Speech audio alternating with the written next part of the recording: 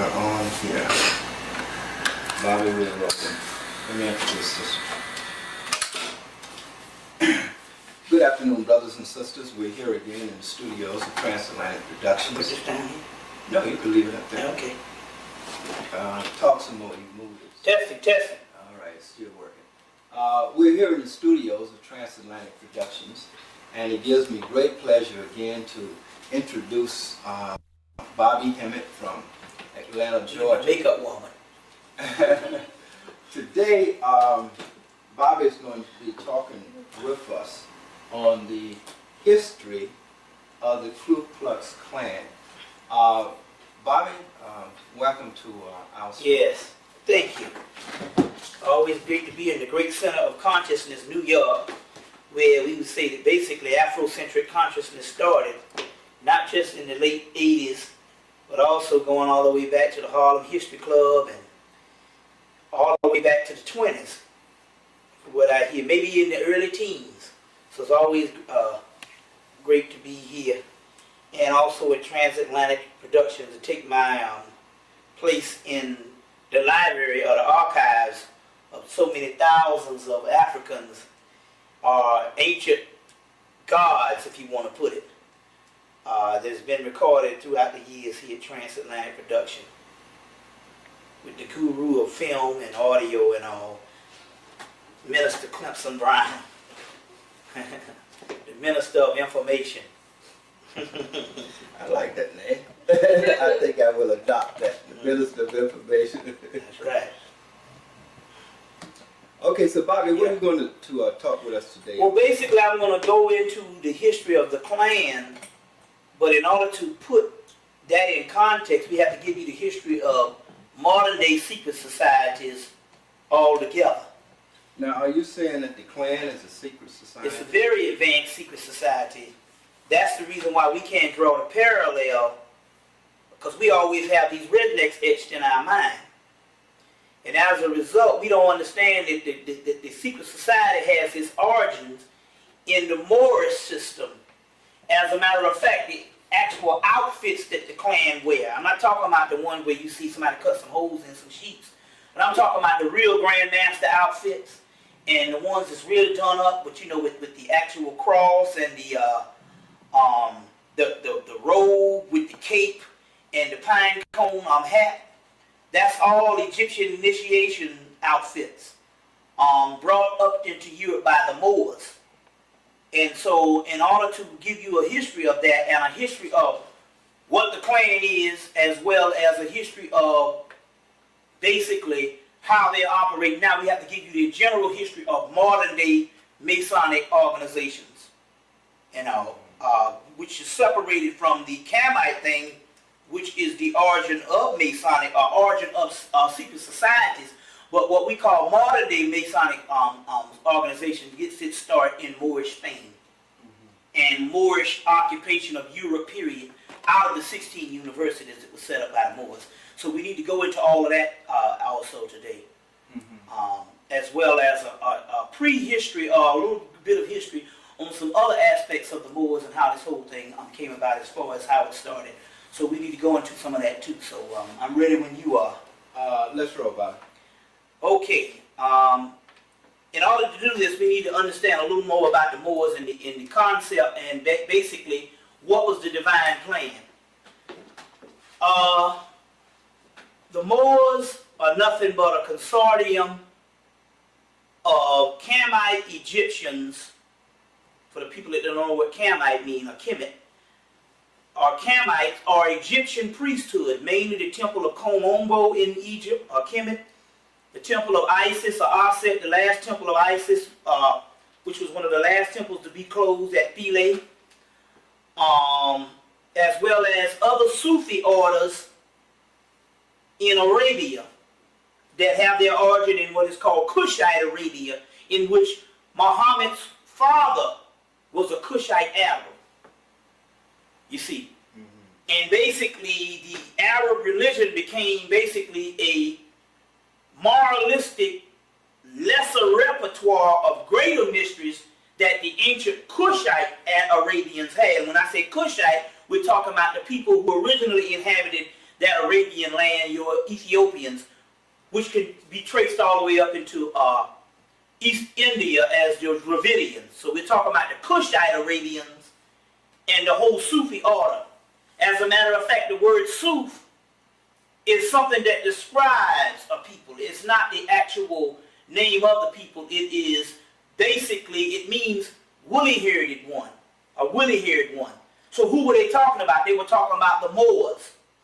They come from different names like Alcamoria, Camemoria, Lemuria, Mu, Moor, Mari, and we have the origins of these Moors long before we get even Islam.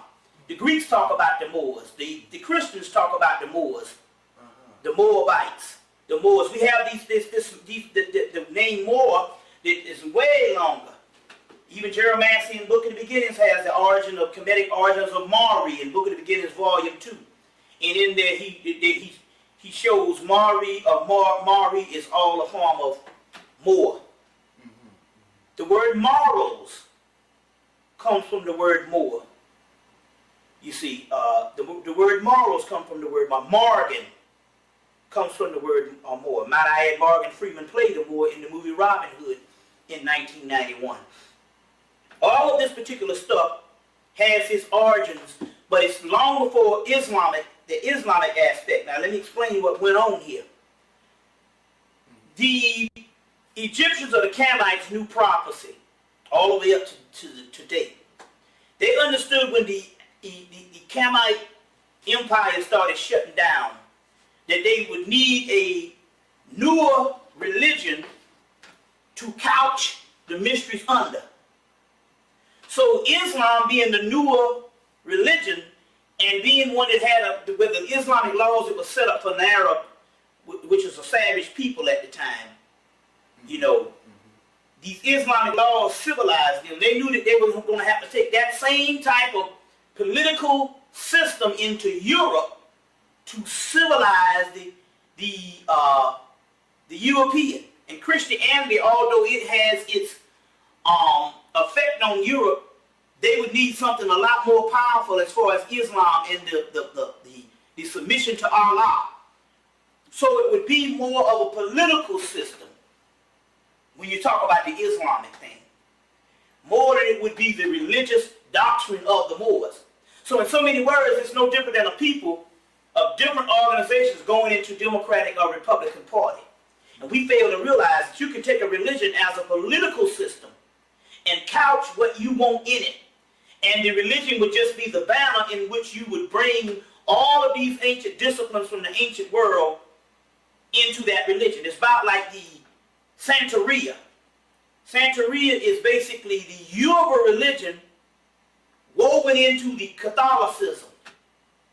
So those people could remain keeping those African practices in the Caribbean and in South America.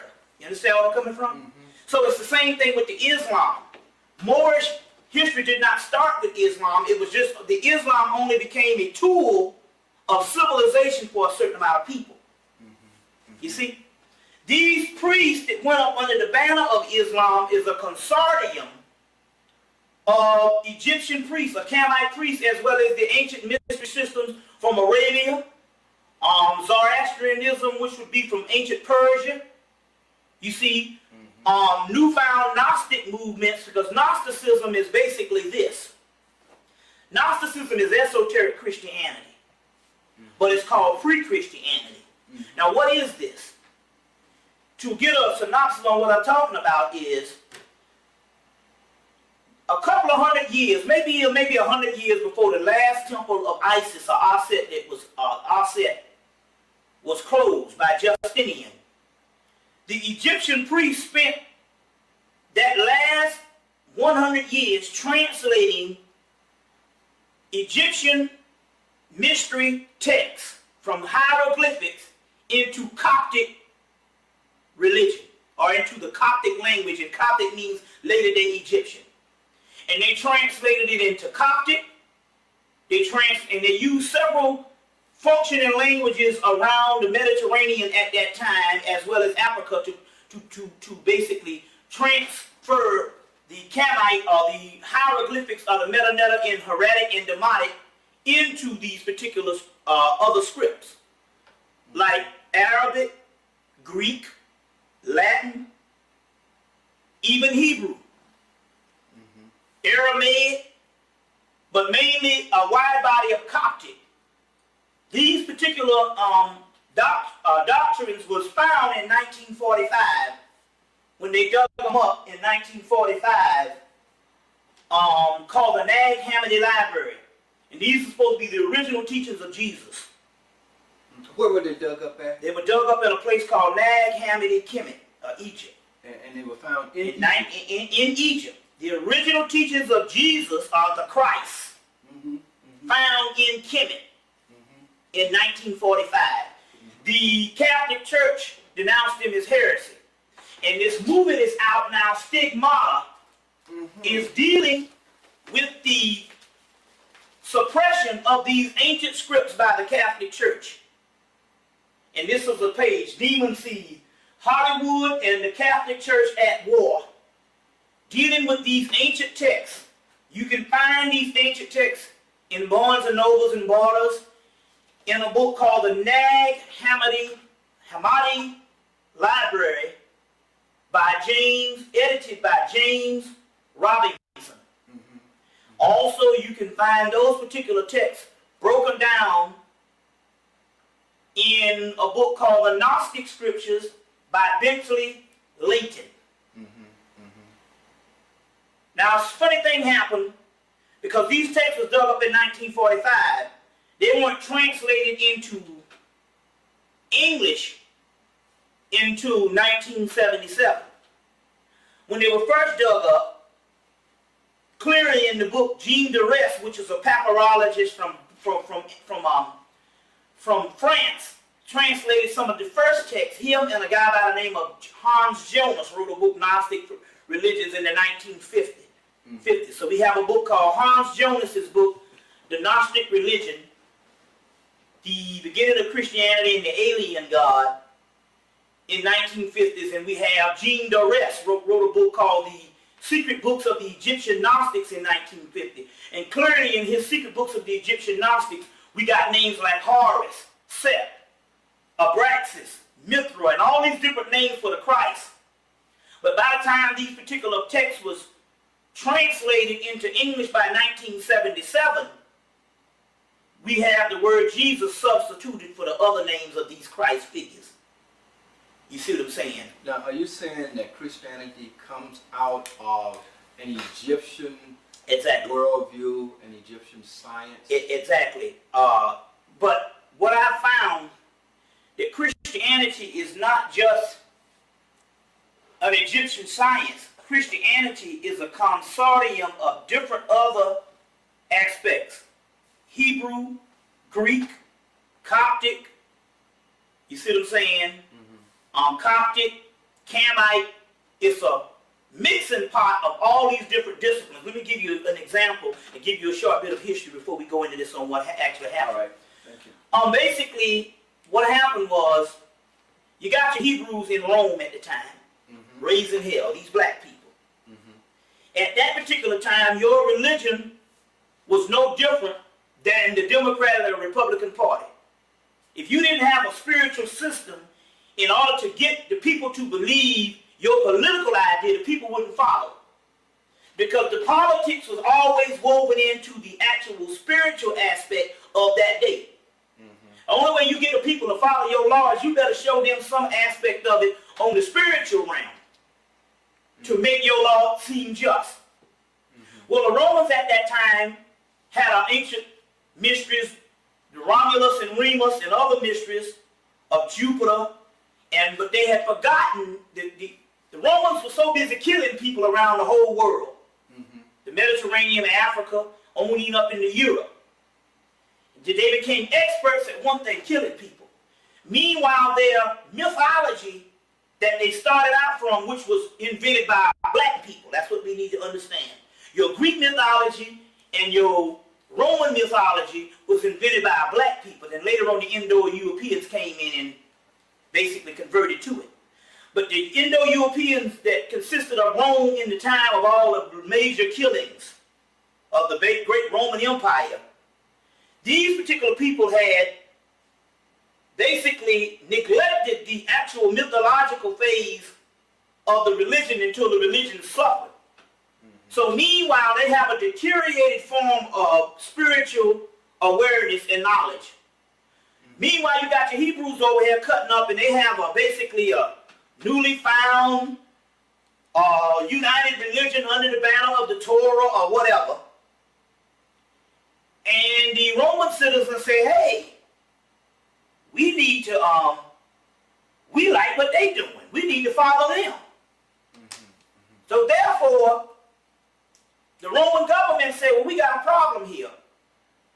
We got to get something what these people got. These people willing to die for God or whatever. So they said, well, listen, it's interesting because we conquered both Greece and Egypt. And the Greeks plagiarized all of the Egyptian texts. And now we have conquered them. And we got all these texts in which even Hebrew is made up of. We got access to them. So they hired a bunch of scholars, Paul and all of them, to come in and basically put these texts together.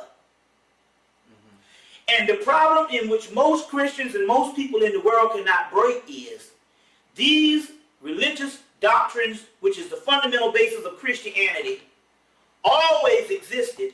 It's just that they did one thing to mess everything up. For the first time, well, they copied the Hebrews. The Hebrews were the first to do it. They historicalized sublime mythology.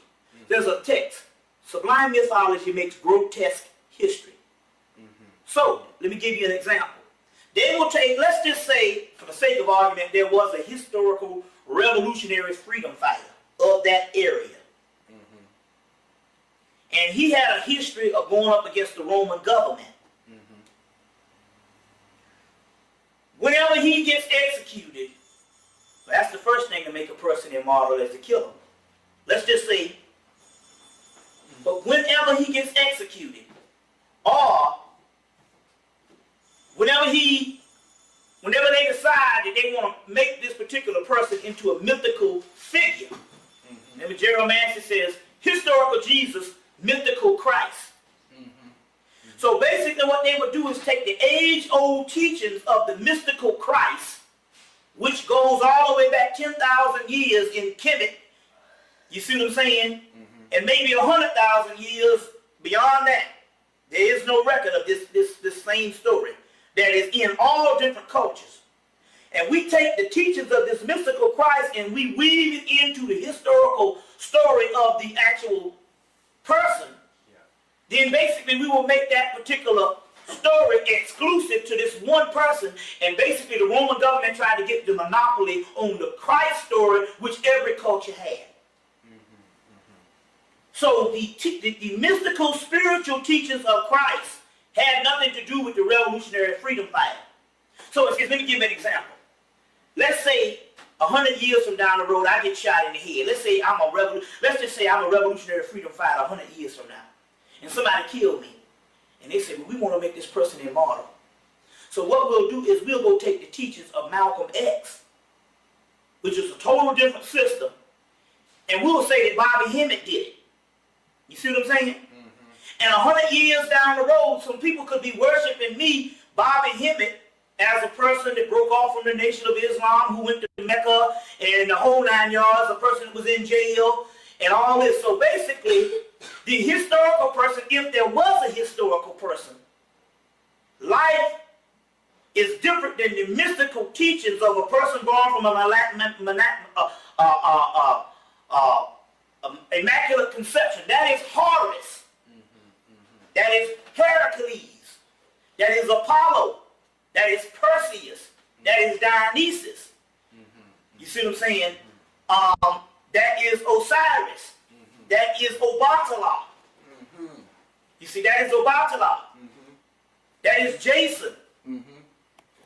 That is all the historical figures of the divine hero around that all cultures had that same story. But they took that story, and for the first time, that story became a historical person. And that means that they tried to get the monopoly on the Christ thing by throwing a historical person up in there and saying, there's this historical person that did these same things, in which we can find the same things in every culture. You see. But you're saying that the origin of that is where? Of the origin of this divine creator, the story in which Jesus did his It has its roots in dynastic Kemet, and beyond dynastic Kemet into what is called pre-dynastic Kemet, or Egypt, which is called Typhonian, or Draconian, or Ophidian. These are names of the worship of pre-dynastic Egypt. That there was tons of this particular information around until 1907. Gerald Massey went into the British Museum and copied tons of this Typhonian material and wrote 6 volumes. Ancient Egypt, Light of the World, which is the last volume, 1907. Natural Genesis, 1888. And the first volume, Book of the Beginnings, 1881. So Book of the Beginnings, 1881, Natural Genesis, 1888, and Ancient Egypt, Light of the World, 1907. After 1907, the government came in and locked down the secret societies in Europe and America. Locked down all of the pre-dynastic texts. Then they went to, those were the texts. Then they went over to Kemet and went down to Abu Simbel, and they had 200 Typhonian temples. And they built the Aswan Dam and flooded over 200 Typhonian temples, which is the pre-dynastic origin of this stuff, to cover up this. Because they found Hebrew writings in the text, in those temples, and they found a lot of things that's contrary to history. So, you know the white man don't cover up nothing. But why is it that he covered up 200 temples, that, like Dr. Venn mentions, under the doggone Aswan River? So you're saying, but the Russians built the Aswan Dam. Didn't matter who built the dam. If we talk about all one secret society, whether it's the Russians, the Swedes, or whatever, that's just the contract. They ain't gonna build nothing if Britain or the Illuminati or these particular secret societies say no. We're talking about people that's ready to go to war. Now, are you saying that this was a planned conspiracy? It's a conspiracy. The dam is built where it is built in order to wipe out a history of a history of people, because it's one thing, they somehow had built a cohesive system that can somehow fool people into thinking that Egyptians was white. But there was no way they could do it down in Nubia, where the same text is up in doggone Cairo and all this is in Nubia, and it's all black. And it predates. And it predates. That is. Yes, exactly. Predates it. And so they had to cover up 200 temples. You see what I'm saying? And this is one of the reasons. But this Christ origin has its origin, we will say, well, let's put it this way. Let's get what Manetho said, which gave a very brief history of Kemet. He said we got, 300 pharaohs in the dynastic period. No, 500 in the dynastic period, which is 3,000 years. 800 in the pre-dynastic. He gave all these things. He said roughly we're talking about 10,000 years of history. They said, well, who used to rule before then? He said that used to be a whole bunch of gods used to rule. Now wait a minute. Manetho said that. Where can you find that? You have a book upstairs, Basil Davison's book. I saw it when I was sleeping in your room the last time. It's a little light blue book Basil Davison did in '91. It's recorded in that book. I think it's called Africa. It's got Africa on it. And it has that particular part of Manetho says it. It's in the Basil Davison's book. And he says that there was 800. Roughly, the number was roughly, he said it was, let's see how this goes, 500 pharaohs in the dynastic, which represents 3,000 years. 800 in the pre-dynastic, which roughly estimates about 5,000 years. He said, well, that's about 8,000 years. He said, roughly, we're talking about 10,000 years of history of physical history. He said, well, who used to rule before then? He said, that's when a whole bunch of gods used to rule. Now, most people couldn't understand that because most of your African people in the Afrocentric community were historians and they're not metaphysicians. But when you understand what happened, there's a good book, Rudolf Steiner's book, Universe, Earth, and Man, which explains the migration from us coming from a spiritual level to a physical level. Also in his book, Cosmic Memory, Rudolf Steiner being a great cult scholar who basically was one of the people that benefited on a lot of this stuff that the Moors left behind that we're going to get into in a few minutes. And so basically, in so many words, in our original origin, we were not necessarily a physical people. The spiritual world was visible because we were semi-spiritual. That's where you get your Atlantis, Lemuria, Alchemoria, and all of that stuff from. The vibratory rate, which is everything vibrates, that's in the first laws of hermetics in a book called by the three initiates, the Kabbalion. Not the Kabbalah, the Kabbalion by the three initiates, which is these same hermetic laws we'll get into in a few minutes. And everything vibrates, even this pencil vibrates. Correct. This pen. It just basically, when you slow down the vibratory rate, it becomes solid. It's like ice going to steam, evaporating. We used to be in a spiritual world, and the physical world was like a shadow. As the vibratory rate slowed down, we fell more into a physical world, and the spiritual world became a shadow and later on disappeared. But in that pre-physical time, that's when we were gods. Is it not written in your law that ye are gods? John chapter 10, verse 34, 36. And that characteristics is the origin of the Christ. So we're talking about something that goes back thousands of years. At least 10,000 years of physical history. And hundreds of thousands of years in the spiritual history. You see. Of the spiritual history. So this text predates Christianity. Hundreds of thousands of years, if not millions. You see what I'm saying? But the thing that Christianity did to get the monopoly on this was they historicalized the ancient text. And before that, it was a title that basically your soul is the Christ. That's what the Christ is. It is a process of your soul going from one level to its illuminated level. And you went to school in Kemet to learn how to become the Christ. All right. You got the word Christos. Now, how is it that the Christians, if you ask any Christian, give me the origins of Christ, he will go, well, Christ is Greek, which means Christos. Now, hold on. That's already a contradiction because I thought the Greeks was pagans. Well, if the damn Greeks is pagans, what the hell they doing with Christ? That's a contradiction. You call these people pagans, you call the Egyptians pagans. Well, why the hell why can't you give me the Hebrew origin of it? You got to give me the Greek. No, the Greeks were pagans now. You can't damn have one thing, tell one lie, and try to get up out of it. Then you have Christ in Egypt. Christ. Anointing. Anointed with what? Or olive oil. Olives are black and green. The carbon in both is what makes them black or even green. And basically that's talking about the origins of melanin.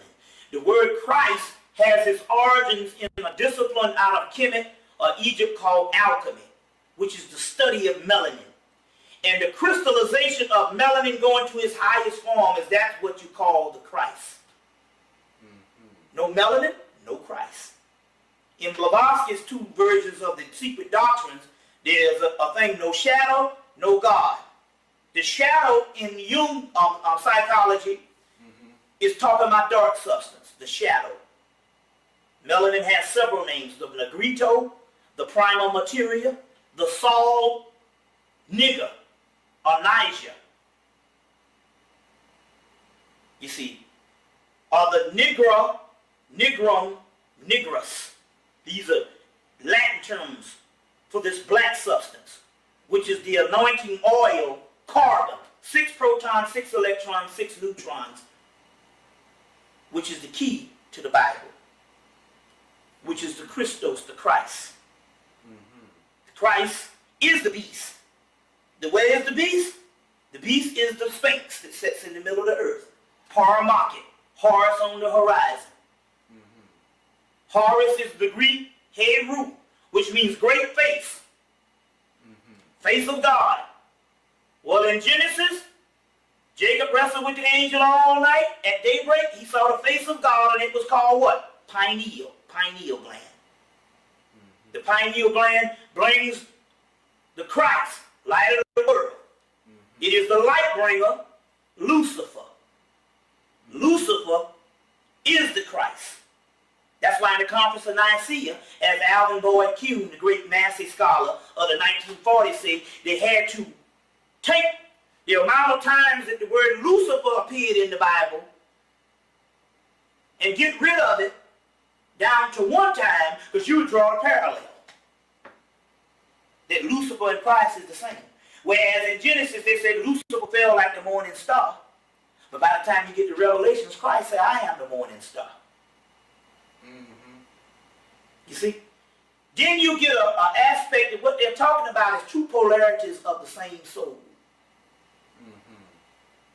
And mainly, they had to split this into good and evil so they can get the control over people, mainly in the Roman era. You see? One is a political thing, and one is the quintessential aspect. You can't have light now unless you have dark. We'll get back into that in the esoteric portion of this particular program. Now, going back to recap this, what happened is all of this great information during the time of the temple of Isis of Philae, when there was the last temple closed, they took all of this information, translated it into Arabic, translated it into Coptic, even into Greek, Latin. Then those particular priests migrated out of Kemet, hooked up with a brotherhood from Arabia, under the banner of Islam and Morocco, and these mystery systems went on up into Europe. Now, why was that? Well, number one, they understood prophecy. Now, we will prove this in the prophetic aspect of the program, that they understood that the European was inevitable. The European would come into power. Now, the reason why we know that, because we have 5,000-year-old papyruses that deal with this, called the Hermetic text. And the reason why it got past the whole Afrocentric movement is because the Hermetic text was translated into Greek and into Latin. So therefore, we just avoided it. You see what I'm saying? We just avoided it. But we have tons of this particular information. And I was talking to Dr. Charles Finch. He was saying, you're right, we need to go back and regain all of the Greek stuff, because we also know that the Greeks, the original Greeks and the original Romans were the Etruscans, which were a Phoenician group that came out of Babylonia, Mesopotamia, and have their origins in pre-dynastic Egypt. Are you saying that Mesopotamia predated in terms of its contributions to civilization Egypt? No. See, there's migrations that happen. Let me explain. You have your dynastic, pre-dynastic Kemet. Then you have this particular skirmish, if there was one, that brought on dynastic Kemet with Menes. They suppressed the pre-dynastic Egyptians. The pre-dynastic Egyptians, meanwhile, were there so long they was able to migrate. So they migrated on into Samaria, Mesopotamia, and became the Tyranians, Etrurians, Etruscans, Phoenicians, the Carthaginians, the Berbers, and all of those ancient black people of the Mediterranean. They got their origin in pre-dynastic Egypt. Now, why did they migrate? Well, number one, they had been there so long until they migrated, for the simple fact that they had been there for thousands of years. Another migration is that you had the younger Egyptians, which is your dynastic period, taking the land. And so you had other ones that migrated based on that. Even if you're talking about it, we ain't talking about nothing but one damn family that had their origins at the beginning of the Nile, Kilimanjaro. You see what I'm saying? So we're not necessarily talking about necessarily what predated the other ones. We understand that we got the Egyptian script that they found in November. Last November or December, they found an Egyptian script that predates the Sumerian thing. Because, you know, the white boy was trying to deal with the Sumerian being older. And it's in Mesopotamia. Mesopotamia. And they was doing that all because these white Jews wanted to fake themselves, which we know that they get their origin in Spain. You see what I'm saying? They get their origin in Spain. You know what I'm saying? These particular, these white Jews get their origin in Spain. You see, so, but they can somehow fake it with the Mesopotamian thing because the key is to get everything off the continent of Africa. Because as long as you put it on Africa, there's some discrepancy on what color these people were. You see what I'm saying? So everything is to try to get it off the continent of Africa. We could somewhat put it in Babylonia, Mesopotamia, or whatever. Then somehow we can fake this shit being white. You see what I'm saying? If Egypt wasn't in Africa, it would be over. Everything would be Kemet. They would bear witness to everything being the origin of Kemet because they confront that, well, that's not an African civilization because it's not on the continent. Right. You see, so that's the whole reason by that. But when we talk about all of it, Mesopotamia, Greece, Rome, India, and even Europe, we're talking about Africa. Because at one time, the land was one landmass. Correct. And it was one people. That's just the bottom line. We are the people. You see. So,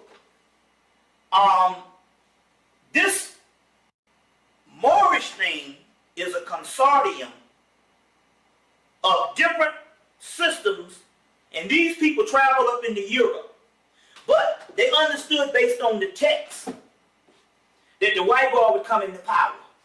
Now, what you going to do? If they understand that we're going to go into this hibernation period, and they understand that there's going to be this land that's going to be established at the ends of the earth. We'll get into that when we go into another part. They understood we damn well better make the white boy semi-barbaric As opposed to barbaric. We will give him a form of civilized barbarism than just barbaric. So can you imagine us coming out of slavery with this mug being a damn caveman damn near or a Viking? We would never get any knowledge. So the best thing to do is to put him in a position that we can benefit from, although we're going to catch hell to benefit from it. At least when we get some of the damn gravy, it damn sure will be some of the gravy that we can relate to the past. You understand what I'm saying? Now, mind you, we're talking about people that's looking at the whole picture. Thousands of years ahead. You see. So these Moors, these particular Moors, go ahead. You said that they saw through prophecy that they would go into a sleep. But exactly. Why would they go? Why was that? Good question. That's a good question. I'm going to give you two aspects of it. One is the divine aspect of nature and how everything goes to a degenerative process to regenerate into a new form of life. Okay. The phoenix rises from the ashes. The Christ rises from the grave. You see. And mind you, the Christ and the phoenix is the same story. You see what I'm saying? This is supposed to be the land of the phoenix. Because you have the Native Americans worship the phoenix also as a bald eagle. And you see that white head represents the halo, or the halo of light. You see. So, let's get this straight right now. First of all, we didn't fall from shit. We didn't fall from nothing. We gave this up.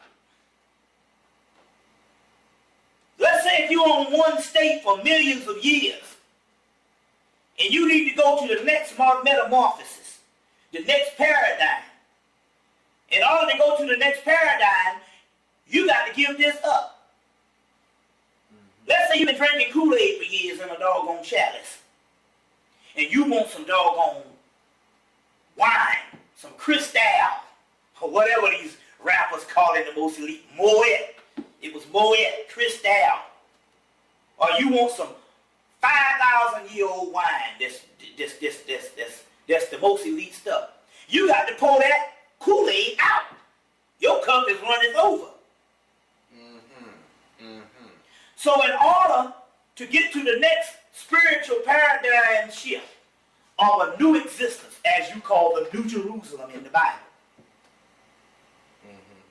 you have to give up the previous civilization and all forms of civilization so you can be an empty vessel to receive the new illumination, or in Christianity, the kingdom of the Lord. You see what I'm saying? You have to give up that particular aspect. So we're talking about, we're spiritual people. Ultimately, civilization means nothing if we're not talking about a spiritual aspect. That's just the way we are. Now let me give you an example before I go back into that. I'll give you a good example. Now, based on the text, if we knew we was going to go into a funk or a hibernation, or we're going to go into slavery, and we had 5,000 years to prepare for it, why is it when we go and look into our ancient civilization, we don't find no economical system, no political system written down that we can benefit from? We don't find nothing prepared for us.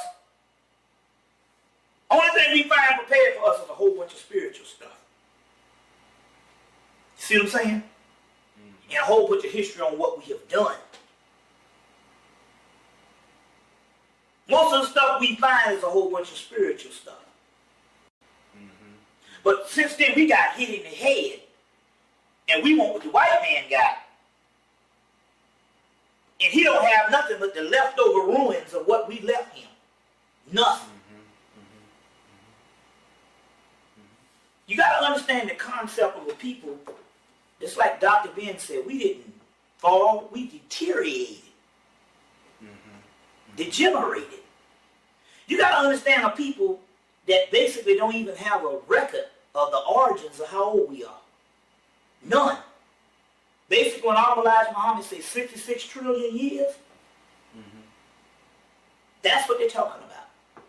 But you're saying that there is no record of their economic system, their political system. No, I'm not saying wasn't a record of those things we had back then. I'm saying if we have 5,000 years to prepare for the time that we come up out of the sleep, which is now, why you can't find an economical system for today? If you got 5,000 years to prepare for something, seems to me you can prepare an economical, political, social system that your people can get when they come up out of the sleep. Okay. Plaster it throughout the walls. Why is it that the only thing we find is spiritual material? Because the key, a caterpillar don't go into a cocoon to come out a caterpillar. A baby don't go to kindergarten through 12th grade to come back out an infant wearing diapers. You see what I'm saying? Well, we're talking about a process of spirituality. Your whole Egyptian mummified thing with Osiris being the mummy and a mentor is the cocoon stage. You see? So we didn't come back to raise the civilization back to what we had it. We came to metamorphosize on a new plane of existence. But meanwhile, we done got hit in the head with the white boy. And he ain't doing nothing but trying to imitate us.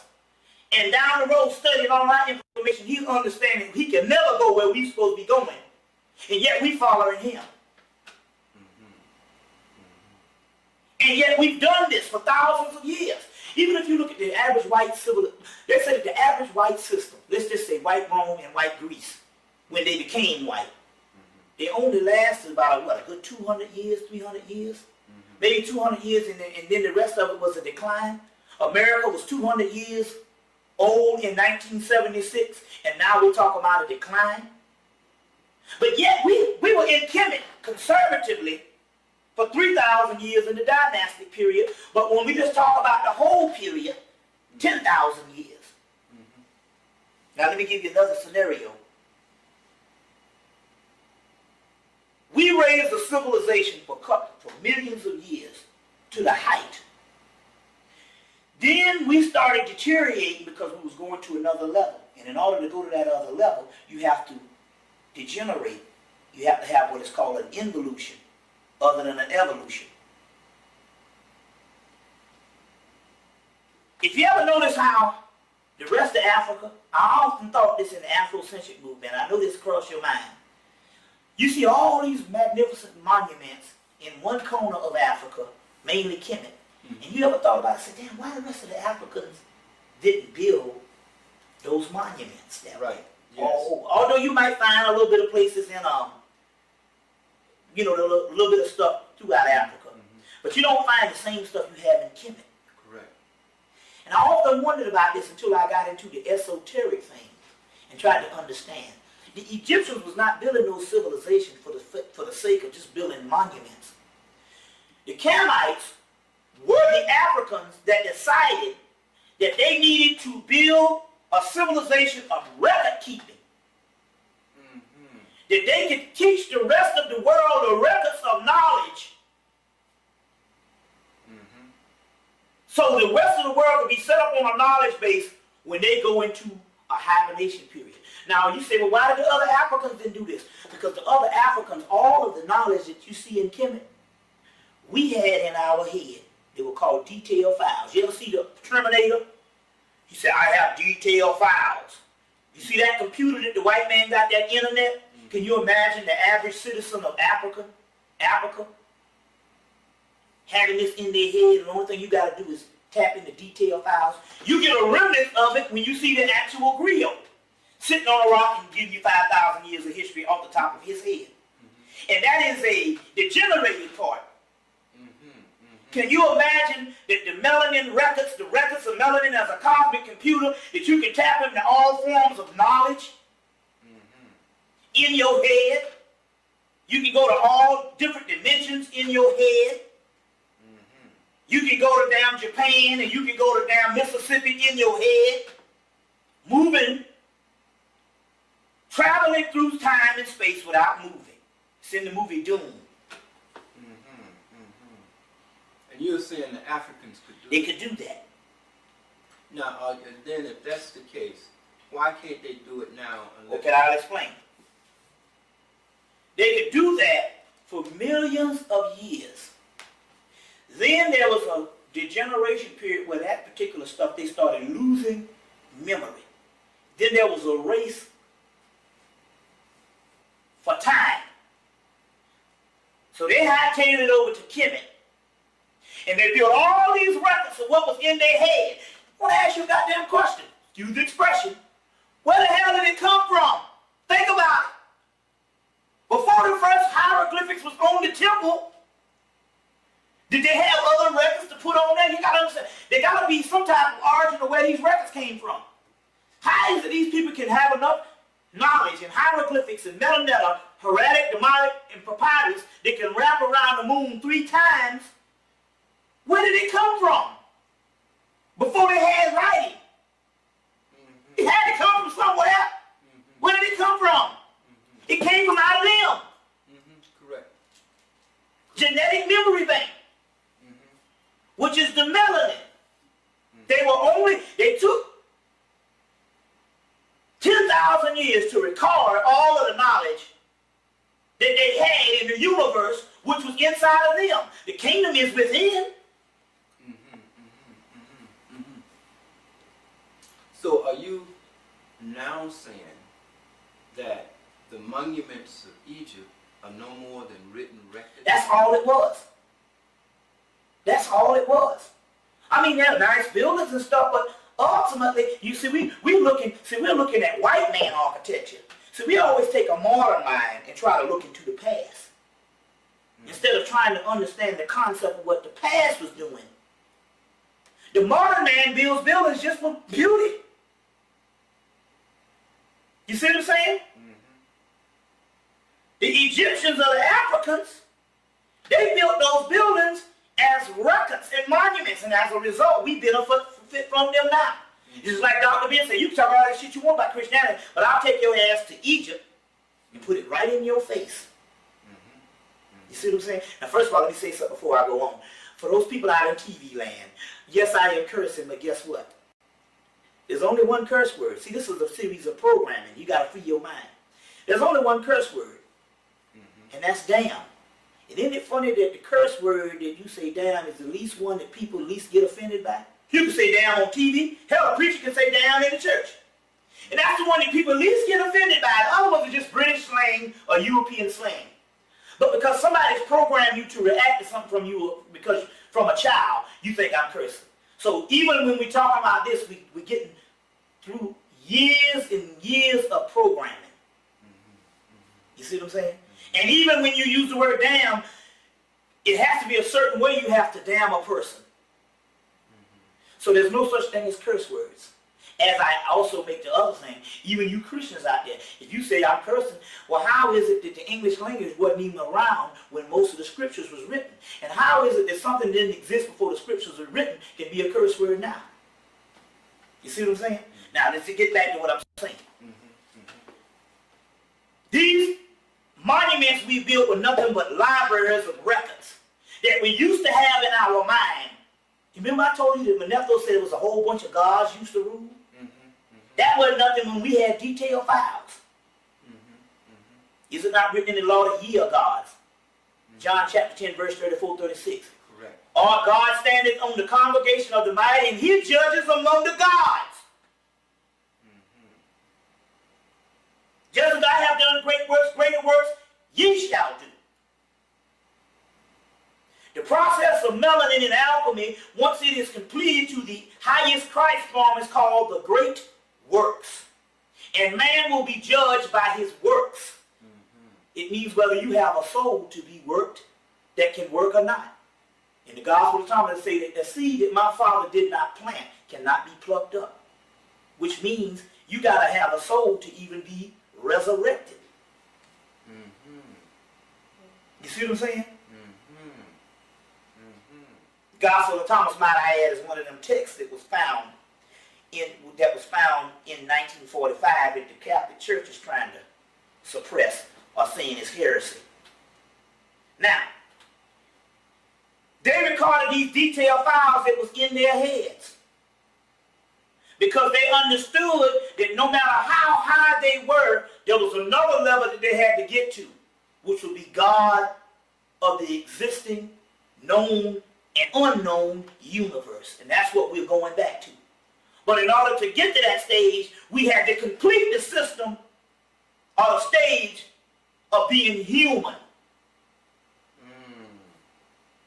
So in the context of our humanity starting to slip, we used the monuments as a race of time before we lost all that information in our detailed files and became regular humans. Bobby, I got to ask you something. Yeah. We got to put the white man then into context now. Yeah. Because before then, there is no white man. Right. How old is the white man, and really, what is he, and how does he fit into this process right now that we are talking about? Okay. Let me give you some degenerate process. Well, let me give you. What role does he play for us? Let me give you 2 or 3 concepts of what this thing is.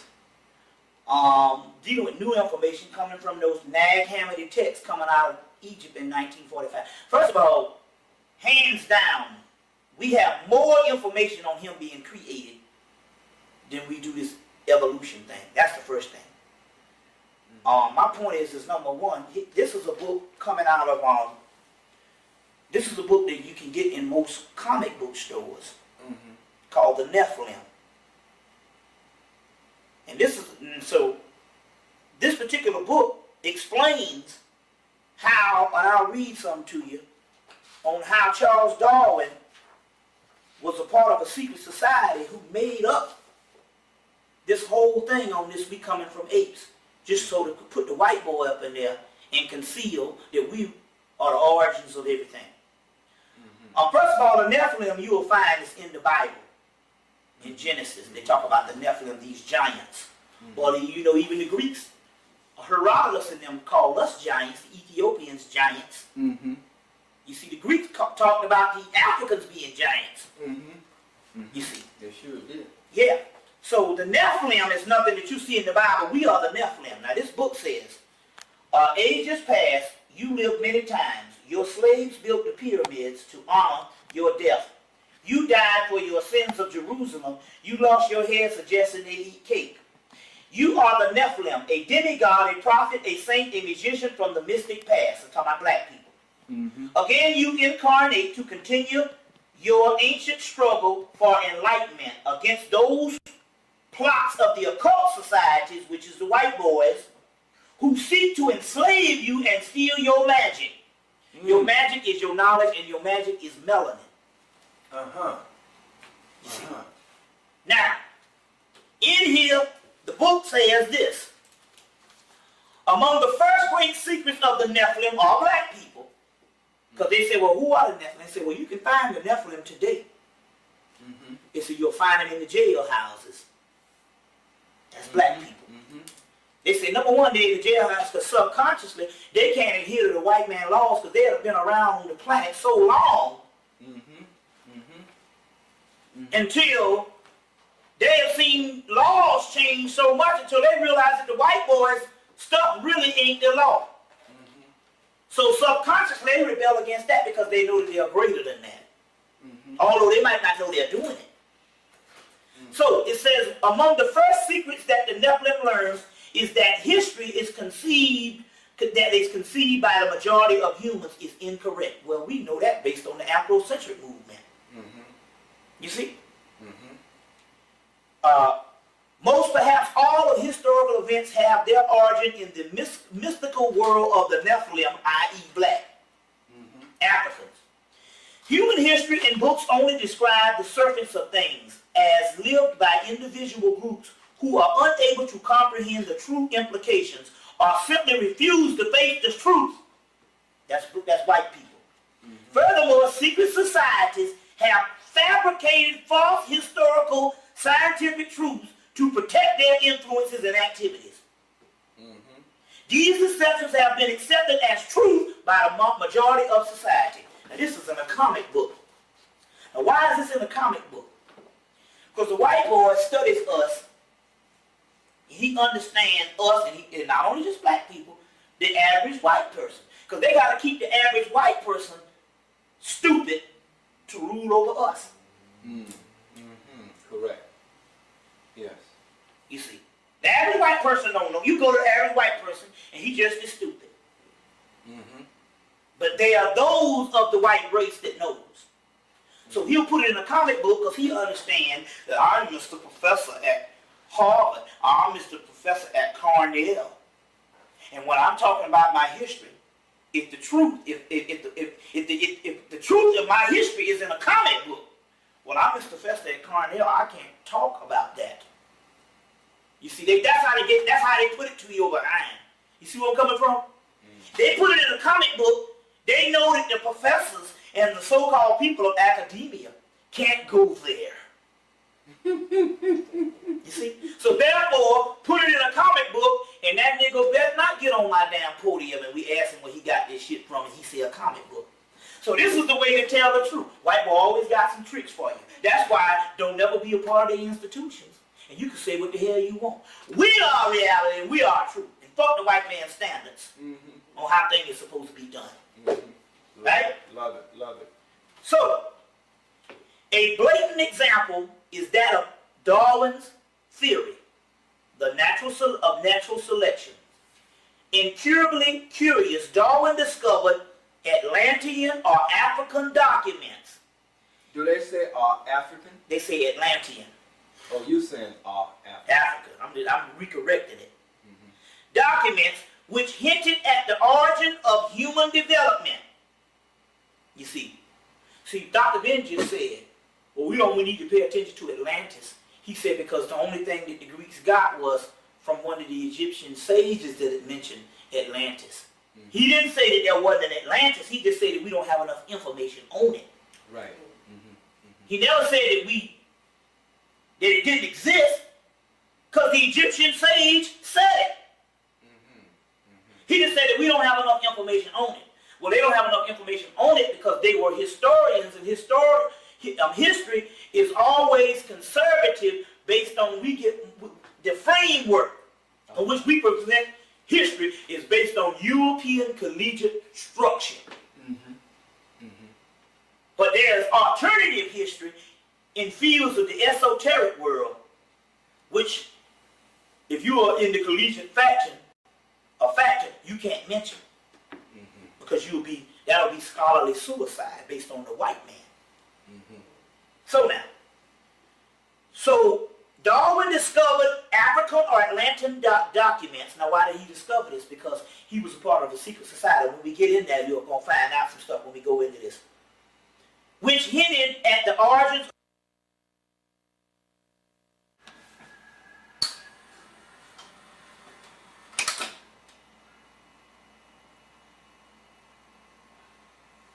All right, let me start again at the top part about Darwin. A blatant example of this theory of natural selections is Darwin's theory of natural selection. Incurably curious, Darwin discovered the African or Atlantean documents which hinted the origins of human development. During his numerous travels, he was eventually initiated into a Masonic lodge aimed at bringing the humans and the Nephilims together. Well, that might have been the aspect. When they talk about humans, they're talking about white people now. The Nephilims, we are a higher breed of that. We're going to get to the white boy in a minute. When he learned the origins of humanity and destiny of the Nephilim, because we have a destiny, Darwin destroyed the observations which had brought him to enlightenment, afraid of betraying the Nephilim Lodge in their hostile secret societies. He guided them, who guided him. Darwin built his coherent system of biological evolution and further obscure the track. Basically, he made this particular trip and provided with a weapon which could be used to attack the Masons, sworn enemy of the Catholic Church. Thus, Darwin protected those whom he called the miracle selection of the Nephilim. So in so many words, what he's talking about here is, he created this whole thing of coming from apes. To cover up the fact that, number one, we didn't come from no damn apes. Now, see, we got this same foolishness filtered down in the Afrocentric community, because half of the Afrocentric scholars, by them being in a part of a collegiate structure, and now this is the foundation of all colleges, is you got to believe in this Darwin's theory to be considered a scholar. So the Afrocentric movement was talking about all these different ape-type people up to black people. We don't have no records. And I'll debate any black person that'll come up to me and show me some shit in Africa and in Kemet where we came from apes. See, this is the problem I get. Oh, all of a sudden we stupid. When we wrote our history 2,000-3,000 years ago, we couldn't tell, or we didn't have enough damn sense to know where the hell we came from. You don't find it in the Bible, which is basically a consortium of ancient scripture. You don't find it in the Torah.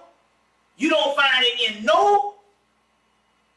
book of the dead, the book of coming forth by the. You don't find it in no shit where we came from no apes. Yet all of a sudden, we got the Afrocentric scholars banned with this bull jive. Even Charles Finch did his 2 books on us coming up from apes. And yet I'm telling you, I'm just as much scholar as any of these niggas out here, and I don't find this shit. But as a result, I bring you the information on how that's all a lie. That they still do when you see them people up in there, like you showed me the video of these crackers now trying to say that the Chinese came from white people. And I'll show you some because of the wool and the clothes they had on. Now you know damn well I got clothes right now, 10 years ago, that's dry rotted. Walk down the street, shit tear up on you. Dry rotted. In my lifetime. And yet you're going to tell me that they're going to get some fully clothed crackers out of some snow and the clothes ain't dry rotted? No, they said that they came out of the dry climate of the desert of China. I don't care. And that the I'm in dry California. The salt preserved. See, I tell anybody a lie. I'm in dry South Carolina. I'm in dry Georgia. Hell, Atlanta ain't got no beaches. And clothes dry rot. You done had some clothes that dry rot. Now how the hell you gonna have some clothes that dry rot and you ain't 100 years old? And yet they got people stuff 1,000 years and we supposed to believe that. But because the cracker right policy on the standing on what you're supposed to believe, you just supposed to believe him and don't even question this bull. And yet he's proven to be a liar. That's his whole civilization is based on a lie. That's what they just said here. The first great secret is that history is conceived for the majority of humans is incorrect. It's a lie. You see what I'm saying? So Darwin puts this thing about the ape thing up there. Number one, it's the best thing to do if you can put it all down that we came from apes. Then that can cover up the history of the doggone black man and how we came about. Because people still ask this question, if black people are the origins of civilization, then where the hell did white people come from? Correct. That's what I want you to get into. We'll get into it in a few minutes. But the key is, I want to just dwell on this thing. Now, some people say, well, no, Bobby, we got pictures of different types of ape species. I'm not denying that there's different pictures of ape species. I'm just telling you that they might have 100,000 different lengths of ape. I'm telling you that ain't got nothing to do with our history. They got different lion species. They got different dog species. But that don't have nothing to do with my human species. That's what I'm trying to say. So yeah, you can have all them bones, but that ain't got nothing to do with my history. See where I'm coming from?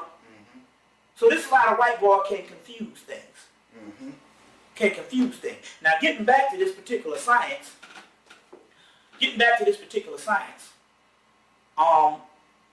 majority of the information that I have uncovered based on our ancient science. See, first of all, this is the way I feel. I can't go by the white man's science. Correct. Because I know he's a damn liar, and ultimately, you see what I'm saying? I can't depend on him. So that means that if I'm going to do a record on finding the origin of the white man, I'm going to have to go by what we said. Now, like I said, if an ape could talk, why the hell we don't see no apes in the damn zoo now going, hey, I just learned how to talk. If an ape learned how to talk, seemed to me, in the history of just the last 700 years, we have seen some apes talk. Oh, that's some kind of ape that learned how to talk, and the rest of the apes didn't learn how to talk yet. Other bull about us mutating in some ice age. First of all, in order to say we mutated in the ice, it would have to bear witness that we were some type of stupid ape-like people. That if the ice age came, that we wasn't civilized to go, here come the ice. Well, I guess we'll just have to stay here and turn white. Hell, if that person know when it's snow outside to get out of the damn snow. But they got trapped. Well, that's what they say, they got trapped.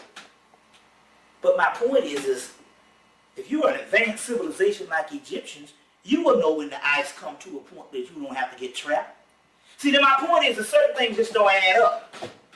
You see, because you got to understand something. See, when we still deal with that, because the Eskimos been up in them ice and they lighter than the damn black man was, and you don't see him turning white, ending up looking like Richard Cunningham. And he been up in the damn ice, and he's lighter than you. And you ain't seen him turning looking like Richard Cunningham. How is a blue black man, black as this here, gonna turn to be white? See what I'm saying? See, to me, an ice age, when it comes, it's gradual. It just don't come one night and you trapped in the ice. See, to me, they know that the climate is changing, and if these people are advanced Egyptians,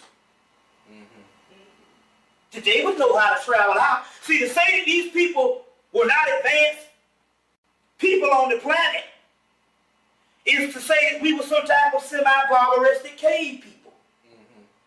That we didn't have enough sense to migrate. If we had damn detailed files, you see what I'm saying? We had enough sense to get out of the ice. Certain shit don't hold up. But see, then again, on the other hand, that's a theory. You see, you got to realize the whole two crater theory and Diop stuff and all that stuff, that's a theory of when they try to explain what you call it, even Charles Finch dealt with. That's a theory. Now, in knowledge, you have a theory until you have anthropological, archaeological evidence. We don't have no anthropological or no archaeological evidence of us turning white based on trapped in no ice. So I got to go by the only anthropological and archaeological evidence we do have. One is at the temple of Seti I, where they talk about the 4 races of men, the Ruti, the Suti, the Himu, and the Tamahu. The Ruti, which is the East African, the Suti, which is the West African, the Himu, which is the Semitic type person, which would be my color. Not no Jew that was converted into thing in Spain. The Semitic type person, and then you have what is called the Tamahu. Tama meaning created, and Hu meaning white, light, and bright. Wait a minute, don't say that though, do it? It does say this. Verbatim. Jeremiah, Book of the Beginnings, Volume 1, page 27. Let's just go over that one more time, set the record straight. There are 4 races of people. It says at the temple or the tomb of Seti I, which is in Abydos, First Holy Land. There are 4 races of men. The Ruti, West African, Ruti, East African, the Suti, West African, which is your most ancient race of men. The Himu, which is a Semitic type person, which look like me. And the Tamahu, Tama meaning created, and Hu meaning white, light, and ivory. Or the Tamahu thus, it says the next caption, the created white people. It goes on to say that the Ruti and the Suti was issued out of the eye of Amun-Ra, because the eye of Amun-Ra, the eye of Set, or the eye of Heru is still melanin. And they were the original people. But on the same text, on the same wall, it says, but the Ruti and the Suti created the Himu and the Tamahu. Now that's the temple walls. Now who I'm going to believe? I'm going to believe some cracker, or I'm going to believe some Diop who was married to a white person who later on got killed. That's what we got to sit straight to. They killed Diop. Killed him on the plane on the way coming back. We'll get into that. I'm going to believe the white man, I'm going to believe the Egyptians. We can't say that the Egyptians are the greatest scientists of all, and I ain't going to believe what they say. But there's more. There's tons more. Let's talk about it. Okay? In your Nag Hammadi library, dug up in 1945, It goes on to say that there were some counterfeit spirits that was created. Counterfeit spirits that was created. And they've been holding the original true spirits down even to this date. Says that in the Gospel of the Apocryphon of John in the Nag Hammadi Library. It goes on in the Nag Hammadi Library and says that the people on earth are separated by two essence. By a single essence. The counterfeit spirits and the original people are separated by two essence, and that essence, by one single essence. If you study alchemy, the word essence also goes back to melanin. Also says in the Nag Hammadi Library that you got the original spirits of the original beings who have the original true blueprint of the universe. And then you have the counterfeit spirits who have a mock nuclei with one ring of consciousness. Repeat that, please. A mock nuclei with one ring of consciousness. Anytime you get the word mock, it means it is something other than the original. It is a copy of the original. And one ring of consciousness. In the Hermetic text, which is some of the oldest texts on the planet, and it says, our problems as Egyptians or man's problem is man learn how to create another man. Now you got it in black and white, Hermetica, 1935, Walter Scott. 1935, Walter Scott. Says, man, the problem... Well, the problem with man is man learned how to create another man, mainly the Egyptians. And why did he come about to say that? Why did he come He didn't come about to say that. That's what the Egyptians said. He just translated the text.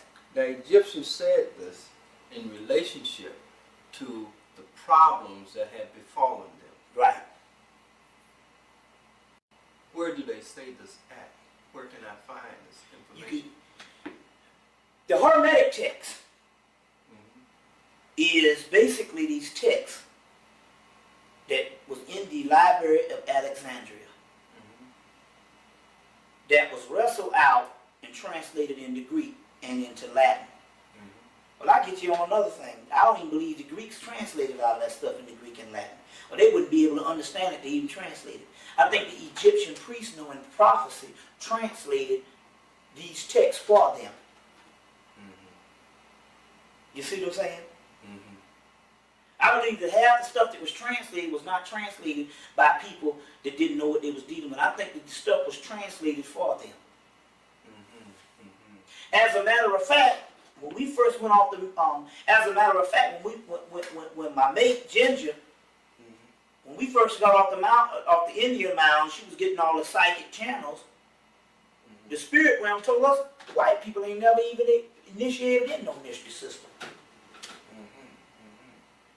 So I got two conclusions. Maybe the people that initiated it was black. Which goes with your boys thing that they played on the Socrates is some made up shit. But they never initiated in no mystery system. Because the first thing I asked them, why the hell y'all niggas put some damn white people in the mystery system? And the spirit said, ain't no white people that have initiated in no mystery system. That's what they said. Makes sense. If they do prophecy. You see? There was black Greeks. Black Romans. And I saw some Greeks in 1995 with nappy hair. And I said, now if these people had nappy hair in 1995, how the hell did they look 2,000, 3,000 years ago? If they got nappy hair in 1995, I know niggas ain't got nappy hair now. Depends on who's writing your history for you. Correct. So the Hermetic text says that the Semitic text also says there are people with souls and there's people without souls. And the people without the souls are the people. The Europeans. In the Nag Hammadi Library, in the stuff called the tripartite tractate, which is some book in these things they say. They go in and say that you got two kind of people. You got one person who is a spiritual being that has a soul. It goes on to say you got another person that's a physical being that has a spirit but does not have a soul.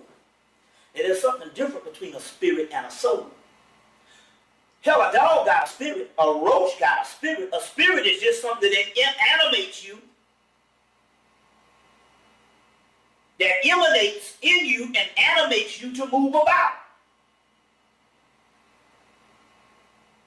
White man say, you cut me and I bleed. I cut you and you bleed. Well, hell, a damn hog bleed. That ain't saying nothing. A hog got a spirit. There's something different between a spirit and a soul.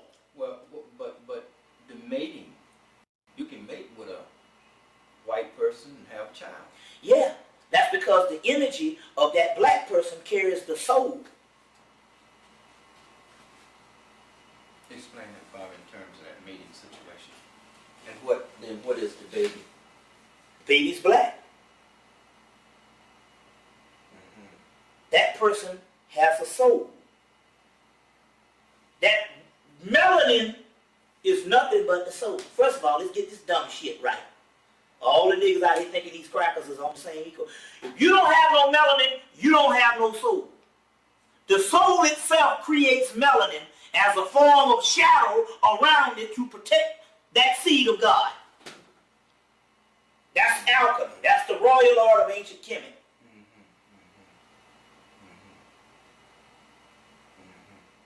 You can't have a soul and not have melanin. Even you got white people, maybe 2% of white people that's got a soul. That's because they ain't white.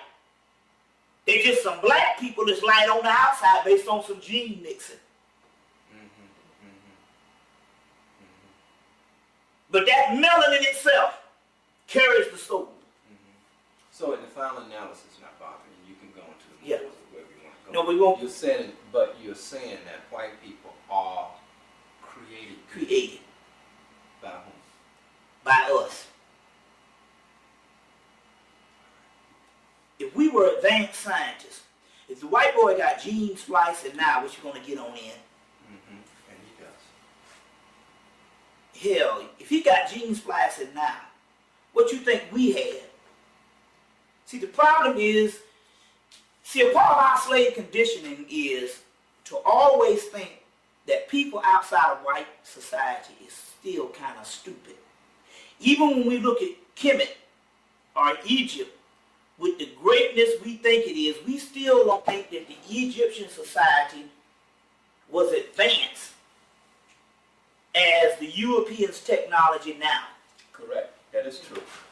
That's the problem. That's the problem. Even Amos Wilson said that's the problem with you. The reason why you think that the white man is so great is because you think that he is synonymous to technology. You see what I'm saying? And even we can't get that. So when we look at things like that, we see the white boy can damn cross-make animals, fruits, humans, hybrid, all types of experiments that they can do. And yet we don't have a problem saying, no problem, they can do that. Correct. You hardly don't need anybody to go, yeah, they can do that. But that's the white man. But you don't think that these people who are only operating on a byproduct of what we had, they don't even have the ultimate information on what we had, and we couldn't do it? That's insanity. You're going to say this white man has got half the shit that we got. You see what I'm saying? Can do what he does. And yet we had the whole of it. And we couldn't do that. See, this is a form of the same slave mentality that we always fail by. You see what I'm saying? So we couldn't create a white man. You see what I'm saying? When the white man can create a white man now, in a short period of time. Clone shit. He been cloning since 1945. Humans. We'll get into that when we go into this, because that's a part of this whole clan thing. You see what I'm saying? But if I went on, I can spend the whole next 2 hours giving you documents on this white boy being created. You see what I'm saying? Being created. Every culture got some of this. I wrote a book, The Human Artificials, in 1994. Since then, I got to go and update the book because it's just that much information came. So we got archaeological, anthropological evidence, tons of it, of this white boy being created. You see? We even have a stuff called abduction extraordinary created from the Chester Beatty papyruses out of the British Museum. And the Chester Beatty papyrus of the British Museum talks about above Egypt abnormal people. Below Egypt normal people. It was talking about the Europeans. You see, so we got tons and tons of that type of information. And we can back that up. Let's put it this way. We got more documents than the so-called Negro scholars got theory. Because that's still only a theory. A theory is only based on a theory until you find some fucking evidence to suggest that your theory is right. And they don't have none. Yet I got all of the stuff that the Egyptians say, the Mesopotamians say, and even the Greeks say, talk about there's created people on this thing. And do you know that the Hermetic text is what Western academia is based on? So how the hell are you going to tell me that the damn byproduct of Western Western academia can be right and the source, which is the same Hermetic text, can be false?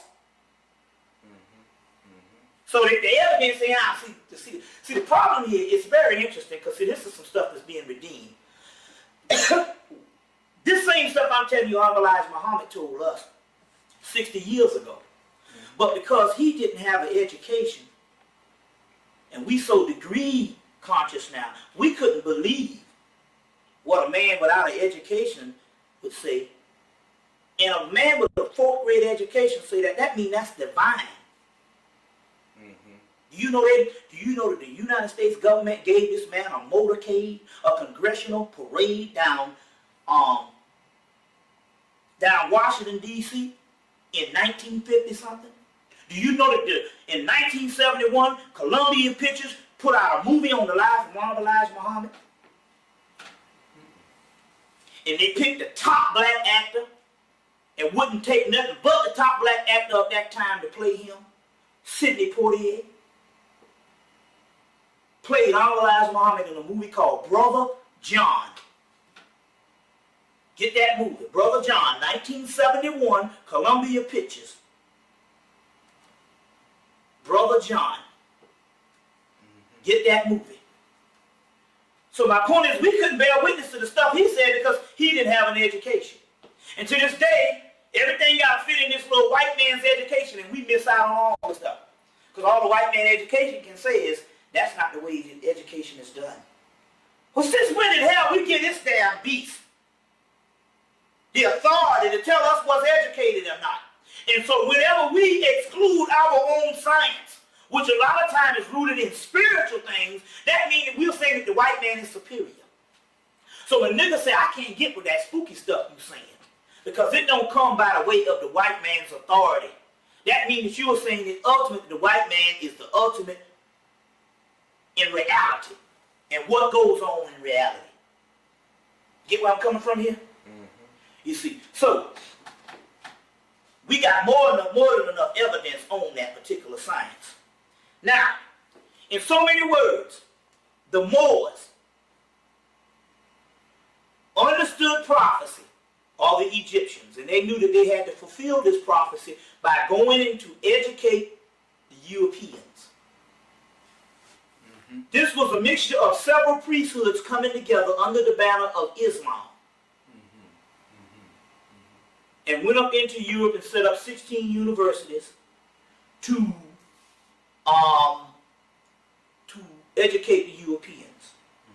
In these 16 universities, just as you go to college now will initiate into a fraternity, they initiated into fraternities too that the Moors set up for them, and those fraternities were your first modern Masonic groups. Your York Rite, your Scottish Rite, your Knights Templars, your Grotto Rites, your Cathars, which is a group, and all of these particular secret societies, as they learned the science that they learned. A group of Europeans decided to do an alternative thing based on religion and all of that, was inducted into Judaism. And that becomes the origin of your Hebrew Jews who ain't got nothing to do, your white Jews who have nothing to do with the original Hebrews whatsoever. And they was conducted into a secret society of Kabbalah, which is the same stuff that your Lubavitcher Jews or your Hasidic Jews practice today. The Kabbalah. Get the movie A Stranger Among Us and listen to it. Oops. You want to cut that off for a minute? I'll get back.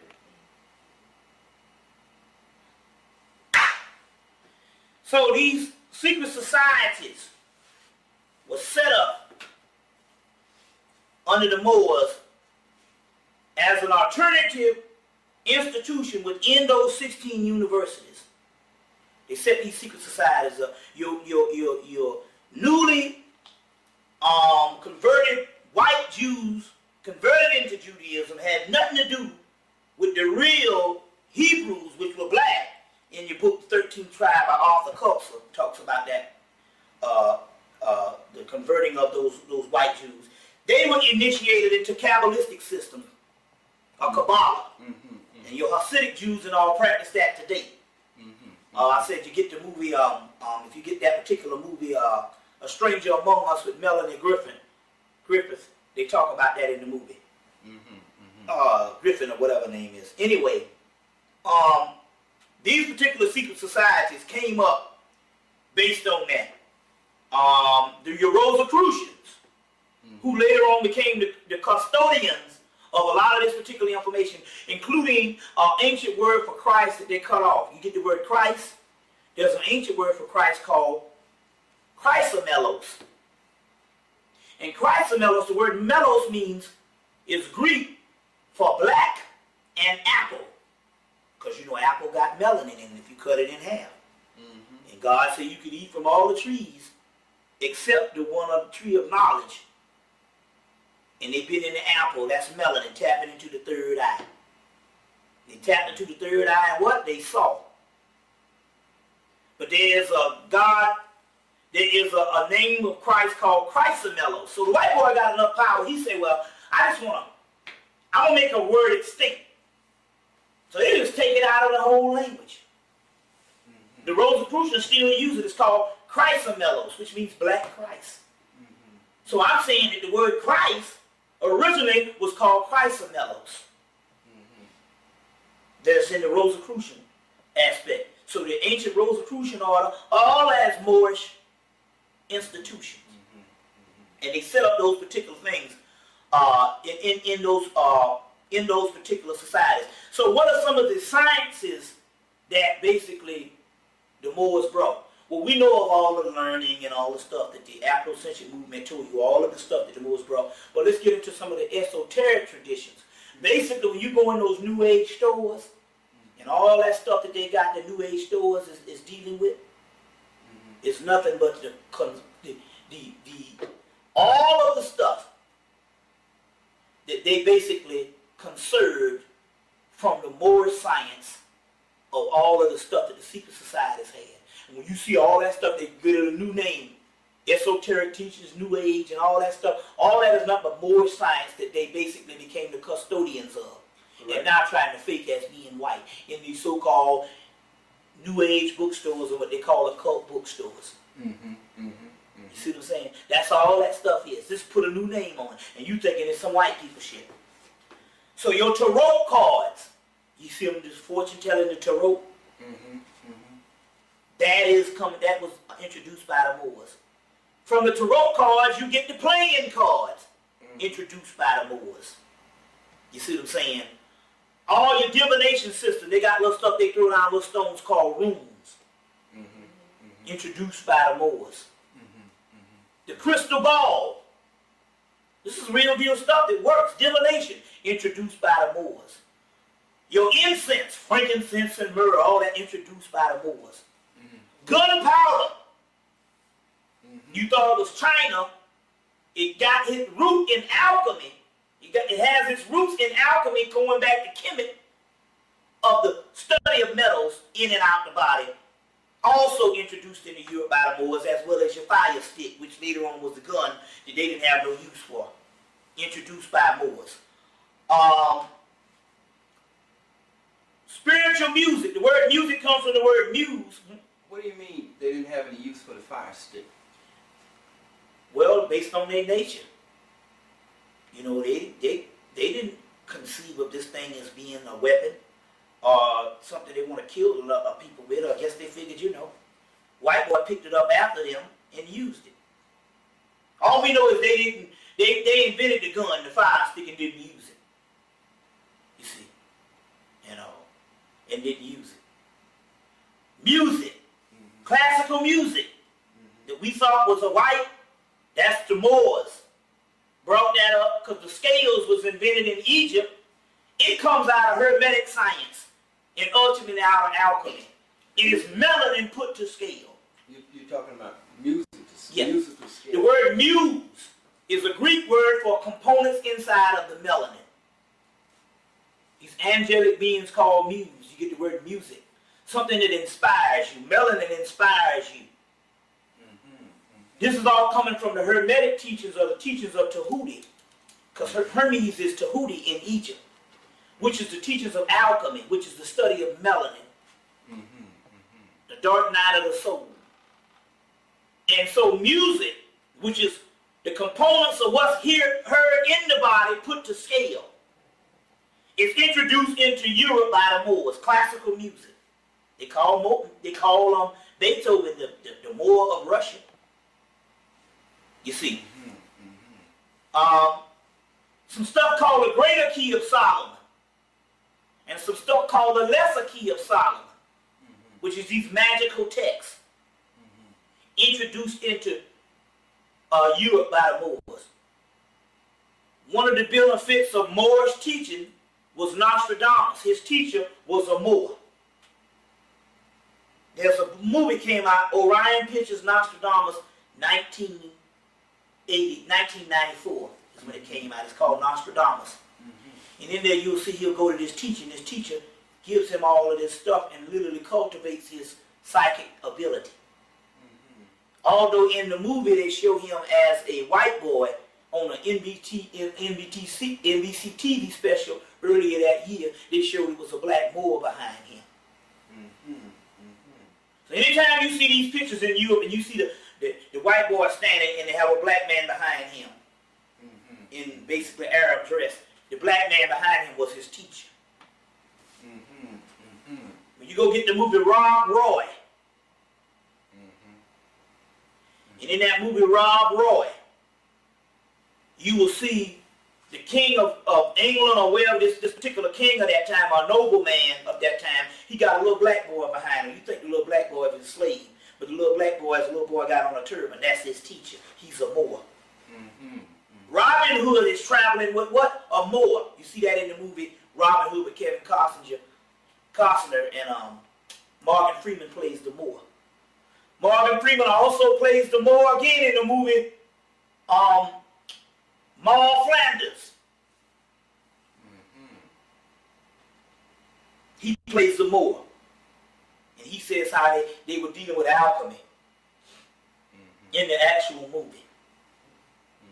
It's always the Moor, and which is the teacher. So the Moors taught Nostradamus. He said, if you take this elixir, your psychic powers will get better. And he put his hand in it in the movie and said, ooh, that's nutmeg. And he said, among other things. Well, the Spirit gave us the other thing is nutmeg, honey, and some lemon. I know it's nutmeg and honey, cayenne pepper, boil into a tea and drink it, and your psychic powers will get better. Ginger, y'all want to give us a little cup of nutmeg and honey at our next break? So anyway, they just say nutmeg in the movie, but the movie Nostradamus, just remember the one from 1994, Orion Pictures. So Nostradamus, basically all of his ancient wisdom is brought to him by the Moors. And he mentions the Moors throughout his whole text. Especially you get the book, The Complete Prophecies of Nostradamus by Henry C. Roberts. And you'll see the Moors all through that particular text. As well as the word Mabus, which is also another name for the Moors. All of that is in the actual text. You see, all of that. As well as Nostradamus mentioning that in the 1990s, black people will come into their own. He says that? It says that. He also says, near the end of the world, Saturn shall return. Yet late to its return, the empires will be changed to black nations. And it goes say, Neoborn will have his eyes pecked out by a hawk. I'll break that down esoterically. And another thing it says, throughout all the U.S., all of the United States cannot save her by sea. I mean, you can't go and fight your wars overseas no more and be victorious. But between two rivers, and you see, he said I'll write everything in code, Atlantic and Pacific, she will fear a furious black hand will make America bend to her knee. A fearful, wrathful black one, it says, will make America bend to her knee. Right in the actual prophecies of Nostradamus prophecies. Can you tell us which prophecy that is and where to find that? It's all in the book, Henry C. Roberts' book, The Complete Prophecies of Nostradamus. Okay. We'll move. Yeah, Complete Prophecies of Nostradamus. All of his training was based on the Moors' training. Your coat of arms, your whole royal setup of all European countries is based on the Moors. And thousands of black people that were still up in Russia up until World War II, where your boy, what's the guy from Russia? Stalin, supposed to kill 100 million Russians. Black Russians. How the hell he gonna kill 100 million people? If that's a number, how he gonna kill millions and millions of people, his own citizens, and they don't turn against him? They was doing ethnic cleansing and was killing leftover black Russians. And they're doing that even now. There's still some dark. Exactly. What happened was the Cathars, which was a Gnostic Moorish people that settled into. They settled France, they settled Ireland, and they went on up into Russia and on into Bosnia. And from 1991 to 96, they killed off that black element in Bosnia. Of the leftover Cathars. The Cathars of these Moors first also settled Ireland. So when they said it, what's his name, ran the snakes out of Ireland, he was running the snake people out of Ireland, St. Patrick's. The Moors. They settled Ireland. The river dance, you see that river dance they doing? The Irish people doing that river dance? That's black. You'll see African tribes will do a dance with their legs are moving and their bodies standing straight. Their torso straight. It's the same as the river dance. They found a cross a Celtic cross So they talk, see, you hear these white people talking about, see, if you go to the esoteric stores, you hear Celtic, Celtic, we are the Celtic, Celtic, Celtic, Celtic. Celtic is another damn name for Moors.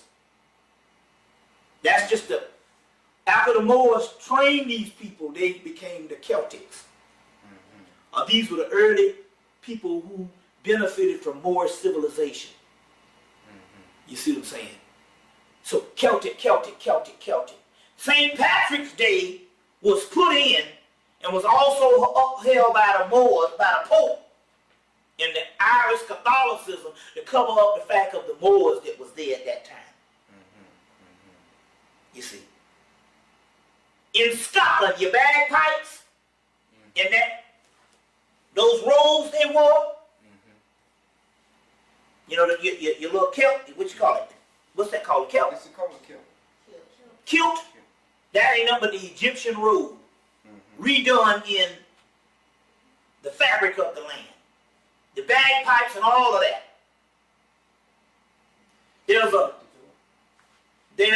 There's a cross, Celtic cross with the name on it, Bismillah, which means Allah. All of this brought up by the Moors. Your King Arthur's and the Round Table story.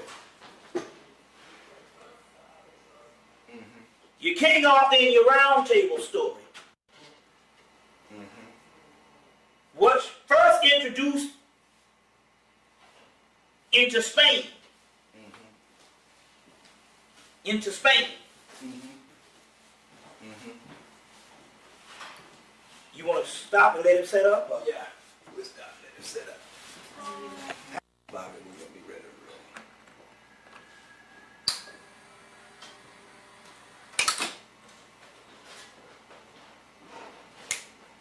roll. Okay.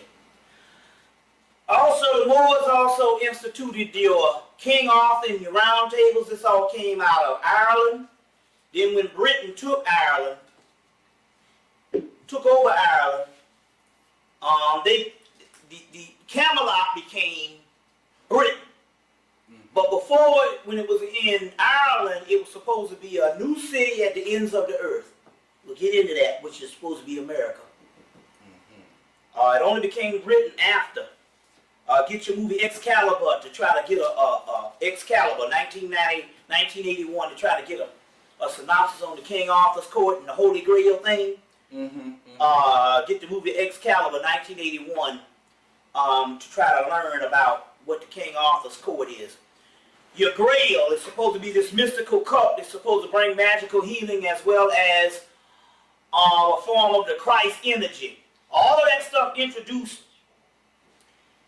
into Europe by the Moors, mainly into Ireland by the Moors. So the Irish, the original Irish, which was a lot of black people, was also settled there by the Moors. You can get the movie Secrets of Rowan-ish.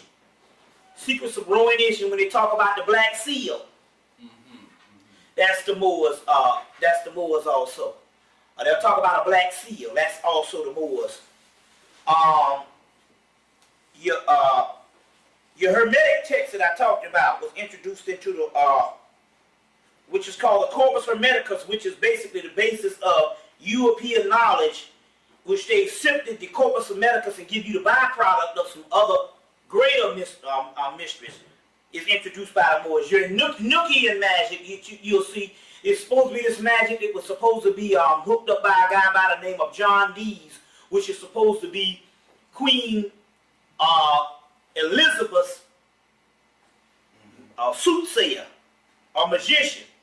And he's supposed to have gotten contacted by these Enochian entities and gave him this system of magic where in actuality he had full run of the British Museum, which became one of the main custodians of all this leftover stuff from the Moors. And by him having full reign, he just went in there and just translated text. Anytime you see some stuff in these metaphysical bookstores where they have these old ancient texts, like the Greater Key of Solomon, and they'll say, well, these texts just mysteriously showed up in Europe, that means that they were from the Moors. There's some stuff called The Magic of Abra Marilyn Mays, a book called The Magic of Abra Marilyn Mays. If If you ever get into that little book on the magic of Abra, Maryland Maze, you will find all of the stuff that's in that book is Moorish science, numerology, astrology, astronomy,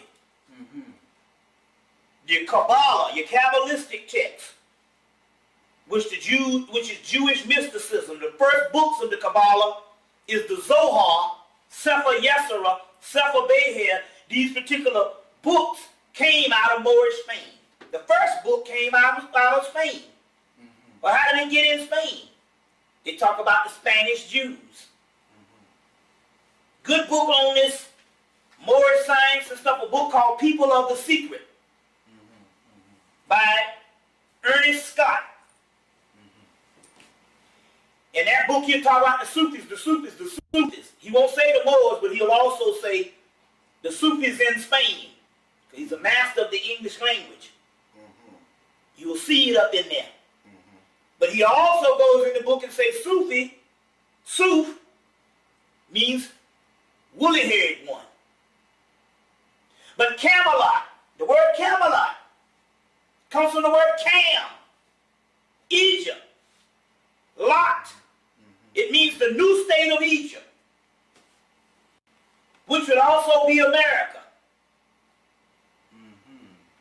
Get all that into, also you can find out about America being broken down and being the new state of Kemet, Washington, D.C., and all the other cities in America bear witness to that on the Masonic architecture. Manly P. Hall wrote a book, The Secret Destiny of America. It's a new book called Return of the Ancient Serpent of Wisdom, which is literally the Kundalini energy, but at the end of the book he talks about the new destiny where this ancient serpent of wisdom is supposed to end up in us America, which is talking about black people. Which is talking about black people. So all of these texts, the Book of Enoch, the Ethiopian Book of Enoch, brought to Europe by the Moors, which predates the Old Testament and was not put in the Old Testament because it's coming from Ethiopia. The Slavic Book of Enoch. How do Slavs get a Book of Enoch? Because all that's Moorish science. You see. Turkey was a Moorish providence. Then all of a sudden Turkey get hit with the damn earthquake. But then again, we all know that based on the Heart Project, and the white boy got the actual, the type of science to create earthquakes, hurricanes and storms, tornadoes and all that. You see. All of that coming from ancient Moorish science. Your Jews, your white Jews, introduced in the Moors or converted into Judaism by the Moors, given the Torah and given the other higher text, which is your Kabbalah. All that's Moorish science. The Kabbalah comes from the temple of Komombo in Egypt, where they got the Pharaoh holding up the same tree of life that the Jews say that is supposed to be Jewish mysticism.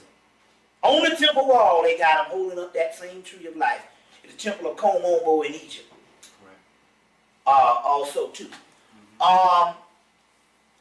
The plan of the Moors was to civilize a semi-barbaric people, or make a people that's halfway civilized, so we can be the benefit of this particular information once we come and get set up in America, which is also prophesied in the Greek story, Jason and the Argonauts, which this story, the guy Apollonius was the curator or the director of the Library of Alexandria. Then all of a sudden this story, Jason of the Argonaut, where he take the best of the Africans, put them in a boat to sail to the ends of the earth at a land called Caucasus to get the golden fleece, which is a lamb's wool in Christ with the lamb's wool, a woolen fleece. It's called the woolen fleece are the golden fleece, and when you translate all that, it means melanin. And it also means the Christ. So shall the sun, as the sun rises in the east, so shall the Son of Man rise in the west, which is the Christ. The Son of Man is the Son in man. The hidden sun, or the black sun, which is the manifestation of the crystallization of melanin in a people in the West. The Hermetic text, which is the prophetic text, that is assigned to Asclepius. And Asclepius, as you know, is the god Tahuti. No, excuse me. Asclepius is the god and the physician Imhotep. And Imhotep, as you know, is Asclepius, who the Greeks prayed to at the Hippocratic oath as Asclepius. In the Hermetic text, they got a whole sermon, the perfect sermon of Asclepius. And in there is the prophecy of how he was going to go into slavery. How Egypt, which is the temple of all the gods, would become one big graveyard. And how the pious man, which is righteous man, would be looked on as impious. And how the impious man, which is the wicked man, would be considered pious, righteous. And how the weak man will be considered strong, and the strong man will be considered weak. And how everybody would look up to the wicked man will be considered noble. And how the righteous and pious man would be treated like a common criminal. And all of these people in this faraway land will look like Egyptians. They will have the mind of another race. Now, that's all in prophecy. That's all in the prophecy. Imhotep starts crying. He said, will we ever get up out of this? And Tahuti, who is the person that Imhotep is divining to, giving him this spiritual knowledge, say, yeah, Maya will be established. He said, where? He said, there will be a land that's not established yet, that all nations will speed towards in all types of transportation to get there. And in that land, there will be an extremities or an appendage or an annex of Egyptians that will be in that land. And they will establish Maya. Now, Bobby, just for clarification, the text that this prophecy in again, the text I'll give you three versions of it. Okay. One, same perfect sermon of Asclepius in Walter Scott's book, Hermetica. Okay. The other book, which might be hard to get, but it's by Shambhala Press, but you still probably can get it. 1992, it came out again from the 1930s. The other one, new book, is by Copenhagen, another Hermetica, which has the perfect sermon of Asclepius in it, which you can get. The other book is 3 volumes, Thrice Great Hermes, 1907 by G.R.S. Mead, which has the perfect sermon in it. Another version, which might be out of print. No, you can get it from Kessinger's Press now. So it's in print. The Kessinger out of print book company, you can get it. Another one is Anna Kingsford and Maitland's book, The Virgin of the World. It's also in there. But the one that you can more readily get is the Nag Hammadi Library, which was dug up in 1945, because a portion of the Corpus Hermeticus is in the back of the book, and that perfect sermon of Asclepius is in the back of the Nag Hammadi Library, translated by James Robinson. Now, the original text was an Egyptian text that came. Give me the original source. The original one.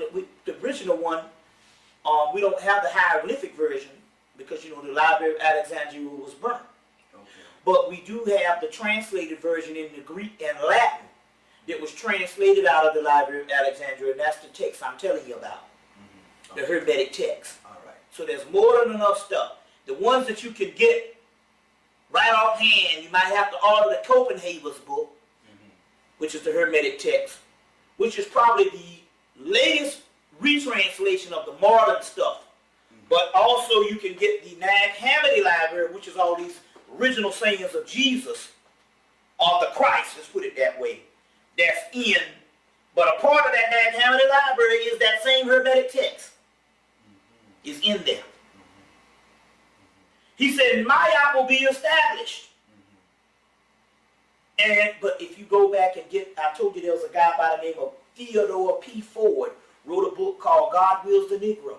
And he explained how when the Arabs, the last invasion of Egypt, or Kemet, when the Arabs invaded. Come on, let's have a big hand for Brother Dawood. Come on. Big hand for Brother Dawood. Introducing Brother Dawood. Do we need this thing? Yeah. Thank you. Anyway, we've been doing this for about 12 years. This May, we started out in Long Island City with Dr. John Moore, who was assassinated by some Harlemites and some Detroitites and some Tuskegeites. Tuskegeites. And, okay, I just hold it? Yeah, just hold it. Oh, okay, yeah. All right. And this May will be the 12th year. Started the Fee Foundation, Foundation for the Education and Enlightenment of Dark People. Well, you see, we didn't get too far with that because obviously they're not enlightened and they certainly ain't educated. So, but anyway, valiantly, we've continued on. And when we first started, you speak about the Illuminati, people would run from me. People would run from me. They stop me in the street. They say, well, Brother, they ain't killed you yet? You ain't dead? They say, you're supposed to be dead. So within this type of movement, reformation, enlightened individuals have come up. A lot of confusion. Since then, you got so many folks, Delbert Blair and folks coming all over the place, and they present things the way they feel it has to be presented. Just like anything else, people have different techniques, different styles, different ways they present certain information. We're just saying that you have to use your spiritual principles to use that. With that, we talk about during this period, Brother Bobby Hemmitt came out of Georgia with a number of observations, and he tends for, it's easier for black people to digest what he's saying only because he always brings a lot of books and a lot of visual aids, because black people are kind of slow. So Bobby has a kind of patience to do that. See? I don't have that kind of patience, so that's one thing I have to take my hat off to him, is that he will take the time to go through all these books. Like I said, Dr. Clark read himself blind, and I think at this particular point in time, you shouldn't have to have somebody to come and give you this over and over and over, give you 19 books. Well, you want to see? Who says it here? You hear it here? Everybody right now. What book is that? What year was it? What publisher was it?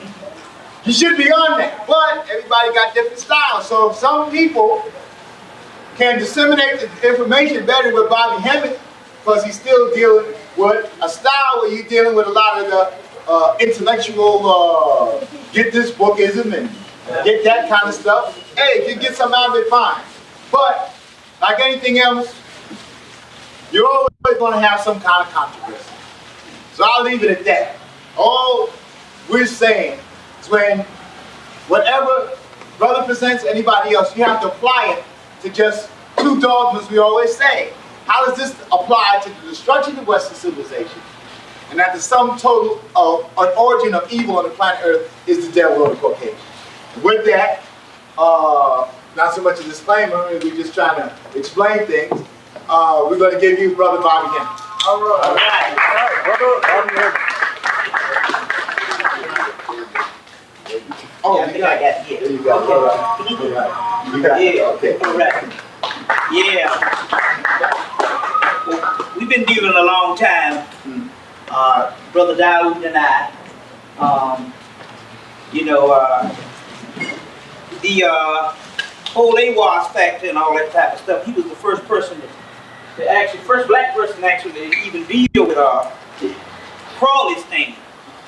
He even deal with Crawley's thing during that particular time. I think, especially if you get the interview with Clemson Brown, the one he did with Clemson Brown back in '88, and he did one with Burt too. Like Colin Wilson said, this is probably some of the greatest occult information ever given to break this thing down, starting from Atlantis and Lemuria on in. If you get a hold of that tape, this is probably some of the greatest occult stuff ever put down on a tape. And it actually inspired me. What happened was, in actuality, back in '91, we used to sit up all night trying to find out how we're going to get black people out of this stuff.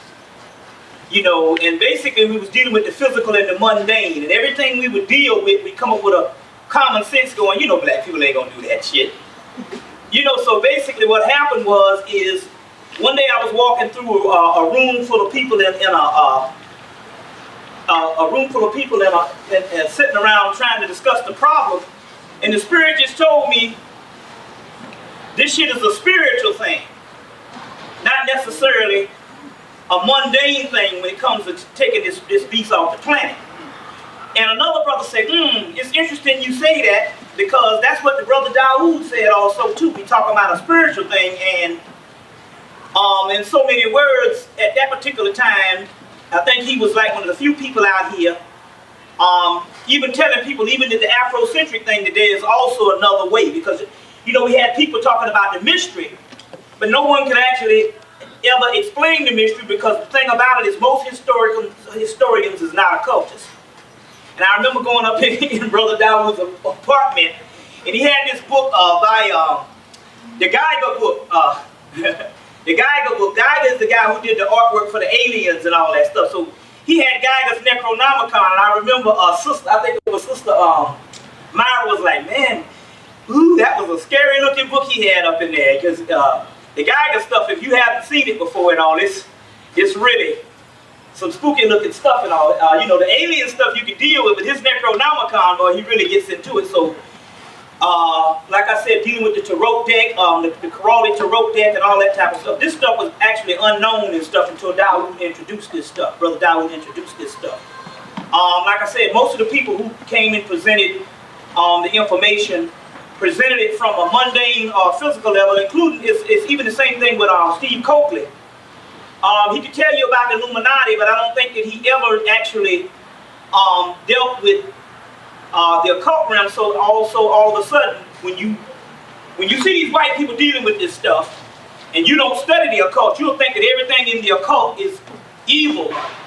And the occult means only that which has been hidden. Only that which has been hidden. So, to no further ado, what we want to do right now is we want to give the ancestors some. Clemson Brown rode off with my suitcase with all my stuff in it and all. And I had my little rum and all the stuff to do the actual ritual. But what we're going to do is we're just going to basically call out the Ashes and stuff. So we're going to kick this thing off with the Vodun energies. And I just do it off the top of my head. You give the Ashe, and I guess well, we can just hold on 1 minute. I guess we could just take some water and all right. just set it right here. I guess that'll be theirs. I got a big jug somewhere under here. And all right, and that's enough. That's enough also too. That's cool too. You want to light them, brother, and just do some things, and also, the deal. We're gonna do the Ashes. Give the voodoo energy the actual power. So with no further ado, we're going to start off with Yeshua Legba, who's the opener of the gateways and stuff. And we're going to actually deal with that tonight also too. So Yeshua Legba. Ashe Razuli, Ashe Gatorado, Ashe Zaka, Ashe Alafi, Ashe Namawalawedo, Ashe Bridget, Ashe Marafa, Ashe Rasha, Ashe Adam Virgin, Ashe Baffaman, Ohukureli, Ashe Okushingo, Ashe Razuli, Ashe What Gay, Ashe Papa Gay, Ashe Simba, Ashe Loa, Ashe. So let's go on to the let's go on to the other side. Akula Kulu, Ashe Nakumpa, Ashe Pribelinga, Ashe Oshosi, Ashe Olakun, Ashe Olarum, Ashe Rumula, Ashe Obatala, Ashe Odudawa, Ashe Babaluaye, Ashe Shingo, Ashe Oshun, Ashe Ogun, Ashe Orisha Oku, Ashe Hoya, Ashe Omitutu, Ashe Anitutu, Ashe Ilitutu, Ashe Elegba, Ashe Newt, Ashe Abbott, Ashe Tired, Ashe Shingo, Ashe.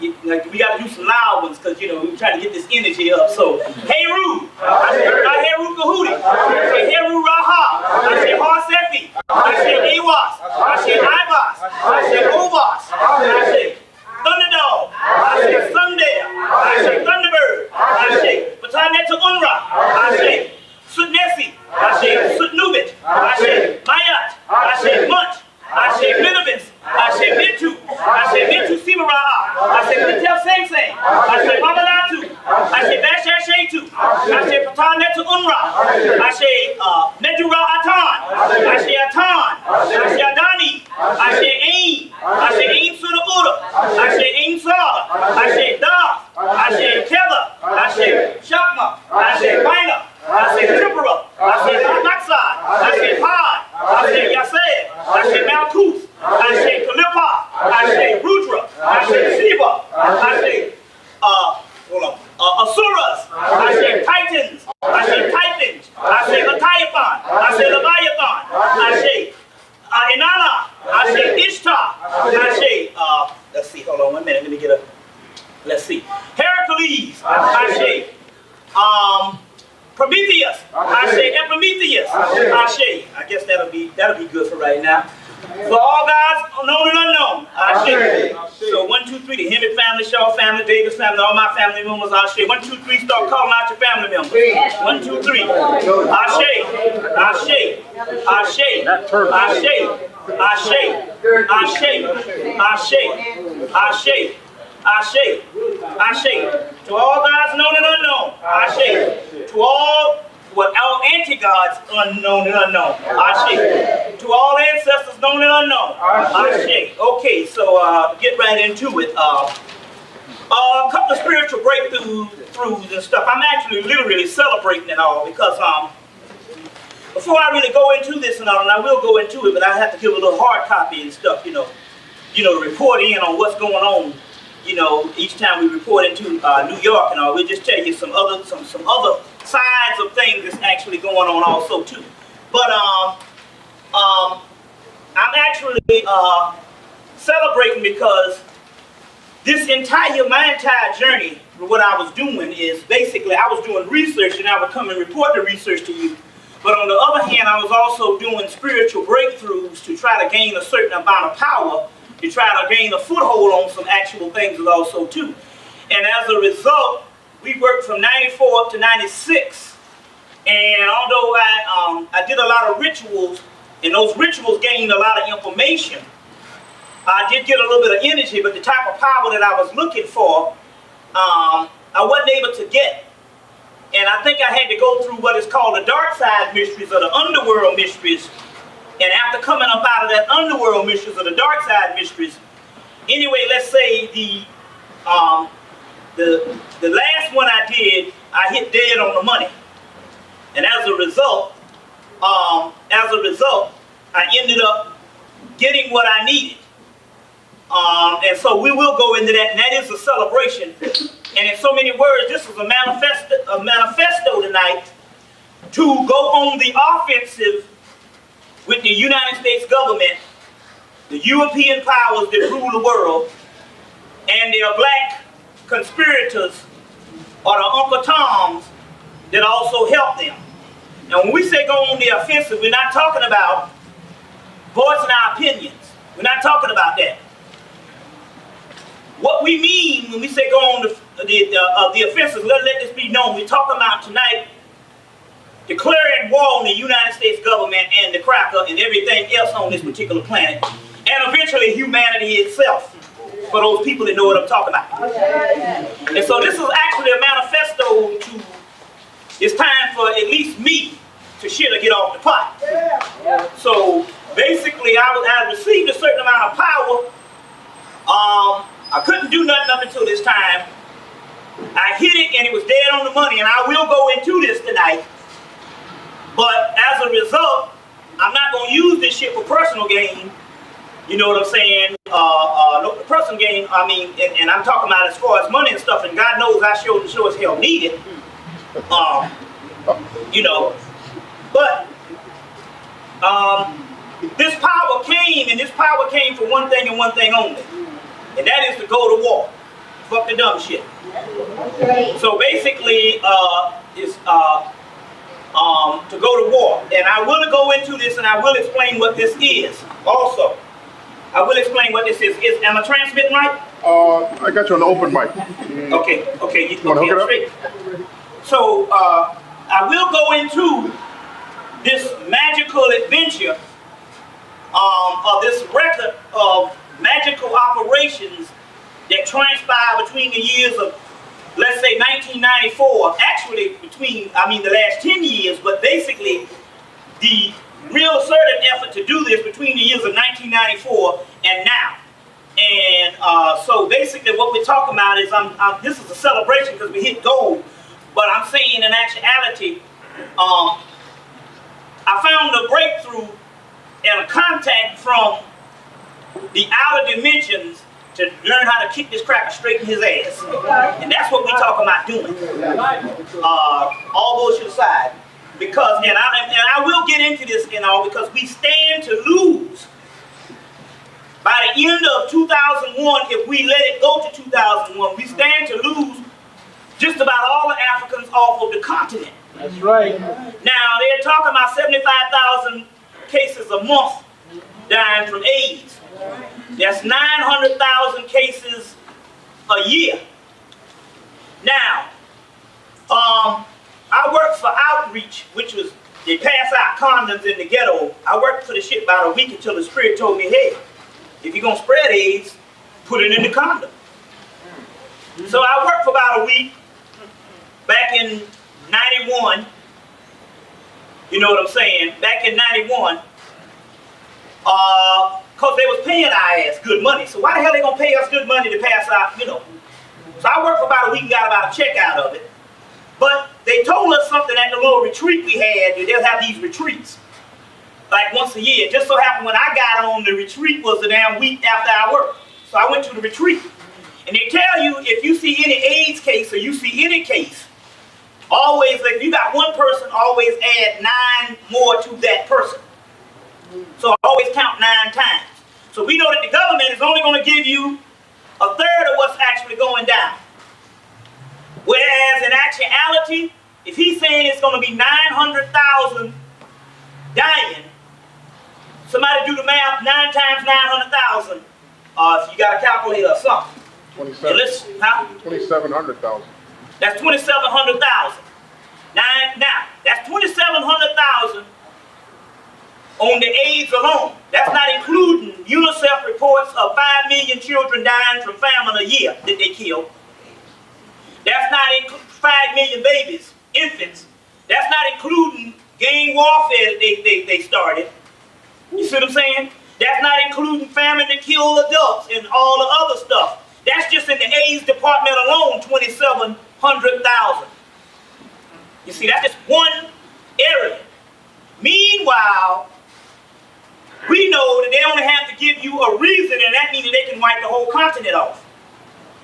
And the reason why is because we as black people, and not necessarily you in here, but the majority of us, suffer from a brain atrophy, which means that our minds don't work. And what we have to even question whether we have been thinking the last 130-something years. from Emancipation Proclamation, which was 130 years and 95, so last 135 years, we must even think and see what we were even using thought at all, or what we was basically running off of was basically instinct, emotion. And then the white boy is not the specimen to base whether you are thinking on a rational level based on having him as a model, because he is a grown-up juvenile delinquent. So that means that we are doggone primary schoolers. But what we're saying is we got to even think whether what we even call thought itself. You see what I'm saying? That we probably haven't thought since they put our ass on the boat and knocked us in the head. And we literally have to push the envelope and say, am I really functioning on the normal level? You see what I'm saying? We must rebel against all comfort zones. We must question happiness. And we must rebel against happiness. Because it's your pursuit of happiness to get your ass in trouble. We must rebel against finances. Now, I'm not saying that you got to go and get some diapers and walk around with a big ass stick. But I'm talking about this mentality. This mentality that I got to get all of this commercial shit just to be human is out of the question. You see what I'm saying? We're talking about bare basics. We got to rebel against what we even call being human. Because obviously our explanation of what is human is based off of what some European taught. We don't know. We don't know what our mind was previous to the European's mind. Because we know we have his mind now. We have to question everything. We even have to question love. What the fuck is that shit? And because the black woman is failing miserably at finding that motherfucking superficial love, then you gotta reject that shit. And maybe pain and suffering is the only clear and true thing there is on this planet. You said, oh, that's some crazy shit there. So let's say, reject love, reject humanity, reject happiness, even reject black people. Then you ask the question, wait a minute. You said, but this is insane. Yeah, it would be insane if you were a human. But let's say that you are God or some entity. Rejecting those things that I call a characteristic that make you human wouldn't be such a bad idea if you was God and somebody told you, your ass told you that you were human. You understand where I'm coming from here? You see the concept? Now, all the ancient mythology says that at one time you were advanced entities, rulers of the omniverse. So the things that I just told you, the things that fundamentally make you human, now if you are God, it wouldn't be no problem rejecting that shit. It's only when you are told that you are a doggone human, which in this case, obviously the God thing has got to register up because we fail miserably at being human. At least now. Shit can't work for us. Right? We the masters of screwing up everything. So if things don't work for us, that means in actuality, they're not supposed to work for us. And we must even question the very existence of reality. That's what the Matrix told you, question reality. Right? These are the things that we have to get our mind on a certain level because nothing seems to work. We'll go to lecture after lecture. And yes, everybody comes before you, the comprehensive plans that the black scholars and everybody has, all of them are right. They do work. Common sense, they make common sense. You know what I'm saying? But they don't apply to us. They might apply to some younger race of people, but not us. And that we must go and we must try to find what applies to us. And obviously what applies to us is not in the realm of human existence. And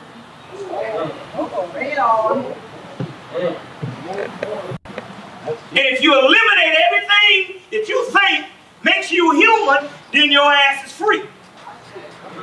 What's that, brother?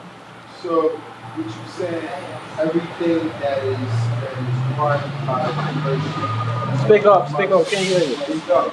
I'm saying, before we can physically do it, and we're not talking about the masses of the people, so don't think, like Colin said, we can't tell the masses of the people. I said, no, we got to reject moralism. He said, you can't tell them, you know, in the conference, you can't tell black people accept, reject communism, moralism. I said, first of all, I'm not talking to black people. This is not a black leadership conference. This is a conference for the conscious people that are just trying to get a grasp on this thing, because you're the only motherfuckers there is.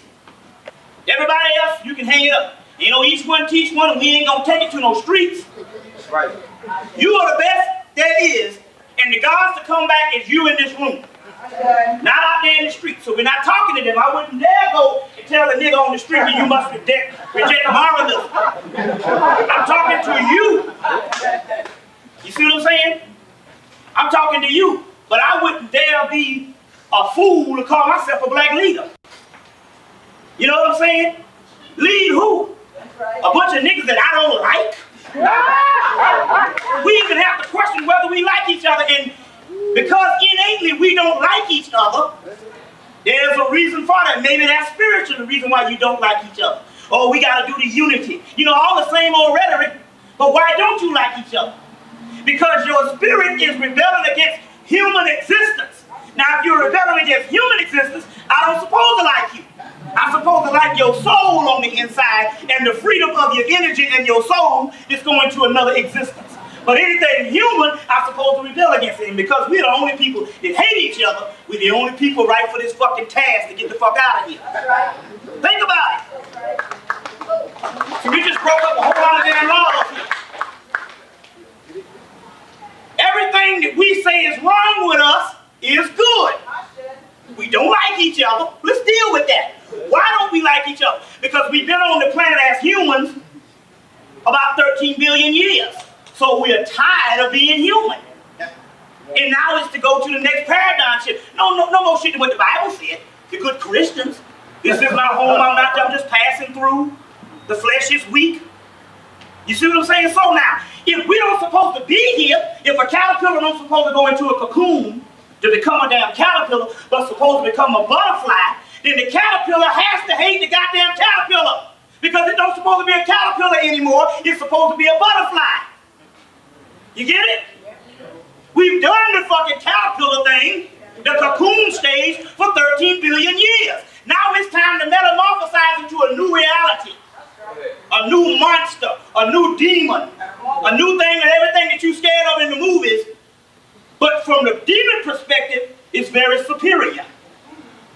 Like on Hellraiser 2, when he met up with Leviathan, he said, to think I hesitated. You get where I'm coming from here? It's only if you're thinking like a damn human. But we're talking about 2018 and we ain't going to be able to take the crack up off the planet physically. All you got to do is get the movie Hunt for Red October. That's a movie that maybe give you a reality check. Anybody ever saw Hunt for Red October? Just go back and watch that movie and see how them crackers deal. It's like Leola Africa said, this man is a warfare specialist. But he is a warfare specialist in his realm, the physical realm. We are spiritual warriors, and so therefore you can't become a physical warrior because you are a spiritual warrior. And what I'm talking about is spiritual warfare, and I'm talking about I'm going to do the shit my goddamn self if I have to. But I'll give you the method on how I'm doing it. I advise you not to fuck with this shit because you will die. But don't worry about it. I did it a month ago, and I'm here standing here talking for you. But I'll go into those endeavors. You know what I'm saying? But for the mere fact I'm here talking to you and it didn't dissolve my body, that means that the shit I did was successful. To come back from the grave. Because the whole origin was to go to death. So we'll go into that. But the key and what I'm talking about here is the reason why this sounds strange, because I can't come before you and give you stuff that makes common sense. I Our brains do not work on common sense. You see, this is some of the greatest times in the world because we are standing before black people and we're dealing with shit that is outrageous. If it was to get out to the national public and they would air this on TV, they would say this guy is insane. But what is sanity? And insanity is only what you told yourself it was. It's right. You see what I'm saying? Now, if Clemson Brown gets back in time to get my books out the car, I got a book called Melanin People, How to Eat Them and Drain Their Energy. And it goes into how they take you when they get you in them churches and drain your energy. It's a Luciferian group and all that stuff. So we'll get into that also when we get the book. It's going for 10 bones, but you need to get the book. You need to get the book and all. So now, let's go into a question and answer. Anybody, now wait a minute, now before we go on, you see this is the thing also too, we cannot be cowards.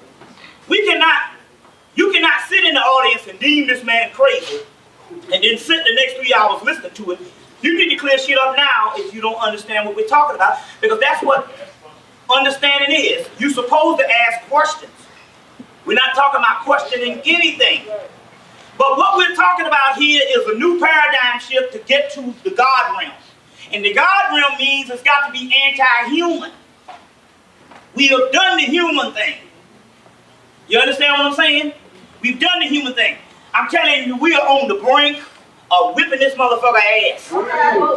We have made this shit, and we have made this shit, and so tonight is a manifesto to say that I'm going on the offensive of declaring war on the United States government, white people, the European powers, and all black people who want to stand with white people, and eventually humanity itself. That's right. We're talking about it.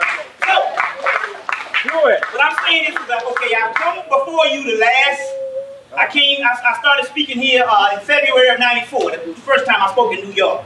So, we always talked about the future and what's going to happen in the future. So I'm quite sure you're saying, man, we've heard this shit before. We've heard you come and say this stuff is over.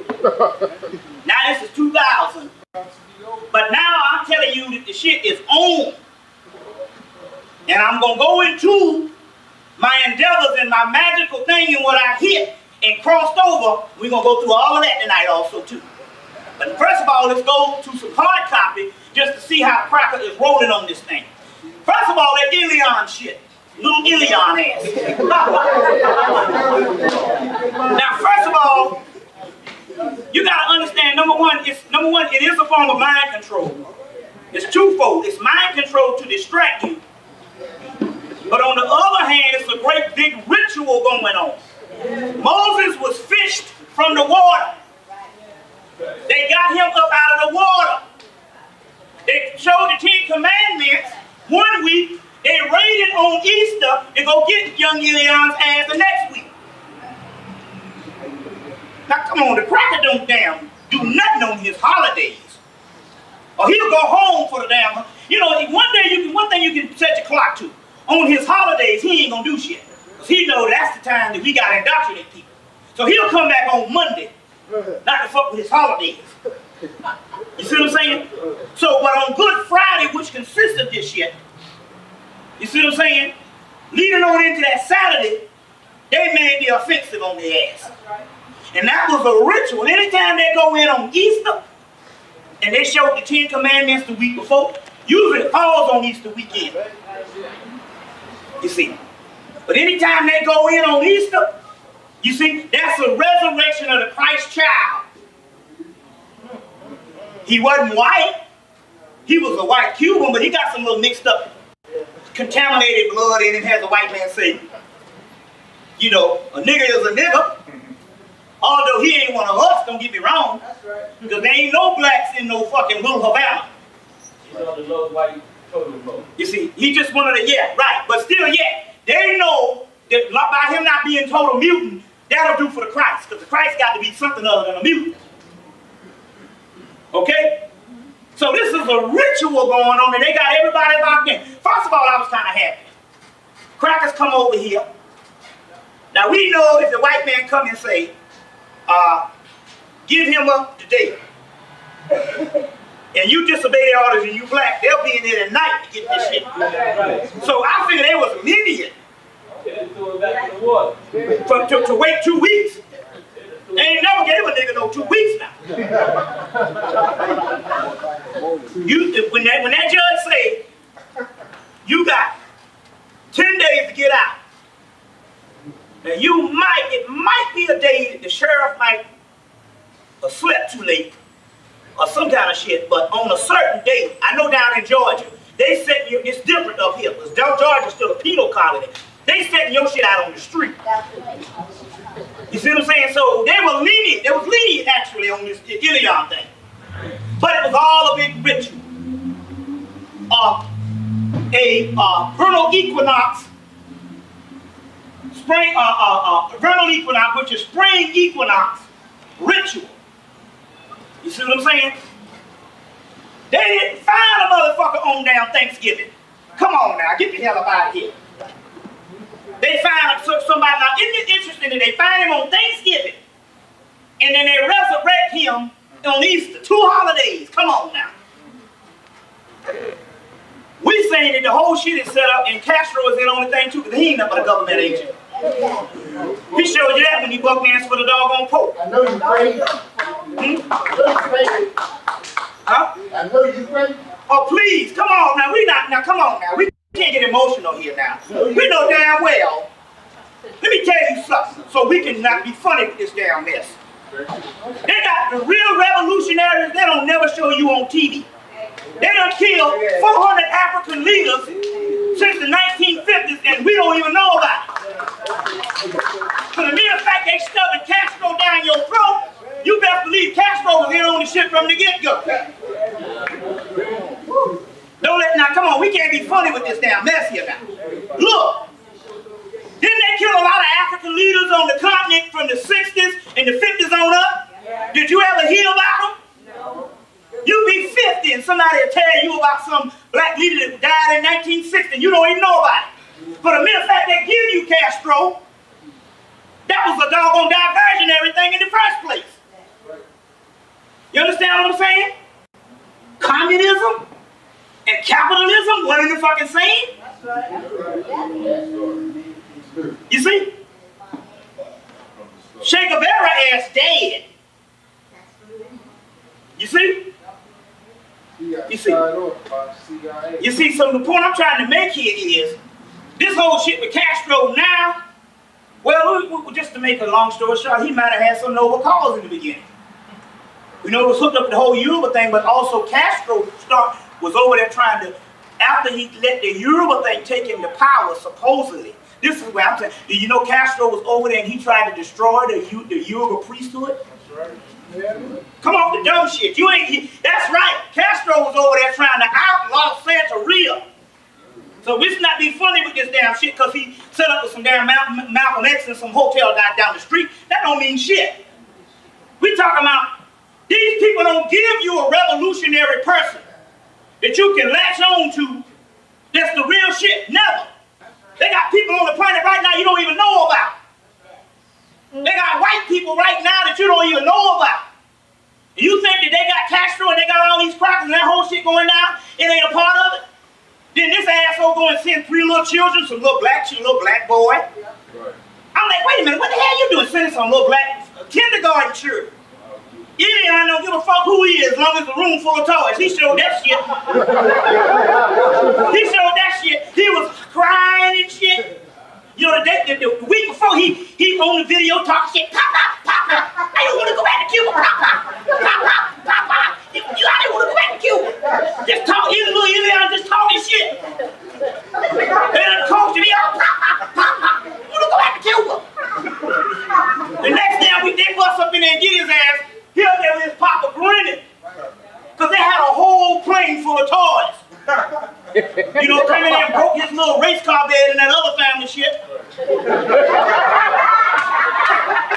Toys R Us outfitted, you know, a damn child. Do you know his daddy? Now he's figuring out,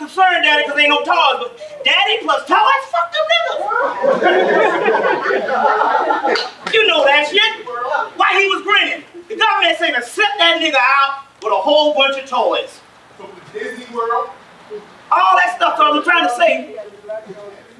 to say, this whole thing is a fiasco. And what's the name is in on the shit? Castro. He in on it. You see, let's put it this way.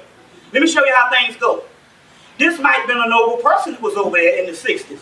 But we got to even question whether that's even Castro now anyway. Because cloning, they didn't have it since 1945. They could have slipped in there and killed that nigga ass a long time ago. So now he buck dancing with the Pope. You know what I'm saying? I mean, the last person to let up in your shit is the Pope.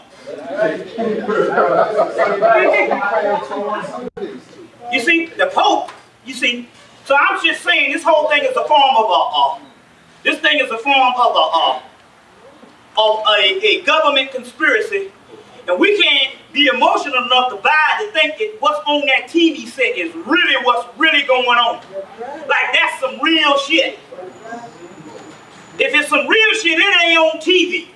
TV is for deception at all times. Didn't biography do a damn thing on Castro?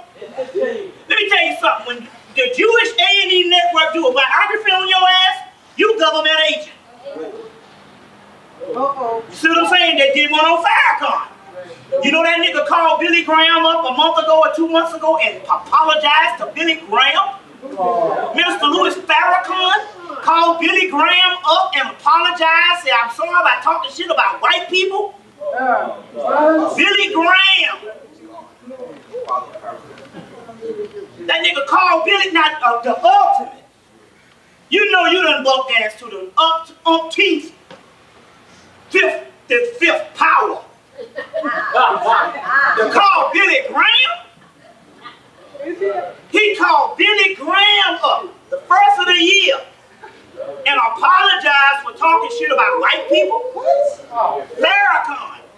You can take it or let it alone, as he used to say. And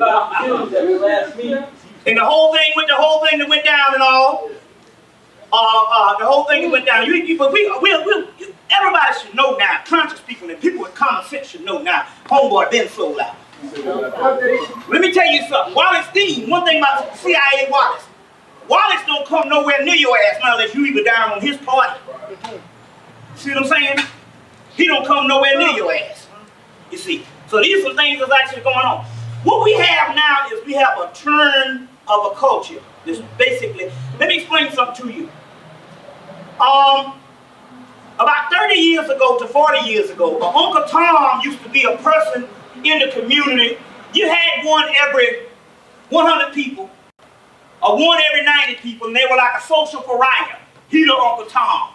This is the, he was the outsider. He was the persona non grata. You know what I'm saying? He was the minute, he was the exiled, but he was the complete minority, he or she, who was the Uncle Tom 30 years ago. Nobody even wanted to be labeled an Uncle Tom 30 years ago. Now, Uncle Tom is the paradigm, it is the racial identity. It is the majority, and now the conscious brothers and sisters are somebody who's just black aware. Aware. Black awareness is now the social pariah, the persona non grata, the exile, the minority. They flipped the script where Uncle Tom is now the racial identity. There is no such thing as a black race, it's just Toms and Thomasinas. Uncle Tom is what the race is now. Tomville.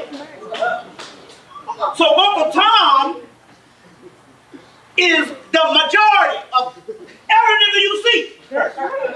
And the conscious now is the clandestine, persona non grata, the cancer, the lepers. You get it? 30 years ago, you was pointing your finger at Uncle Tom. Now, no one wants to be labeled black and conscious. Oh, you doing that black thing. Yeah. So they had flipped it. Now, Uncle Tom is the paradigm. It is the thing to be. You see? Now, you can sell And nobody don't even miss no sleep over the shit. Because everybody's doing it. And it's called career, education, and what we, or what we call education. Success, or what they call now prosperity, inspirational prosperity. You see, all this bullshit. Now they're doing the whole census thing. Now, number one, they're doing this census thing, number one, to see how many black people they killed in the 1990s. And how many black people that they need to kill to make the damn shit right. Now, you know that anytime all the commercials on the census is black, even got a damn census paper talking like a black person, we should be offended by that shit. Or they think about you like you were just a damn fourth grader. They said, no, because, obviously the children is not the one that's putting out the census. They're saying that we are thinking that grown people in their 50s, their 40s, and their 30s, they will literally get a kick out of a census form talking. Ooh, did you feel me out? This is the year 2000. You are world-class people. This is a blatant insult. Because saying it in actuality, you a 40-year-old rusty-ass nigga or rusty-ass woman, and you walking by, you go get you some damn beans off the stove, and you go, damn! Look at that shit talk like that! Did you feel this shit out? You shit. But that's the way they think about your monkey ass. And then this is what you'll get, nothing. The nigga that gets the actor, he bombed out as an actor, too many police officers or whatever, little background shit, so they got him on the census thing, some black actor nigga. He show all this building up the community, and if you don't fill this out, this is what you're gonna get, nothing. Now wait a minute, hold on now, wait a minute. We know the last 10 years, they have gotten rid of every entitlement program a black person can lay down on. Yes, you are. They done got rid of all affirmative action. They done got rid of everything. They done got rid of welfare. But all of a sudden, they gonna give you something based on you filling out a census form? At least the niggas in affirmative action was building their civilization for them. That just makes common sense. You want to get your slaves in on building your civilization. But they took that from your ass. But all of a sudden, you mean to tell me they're going to take all the entitlement programs, you know what I'm saying, construction workers, this and that, and yet then they're going to come back to you and say, if you fill this out, we're going to give you the world? And we are stupid enough to believe that after what happened the last 10 years? That's right. That's how they got the Japanese. You see? And we believe this shit? Now, the Honorable Elijah Muhammad said, two things on how this is going down, because they always kill two birds with one stone. Honorable Elijah Muhammad said that he's going to give you everything, including his woman, in the last days. So when God comes to kill them, to kill you too. This is a metaphor for a lot of things. Now, two things happening here. The whole reparation thing is up. That's in court now. But now, they done politely pull out that Sally Hemings bullshit with Thomas Jefferson, and they having all kind of specials on and DNA things, and they saying that black people, your Y chromosome, you got a lot of black. One nigga on there from Harvard said, I traced my damn roots back to Europe and Nigeria, but the male stuff went to Europe. So what they gonna do is on the little thing, they gonna come up and say, you can't get no money from some reparations because you ain't 100% black. You European. That's one way they doing it. Then again, on the other hand, I couldn't give a shit about you all getting some money. That's right. See what I'm saying? Damn some fucking reparations. Like I told you before. Is that what it all boiled down? You got kicked in the ass in slavery, your mama got raped, and that's all it boiled down to is $1 billion? So you can go to the mall? What's that, sister? If they come up with that, wouldn't it be fair for us to come up and say, then you owe us for raping our grandparents, our great-grandparents? But the point is this here. Humane want to put a price tag on the rape of your grandparents. Do you think if you go kill one of their damn, you could have $1 billion? You go kill that little white bald head child in that damn crib, you could have $1 billion. He say death penalty, and you can't buy your way out of that shit. See what I'm saying? If you a nigga, we got a price tag. That's what Joseph Cipollone says in his book. Joseph Cipollone in his book, Making Sense of the Madness, What's Going On, and on the website, Joseph Cipollone said that the true beings will do anything for money. That's right. See, we trying to be humane here. Somebody break in your house and rape your little boy, stick your TV up your little boy's rectum. You mean to tell me that this person can compensate you with $1 billion? No. That's what I'm trying to say. What's the difference between now, if they get it now, because they rape little boys, raise them for pedophilia, and the ancestors before? The point I'm trying to make here, don't go by how you feel. Go by, don't. Go by the spirit. We talking spirit. See, we'll go to church. We'll go to church. And we'll believe in what the spirit say. But then the cracker can pass out money and we just disregard the spirit. And we're trying to get up out of this on a spiritual manifestation. Now I understand what you're talking about now. Logically, rationally, economically, it does make sense to get paid reparations. But spiritually, your Bible says don't make no deal with the damn devil. That's just basic fundamental Christianity. That's right. Muhammad didn't believe that. Muhammad said he wanted reparation.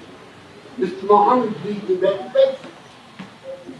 Mr. Muhammad put that theory out about the devil. He believed in getting due pay. You talking about Elijah Muhammad? Yeah. Elijah Muhammad was dealing with a system of 30 years ago. He also wrote, but he was conscious enough to write the theology of time and the fall of America. And he said, after me comes God. Now we're in the God stage and you want to get paid off. You understand why we got to destroy humanity now? See, wait a minute. First of all, what we're trying to do with this here, take a deep breath and try to understand something outside of logic and rationale. Logically and rationally and common sense-wise, it makes common sense to get paid. But we're not talking about common sense because common sense don't work for us. We talk. Did I tell you first that you must challenge even your own human thought? You understand where I'm coming from here? Try to think on a higher fucking level than some goddamn dollar bill. Does anybody understand what the fuck I'm trying to say here? You the richest people already on the top. How much more shit out the mall you need to buy? How many more cars you need to buy? See, listen to me. This is the problem. There's something based on inspirational theology to make you feel good. What I'm trying to teach you is to be a God. What, you ever see Godzilla? You think Godzilla give a damn about a motherfucking trunk full of money? What are you gonna do? Sit up at a bar? I'm Godzilla, I'm drinking some damn cognac. Hey baby, you want a drink? Think on a higher level. This is what we talking spirit here. Don't go by how you feel because they have tampered by the way you feel. Yes. Do you know that the elite don't even live off money? That's right. Tell it. Don't need it. And you mean to tell me that if the white man can produce your happiness based on economics, that means that you saying to me that the white man is God. And we trying to get our people out of this shit. Didn't see we got to start processing. See what happened is when we talking about getting to a higher level, I said that we must challenge, to question even our thought pattern. That means that there matter has to process. Now let me explain what I'm talking about here. I first started out telling you that they're getting ready to kill. Yeah, I told you that by the end of next year, there won't be no Africans left on the continent. You have to process that. Then I came with the reparations, and you asked the question based on the reparations. Well, up against them doing mass genocide, reparation is foolish. Yes, it is. And the only reason why he is even to the point, yeah. Glad you came. I'm straight. I got you. Okay. The only reason why he is even to the point is because, okay, we wrote it. We wrote it.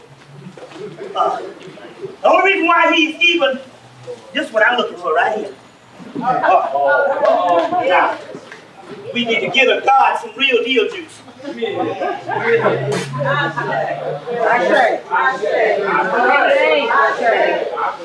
right, no, I got it. You stop straight.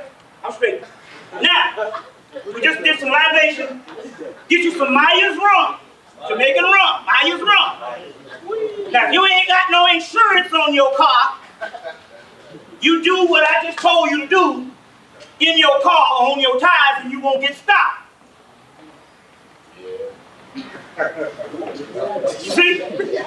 We'll go into this. Now, since I gave the God some, I'll lie back myself.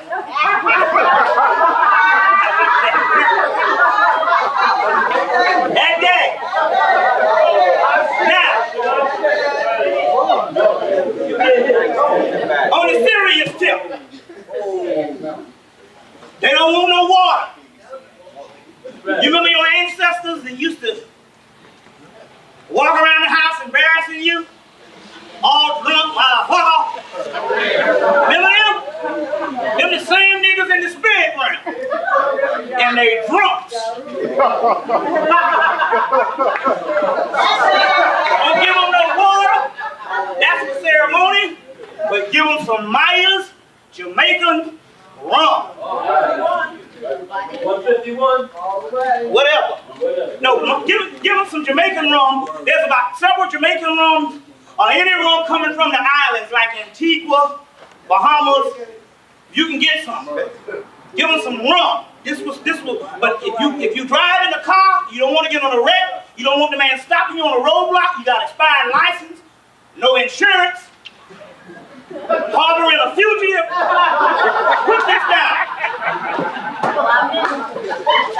Okay? I think I got a napkin here. Now, Tissue right there, bro. okay. A lot of tissue right there. Right under the bag. Right there. Okay, yeah. Yeah, we got tissue. Now you know, we ghetto style. Hey, Bobby. When we rolling on the toilet paper thing. But now don't front now. Bobby. You know you cooking, and you run out of damn paper napkins. You're going in and rob water or some toilet paper to catch that damn grease. Hey, We Bobby. don't get innovative like that. What's that? The crackers, they making the rum, man.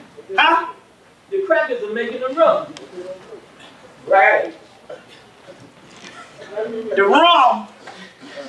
This is a god without a physical body. Okay, brother. What the fuck he get? I don't give a damn if they put some damn arsenic in here. See, you got the process. I said give it to the gods. You think the gods gonna get? The gods only way the shit can hurt you is you got a physical body. Yeah. And you drink too much of this shit till your liver get fucked up. Yeah. But if you're a god and you don't have a physical body, you get it? You gotta start thinking on a higher level. The fucking God give a damn. They can put some fucking bubonic plague up in there. The voodoo energy say they won't run. I'm telling you what they done say.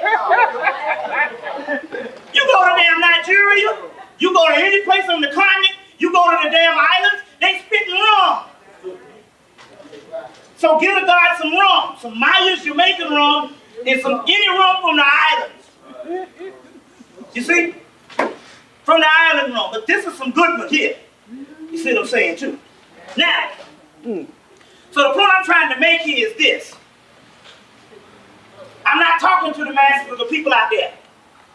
Now, I will say this much. If they make the decision to start passing out the money, well, ain't nothing you can do about that then, so you might as well go on down there and get your check. But don't say that this is based on compensating you for your ancestors. That's a fucking abomination. Your ancestors died because of money and property. And you mean to tell me that they died for it's going to be your redeeming factor? That what put you in slavery can never be your redeemer. But we have to dig beyond. See, the thing about us now, we are unprincipled. We didn't have a lot of money 50 years ago, but we had principles. We have lost principles. We done came and we done gone savage. We done became and we got the white man stink on us. So we think like the white man now. You see what I'm saying? We think like the white man now. That's why all your black leaders can sell out 1 billion people based on money. You see what I'm saying? Now, so they're going to try to say that ain't nobody in this doggone land is pure black and we're all one ancestry because we all got this genetic link based on slavery.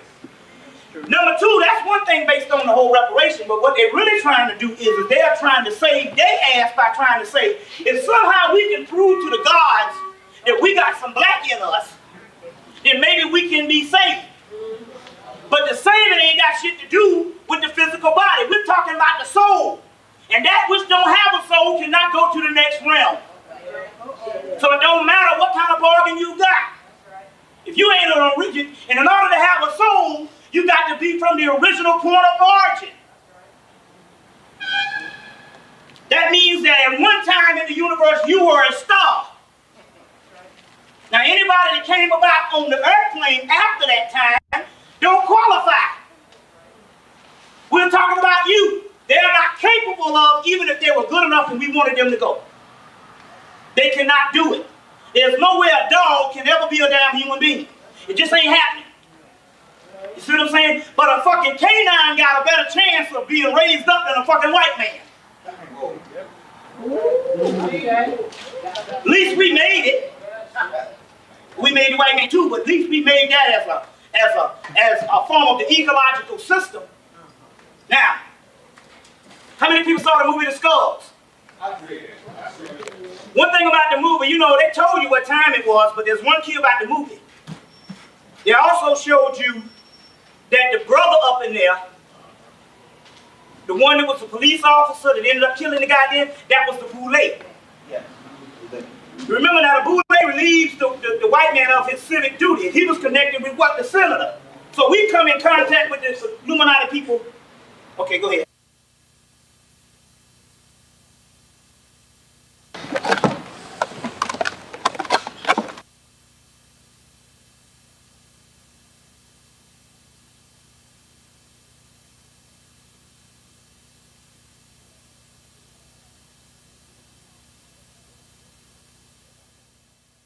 Shit sticking on my face like this, and I'm talking and looking at this shit. I say, y'all let a nigga talk for 30 minutes with some fucking paper sticking on his face. So if that happens, y'all let me know. Now. You on. Okay. So they showed that the black guy in there was a Boule member also too. But it also showed, you know, because it was another little black boy hanging out with the white boy. Then the damn white boy, he said, don't tell me you're going to join the Skull and Bones. The white boy looked at him like, see your nigga ass. And then realized he wouldn't be tripping because they killed no black guy.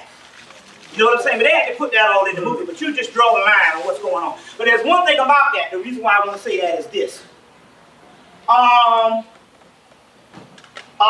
The guy that wrote the book, Our Kind of People, and boastfully bragged, that's the same thing, boastfully and brag, the same thing. And boastfully told us that he was a doggone Boule member. Whereas 10 years ago, that would have been unheard of because we didn't know about it until Steve Coakley unmasked that. Now we got to give Steve Coakley credit for that because Steve Coakley is the one. He did such a good job until this is what happened. The reason why the boy on the movie, the book, Our Kind of People, Otis Graham or something, that guy, the reason why he announced that he was a Boule member out public publicly because the Boule is no longer the conspiratorial organization that it was. See, what they did is this here. Steve Copeland did such a good job unmasking the Boule until what happened is the Boule, the real conspiratorial people, they go underground and form a new organization, and the Boule just become a regular fraternal order, like the AKAs and the Deltas, you see what I'm saying, or the Elks Club or whatever. You see what I'm coming from? Yeah. So, because now you literally see them saying that this Boule member, and it's out in the public, that means that the people that conspire against you, the advisors of the king, that's no longer the Boule. They got a new organization that you don't know about. Same thing with the Skull and Bones. The guy unmasked the Skull and Bones, and really, a lot of this Skull and Bone information came out based on a white boy that went to Yale in 1985, started doing these reports on it. So basically what they did is that they went up underground, and the Skull and Bones is just a regular fraternal order. But remember in the movie, they was talking about, there was about 6 other orders, and they showed one with a snake on it, but they didn't tell you the name of it. So they got other orders that they can go and be up under, but that would just be a fraternal order. You see, so that's a, once one is exposed, they let that just become a regular institution, and the other one goes up underground. So when you're looking for a Boule member now, some people that now join the Boule just gonna just be regular people in a regular postgraduate fraternal order. But it doesn't mean that they're conspiratorial people, because the simple fact, the real conspirators have even gone deeper underground. You see what I'm saying? So that's how that goes. You see. So now they got the movie Gladiator that started today. Now, first of all, 2 things happening. Number 1, they're trying to do the Christ story, a slave. But basically, it's the same Ben-Hur and Spartacus combined. You get Spartacus and Ben-Hur, I'm quite sure this movie is going to be resemblance to that. But also, it's about that whole Roman order again. And so if they can reestablish the Roman order, which is white supremacy, doing this lineup, the movie will be their ritual. But now the movie gonna have some esoteric part relating to you too. So go get Ben-Hur. Ben-Hur is the black man. All the stuff that Ben-Hur goes through, if you look at the stuff he goes through, it's the black man totally. And Spartacus, you see. But also on one line, they're using it for this time to reestablish the white boy as the ultimate gladiator. You see? And I think the guy, Hyman Yunsu, whatever his name is, he even dies in the movie, I believe. The black guy. So that's, there you go again, just like kill Jim Kelly at fucking Enter the Dragon. Yeah, I never got over that shit. Yeah, you know,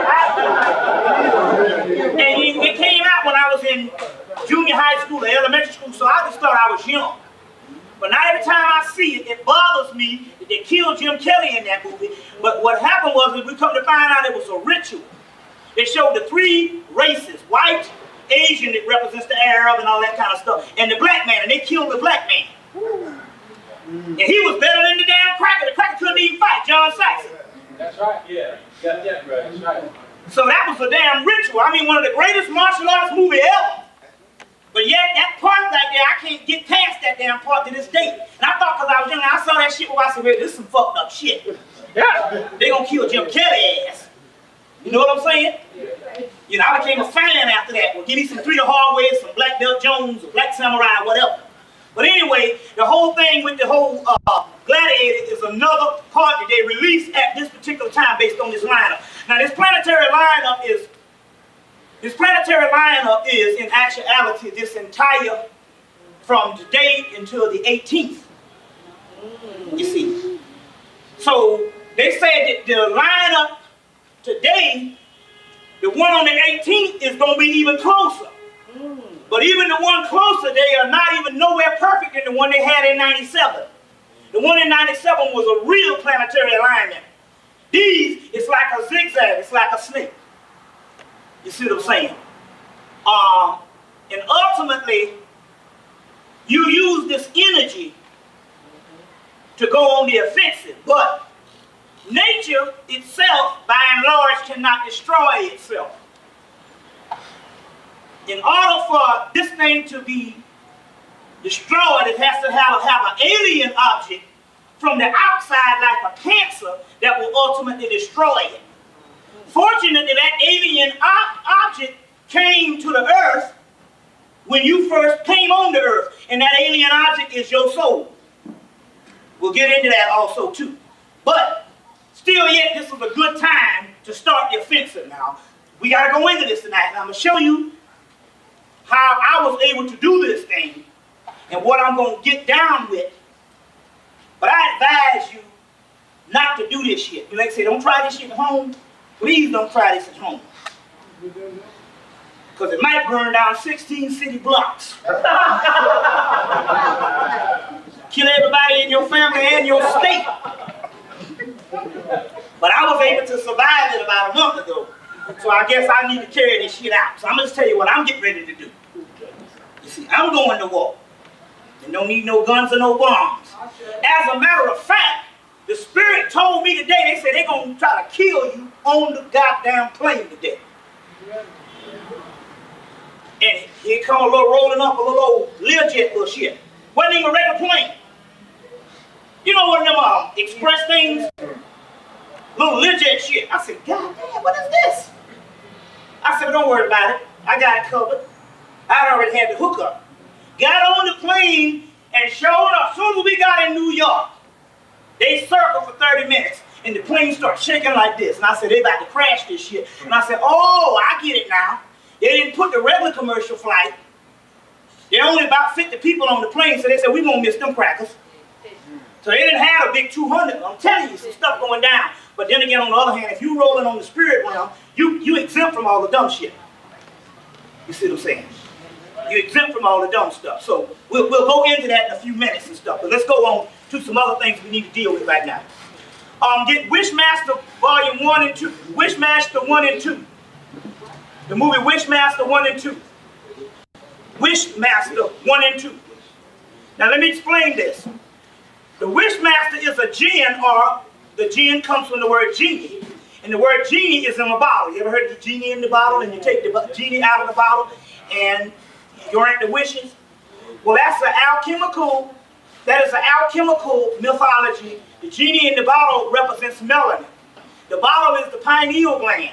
And when you unleash the genie in the bottle, you get the wishes or you get the glory.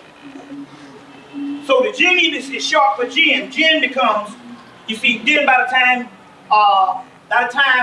it becomes with Islam, Muhammad and them outlaw all of the ancient Persian and Zoroastrianism, ancient mythology of the Kushite Arabian.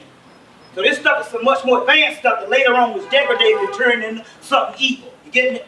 So the genie in the bottle is basically, when you unleash this spiritual melanated energy, you get the wishes.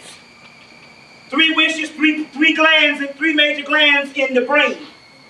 3 stars in Orion's belt, 3 crosses on Calvary, 3 pyramids in Giza Plateau, 3 spears of the Kabbalah, Jubilee, Jubilee, Jubilam, 3 wise men. You see what I'm saying? 3 blind mice.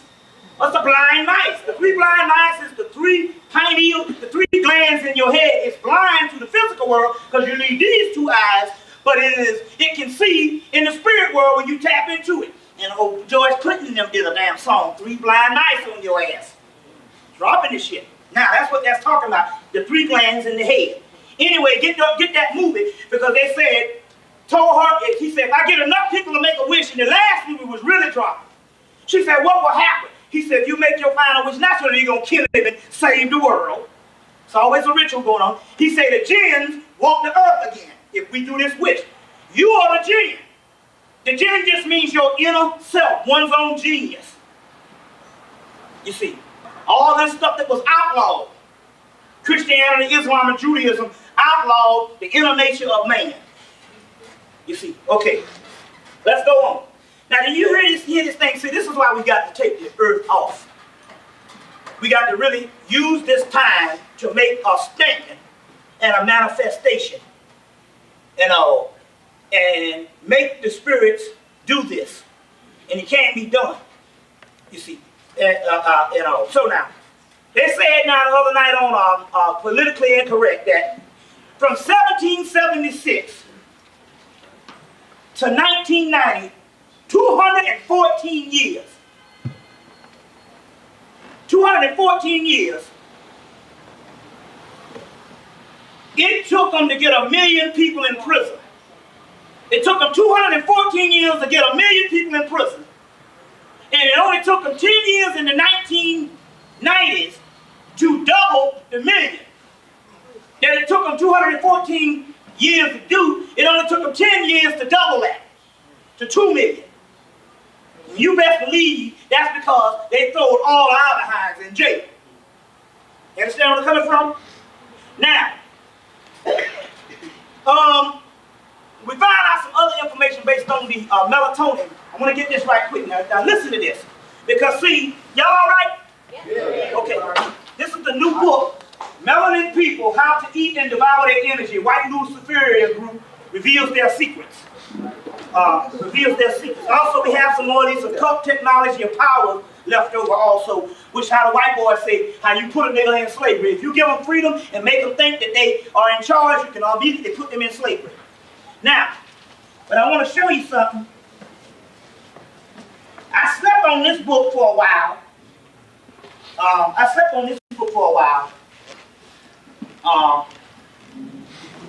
You see. I slept on this book, and number one, the reason why we give bibliography in books is because the government can exploit you if you don't give bibliography in books. And if you come up and you run off at the doggone mouth, the government, they already know that the people out here don't never believe what we're saying. They only gonna believe what the people say on TV. But they don't mess with you if they know you give them bibliographies. This is the difference between them exploiting Farrakhan and not even mentioning Dr. Ben's name. Because they know if you give a person a book, you can convince that person that night that nigga on TV is crazy, but if that person can go to the library and read the book and turn to the back and get other bibliography, he can start thinking for himself. You see? So in actuality, you should always appreciate somebody coming and giving you bibliography. Even if you don't even go and buy the shit, you at least know you got a paper at your house that's got a reference that you can go to in the future if you want to learn something about it, but at least you can quote that shit to some no good niggas that's gonna try to dispute you, even if you ain't got the book in your house. You just quote what Dr. Ben and them say. Go get Christianity before Christ, John G. Jackson. You see? Let them go get the shit. That's why Phil Donahue couldn't do it. That's why Phil Donahue couldn't do nothing with Dr. Jeffers. They got him on there, they started to do that shit. They thought it was gonna be some thing like some crazy person, and he came with the ammunition. And at the end, Phil Donahue had dropped his head. Because you ain't dealing with no food. Now here's a book called Melatonin, Your Body's Own Natural Wonder Drug. Now I slept on this book by Russell J. Reeder, PhD, and Joe Robinson. Russell J. Reeder, PhD, and Joe J.O. Robinson. But Reeder is R-E-I-T-E-R, Reeder, or writer, Reeder, I guess, I don't know. You know, I read it like it says in Africa, Reeder. The white boy say W, the E is silent, so that would be writer. You know what I'm saying? Because he's got a bastardized name and try to justify that shit. And your brain is telling you, you know, so this is called Melatonin, Your Own Body Natural Wonder Drug, by Russell J. Reeder, PhD, and Joe J.O. Robinson.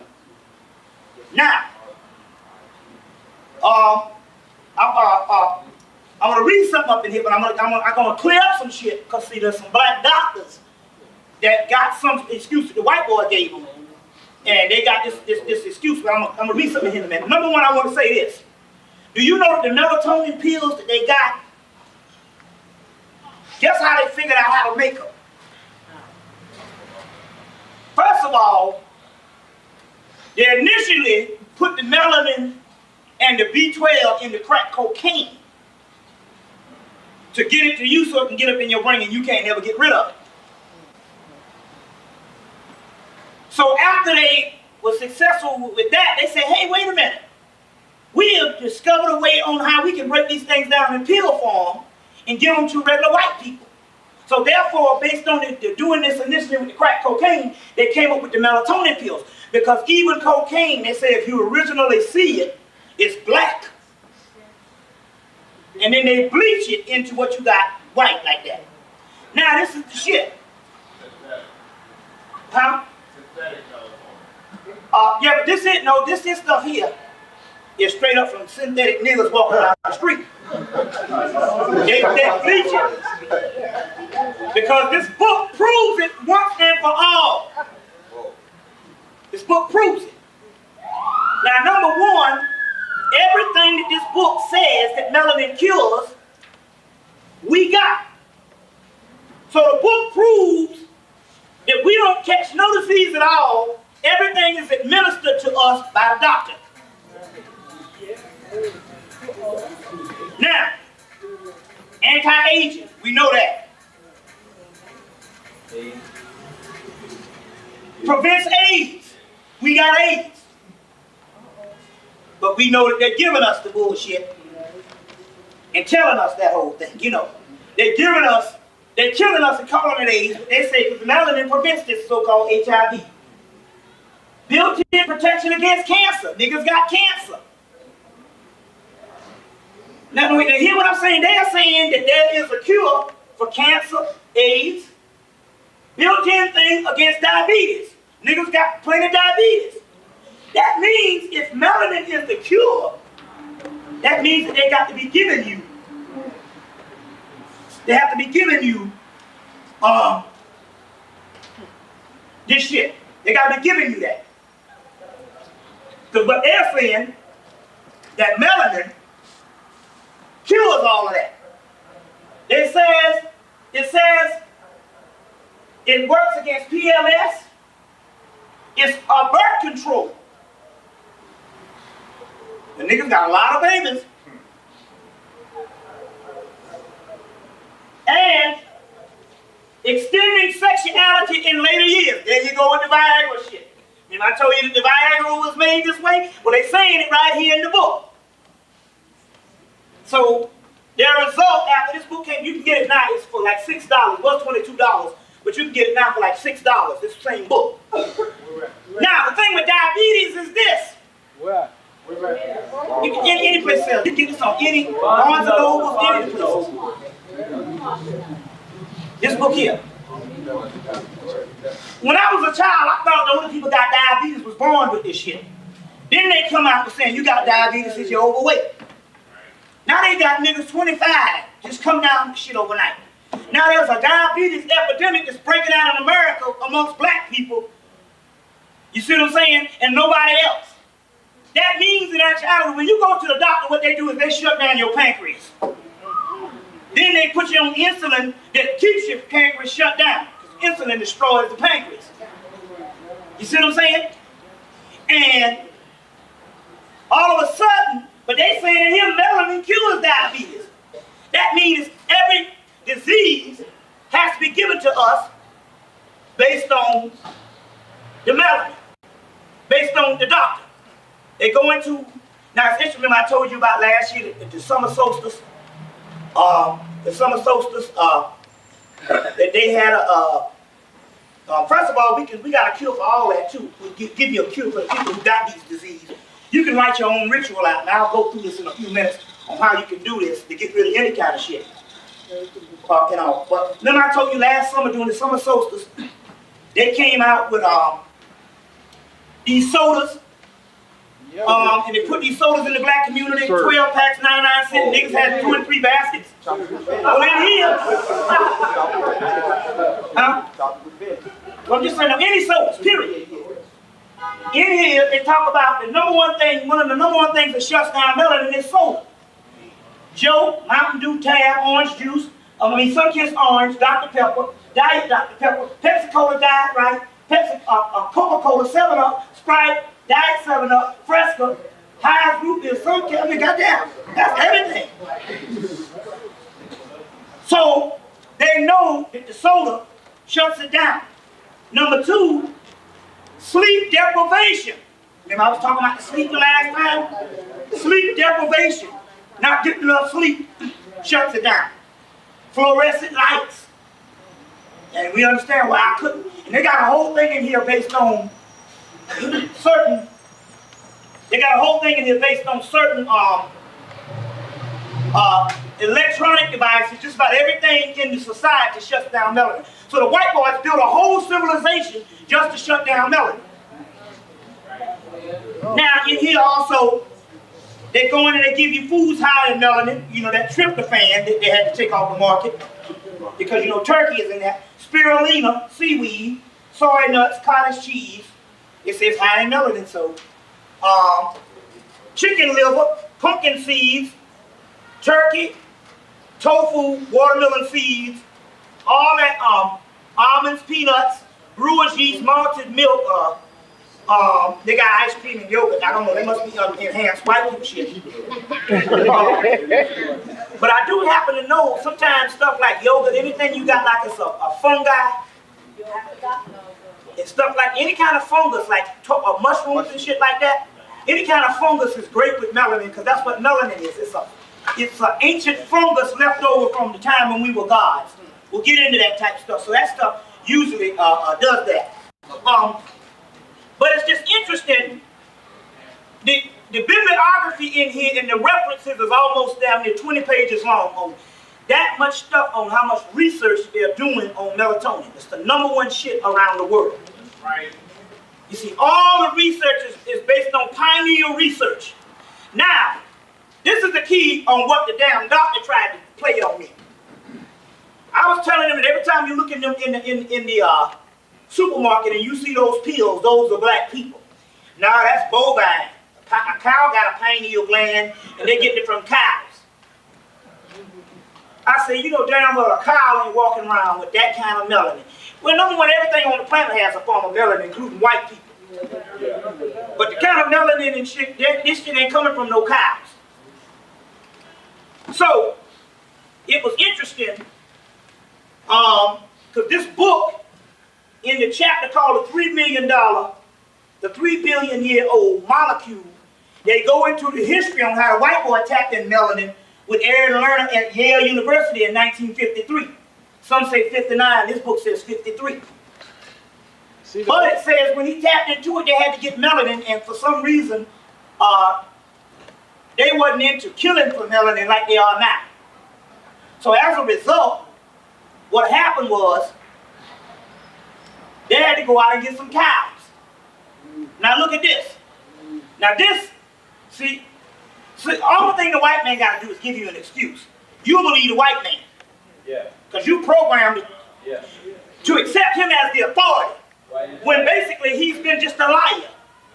Yeah. Big lie. So the only thing he has to do is say, oh, we get it from cows. And you go, okay, the white man say he getting it from cows. Hey, the white man say he getting it from cows. You mistaken. No, the white man say he getting it from cows. You won't even question it. You must support anything the enemy opposes and oppose anything the enemy supports. So, you know, your boy Kwame Ture told you the white man don't lie some of the time, he lies all the time. That's right. Every time. So now in here, it says, and I quote, page 14, it says that when they went to get the cows, it took 2,500 cows to produce 100 milligrams of pineal extract. Now 100 milligrams is a third of an aspirin, a tenth of an aspirin. You know, they tell you most vitamin C's, they say, if it ain't past 500 milligrams, you just will not even buy the shit. You know what I'm saying? Most everything got at least 500 milligrams. They saying that it took, do you hear this? It took 2,500 cows to produce 100 milligrams of pineal extract. They didn't even say melanin. So that means to get a shelf load in the supermarket, you would have to kill every cow. To get one shelf load in one supermarket, you got to kill every cow in the whole state of New York. And because cow is used now for damn hamburgers, they done got rid of the original human cows probably in the 1970s. And this shit here straight up clone meat. So therefore, anytime you clone something, you know it don't have the damn pineal extract no more. It's the 1952 cow head. So this destroys this thing that they're getting it from bovine because it took 2,500 cows just to make a damn a magnifying glass full. That means that they're only getting it from black people. You see? They're only getting it from black people. Now let's go on. What time is it? You got about 6 o'clock. Huh? you got half an hour, about half an hour. It's 10:45. That's why you don't mess with dairy products. Huh? You don't mess with dairy products. The milk, the Yeah, you know, naturally. butter, You know. no cheese, no butter. Yeah, you know, but like I said, there's ways to override that shit. Also, there's ways to override that also too. But you are right. You are right about that now, because it's interesting that you said that, because now the new lactose intolerant commercials that they got that lactate, they showing an old fine ass black woman up there. See, it ain't nothing by accident. Know what I'm saying? Ain't nothing by accident. 99% of the time, they gonna give you that old pine saw woman. You know, that Aunt Jemima shit. They ain't gonna give you no fine ass sister. Going places, sister. Her ass up there, and they're doing that for they're trying to drive it home. But that fine ass sister can drink this lactate shit, you can too. But why would they pick the black girl for that? So that is interesting you said that type of thing also too. Now, let's go on. Down in Atlanta, they got this thing going down with H. Rap Brown. That's going to be the new shit. That's going to be the new OJ thing. It's this H. Rap Brown thing. You see what I'm saying? First of all, they came on the news tonight down in Atlanta and said, this guy who shot the police officer, we returned rounds and shot him and he bled a trail of blood. By the time they get H. Rap Brown, they ain't got a shot on him. But all of a sudden, they're not saying that now about, they spoke too soon. But that's going to be the new thing that's going down. So they can bring that like the O.J. Simpson thing, and Black Panther, so they'll be dealing with that whole thing. And he connected with the Islam thing that already put him in the whole terrorist thing. You see? So that's the new thing that you can watch out for that they're getting ready to get down with in a few months. And it'll be nationwide. I'm just telling you to look out for it also too. Because it's going to be nationwide. Let's go on. Let's see here. They're selling human protein in GNC. Human protein in GNC. Now, so that means that the leftover stuff that they got from the melanin, after they clean the melanin out the body, they pack all that stuff together and boom, that side effect shit, or the stuff, the side item of the scraps, they're using that and they sell it in all parts of the body. Now, let's go on. Since we pressed for time, I want to get into this particular science right now based on this particular warfare. So to start with this, first of all, let's see here. Y'all all right? Yes. First of all, I want to deal with this right now. First of all, in this book, there's always two schools of thought. So Darwin was right. He'll have a way of presenting some stuff. Valentine will have a way of presenting some stuff. And I'll have a way of presenting some stuff. Ultimately, it's just knowledge. You're supposed to at least go out and study for yourself. And by me saying don't follow what I say, I can stand up here and basically give you my side of it. If you don't go study it, that's up to you. Now, my side of it is a little bit different. Now, this is nothing disrespectful because we can agree as Africans to disagree. But my thing is based on my research. And all the research I got is that the menstrual is normal. This is based on my research. You can take it or leave the shit alone. Now let me explain. Because most people, menstrual cycles, most people, because you're looking at it from a physical or physiological or medical perspective, it don't make no sense. But when you look at it from a spiritual perspective, it makes all the sense in the world. It just depends on what angle you're coming from. Now, in this melatonin book, they tell you about melanin is also for birth control. Now, the reason why a lot of the menstrual cycle might not make no sense physically because you have to go through it now, but it makes sense astronomically because there's a 28-day cycle of the moon, 28-day cycle of the doggone menstrual. So if it's that fucked up, why is it lining up with the damn moon? Huh? Now, the way I'm gonna break it down tonight, we'll give it a little better perspective. Now, I can say in defense of Valentine that maybe he's right.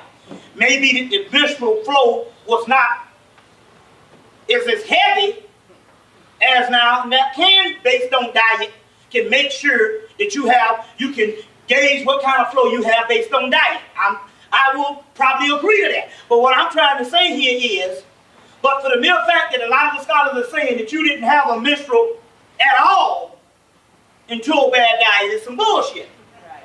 Because I got the damn Smin rights in ancient Kemet dealing with the menstrual. We got Mauricia Eklund's books deal with the people in Papua New Guinea. These motherfuckers live in the rainforest, eating leaves and branches and trees.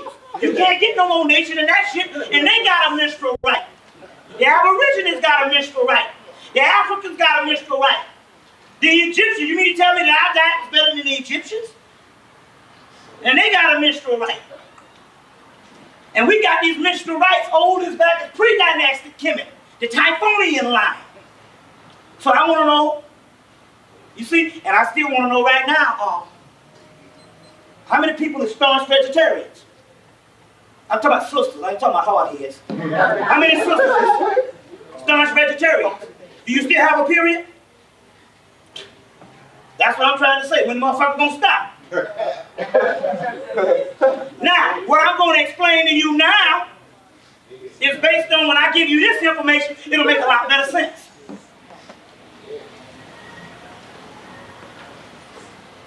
The system had a built-in mechanism of birth control. And the built-in mechanism was when she wanted to abort, spiritually,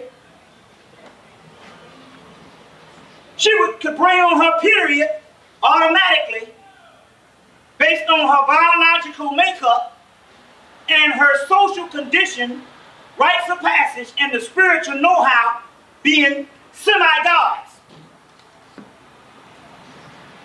So she had this mechanism to bring on the menstrual cycle to abort whenever she felt that she didn't want something to come down. Because a motherfucker coming down here don't mean shit. Incarnation is the worst motherfucking shit you could ever go through. So let's not be funny with this damn mess. Ain't no God sent you shit.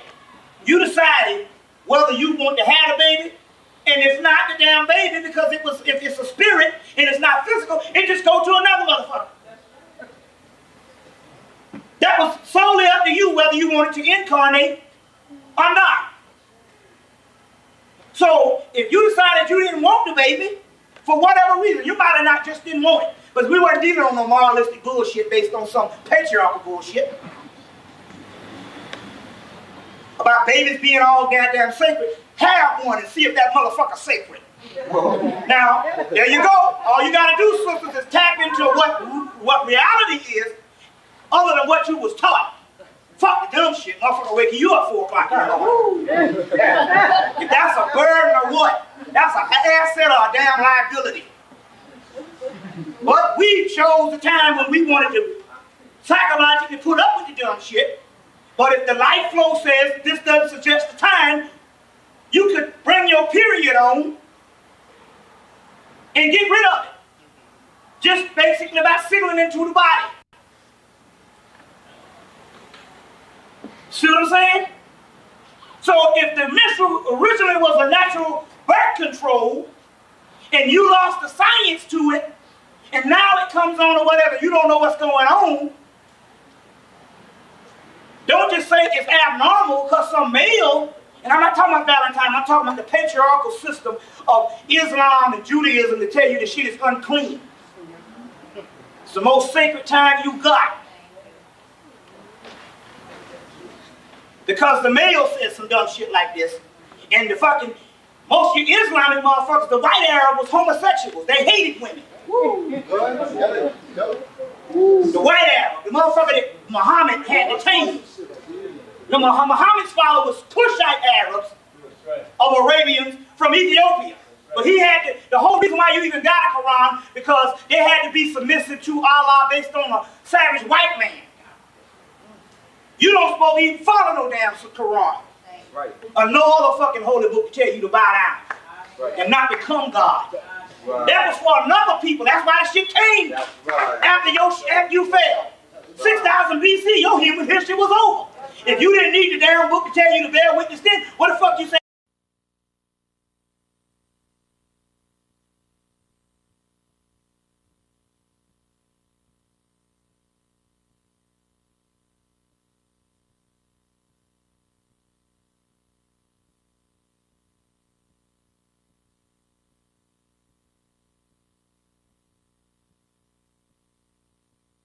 Introduce you to one of our teachers that are here for some of the lectures, Brother Icky, who has done 2 lectures and a half, the half being the opening for Booker T. Right. Okay, well, brother, we're gonna have to see you next time because this brother's here. All right, well, okay.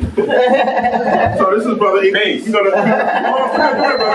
a lecture right there. I spoke to the people. You'll be back in about 10 minutes while I deal with what's going on out there. Okay, so this is Brother Icky, profound brother in physics. Give the brother a hand.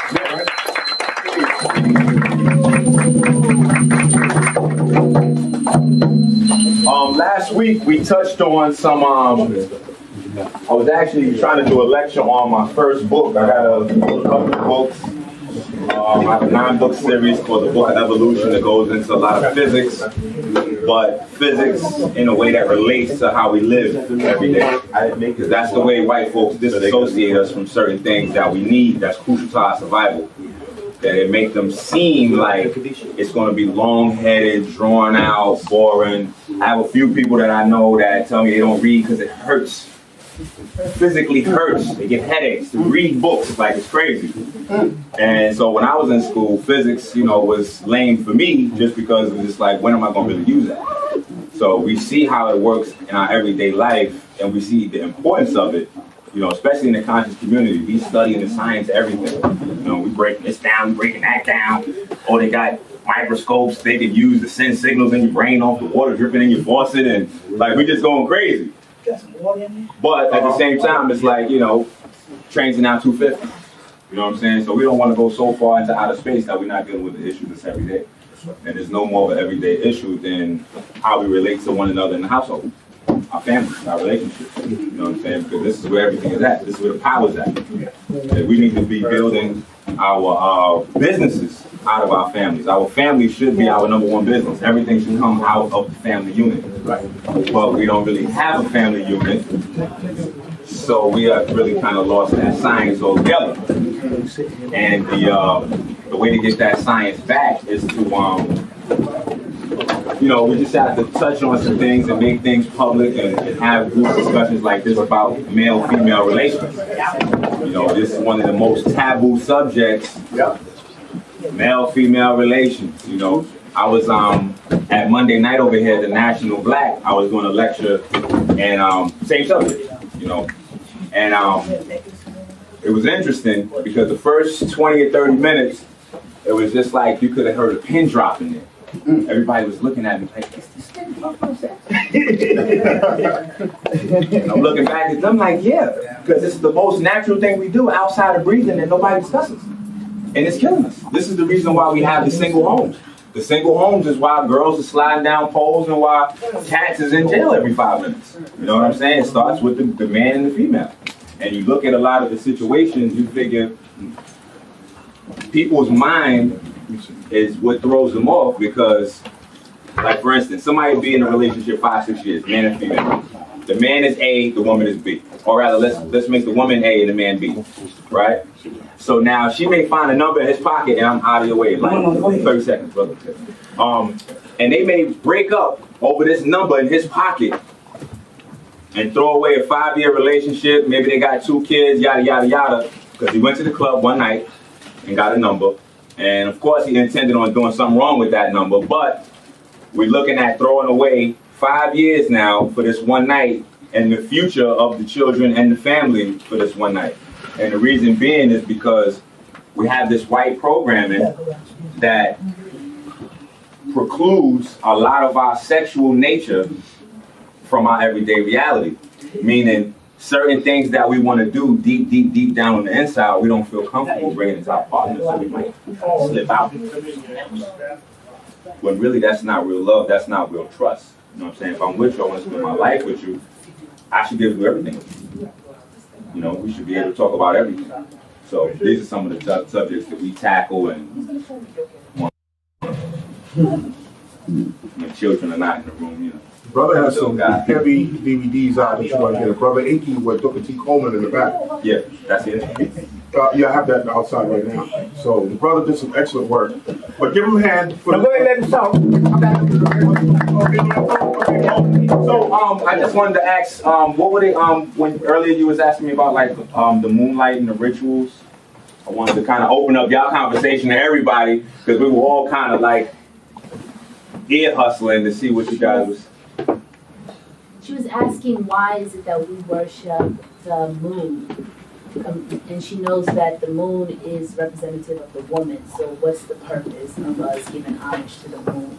Like the full moon, the eclipse.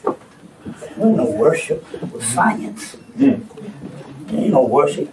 That's a later day concept of people looking back to ancient people and automatically thinking, oh, they worship the moon. See, that's a Christian mindset. That's right, that's right. You see, they didn't know these people had advanced science, but see, in the modern world always teach you that the people back then were stupid. And that's a concept of mind control. They didn't worship no moon. You know what I'm saying? They was dealing with the scientific aspect of the phases of the moon with the menstrual cycle and all of that. And they used different deities. You see, they used different deities to explain that because those was formulas. And that's the problem with the modern person always looking back. Right. You see what I'm saying? Trying to probe and thinking, you know, trying to give a diagnosis on ancient thought. And they don't know what they're talking about. Mm-hmm. But it all starts from the messed up aspect of Christianity. Yes. Okay. Islam and Judaism, those later day religions, Right. you see what I'm saying, that were actually created out of ignorance. Mm-hmm. Yes. You see, you see, you know, so it's no different than the Egyptians being evil to the Christians. Yeah. You see, so that's what those concepts. So they never worship no moon. They never worship the sun. You see what I'm saying? They just understood the importance of it, and we're looking back now because they venerated the importance of certain things. We're looking at now like these people are stupid. They just worship the sun and worship, and that's how and that's the way they're able to predicate these modern religions. You see what I'm saying? By leveling the ancient stuff, ancient stuff. So it's never no worship. When we say these things, we're speaking from the same Christian model that we've been taught all our lives. And now we got on all the African stuff and the arts and stuff, but we still got the same Christian blueprint in us. Right. Yeah. There you go. And that might take a lifetime to work out. You see, it might take a lifetime to work out. That's right. You see what I'm saying and all, because it's a form of mind control. Especially at a young age, you're given this stuff. You're given this false information. And all, you know, so that's what that is about. So you come back up, brother. I gotta go. Take it along. Yes, come on up here, brother. Yeah. Where's the light? And I'll be right back. Yes, brother. The backdrop of the sunlight is To pick up a where you little left bit. off, I mean, yeah, some of the Oh, I'll help answer them that one question about the full moon also. Can you let her ask her question? Because I don't think I posed it in the proper manner. So it was really her question. I think you should have asked. Okay. What I was saying was, as far as Whitaker, right? with us, with us. And I was saying with Egypt, you give homage to the sun. So Wicca seems like they're the opposite of that. So they're giving homage to the moon. And that's when you stated it's just a reflection of the sun. So both goes hand in hand. And I wasn't looking at it like that. That was my question. Yeah, and then also in that aspect too, you gotta remember Wicca is more like a European thing. And a lot of rituals, like the brother was touching on, a lot of what looks like from our vantage point now as worship back then was actually science, was technology, like sun gazing and sunbathing, things that we should be doing now that a lot of us are getting back into. When you take the spirituality aspect out of it, it just looks like niggas staring at the sun. You know what I mean? And if you don't have the physical technology, you don't have the deep carbon, you don't have the deep melanin, you don't have the deep hue, you can't get any spirituality out of staring in the sun anyway. You're about to get cancer if you don't put on some glasses or blink, you know what I'm saying? So for them, it's a lot easier to practice some of the sciences and rituals and our technologies, because that's all they're doing is practicing our stuff. It's easier for them to practice it in the moonlight, which is in the lesser light than the sunlight, because then they have better chances of coming out of there without getting sick. But yeah, so a lot of our stuff was, a lot of the stuff that they're doing now is old technology.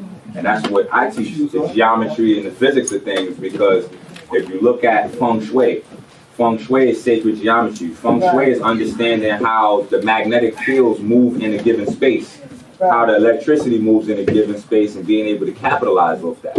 A lot of people right now are going, they're having sleep trouble. And that's because the magnetic fields are shifting around the planet.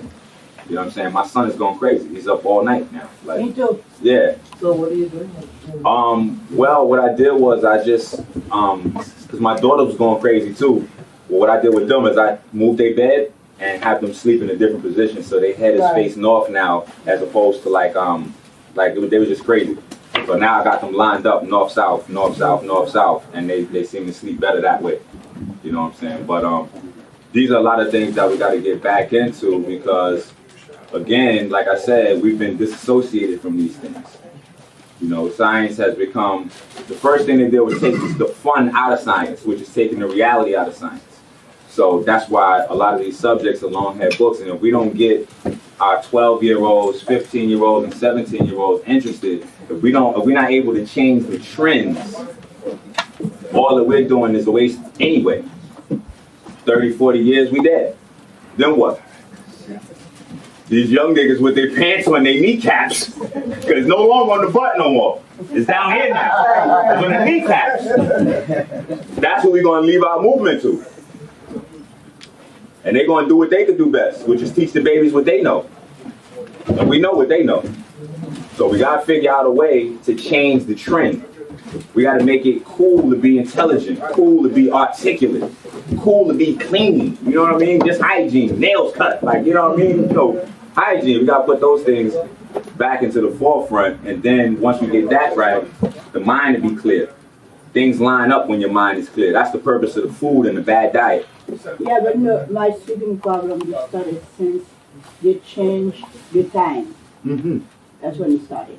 Yeah, theirs too. They started like maybe October, November. They started. Yes, it's when mine started. Yeah, and it's gonna pick up as we move through this through the 2012 event. But the 2012 event is not like everybody's speaking like it's gonna be December 22nd, 2012. Boom, boom, boom, boom, boom. It's an event it's a progressive event. It's a sequence of events that have already initiated. That's right. We're already in the middle of it. That's what these snows and like there's a state, like right now we good. In New York, we're so used to snow, it's like second nature for us. Georgia, where I just left, they have a state of emergency. City shut down. Like they don't even know what to do when snow hit the ground. South Carolina, North Carolina, these places is asking for government grants. Like they need all the soldiers to come in. Like it's crazy down there for them. There's places in Europe where they never had snow and all that kind of stuff. And not never had snow, but the amount, So they happen to get used to a lot of things. The birds falling out of the sky. Like if we look around, the signs are there. And there are a lot more signs that are there than even we can acknowledge because of the fact that we don't have a stronghold on the media. You know, we gotta wait till Tuesday night or Friday night and get it from Red Pill and Blue Pill, or you know, Abundance on Thursday night, whatever the case may be. But you know, this is the situation we in. So now the challenge is to make, you know, we had our forerunners, you know, that are still out doing the work. Bobby Hemmitt, Phil. I'm not a forerunner. Well, I know you're icon. We look up to you, brother. That's what I do. I got all your stuff in the house. But we got to make it applicable what we do now. We got to do a lot more walking. They taught us. So we got to walk this stuff out now. We got to stop taking the DVD home, watching the DVD, and going to sleep after. Being satisfied and complacent with sounding smarter than the guy next to us. We got to actually make this stuff. We got to show it. We got to make it. People ask us about our diet because our skin looks so good, not because we're talking so much. Damn, your skin look good. You vegetarian? You don't meat? Oh, okay. Let me try that out. No, we military. Right. Brother. Give it up for the brother. Brother Inky. Give it up for the brother. All right. I gotta give a lot of shout outs today before I even get Bobby up here. Well, first of all, I want to give a shout out to my queen, for Jade out there. Let's do it. All right. Brother Inky in the back, facilitator. Panic is in the house. Raise your hand, brother. Let's not forget my brother over here. Put your hand up, brother. Got the red pill and give all the silver hand for coming out. Sit around. Don't talk about a forerunner. There it is right there. That's it right there. Okay? We just gonna get it right to it, okay? So Bobby told me to make sure y'all got your questions. Whoever got the email, I told y'all to get the questions ready. Close and intimate. Y'all know how these classes go. For those of you who've been coming, you know, you never really get through a whole lecture without getting back, back and forth interaction. Bobby, I'm going to put this. I know you already got one. Yeah, but here's another one. Oh yeah. The thing with the Ogun liquor. We actually gonna be carrying that here. Right. So, but it's not. I don't have an alcohol license, so it's not for drinking. Okay. Okay, it's for collecting or novelty. Just want to get that on tape there. You know. Yeah. Bobby Hemmitt, y'all. Give it up. Right.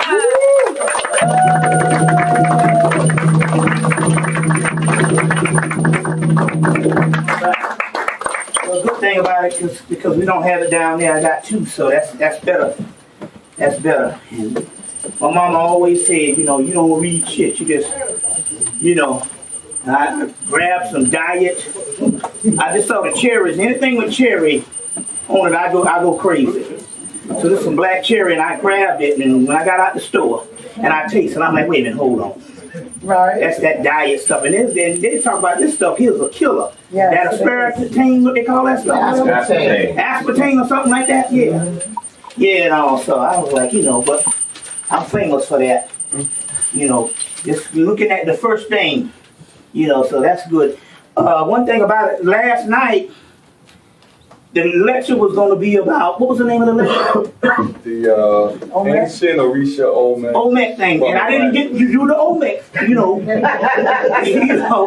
So I said, you have to change that, because I'm about to get the tape and take it home, and you wait for the Olmec stuff and it never show up. And stuff. So we're going to do the Olmec thing. It's a real short piece, that's why I left it at the end. We're going to do that right now. Beautiful. To try to understand, to explain what this thing is about, because it's breaking a major mystery of the Olmec. So we're going to do that. So, and I'm glad I got the water, because you got that aftertaste in your mouth with that stuff there. You know. But I don't know why it was. I think for the last 20-something years, anything with cherries. Whatever cherry I buy it, I don't care what it is, you know. And then come to find out when they started actually coming out with the sour cherry syrup, and they explained that the sour cherries was high in melatonin, you know, which is melanin. You know, the melatonin mysteries happened after the melanin conferences started in the late 80s. Then the Europeans started calling it melatonin. The pre-melanin conferences, the Europeans was calling it melanin. You see, Gabriel Cousins, one of the guys that does the tachyon energy, he had a book called A Rainbow Diet that came out like in the 80s. Spiritual Rainbow Diet and the Spiritual Nutrition, I think is the name of it. And he talks about the whole melanin thing because he mentioned something, and it might still be online. There's a thing called the Mind-Brain Bulletin. The Mind-Brain Bulletin. And it was a group of white scientists that came together in the early 80s to start talking about melanin. And they mentioned in there, he who has melanin is God. These white scientists. See that? And it was all this melanin stuff up until like, what was the first melanin conference? Like 87 or something like that? And then after the melanin conference started, by 1990, they started coming with the whole melatonin thing. And it was interesting here because like I even said on the blog talk, we know now that the precursors in the precursor, I don't want to say precursor, what we would call the original launching of crack cocaine had melatonin in it. Yeah. You see, that's why it devastated black people.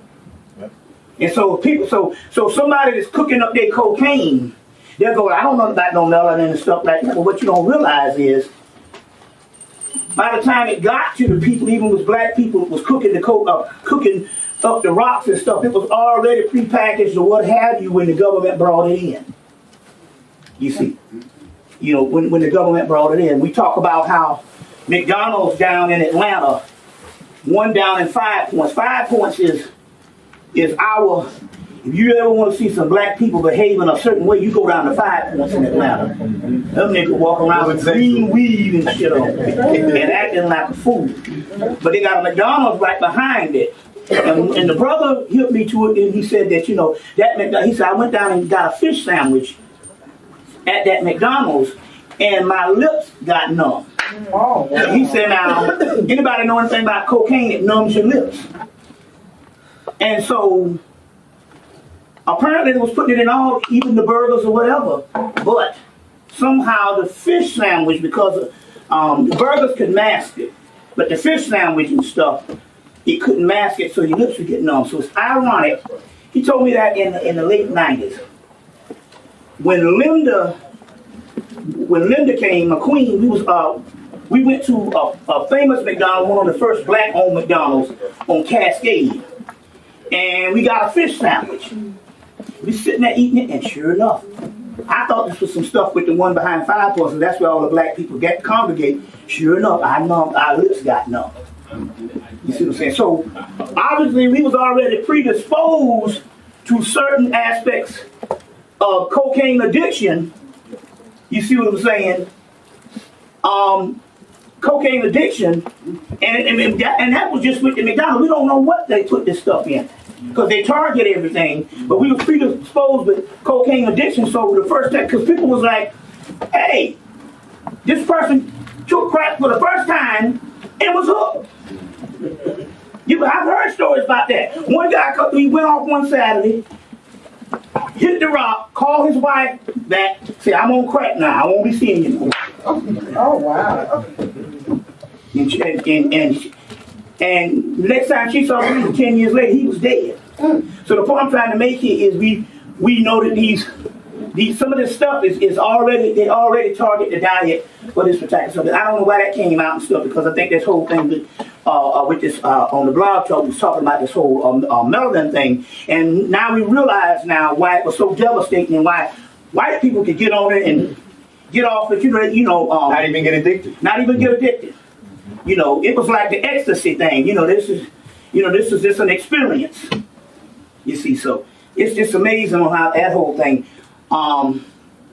went down. So, but I want to go into this Olmec thing. It's going to be short, and then we can go into some question and answers.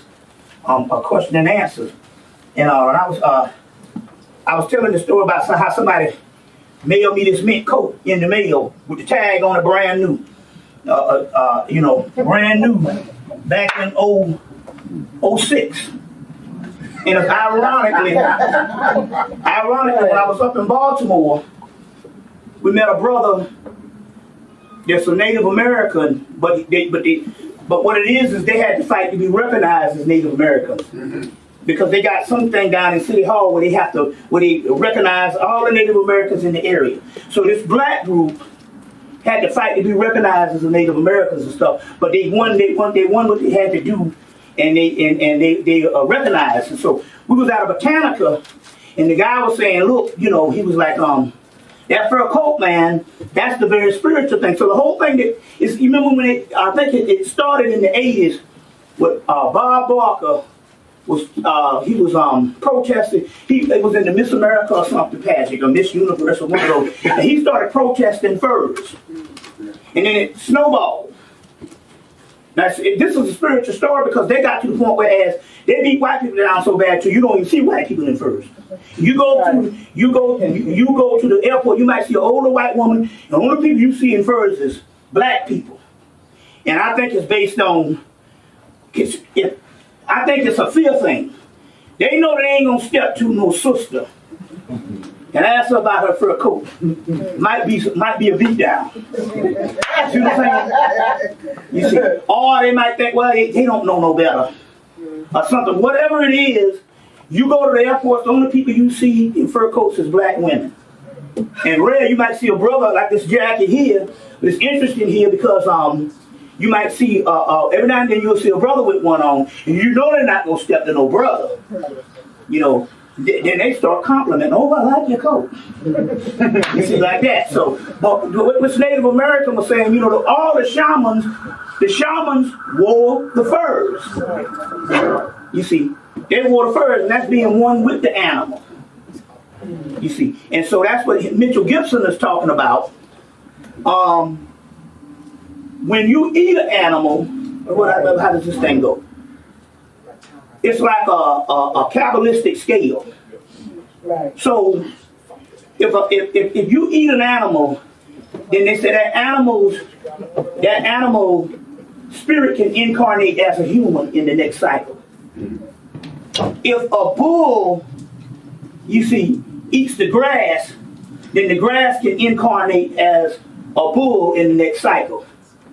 Now that might seem hard to grasp, but if you understand concepts of all this is an illusion, yes, and appearances, the apparent world, it's the world of appearances, but it's not necessarily the actual entity or energies that's actually permeating us, and that's what we're fighting against every day, is to find out that particular part of ourselves, you see, that we can't see. So in the what they call the magical universe, all these types of things can go on. Now take for instance, what they say here is that all we are is a bunch of planets and solar systems bumping around out here that on this plane appears to be a human. So your soul has its own solar system. The problem we have is we're so locked into our personality till we can't even get to the point where as we are a solar system or a planetary system and all this cosmic stuff in which we really are, because we are trapped in our personalities. You see what I'm saying? And so in order to rise up, you got to take off layers of these personalities. And until you get back to that cosmic substance that you really are. But too many times, too often by us in the human experience, we got locked and imprisoned into this particular personality. So now I look and I say, well, you know what? No person's behavior has anything to do with what that person really is and what spiritual path that person really is, because ultimately we're cosmic molecules. Yeah, that makes sense. You see, and we've been trapped in, and so the later day religions, unlike, which is piggybacking on what we were talking about before, unlike the ancient religions ultimately, the goal was to get back to that essence on what you were before you incarnated down here. The later day religions to enslave people. Yes. They started focusing on the personality, moralism. Don't do this, don't do that. You see. Now, Charles Fitch said something years ago. This was in the 80s. He said, the Egyptians didn't look at animals as being subordinate. They said that the animals were equal to them. Was equal to them. And I had problems with that, because that's the ego. Until I got some cats. Oh, yeah. Now, my cats live outside. I don't have the cats in the house. But I got some cats. And these cats went from a variation of different color cats into all black cats. So we got mostly all black cats. And then I thought about what he's saying by just looking at them. And I said, you know, these cats are the gods. These cats are the gods. I said, you know, you got the goddess Bass, Sekhmet, Tashet, and these particular, you know. And in Islam, they would call it the 99 attributes. You see what I'm saying? You know. And I'm looking at these cats, and it finally dawned on me after 4 years of feeding them, or 5 years of feeding them. I said, wait a minute. This cat gets 2 meals a day. And if you wanted 3, they'll be getting 3, but they're not like dogs now. Not like dogs. A dog's behavior is the same as a male's behavior. I'm not talking about men or dogs, that kind of thing. I'm not talking about that. But there's the cats, you think female. And dogs, you think male. Now the dogs, they will eat everything you put out there in one setting. And as long as you put it out there, them dogs will eat it. The cats, you know, they'll eat, then they'll get full, and then they'll eat again. So they average about 2 meals a day. We, you know, when we first got, we was getting them, just feeding them all times of night and stuff like that. And the food, and the possums and all that was coming and eating the food. You see, so you tell I'm down south. I don't know if you all even see possums up here. Okay, so, and after about 4 years of eating, these cats eating, I said, you know what, these are the gods. I said, we feed them twice a day. Only for the sake of their cats. They don't do no work. We can't say they can train a CNI dog. They got dogs pulling carts. They got dogs pulling sleds. They got police dogs sniffing out dope. You see, but when it comes to a cat is like a black person said, when I feel like it. Right. Especially after we got out of slavery, look. When I feel like it. You know, I might defy you in what you're saying, just a simple fact that based on how I feel today. Yes. You see what I'm saying? You know, guy said, you know, I go to work, go on a break. He said, I'm going back to the work off the break. He said, wait a minute, I'm gonna take 2 breaks. Niggas said, I'm gonna take me another break. And these cats, I'm looking, I said, oh my God, these are the gods. They lay around and we feed them and they run us. Only for the sake of being cats. Nothing else. It's not like they got an attribute. You see what I'm saying? And these are outside cats. So we don't touch them. See, if you get a cat and you touch them and start rubbing them, you'll domesticate them. And they won't be able to live outside anymore. So you don't touch them, you just let them be. You see, you let them be. But the only thing that's domesticated about them is they got their 3 hearts in a cot. You see what I'm saying? But the point about them, I'm looking, oh, I get it now. These are the deities. These are the deities, and these deities are higher than the deities we worship. Because when we worship the deities we want something from them. We don't want nothing from them cats, but they do provide a service. We haven't seen a rat, a mouse since '06. You see, and what I was saying was that was the essence on what Charles Fitch was saying about we are one with the animals. We didn't look at ourselves as being above. And in so many words, if we're in a universe that contains all of this stuff, You see, it's an ecological system. We just have certain things that we do. And so we might say we are superior, but we're not superior for the simple fact, what we're supposed to be doing, we're not even doing. We don't even live up to the potential. Exactly. You see, we got to have a plan B. Because whatever you was going to be when you was a child, you are not that now. What you thought you was going to be as a child, you ain't that now. You see what I'm saying? You got to have a plan B. So my point here is we function the least of the entire ecological nature. Everything else fulfills its purpose.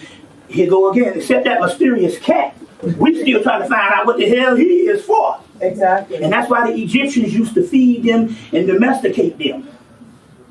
You see, and they trace the origin based on DNA. They trace the origins of all domesticated cats back to Kemet. You see what I'm saying? So it's a mysterious. It's a mysterious thing. And then it gets to the point that they communicate. Now, our cats is a little. Our cats will start to communicate when they know the food, that bag of Friskies, what's that other one? Kibbles and bits. No, the other is another one. Marina, whatever the thing is. When that bag gets low, they'll start communicating. They will send signals to Linda. Like, hey, look now, hey. But how would they know that the bag is getting low? The bag is inside of the house. Sure. They know, that means that they are on a higher plane. Right. They are on a higher plane. Right. So when that food is getting low, they start signaling. Now, it's interesting here, because Linda lived in D.C. So she moved in with her sister before she came to Atlanta. And so, what she did, she moved in with her sister. The sister had a little dog that was old. So she said, well, I'm going to move. She said, well, the sister said, well, you can come in and you can take care of the dog because I work at I work a certain hours and this dog needs care. She said, you can take care of the dog, try to help me out. The dog came to her and said, look, listen to me good. See, it's a whole communication. Remember the guy that had the tigers and the lions and all that shit? Right. Up here, and he said they could talk to him? Right. So that whole Beastmaster thing is real. Dog came to Linda and said, look, this is the deal. You are here because of me.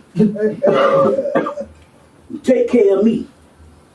She said, don't be caught. Because when I leave, you better have plans to be someplace else. Because after I leave, your sister ain't having it. You see. She said, so, whatever the deal here is, and I know the sister asked you to come in and help, because you were staying someplace else. But you either better go back there or you better go someplace else. Because you are here because of me, and when I leave in a couple of months, you see what I'm saying, you better make the way to have your path. You see what I'm saying, or whatever the deal was. Right. And so and it was spiritual because she moved to Atlanta with me. But the key was the dog talked to her and told her what time it was. So now we got these cats, and the cats, they don't really communicate. They do. Sometimes you'll hear something like, look out the door. And you look out the door and they standing there ready to get fed. So that's the first level of communication. And then you might ask yourself, how did the Africans live with them lions, right, and all them dangerous animals, and never was prey? Exactly. You see what I'm saying? That's because they had a communication.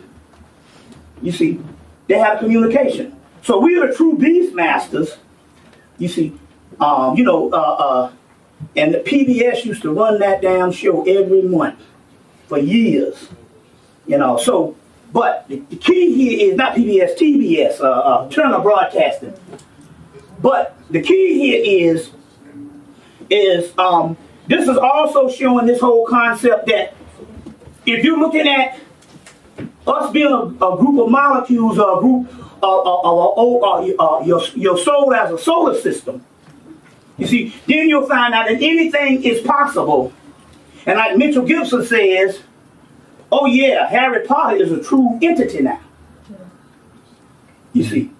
Now if you don't know anything about magic, first of all, for the person to perceive and to conceive the concept of Harry Potter was probably a transmission in the first place. It was a channel. Right. So that it meant that it was an archetype that existed outside of the physical. Then when they made it into a physical book and then the physical movie, it enhanced it. Give me some tissue or something when they get it. Oh, no, this ain't gonna work right here. That's a Kleenex towel. I need something to wipe with. Yeah, this would go for the snot, but no, that ain't gonna be it either. Buffalo wings. You get some, either a towel or a paper napkin. Solid. You get some solid or something else. But anyway, you need a board, the right board, the white board? No, I need some tissue. A napkin. There's tissue right there. No, okay. That's what I'm thinking. That's well. I guess this will work for now. So anyway, where was I? About the communication with the lines. Yeah, and so the concept here now is we are supposed to be getting back to that cosmic being of what we are, which is actually a solar system. You say, well, how can one soul be a solar? Well, you got 160 chakras. Yeah. You see what I'm saying? You know, you got cells, you got all this type of stuff, and that itself is actually a microcosm of the Milky Way, because that's the galaxy we live in. You see what I'm saying? Yeah. And so the concept here is getting back to that, but we still trying to act human, and trying to act human. Now let me explain what I'm talking about here.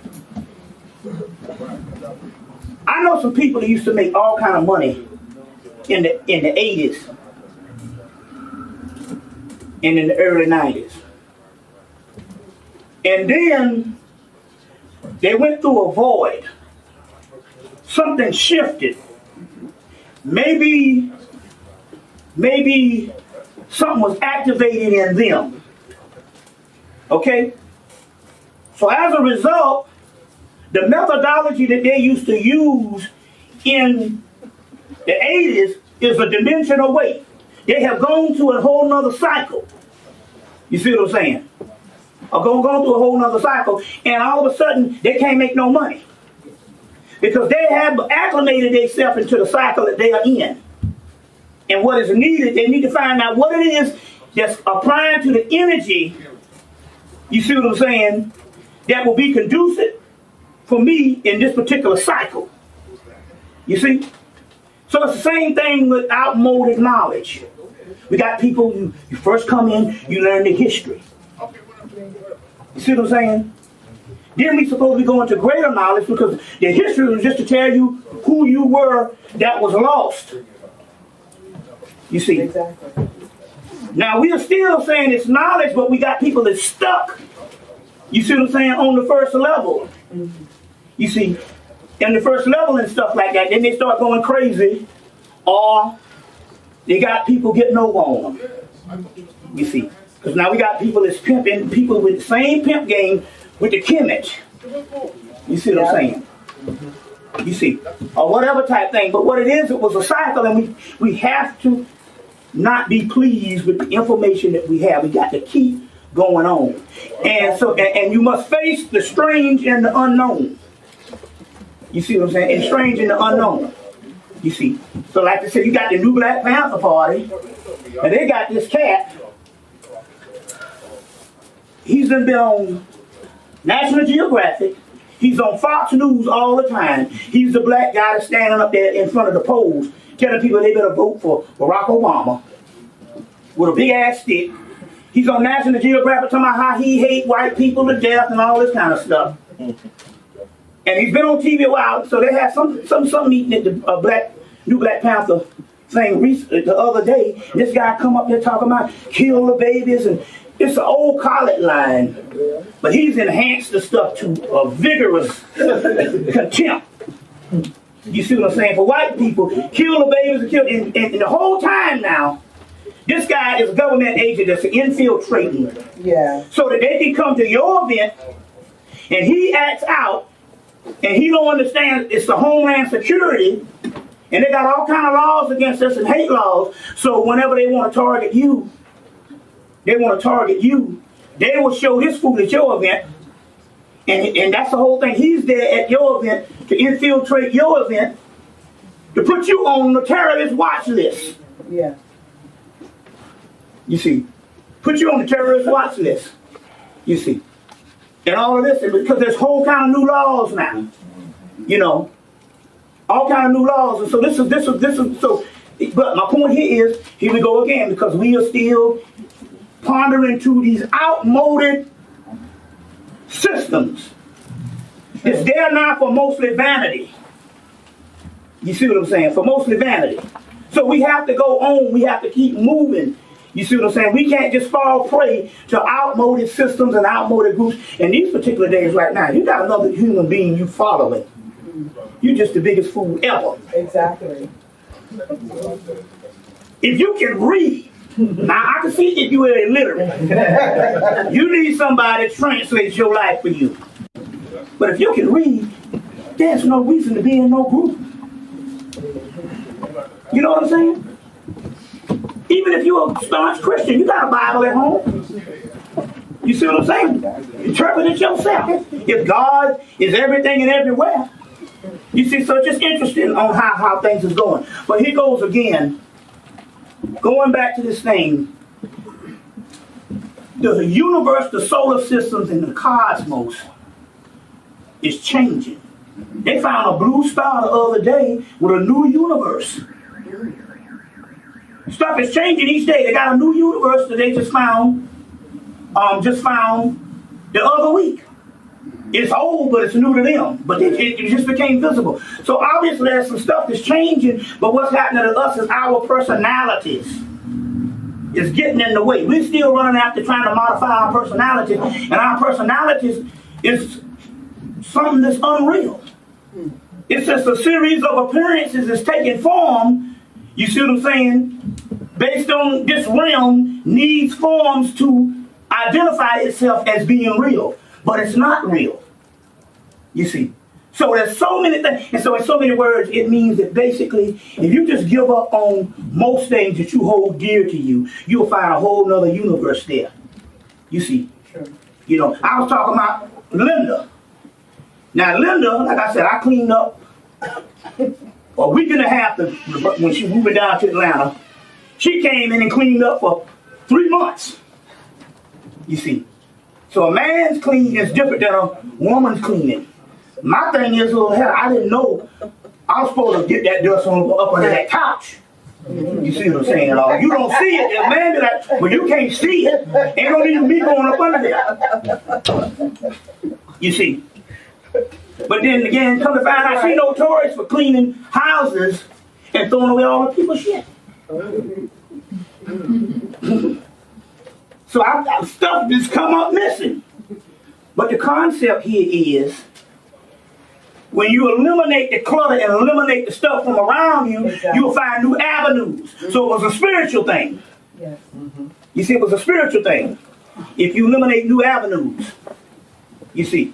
And so that's what that whole thing about. Even Farrakhan said that one time. You know, hey, a man will be content with a room and a bed if his woman were up on top of the bed.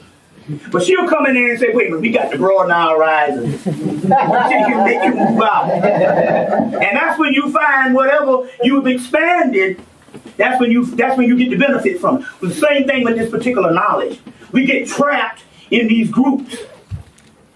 And they say, what is insanity? Insanity is doing the same thing over and over and over again. You see, that's what insanity is.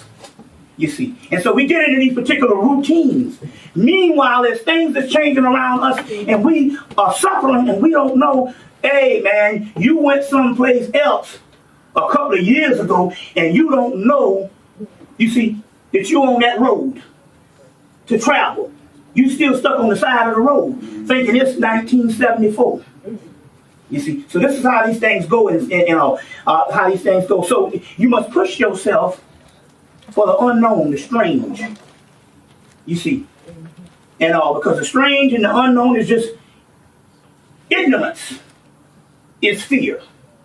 You see, so it's interesting. I want to go into this particular part. We're gonna spit this up. Since we got that one for the present, y'all. We're gonna spit this over going on. I guess I'm up north where you can't turn down heat once it get cold. I guess no, I go now because when we turn it down, it's gonna be 0 degrees in a couple of minutes. So I guess I gotta suffer through this. It's gonna be 60 degrees on Wednesday in Atlanta. You see, so. Ashe. Okay, we'll do a little libation. He got the drums and stuff. And then we'll go with this one part. Okay, so like I said, we're gonna give a shout out to old Shofi.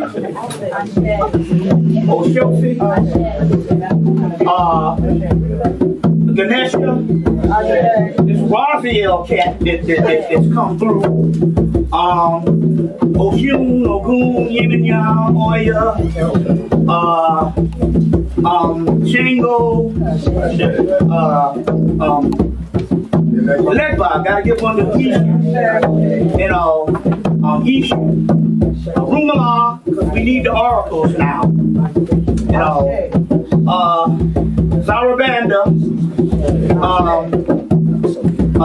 Maja Agua, Maja de la Luna, Santísima Muerte, Mama Shola, Las Spirituals and Tranquilas, Francisco C. H. Reyes, Santísima Petra Eamon, El Cristo Negro, Las Spirituals and Tranquilas, El Cristo Rey. And I go into why I got another information on why we got into this in the 2000s on this whole Apollo thing. And I talked about it a little bit yesterday. But Kunsu is here. Sachet, Nepjet, Neat. You gotta hear Neat, that's Athena. And the whole Athens is built after African goddess.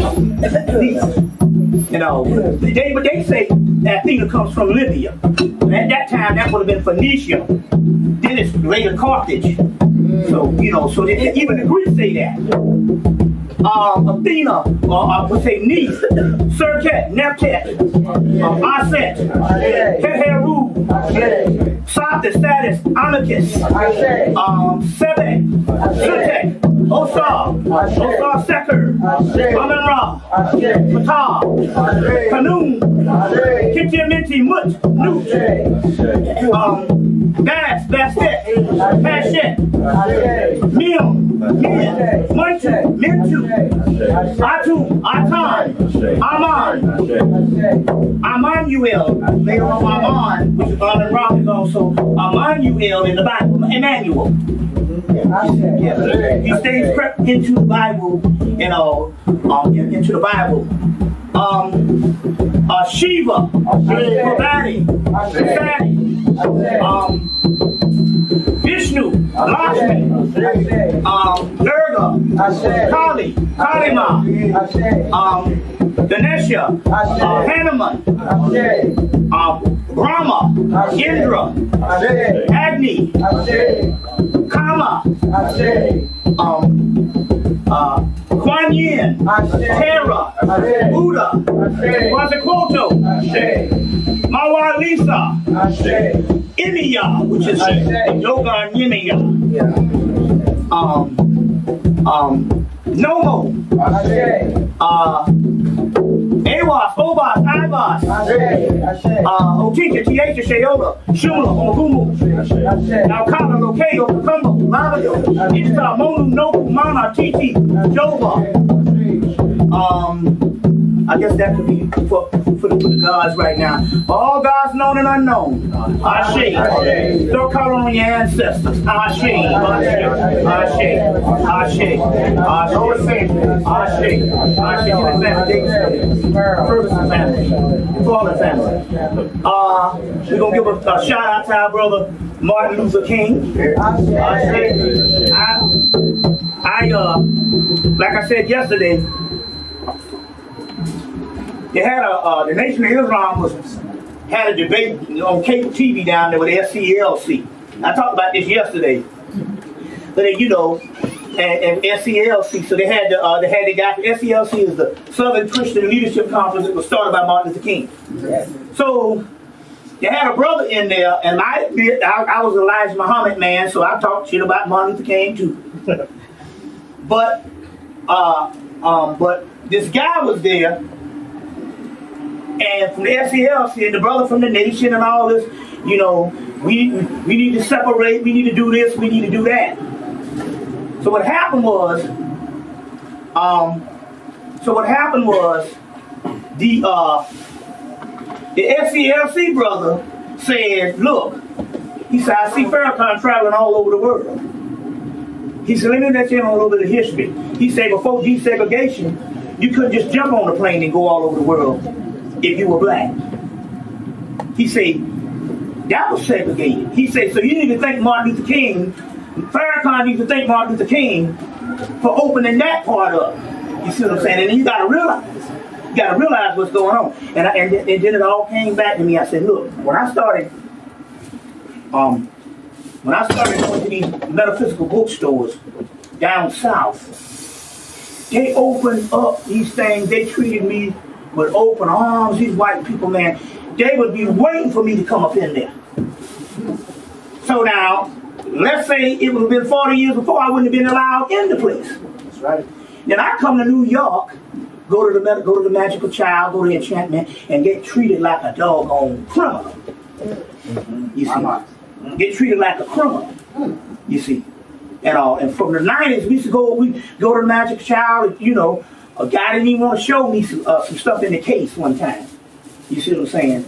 Want to buy a book? The guy questioning stuff because So the point I'm trying to make here was, had these things not been opened up, you see, I wouldn't have been able to do those particular things. So you have to think back sometime historically just to see what was going on to get us to a certain point. So we know that Martin Luther King is also Saint Martin, and Saint Martin is a form of a legba, as we talked about yesterday. And a legba, like I said, he opens the way, but he doesn't necessarily go to the promised land. Shango and Ogun are the warriors to do that. You see, but he opens the gate. You see. Same thing with the Moses thing before it became historical. He opened the gate, and then Aaron and all them took the people into the promised land. These are metaphysical terms that was historicalized. But these are concepts that they're talking about that happen in everyday life.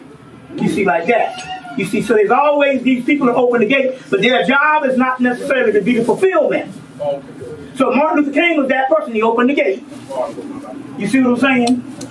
But we fulfill that in the particular aspect. We enjoyed certain freedoms, not necessarily that we wanted to live around white folks. So the simple fact, the civil rights movement wasn't about integration into other communities. That's right. Now we took the ball and ran with it. You see what I'm saying? But the point about it here is, it was about not having those doors closed just for a little type of thing. And like I said, I would go, man, these people would see me coming. It's like, we going to England, you want us to bring you some stuff back? Here go the list of stuff we going over to get. I'm like, yeah, give me some of that, they'll jump on a plane and go to England and bring me some stuff back. And these are people from the South. Yep. I'm riding around in a guy in all black, he's chaos magician. He got on all black and stuff. And he said, yeah, I used to be one of the junior representatives of the Ku Klux Klan back in the day. And I said, I get it.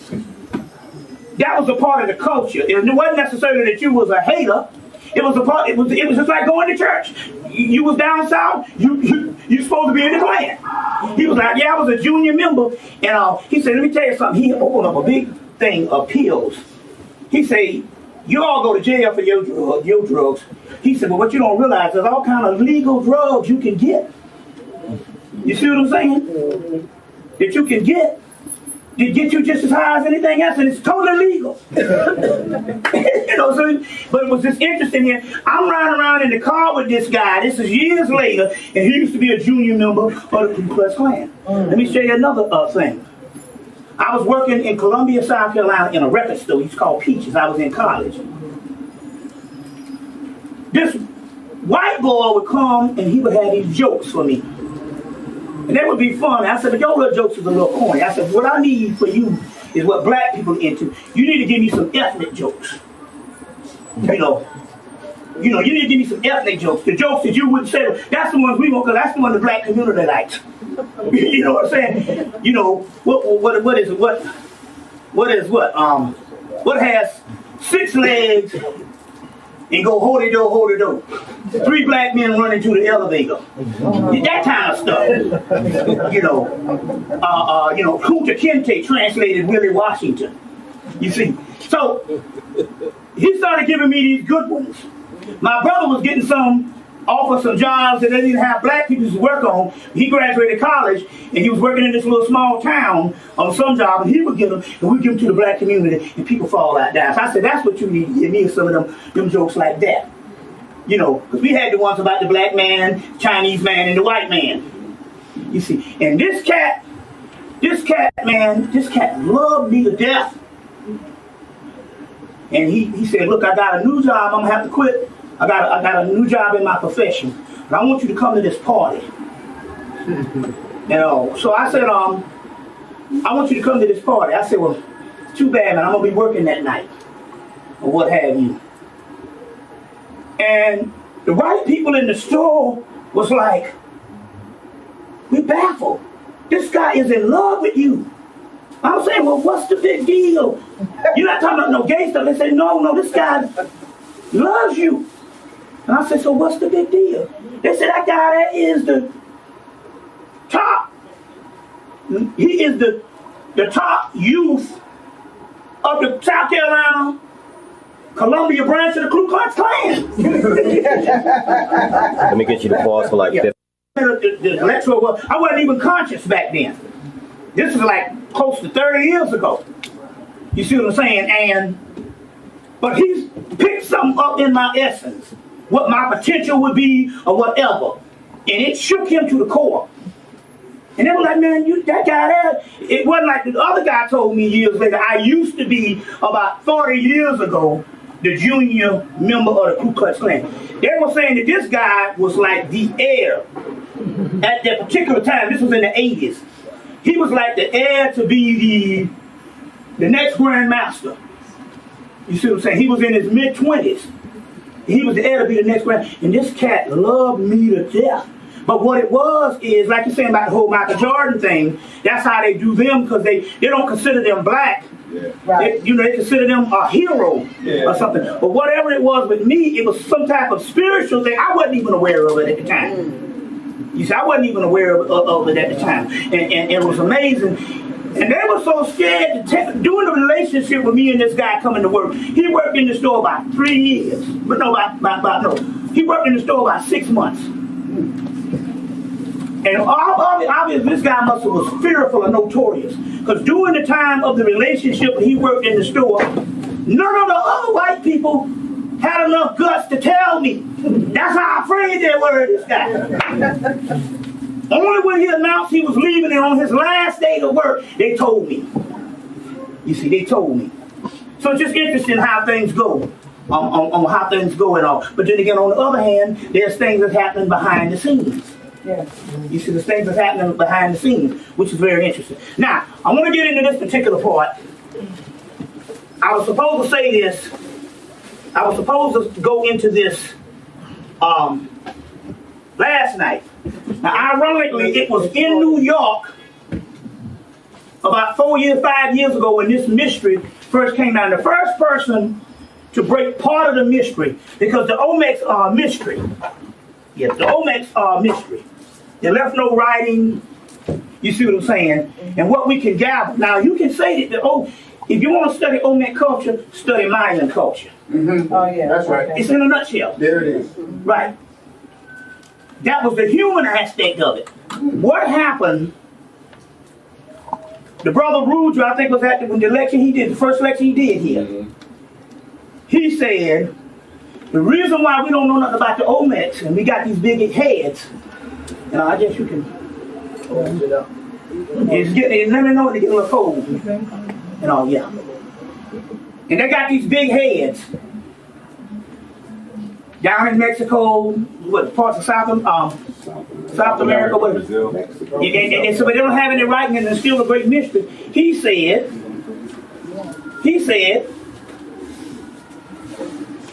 you getting cold or somebody getting cold? Mm-hmm. Yeah.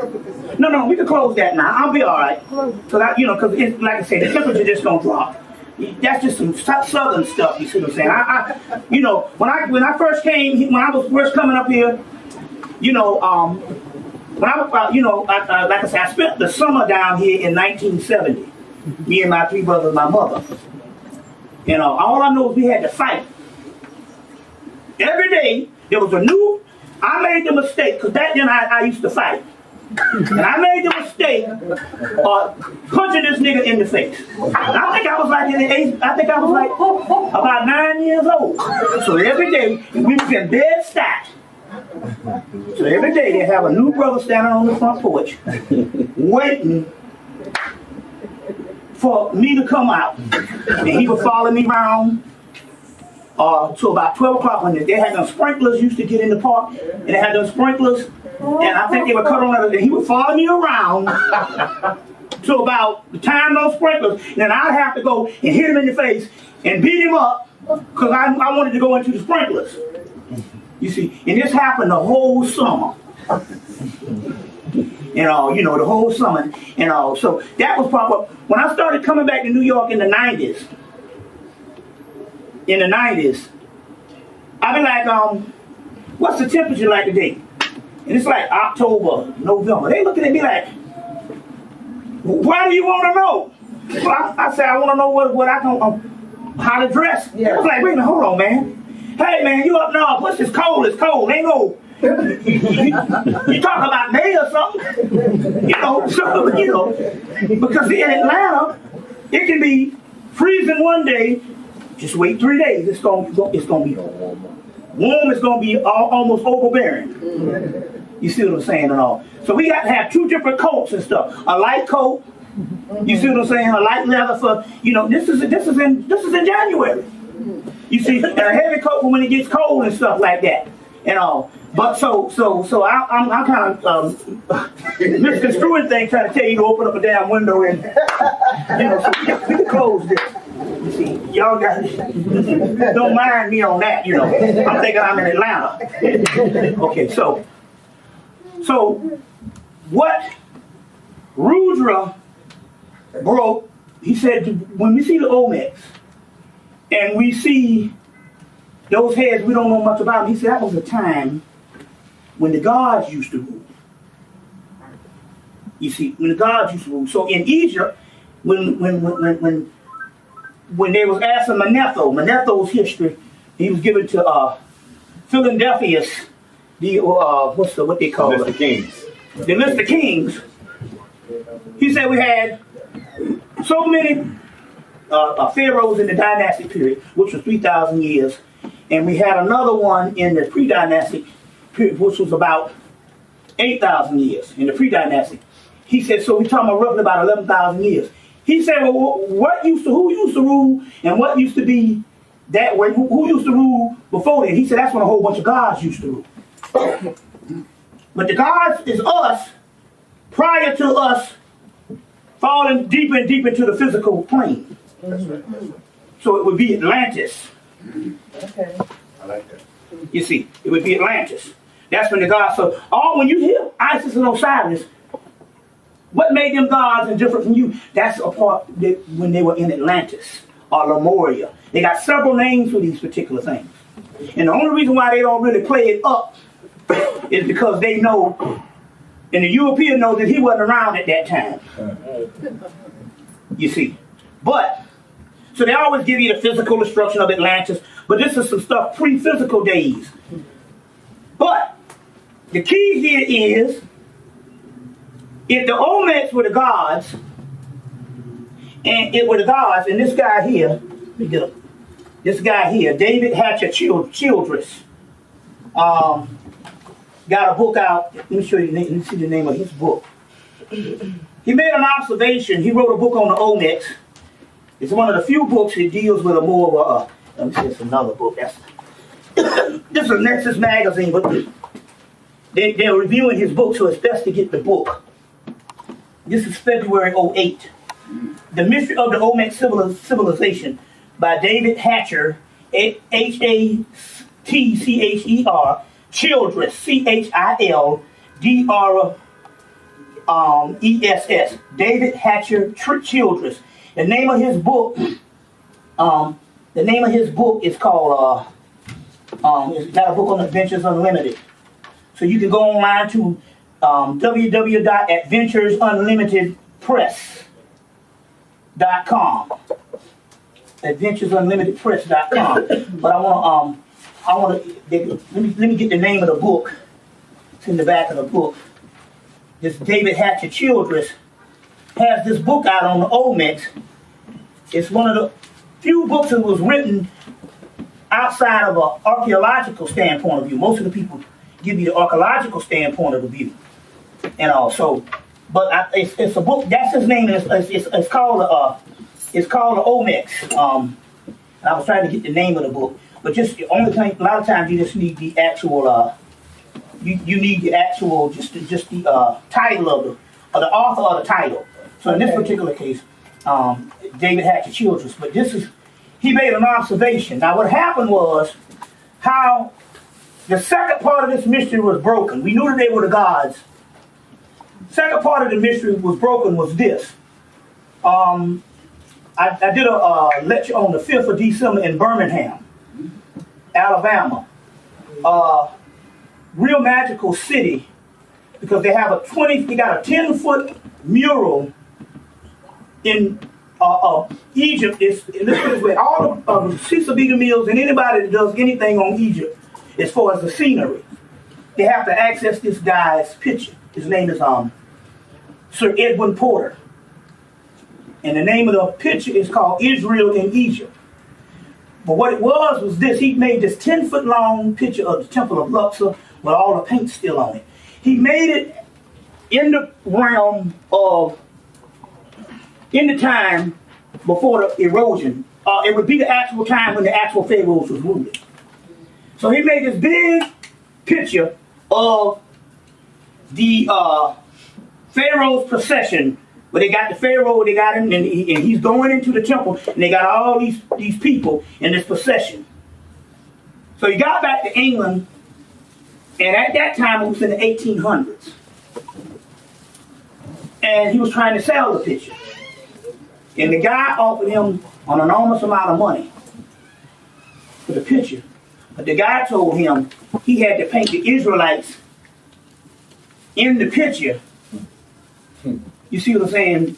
Being slaves. So he put a little piece in there, but it wasn't enough to cover up what he was really trying to convey.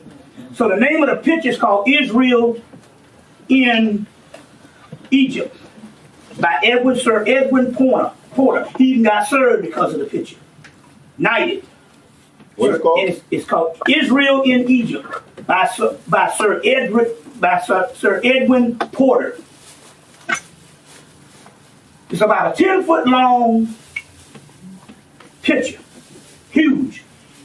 It sits in the Birmingham Museum in Birmingham, England. Now we get Birmingham, Alabama, and they call it the Magical City.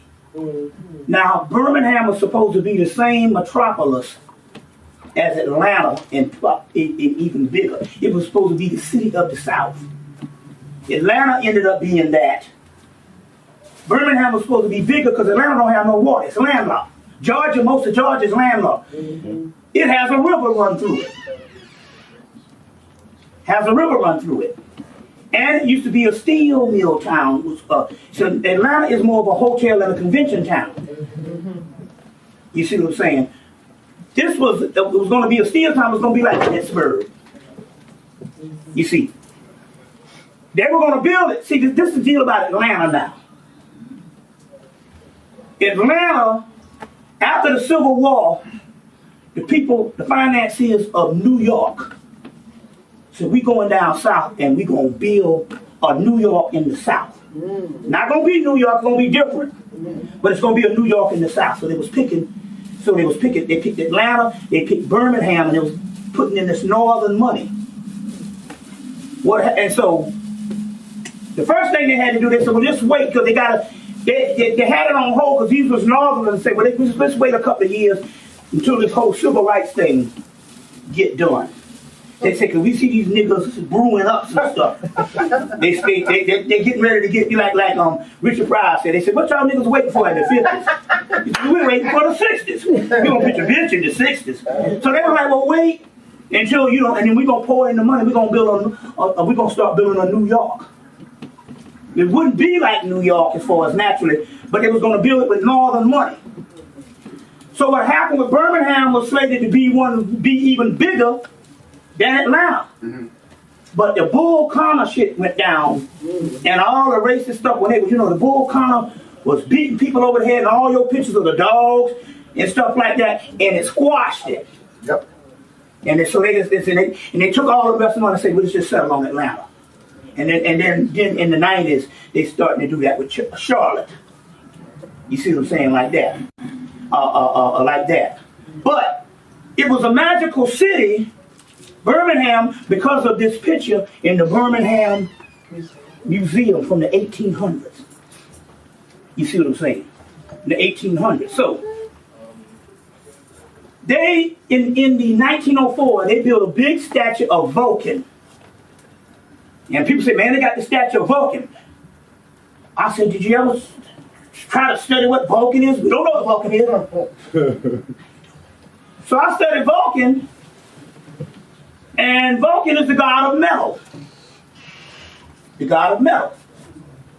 So I said, well, that makes sense because it's a steel mill town. So they took this god Vulcan, they built this statue of Vulcan, and he got nappy hair. And they aired it at the 1904 World's Fair, and then after the World's Fair, they brought it to Birmingham. So I was like, wait a minute, this is the god of metal. I said, oh, this is Ogun. So I did a whole thing. I went on the 5th to do a whole thing on Vulcan and Ogun. So Ogun said, well, you doing this for me, let me reward you with something. So this is a book that I had since 2008, and it fell up on this page. And this guy David Hatcher Childress makes an observation that he in England used to play rugby, well, soccer, with a bunch of Nigerians. He said, and he got the aspect of the phenotype of the Olmec heads being Nigerians, and then all of the archaeological community agreed. It is the West African. It could be, but Nigeria could be, if you take it out of the modern sense, it could be Ghana, it could be the Congo, it could be the Dogon, but the Nigerian has got the thickest features. That's right. You see. And that's the prototype. That was the kingdom of the homie. And all that, So, when I read this, then Ogun said, I put it together. You got the first part at 95, but Ruth said that was the gods. And now they're identifying the people as Nigerians, but this was a time when it wasn't the physical world, but they identified it with the Nigerians, so who are they talking about? Okay, they identified the Olmec heads as Nigerian, or West African. That's the first part. But you've already identified that the Olmecs were the gods that lived in a pre-physical time, and they're gods. So who are the Nigerian gods? We are. Orishas. No, the Orishas. Somebody must agree. Yeah. The reason why I know that? Affirmation. The reason why I know that? Affirmation. Right? They, I don't know if they don't have it. You don't have that TV one up here, do you? Yeah, we do. And they got this show called Unsung. Right. Yeah. So we recorded the Unsung on Phyllis Hyman, and we was watching the Phyllis Hyman documentary, and she came in and kicked the, like we got a big speaker, and they got the little phone screen that they have on the speaker. She kicked the phone screen off, it flew across the room. And she said, I just wanted to be recognized, hey, I'm here. You see, so when that kind of thing happens, that's the God. They said that's why a lot of times when if some food fall on the floor, you're supposed to leave it for a minute. Okay. Because that's them. They will knock it out the bag if it's something they like. If it's something they like. You see. And then Oshun sometimes, she would just come and just take a ring off a person's finger and it would disappear in thin air. You see, she was famous for that. You see. So, the gods of that area were the Orishas. You see. So the Olmecs is actually the Orishas. You see. And like we said again, in India there's 7 holy rishas. There's 7 African powers. There's 7 holy rishas. So how do you get the 7 African powers called the Orishas? Then in India you got the 7 holy rishas of the Pleiades. That's 7 African powers, but there's an 8th one, Oshosi, which is Orion the Hunter. And Orion the Hunter, which his dog is the dog star, they say that the 7 holy Orishas and Orion the Hunter, they are connected. So Oshosi was Orion the Hunter, and there's the 7 holy Orishas of the Pleiades and Orion the Hunter. In the middle of Orion is the star Sirius. To show you how this thing breaks down. Now, in this Oshosi aspect, if he's Orion in Egypt is Osiris, or Osar. Now, in 2000, to show, because this Oshosi thing, he fought to come through the last 2 months. You see. He's come up now and come to find out that Oshosi was the god, that they took so many people from his village in Africa till his legend died out. And they know very little about Oshosi on the continent, but all Oshosi stuff is based on in the West. Those Africans that they took, you see, they kept Oshosi in the West. And it's about like our situation, whereas they took us from Africa, the people know very little of us as identification. We not them. And we look back and say, I ain't them Africans. You see? And they said, we ain't them niggas there. You see? And so, that's that whole story of Oshosi. Now, the key here is Oshosi is Orion. Like Osiris is Orion. Now, there's a guy by the name of, I talk about him, Dan Winters. You can get some of his stuff on the internet, but they kicked him. He's one of the few people that got kicked out of the country for giving a certain amount of knowledge. Yeah. White boy. Few many white people got kicked out of the country. First, they tried to sue him and say he plagiarized somebody's stuff. I got his book. He was going off. Yeah. Talking about the blood and everything. All that. Going off. Then they said, no, you got to go. Fuck that. You see? Yeah. They got white people that kicked out the country. They got Philip Agee, which was that guy was the CIA agent. Yeah. They kicked him out. I think they kicked your boy out that did Iceman Inheritance. Michael Crichton. Michael Bradley. Yeah. Michael Bradley. Yeah. So you got to go. You know, talk shit about us. He moved to Canada. So they will kick you out of the country. Don't let nobody fool you. You know, it ain't no land of freedom. It's a land of what you can get away with. You see, so, but in his book in the 2000, I think, and this what got him kicked out. He kept saying, there's a black hole in the heart of Orion. In the heart of the Orion star system, there's a black hole. And in this black hole, it's either we getting sucked into it or something is being birthed from it. You see, then all of a sudden this Oshosi cat comes through.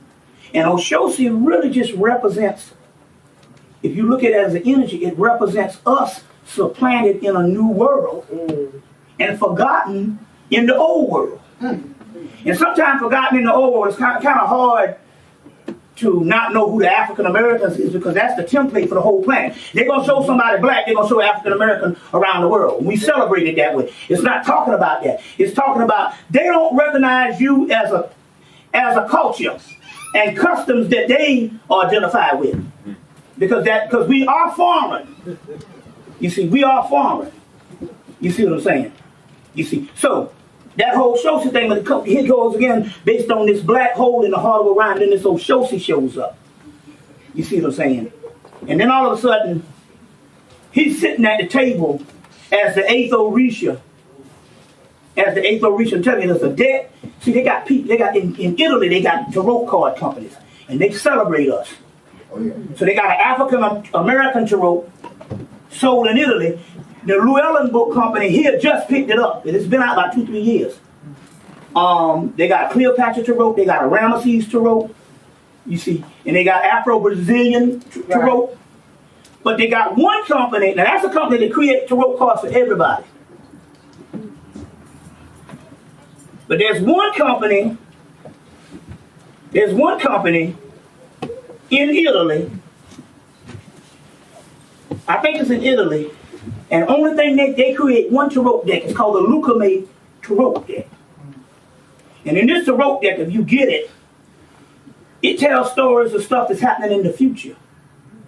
And so they got Oshosi sitting at the table with all the other 7 Orishas. And like I said, they drinking from this skull some kind of beer or some kind of liquor or something. And then they got Obatala turning up the bottle to his head, which he don't supposed to do. Because Obatala, whenever he get drunk, he create retarded children. Now, it's ironic, because the retarded children might not necessarily mean retarded, that type, but it could also just mean deficient. Because there was a Bible out down in Virginia. He wasn't a racist because he had a group of black people and he had a group of white people in the same class. So you can't say that if you were racist, you wouldn't have white people in your class. Exactly. Right. So whenever they would give the reading of who their head was, he would tell all the white people, your head is Obatala. But why our head can only be Obatala? And this is and this guy is good. This guy got a he had a box coming in this country with a spirit in it that talks. Some spirit. He couldn't get it through customs. If you ever heard me talking in the London tape, there's a brother that opened for me named Israel. Now Israel is a king in Nigeria. His father was over a little small village. And he's a king over there. And he might go visit him once a year, but he lives in England. He don't want to live in Nigeria. He don't want to live in Nigeria. He got one of those heads, a box with a talking head in it. It's a spirit that talk to you. He got one in Nigeria. So this brother in Virginia is real hooked up. So when he say all of y'all Obatala, he's not talking. He means your deficiency. You see, your deficiency. As far as, not having a certain amount of melanin or something, or something like that. So that's very interesting on that particular part that about this about these Europeans and all of them being the children of Obatala. But in this particular deck, the Lucamate deck, they got Obatala chugging down a bottle, and they make sure the other ones just got their little glasses, and they dipping this whatever this beer something out of a big skull, and lead buzz at the head of the table. But in this particular one, they give Obatala a bottle. They're like, well, you ain't been able to drink for so many years, and we're gonna give you the big fifth. You see what I'm saying? He's chugging it down too, and all. So my point, but the point I'm trying to make here is the Lucamate deck is talking about. The Lucamate is a Brazilian type outfit as far as the candomblé or whatever. And what they might be saying here is, with Obatala chugging down that liquor, is what became of us. You see what I'm saying? Us being a bunch of lushes and stuff, or drunks, because they do have the Temple of Barubador. And I got the book of Temple of Barubador, and it's got about 1,000 frames, but they got us on the temple, and that's in Java. Java is an island off the coast of, I think, Thailand, and Indonesia. And anyway, they got the Temple of Barubador, look like a spaceship. And in there, they got us drinking liquor and playing blowing saxophones. Black people in that temple. That guy Eugene Adams tape did it, and I actually, and the thing about it was, I said, I gotta find a book with the layout of the Temple of Barubador, and I found a big, thick book,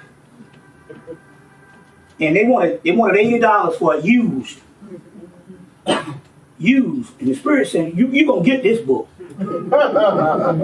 So when I said, hell, I'm gonna pay the $80, and I went up to the counter. To hand him the book, and he opened up the book, and the binding broke. But the book was still together because the binding, he said, well, I can't charge you $80 for this now. He said, so can you give me 30? And I said, well, that's the Spirit. That's the Spirit and stuff like that. So this Lucamate deck got some stuff in there. It's called the Lucamate deck, and it's unbelievable and stuff. And how do you spell that, Bobby? Lucama. The Lucamate deck. And yeah, it's unbelievable. And it got all kind of stuff in there to be studied. Because remember the Tarot is it's a study system of the soul and the mystical surrounding, but it's also a divination system. So a lot of people talk about it, and when they find that they can't divine because they can't study, they give it up, and they don't go and study the actual cards and stuff that was going on, and stuff that's going on. So Obatala chugging back that liquor can mean a certain thing too. It can also mean that we don't necessarily have to deal with human concerns that would make someone inefficient. With them sitting around the table and all of them drinking, it means that, hey, this is now the return of the gods in the West, because they said we'll rise in the West. Yeah. So when you get a chance, if you can get this Lucamate deck, you got to go online and try to get it. And when you get it and stuff, just start studying the cards, because it comes with a little book, and half the book is in Spanish, and then they got a little piece in English in the book. So you're gonna have to basically, it's a picture window, and you basically gonna have to just look. They give you a little bit of information on the actual cards, but you're gonna have to really look and just to see what your spirit tells you, or what your spirit tells you on that particular thing. So let's see. I just want to see a few other things. We need to, and then we're gonna go to a massive question and answer. So I think we can go ahead and start on that and get the ball rolling. Get the ball rolling on that. Yeah.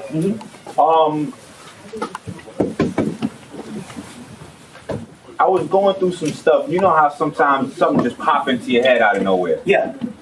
And I was just looking at Kemet, and I was watching CNN online, and they got the science stuff, and they were talking about the comets, and I was saying to myself, a comet is something that comes here from outer space, and the only difference to me, phonetically, between comet and comet is how you spell it. So I just wanted to see if you could touch on the illusion, the similarity between comet and comet. In etymology, all of that stuff adds up. Right. If it didn't, how could they even get codes and all this kind of stuff now these days when they make these Bible codes and they make all this kind of stuff?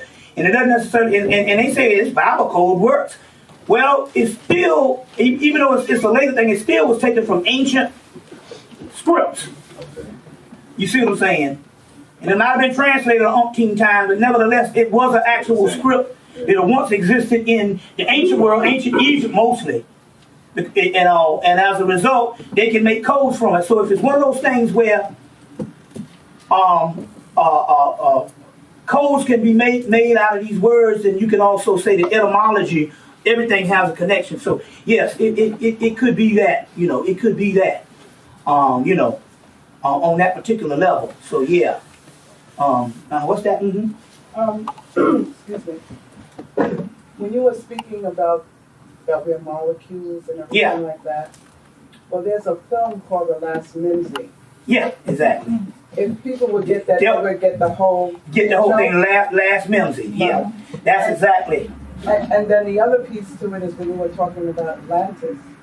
Now Disney made an anime movie called Atlantis. Yeah. And the people in it looks like us. Yeah, in 2000. Right. So if you can get a hold of that. Yeah, in 2000. That's You know what? Story too. They got a channel called the Chiller Channel. Come on, right before CNN. And one night I recorded it, but see, technology every now and then fucks up. I recorded this thing on Atlantis.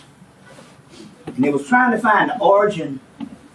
They was talking about Atlantis and they did all this type of stuff, but they was trying to find the origin.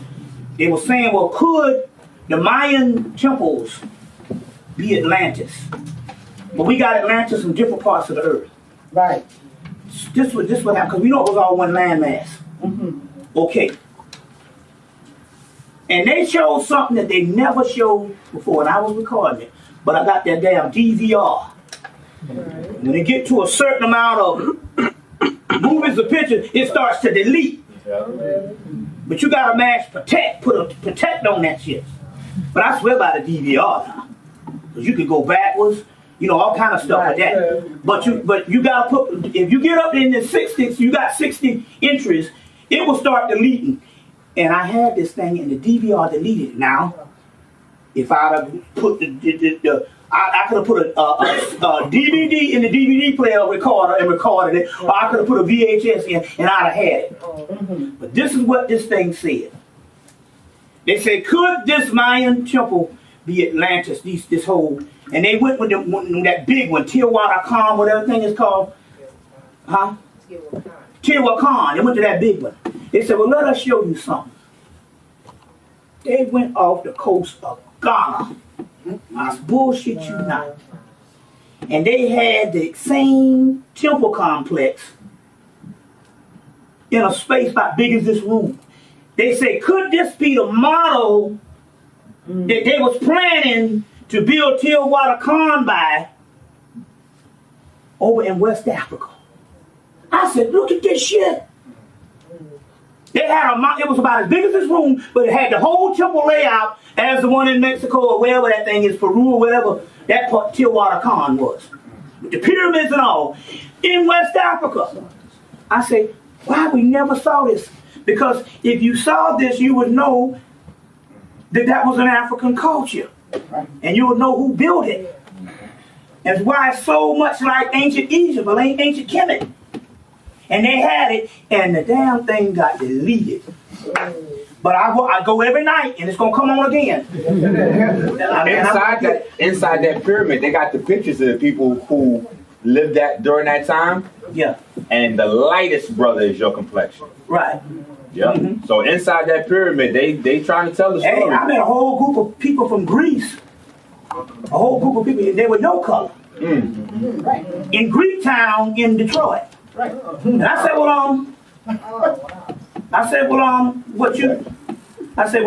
he said, my family been in Greece since the beginning of time. You see, since the beginning of time. Now, Oxford University, you had Martin Bernal and the Black Athena thing went off in the late 80s. Right. And Black Athena in 1992. And that went off. So they quietly did one in Oxford. See, they will tell the truth when they live in a society where we are not en masse. So over in Britain, they had a conference and put the end to the Greek thing and showed how Greek culture is nothing but an extension of Phoenician, Carthage. Well, you're right. If the damn Athena is first comes, they trace it to Carthage, or what you call modern day Libya, you see, and that's what Athens, the center of all that stuff, was. Then obviously, and they did it through the mythology. They showed the mythology, the Greek mythology. They showed the Phoenician mythology, and they were like, wait, this is not but an extension of those people. And so to have a person in your color in 2003, it means that it took them years to sequester those people. You see what I'm saying? To the point whereas when you go over there, they got you in a certain part. You see. Right. You know, they got you in a certain part, you know, so this is interesting here. I was on the plane coming here.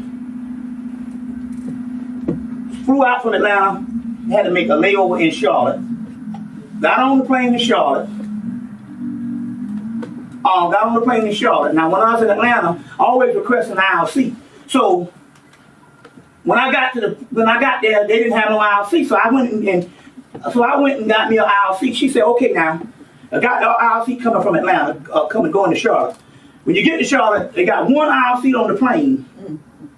One aisle seat on the plane, but it's at the back of the plane. I said, I don't care where it is, as long as I get an aisle seat. You see. You know, so I'm sitting on the back of the plane, and there's an East Indian couple beside me. They like in their 60s. And they just speaking mostly East Indian. And so this girl the stewardess came back, or what you want to call them, not flight attendants, you know, or what have you, came back, the white girl, and she said, hey, would you like to sit up there in that seat there? You seat there? She said, because it's only two of you all in that seat. You could have the room between you, you know, and stuff like that. And I said, well, yeah, fine. But I said, I thought they didn't have no more aisle seats. So I got up there, it was an Asian girl. And she said, well, I was sitting in the seat, but I moved to the window. And I said, well, cool. We started sitting there, plane flying. I pulled out a book. She looking at the book, because she wants to have a conversation. And she later told me, I like to have a conversation when I'm flying. But I'm like, wait a minute, hold on now. You are Asian. How many times you get an Asian to actually sit and speak to you? So we started flying. I said, wait a minute, this is a Kuan Yin moment. Because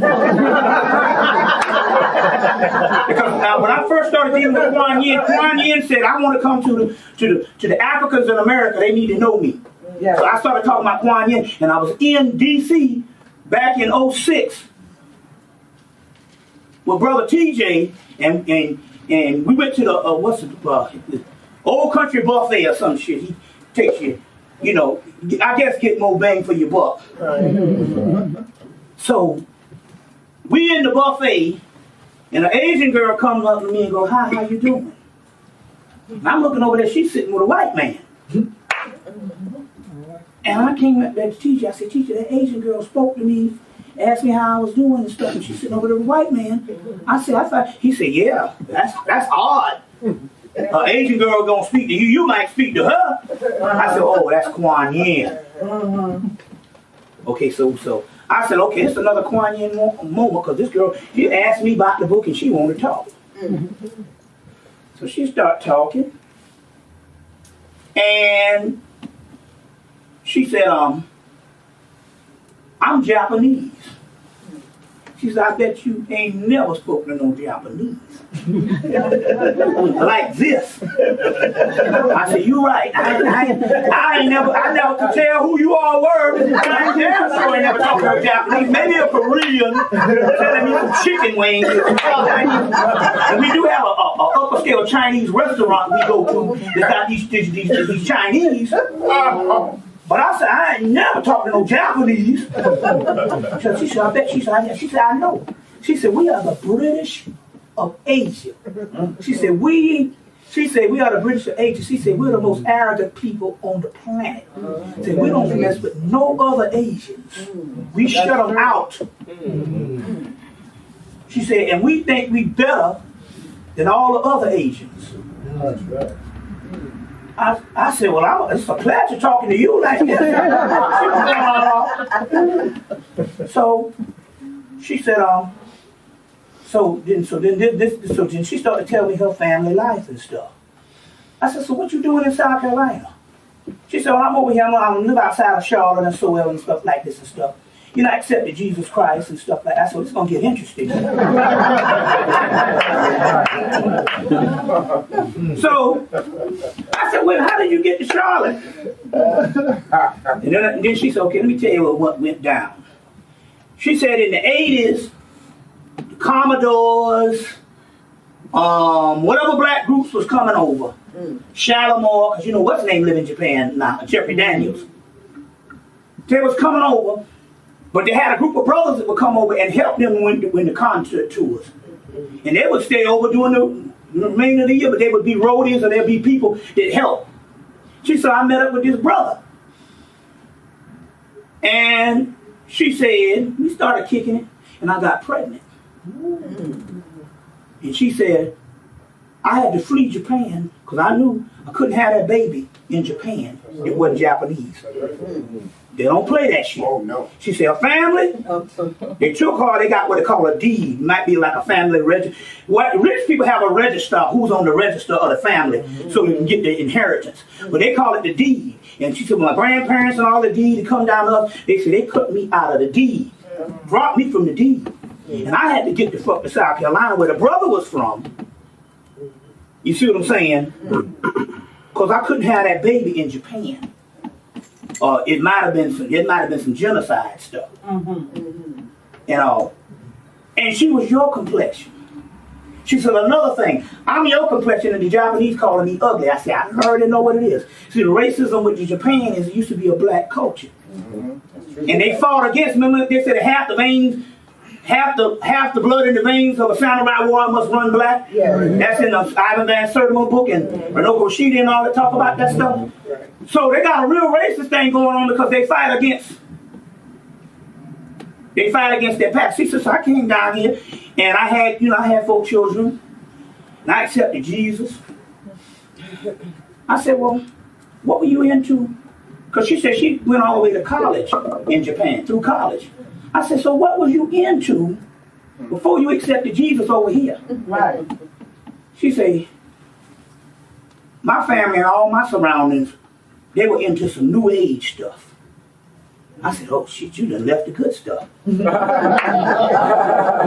she said that Shindu, she's talking about all this stuff that was into. She said, but her parents just on her for years, but later on they in their 80s and she done wore them down and they done accept Jesus. And stuff like that.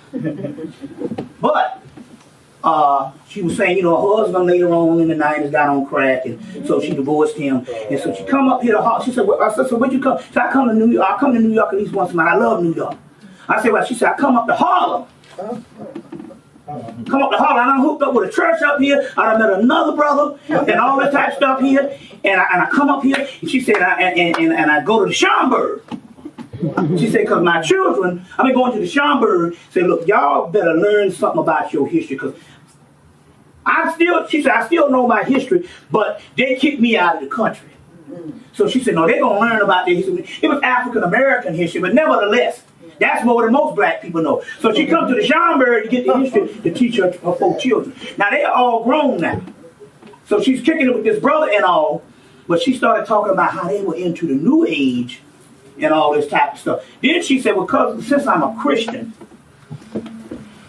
she said, when I was going back to Charlotte, I opened my I opened my ministry up. I opened my friendship up to the rednecks. You know what she was saying? She was like it. She said, when I first started going to the rednecks, going to their church, they was preaching, don't vote for Barack Obama because he's the Antichrist. And then she said, so I got a close relationship with these rednecks down there. And she said, so we might be thinking, you know, this post-racial society. She was like, look, I'm in where you all are not. They don't love you. She said, all they do, the stereotypes and stuff they do, you see what I'm saying? She said, that's what they live by. I say they bred on that. And if you don't learn anything about a person's culture, that's the only thing you're going to perceive for the rest of your life. So this whole thing about, oh, you know, I ain't into racism or whatever type thing here. Look, if you got a certain stereotypical notions and preconceived notions about a people being low, if you don't take the time out to learn that history, they're gonna always be that way. And only when they're around you will they quail their thoughts about you. She said, but they're around me. You see what I'm saying? They're around me, and that's all they do is talk shit about you and their opinions on you. She said, well, she said the black community has embraced me. I said, look, you fucking light skinned with long black hair.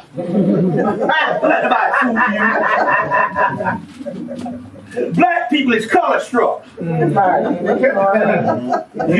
the Asian girl around there and everybody want to, you know, so I said, yeah, they gonna embrace you. That's right. You see, you know, you might be a little darker than the average Japanese, but that's some bull. Them niggas love you because you the new red bone in town. I go to Harlem and man, they treat me, oh, it's so wonderful. And the white people like, golly, you going up in that ghetto and all this, you ain't gotta get shot and all the stuff they see on TV and stuff. And so she said, but they embraced me. I said, man, you the new red bone in town. She said, yeah, I know. So it's just interesting how, and so we had a conversation about an hour about the culture and all that kind of stuff here and all. And the only thing she said was, now, you know, Japan went through the same thing that America's going through now as far as the bottom fell out in the 90s. And so they ain't got the money they say. And so now Japan is the richest nation on earth now. They're the #1 creditor nation. Not Japan, China. So she's saying now China, and they're saying what's the name is on Korea is on the upswing. So all of a sudden, the Japanese is now opening up to the other Asians because they on the lowest on the totem pole. She said, so we seeing this interaction between the Chinese and the Koreans and stuff that you wouldn't have seen 30 years ago. So she's saying, but now they the broke ones. And Japan is running things. And the funny part about it was, and she said they're opening up to black people because you got the youth that grew up on the rap. They grew up on all things black. So these people, they're now coming into power. You see what I'm saying? And they're hip-hop. Generation X people. They went through all of that. So she said, so that now that becomes black. She said, so now I had to flee over 30 years ago. You see what I'm saying? She said about 25 years ago, you know, in the mid-80s, like 1985, she had to flee or she'd have gotten killed. Now, she ain't nothing. They might have all kind of, you know, babies here. Bobby, it's interesting you say that because my cousin that lives in Jacksonville, Florida, hooked up with a Japanese girl. 3 months ago, they just had a baby. Then they had insurance here. They went to Japan. She had the baby there. They stayed with her mother for a while. Right. See, for a while. She said, but if it had been in 1985, it was a different story. So, but you know, but like I said now, that age group, they grew up on hip hop. You see them and they just you know. Give us some questions. I would like to go into the more mystical. Yeah. Yeah, I'm interested in knowing like the powers that we're supposed to have inside. How would you go about getting them to work better for you so you can bring about better things happening on the planet? There's no substitute. Stuff like that. You have to. You're gonna have to study. And the reason why I say that is this: you have to get certain books on the chakras, the Kundalini, different metaphysical things. The 7 powers in man. There's several books you can get. And the reason why I say that you have to study, because if you don't know what these things are and you have the experiences, you won't be able to translate them. So a lot of people have experiences all the time and think they're going crazy because they don't have the knowledge of the experience that they have. You see what I'm saying? And stuff. Because I'm telling you, it's going to get to a point it's going to be phenomenal stuff to start happening. It happens to me every day, but I'm acclimating in to say, well, what is this? You see what I'm saying? And where is this going? You see, but the point I'm trying to make is you're going to have to get a few books or any and DVDs or anything you can get that explains some of these latent powers and different things like that. But it starts anything that's dealing with the Kundalini or dealing with the chakras. There's books called Living with Kundalini, and anything dealing with the chakras and dealing with those things.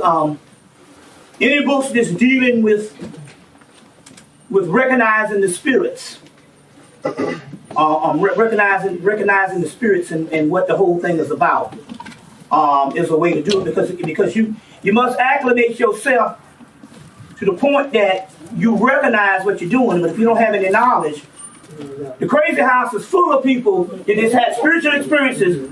You see what I'm saying? But they're in a state of ignorance, in a culture of ignorance, and so therefore, they think they're crazy and they're not. You see what I'm saying? They're not. So, yeah. What's that?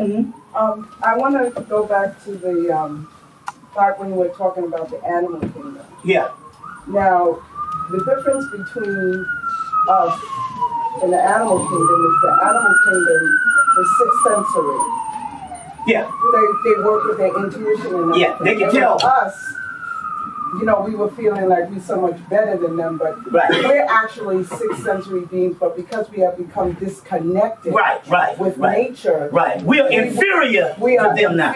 So if you want to get more spiritual connection, connect back with nature, watch nature, acknowledge nature. I think at the heart of what shuts down everybody is the religions that we are under. And the foods. Because the religions, because even you got people down, hog maul eating people down south that got all kind of spiritual stuff. You see what I'm saying? And they get certain things too. It's just that they don't have the knowledge of it and stuff. And then what happens here is that the religion is designed. The religion is designed to make you afraid of anything that is going on spiritually. You see, it's going on spiritually. Yeah, and also within that same Bible, there is information such as crystals. But in the also information. In the chakras. It's information saying that you don't supposed to eat no pork. Exactly. And I don't know how the hell the Christians that dog everybody else about every damn sin get around that one. Exactly. You know what I'm saying? You going to hell because you wearing a short dress, but goddamn it, it says they don't say about short dress in no Bible, but they tell you about pork. Right. No, but in the Christians from the point of the New Testament, they'll say that when one of the saints had a vision, that he had to go to preach the gospel to those who were eating pork. So in other words, the New Testament, it's okay for the Gentiles to eat pork. Right. Let me tell you something. They talk about Paul. Paul was a government agent for the Romans.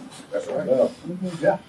So they say anything about a government agent or somebody that's tricked you, you're going to double cross the people you're working for. So Paul double crossed the Romans and had to get the hell running away from the Romans.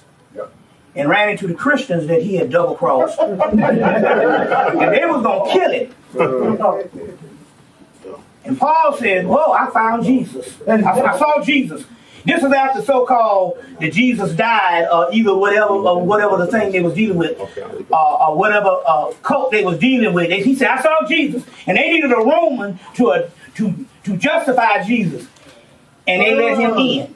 Now, they're saying that, now, we're not talking about, the physical Jesus took almost 200 years to create in Rome.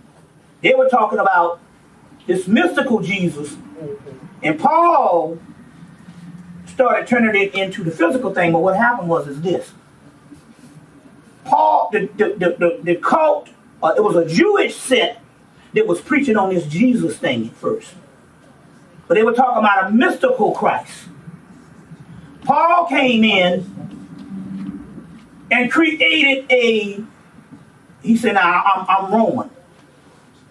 He created a Christianity for Romans, the Gentile. You see, so even the one that the original set was dealing with, Paul designed a whole set. You see what I'm saying? You see, like right now they got somebody trying to open up a gay mosque. You see what? Yeah, that's on the news. They actually petitioning for the one that they're building up down there by the World Trade. So you can bring new elements into something. And Paul's whole thing, and he said that's what it was. He fashioned one that the Romans could later accept, and the Gentiles, and he made it more of a cosmopolitan religion. It's the same thing about all that stuff for Christmas is spiritual. The Christmas tree, all that shit is spiritual. I'll tell you what, there's a Christmas spirit you get to this day, even if you're conscious. Oh yeah, yeah. You get it. And the next day, that thing leaves right after Christmas. Along with your money. Now what happened was this. Was this. Well, they made it commercial, but the motifs started before the commercialism. What happened was when they went up into Europe, because a lot of this ritual stuff was put down with the Druids and all these black people that lived in Europe. You see what I'm saying? When we reported that the first Europeans were black, and all these traditions was handed down for years. So when the church came in, they said, okay, this is what we'll do. We're not getting rid of none of our traditions. But what we'll do here is we'll incorporate Christianity in it. And so the church said, we'll allow you to keep your traditions if you put a Christian myth around it. The problem here is we now are throwing away those traditions, but mistaking it for Christianity. Two different things. The traditions go back thousands of years before Christianity. Now, I was in Baltimore, Maryland in 2005. We did the lecture, went to this brother house named Ray, did the sit down, where we did a sit down thing on camera. A sit down thing on camera. So we went to his house the next night. So he immediately started trying to explain away why he got a Christmas tree. He said, well, my wife, his wife wasn't conscious. She wanted the Christmas tree. Spirit said, no, you got to fix this shit right now. God's hand came. You see, which is actually best in Egypt. He's the leprechaun in Ireland. You got to fix this. He said, that was my holiday. And the lights and stuff, that was the fairies' holiday. So you got to realize the fairies. Remember, Rosalind Jeffers went to Africa. She's been going since 1963.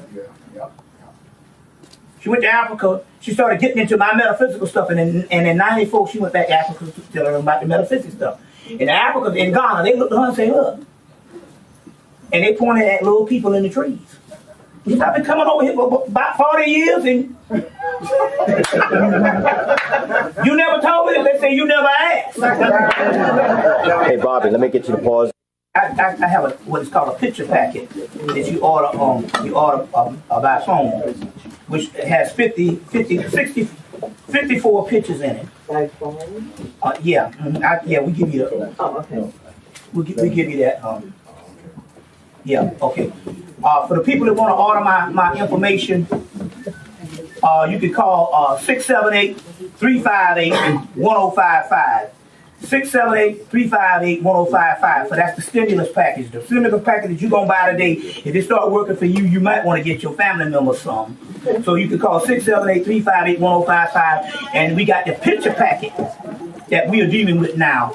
And it's 64 pictures of East Indian gods, Asian gods, African gods, Egyptian temples. There's more Egyptian stuff than anything. And it's got all the stuff, but it's got rare photographs that I've collected over the course of the last 19, 20 years. Yeah, and it's the picture packet is unbelievable and all. So it is worth having. That means when you start having these experiences, you will have a reference of those pictures. Yeah. Okay, and we also have the last night lecture. We also have the last night lecture. So now, they were showing. I'm still into this thing about the fairies. Oh, okay. She showed the fairies in the Ghanaians showed her the fairies in the tree. So the fairies in the trees now. Then there's a sister named Avita. Well, there was two incidents happened recently. That was in the 90s. A sister that had a blog talk radio. She had one of the earliest blog talk radio shows in the 2000s. She went over to Africa and she saw the fairies. And they call her Kawi. The fairies are the ancestors. They call her Kawi. And so she saw them and they got a book out on them. Then one of the sisters moved to Ghana back in 08, I think 07 or 08, and she was in her room or someplace, and the fairies told her to go back home, go back to Atlanta, go back to America. So now, I'm in the guy's house with the Christmas tree. And they said, "Oh, that's the fairy stuff. You see them lights and stuff? That's the fairies. Those are the answers. Those are the spirits." But see, now we throwing all that out because of the Afrocentric stuff and all. Because we now, we don't want to be associated with anything Christian, but we don't understand that Christianity came after those traditions was already there, and they're very spiritual. Right. And it's basically the winter solstice. Right. And so all that stuff is in the opening. And one of the days for the winter solstice is they got a list of gods that be on those days. And one of the gods and goddesses on that day is called the Frey or the Fae. The Fae are the fairies. So it's proof that was original fairy day. And stuff and all that type of thing. So that what's that? When you say Fae, you saying F-E-Y? I think it's F. F-A-I-R-Y. I got it. F-E-E. It's a French word. F-E-E. F-E-E? Yeah. Well, they got different pronunciations for it. The Fae, the fairy. There's one that's F-E-Y too. Okay. And that I know they got a They were talking about in Ireland, they have them on video. Yeah. In the gardens and in some of the older forests where they haven't had like What we did, we built a fairy kingdom in the front part of our house when you first walk in the door. And we got everything in the house. All Egyptian, all the Yoruba, all Apollo, anything you want to name, Asian stuff. But we built a fairy kingdom right in the front part of the house. And as a result, they appeared. And at first I didn't recognize them because I'm from South Carolina. And if you ever go to South Carolina, and people from New York, they used to come to South Carolina, and this is what they did all summer. Because of the gnats. So they be talking to you, but they're not used to the gnats. And they do this. And so, so for some psychological reason, what I thought I was seeing was gnats. It took me a couple of days until Linda said, "Look at the fairies." And I said, "Yeah, look." I was thinking it was gnats because I grew up with gnats down south, but there are no gnats in Georgia because Georgia is landlocked. So the fairies was there. Then it snowed the other day, and it snowed on Christmas. Right. And we saw little fairy prints in the snow. So we know what the cats do. We know they pass. It's not the cats. It was that, and Linda said, come and look at, see, it was too many of them. She said, look at them fairy prints. So there is a whole mystical dimension. You see what I'm saying? And they will let you see when they're ready to let you see. Exactly. But you got to get rid of a lot of reason. You got to become a child. Because children see all this all the time until they get to a certain age of reason. And then they disappear. You see, that's that whole movie. What's the name of that? Pan's Labyrinth? No, the other one. Peter Pan. No, there's another one came out, was off the chain. Photographing fairies? Huh? Was it No, not photographing fairies? Photographing fairies. Bridge to Terabithia? No, it's one more is close. No, it's one closer. This one here is the real deal. Not Pan's Labyrinth? No, it's not Pan's Labyrinth. No, this one here goes even further. Tinkerbell? No, not Chronicles of Narnia. The hedge something. Let me see. The hedge. Something script. Oh, I know about the owls and everything like that. No. This came out about a year before that. Oh, okay. It'll come to me in a minute what it is. It's some kind of script, so and so manual, hedge something manual. It's about the fairies and the children moving the house. Oh, and they have to look through the thing to see the whole other world. See the whole world. Yeah, there's another thing. I have that Somebody's name. Something. Spiderwick Chronicles. Yeah, there you go. And you know, the only way you can see, you gotta see it with a little glass. And now let's a hog squeal spit in your face. When the hog squeal spit in your face, which is some mystical entity, you can see your fairies and stuff like that now. So there's also dark fairies too. There's books coming out on the dark fairies and stuff. Mischievous things that happen, and you get certain things happening. You then be fairies and stuff. But those kingdoms now arising. Those kingdoms now arising and stuff. You see. So we put up a nice Christmas tree. Been putting up a Christmas tree for the last 3-4 years now. And all kind of mystical things. And we keep the Christmas tree up until the end of January. Right.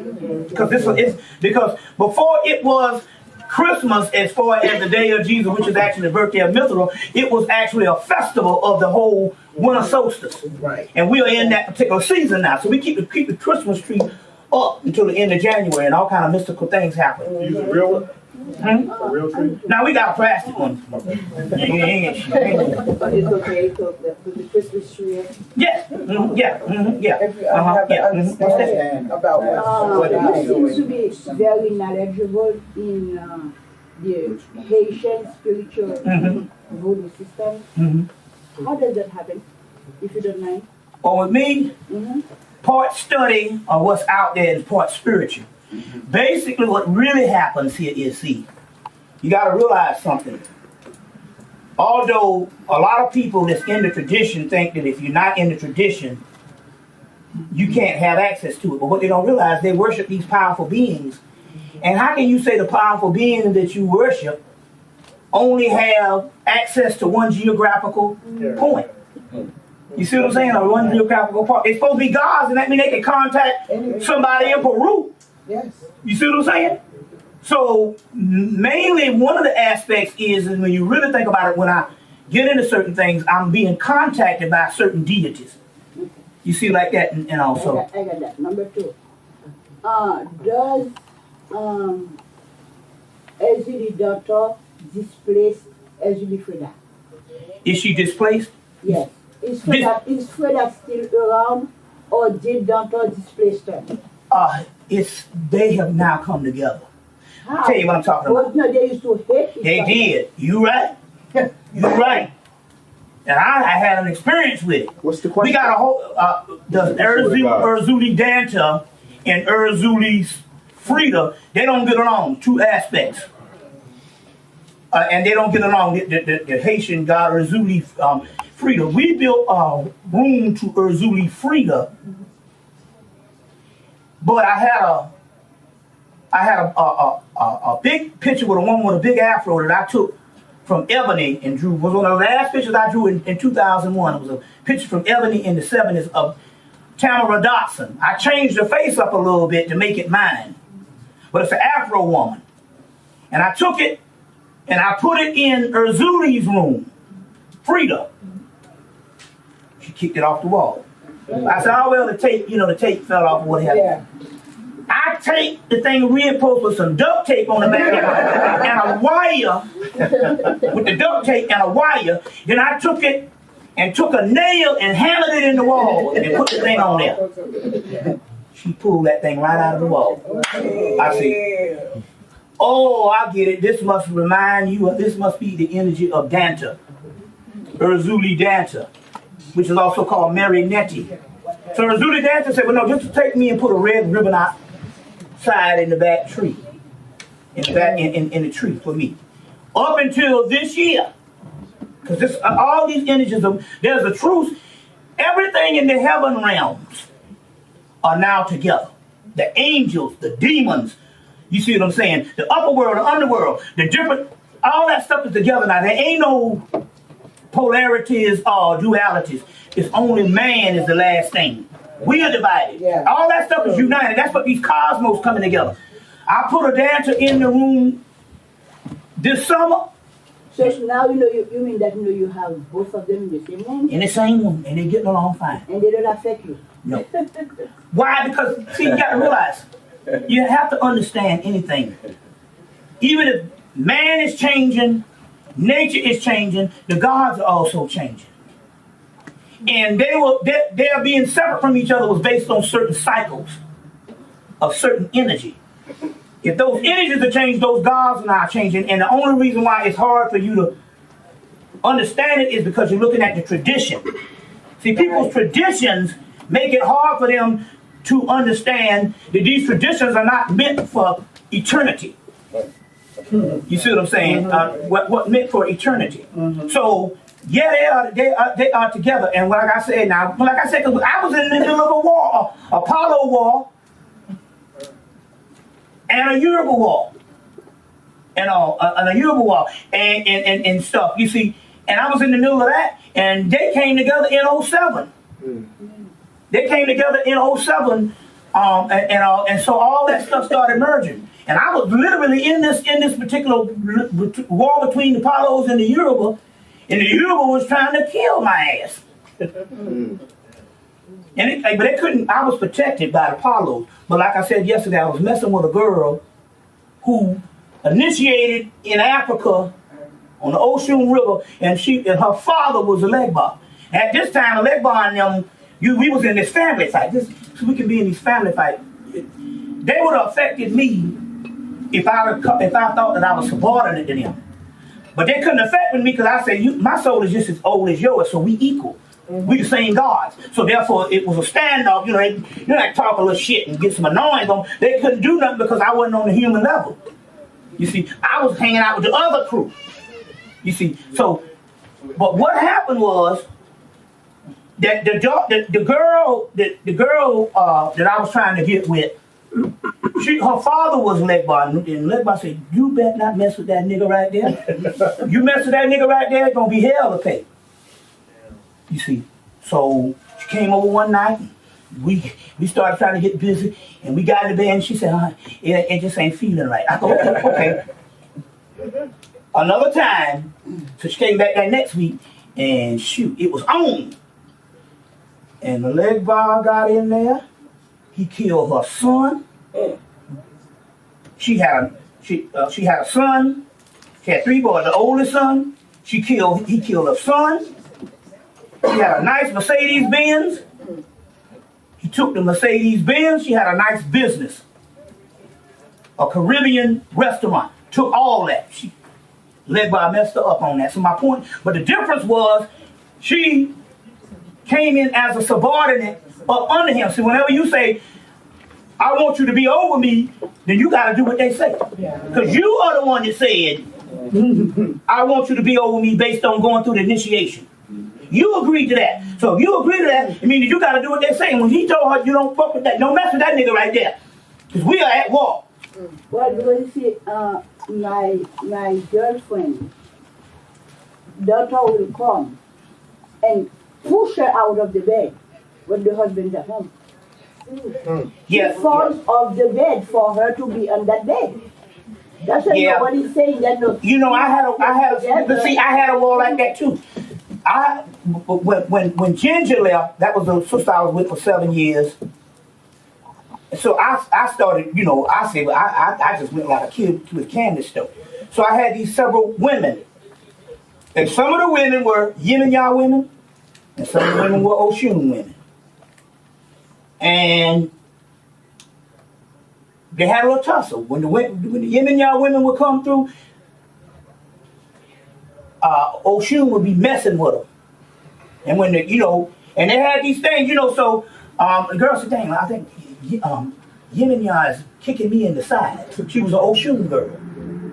You see, or they would have some of the other women I'm messing with call and stuff and all, and there's a fight going on between that type of thing. And they had that, but you got to realize there's 24 Oshuns, there's 24 Urzulis. So you're talking about something that's on the lower level that behave that way. But see, they have now rose to another. They're not the same beings that they were. They arose to a higher being. Now, what people is in the practitioner, the rituals that they're doing to them, they're still getting the effects of the old gods that rose up because they're getting the effects of their residue. See, they left an energy behind or thought form or residue. Yes. And so when you're tapping into the old traditions, you're getting the same stuff that you was getting when it was when they were a part of those traditions, but they are now rose up to the higher level. That's why they're getting along. So let me tell you something now. So how do people deal with those things now? How do people deal with them if some people don't know what you know? Because I'm here. Okay, I know. Well, I'll tell you. I can tell you the formula on what has to happen. The only person you have to worry about is you. Exactly. So this is given to you so you can change, but you're not going to be able to help the ones, you see what I'm saying? You see, because right now, everybody's path is related to them. It's related to them. Everybody's path. That's why you can't even go to your family members about nothing conscious or whatever, because it's for you. Right. And so you go to your family members with that, and they beat you over the head, and rightfully so, because that path wasn't for them. They will wake up later. This path is for you. But we so arrogant. We done learned a new thing, and we want to go over there. And, I don't celebrate Christmas. I ain't gonna eat the ham or whatever type thing here, y'all. And you beating them up, and you don't understand. That's not their path. Right.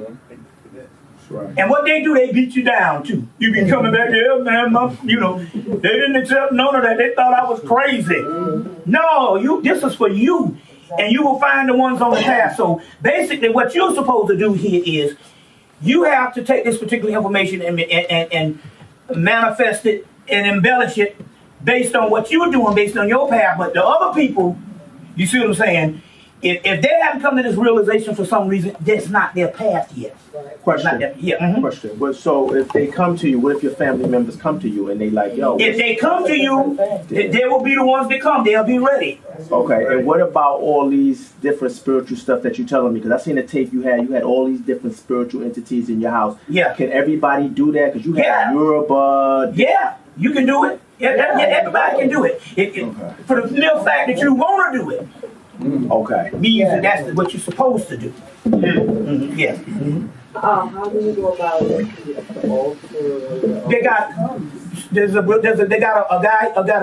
They got a girl here named Donna Mock. They got a DVD. You get that DVD and you take it care of. They got it all on the DVD. I think she spoke here. Yeah, they have one out there as well. Yeah. There's a DVD that she goes through everything what you need to do based on the altar. What's that one? Yeah, I seen on one of your tapes you were saying that some of the gods from Egypt didn't really have their powers anymore because we weren't really embracing them. No, what happened was this. Well, there's two ways to access them. Basically, they exist in you. They're your DNA, they're yourselves. But the outward ones, what had happened was we had long periods of time when Egypt, when it fell, no one on the planet was actually dealing with the ritualistic aspect to those particular gods. In order for those gods to get the energy, they must feed. And they must feed based on the energy that the practitioner is giving them. So since there was the tradition went around for almost 1,000 years, you see, let me know when you, yeah. Yeah, since the tradition wasn't around for certain years, they existed, but the power of what they would have been if you had been in ancient Kemet would have been different. So they basically go dormant, but the ultimate thing here is these gods are nothing but the formulas of you. You see what I'm saying? The formulas of you. And all. So that's what that was about now. But there's nothing that's completely lost. You see, there's nothing that was completely lost. And what I was actually talking about when I said that was there is no system on the planet that is left complete, that's whole. All systems over the course of years, they deteriorate and we have fragments of those traditions. So there's no system left on the planet, you see what I'm saying, that's whole. Now the white boy got it. That's why shit worked for him. The white boy go say, look, first of all, ain't none of these systems I created. So I don't have to get into the traditional and cultural argument on being loyal to what little fragments we got. So what he does is he put all the fragments together. He called it chaos magic. But he put all the traditions together and he utilized them. So where... We're going to take a break, Bobby, and then we come back? Okay, yeah, what we're going to do, okay, what we're going to do, and I'm just want to say this, and then he utilizes them and he gets the stuff to work. So where something was fragmented, he could put another piece from another culture in there and make the bridge together. So if you got to think of these things as formulas, you see what I'm saying, ultimately. Because what they ultimately are, what we ultimately are is energies. So we're going to take a break. I got the stimulus package. How much? I got the stimulus package and all, and I got the like I said, with the check.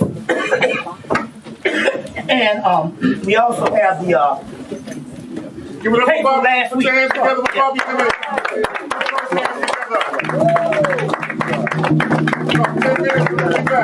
But then add your own energy in there too. Okay. I had the inside of my door gold. I filled the check out in green magic marker and put it on that gold door with a Ganesha to open it away. And sure enough, and y'all brothers, most of them who know me, I'm not gonna tell you something that don't work. It worked, and I'm telling you, get them checks. All right, don't come to me later because I ain't carrying them. He was right here, and y'all was right here. He got them right there. So because everybody always asks me afterwards. A lot of times things work in prosperity. Yes. And we be looking for monetary, and it works monetary. That's good when that comes, but there's prosperity things that come. Yep. Somebody might give you something. Somebody might do this. You see, somebody might make a way for you to go someplace to get some money. So it works in different things, like ecology. One thing I can just say to you, honestly, to someone is kick ass. All right, it's a kick ass check. It works. Yeah. All right. And the good thing about this check is it wasn't nothing that I came up with. The angelic spirits. Angelic spirits actually sent us to a place to get the check. Then they sent us to a place to get a book that has the guardian angels in it to sign the check. You see, and then everything happened. They came to us. You see, so that's how that whole thing went down. And basically, what it is there's been all systems in the last 3 years has come together, and so the angels were like, well, hey, don't leave us out. You know, because we call netters in Egypt, we call angels, you know, and other things, and it's you know, it's just different names for the same God. So yeah. Okay. All right, I'm gonna put Bobby back on, but one more thing is 2 or 3 people at a time. The food is ready now, so please don't pile up. At least one person, 2 people, then they come back, and 2 more go, make it nice and easy for everybody to get through and get what they want. What is on the menu? So maybe one. I don't know. Well, somebody will, when they send them back, we'll know, because I don't even really know. Okay. But I do know the sister have some good stuff. It should be out of LIU. And definitely the juices, all right? Okay, so we're just going to kick it right back off with Bobby. I don't know what you're getting into yet, Bobby. I can't wait to get home and watch yesterday's joint. I heard about that before I was opening. You got the key in the door coming up here. People be, oh, did you hear? Did you see? I said, I'm going to see tonight. It's all good, yeah. Yeah. All right, so everybody, give it up for the brother Bobby Hemmitt. Yes.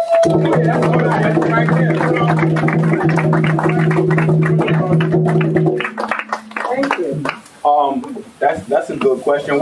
What did we miss last night? Oh, I heard. I ain't gonna lie. My phone was blowing up. Facebook was blowing up. 6 hours, man. Yeah. This is the man right here. He's gonna tell you what you missed.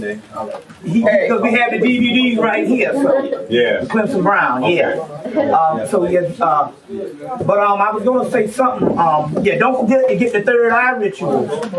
These things work. Give me an example on how these things work. Let's say you got to go to court, or you got an appointment somewhere, and you need a certain amount of energy.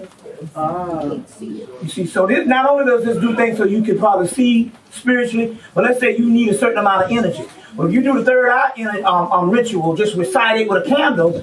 In order for the third eye to work, the kundalini has to rise, and the melanin and all the fire has to rise up to the third eye. So that process alone gives you enough energy to deal with what you need to deal with when it comes to the, to the people. If you want to invoke certain gods, you call on the third eye. Then you might say, I want to talk to Ganesha. I want to talk to so-and-so. And this is how this works. So this is only $5, but these are real powerful. So, before you get out here tonight, get that too. Give me some questions right quick. Yeah, what's that? I've been studying a lot of black history, especially out of the 1800s with black Americans. There's a thread that keeps repeating itself. There's a trend that many of our great people from over here was not accepted by the so-called upper class Caucasians, the South, in the South and in the North. A lot of them went over to Europe, and you see in all of these stories with like Carver, Douglas, all of them sat at the feet of monarchs. Right. They all sat in the courts in France. Right. Then it was like they started taking tours and going to all of these different. They'll go to England. They'll go to the courts in France or whatnot, and they were being treated by the monarchy. Right. Now, when I do my Moorish history, and like you were touching on yesterday about the Moors being the progenitors to all of that information, even that way of living, that monarch class, do you have any information with that being tied in, especially saying that this race that got created in the Americas being a distinct race, are they being accepted by the parents who are these Europeans who basically set this up? Outside of this country, we are still numero uno. They love us. Oh, yeah. You see what I'm saying? They love us. You see what I'm saying? Because they know our history. So they know our history. And so, so yes, most definitely. And it is up to this country to deceive the world about us. So let me give you an example. One of the worst portrayals of us in human history happened last year. And that was the movie Precious. Oh my goodness. Absolutely disgusting. It was one of the worst events in human history. Yes, it was. It happened last year. Now, we don't understand certain things. When they make those movies, they're not making those movies for us or for America to be deceived. You know black people with Mercedes-Benz. You know black lawyers. You know black doctors. You know this. So whenever you see this derogatory thing, it goes under the radar for you. Because you say, well, that's not realistic, because we know successful black people for the last 200 years. But what we don't understand, people in Germany, people in France, black people in Germany, black people in France, black people on the continent, they don't see you as the doctors and the lawyers and the most educated black people on the planet. They see you. Whoever wants food, 2 more people can come out and get it if they want food. They see you as precious. You see. And especially if you get that Tony Brothers thing on Precious. Unbelievable. Everybody should watch that. But they see you as precious. And they see you as those pathetic characters. And because they gave Monique The Academy Award. They solidified it. Anytime you get the Academy Award, the world goes to see these movies. It solidifies it, but what it does, it brings more attention to the movies. So that so the entire planet saw Precious, these pathetic characters, and Monique. You see what I'm saying? And I told people, I said, I hate this motherfucker. I said about 2-3 years ago. And my girl said, hate is a strong word. But the spirit was telling me what this ignorant nigga was going to do, and she's not even aware of it. She's going to win the Academy Award, but this stuff is going to go around the world. And so they use these things to just try to deceive the rest of the people who used to think highly of us, So so that's a form of warfare. It's the perception, or it is the image warfare, which is more powerful than just killing somebody, because the image, the stereotypes last for generations. I just wanted to veggie back right on that, because not only does it when they put the Academy Award winning advertisement on top of the movie, does it make more people go to it? But then when you have a negative movie with negative portrayals about black folks, with black stars in it, black notable stars already, it makes people think it has to be true. Otherwise, Monique wouldn't star in it. Not only that. I met some black girls who came from England back in the late 90s. And they came to Atlanta. And they were very disappointed because we was taking them around to different clubs and different places. And they were like, we don't want no bougie niggas. I said, no, these are just regular black people.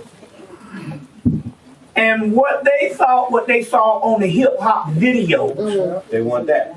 They thought that we lived that way all day. Like, let's say I get up in the morning and I'm jumping up on cars with naked women and things. They wanted to see that. And they were very disappointed when they didn't see that, when they saw upper mobile black people. And I was like, that's videos. The people on the videos those videos, they don't act, we don't live like that. But they walk up and down 125th Street every day looking for that. You know what I mean? That's why when the niggas walk by with the pants hanging down, the Europeans turn in unison and starts clicking away. Yeah, but these were black. These were, you know what? These were 2 black girls from England. Well, we seen something surprising yesterday, though. It was funny. Me and Sinetta.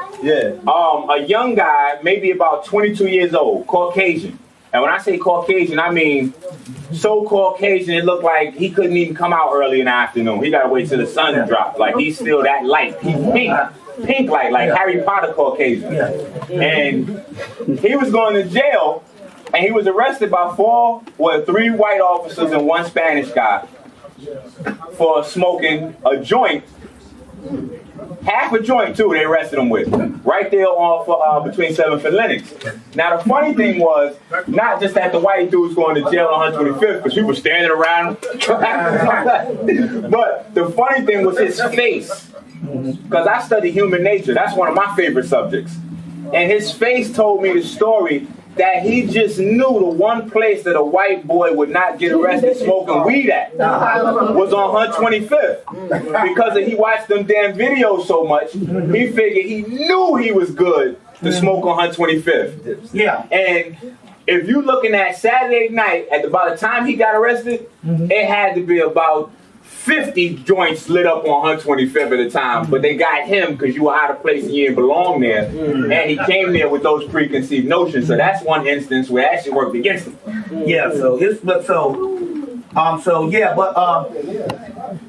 This whole thing has been going on since Marcus Garvey. They decided after Marcus Garvey brought that many Africans in the diaspora together, and they were all together, that they would make sure that we be separated from now on. And they work for the last 80 years, they've been working towards that whole thing. Give me some questions. I have so it's YouTube, right? With you and then with a lot of other people. But the thing that was on there that I'm concerned with is that they had someone named Yakub Mm-hmm. We have Cobb, who's supposed to invent or create the Caucasian. Is there any fact? Okay. Okay. Sorry. Okay. The Yaku is just a mythology to tell about some genetic gene splicing that we did do. Now, the thing about it here is, what you're talking about here is not all Europeans, but it was a group of people, mainly some Egyptians, because the Egyptians say in the Hermetic text that our problem is we created another race of men. That's in the Hermetic text, Walter Scott's book, Hermetica. So we got more texts on the creation process than we do on the climate adaptability. Although the climate adaptability is true too. So you do have two aspects of history. You got climate adaptability, where some people got caught in the ice age, you see. And you got right now, you can go in certain caves and you will see albino bats based on being in darkness or whatever. So you got climate adaptability, which all the Diop and the Afrocentric people explain. Charles Spence. But we do have that. Now, as far as texts, temple walls of City One, the Hermetic text, they also talk about a gene splicing. So the Yaku thing, that's a mythology that they do to explain it when they talk about the grafting, but they do have evidence of that. As far as what's called in the Hermetic text, in the book, in a text that never was translated into English in France called Abduction Extraordinaire, they talk about the European coming from certain ancient Egyptian texts. And so we got several texts, even texts, the Ashtra-Veda in India. And they talk about we have a group of people where we have these races, and they are all nourished by the sun. Except one group of people who hide from the sun and are affected by the sun. You see, so they go into this, so we got those particular texts. So it's a combination of both. So are they doing the same thing today when they make those calls? Yeah. Well, now, yeah. Cloning is reality. Majority of the food we eat here is clone. Majority. It's clone food. And the feed from the people. Yeah, and so all of that. Mm-hmm. So Yaakov is mystical? Mythical. No, well, no. We did have some priests. It probably was in the period of Atlantis. Atlantis has two periods. It has a spiritual existence, semi-physical, then they have the physical existence. And they talk about gene splicing and stuff like that. Remember, technology, you go back in history, is very high and advanced, and then the technology falls. And so the people that come behind it think that they're on the cutting edge of technology. You just discovering things that was lost. Right. But like I said, the evidence on the temple walls of Seti I talk about the gene splicing and all that, and the Hermetic text talk about that. So we do have two aspects of history, but we also have climate adaptability and stuff. So it's a variation of the two. Maybe the gene splicing might have been a smaller part of it, but it does exist. Mm-hmm. But what about Mother Ninti and like Arishna Yao? Didn't they have a whole story on creating that other human being? Who? Mother Ninti and where's that coming? What tradition? I would think that's under the Sumerian text or the Anunama Elish. No, worst thing you can do. That Anunama Elish is thousands of years old, and when they was talking about that, the white man didn't exist on the planet. They were talking about creating humans. Right. The Anunama Elish and we were talking about creating humans. Now people get the text. And because we don't have a time out here, that's creation of the white man. I got a big argument about 5 years ago on the guy. Then, man, that text is the creation of humans with Tiamat and all. It predates It predates the coming of the white man thousands of years, that text. And they were talking about, you see, because at first they talking about space, and then they talking about, you see, so so the new militia is not based on creation of the white man. It's based on the creation of humans. Mm-hmm. Yeah. So it's on that particular level. Mm-hmm. So the majority of black people here in the Western Hemisphere, then what you're saying, we are not human. Yeah, is that what you're saying? As of now, based on the process that we have gone through, based on our DNA, we are closer to gods than the human. That's right. Mm-hmm. Based on the process, the alchemical process that we went through. There's a story talk about the white man will come and get Shangaphan, an ancient person, and he will take him back to the white man's land and nurture him and nourish him. And we know what they nourishment is, putting you through all kind of hell. And then after he nourished him, this Shangaphan, this ancient person, will rise up and destroy the universe. Destroying of the universe is coming to a new reality. A new reality. You see what I'm saying? And so, based on our DNA, that's changing constantly. And we're in the latter half of it. It could be days off. Based on that, we are more on the God level than we are on the human level. The human level was a cocoon. So a caterpillar at first goes into a cocoon and comes out a butterfly. We're closer to the metamorphosis level. You see what I'm saying? We're on the cusp of it than we are the human level. That's why when you try to get back to do things what we've done, they fail for you.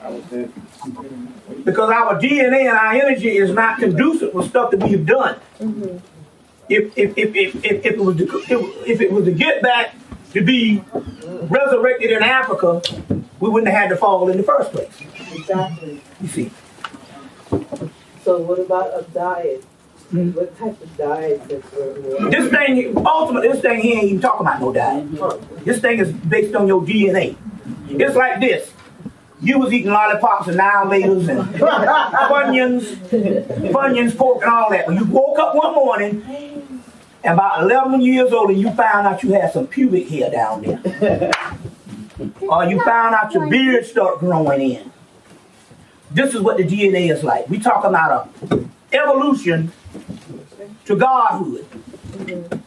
It don't have nothing to do with what you eat or whatever kind of thing here. Comes up. Yeah. Whatever. Let me tell you something. I got stuff happening to me on the spirit realm that's unbelievable. You see what I'm saying?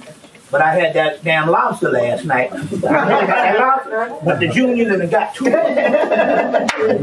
Now ultimately, I would suggest people, diet is good for, but this don't have nothing to do with that on this evolution.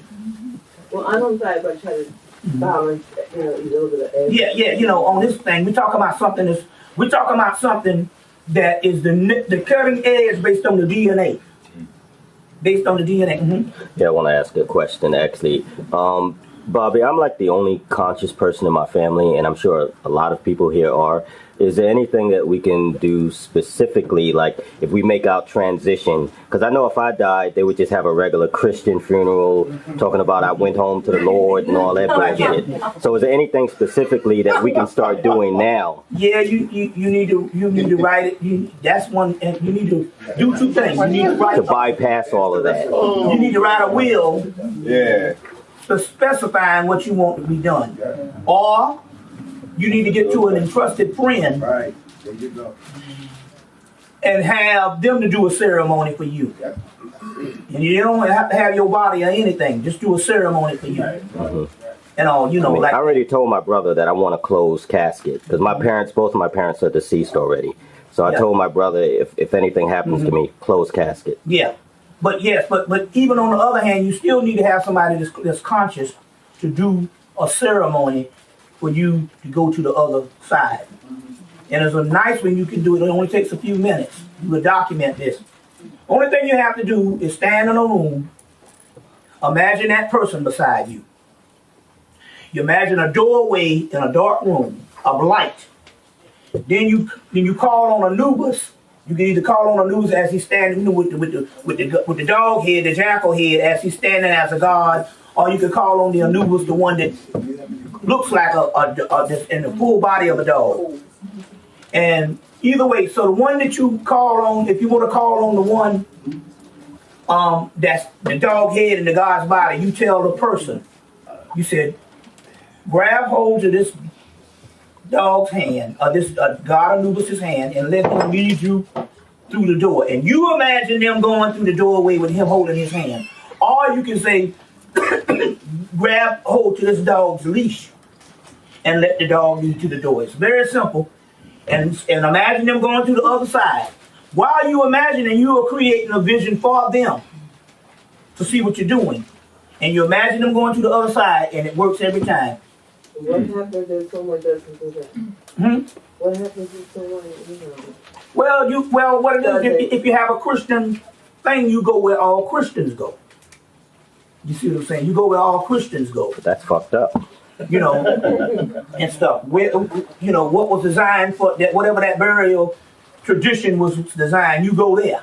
You go there. Usually when you go there, you come right back. You're going to be it's a reincarnation cycle. They go to hell for a little while, but they come right back down here to hell. Bobby, I have a story. I'm just dying to get it out. Go ahead. But this happened, I can't even remember what happened, but I heard that something similar happened to you.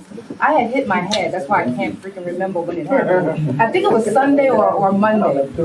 But I went to bed. I was pissed off to the highest specific. And I got up like maybe about 4 o'clock. And I went to go to the bathroom. I was running to go to the bathroom. But the piss was coming down, and I slipped in my own piss. And I slid, and it felt like somebody pushed me, and it felt like I went flying, and I hit the freaking edge of the door. And I know I heard a crack. And I knocked myself out. And I had to have been out for a good while. What woke me up was my husband, was snoring. It woke me up. And then, I finally went in and I was hysterical. I was like, oh my God, I freaking bust my, letter. And he was like, you gotta be more careful. But, and I noticed it because I'm an avid hula hooper.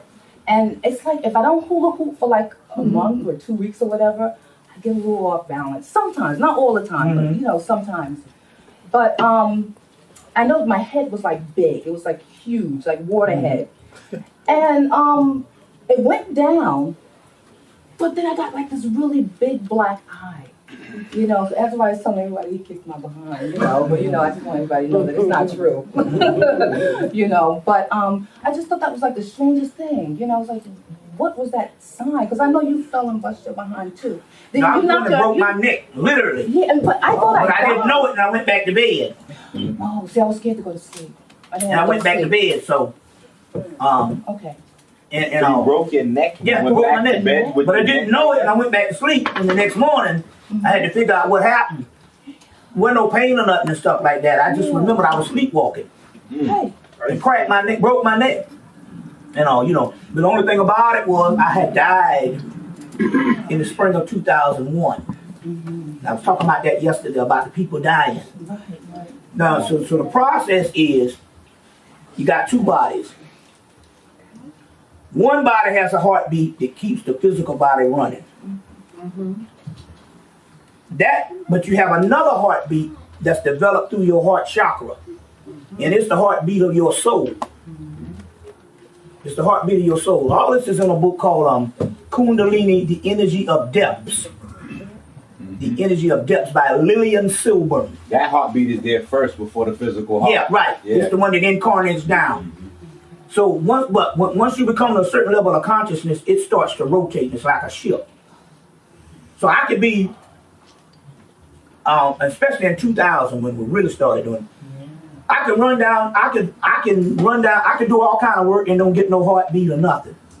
But lay down in the bed and the heart about to jump out my body. So those heart palpitations is that other heart. What started happening in 2000? It's just my heart, the other heart started coming through. Because it was going to be the heart that when I died in my sleep in 2001, this heart took over. So I remained living. How did you know that, though? Huh? How did you know that? Well, in this particular case, I got well, I knew about the 2 heartbeats. In this particular case, I had a nephew. Every time he see me, he would go, dead man, dead man, dead man. They was like, why you saying your uncle dead? He's a spirit. So he called me dead man all of 2000. Then one of the sisters. How old is that nephew? He's about 13 now. And so, and by the way, they've never had any kind of meat, any kind of sugar, any kind of anything.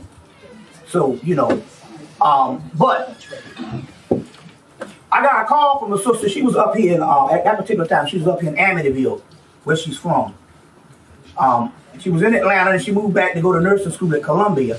She was at, so she was up here and she called and said, hey, apparently you died in your sleep, a couple of days ago, sometime in the spring.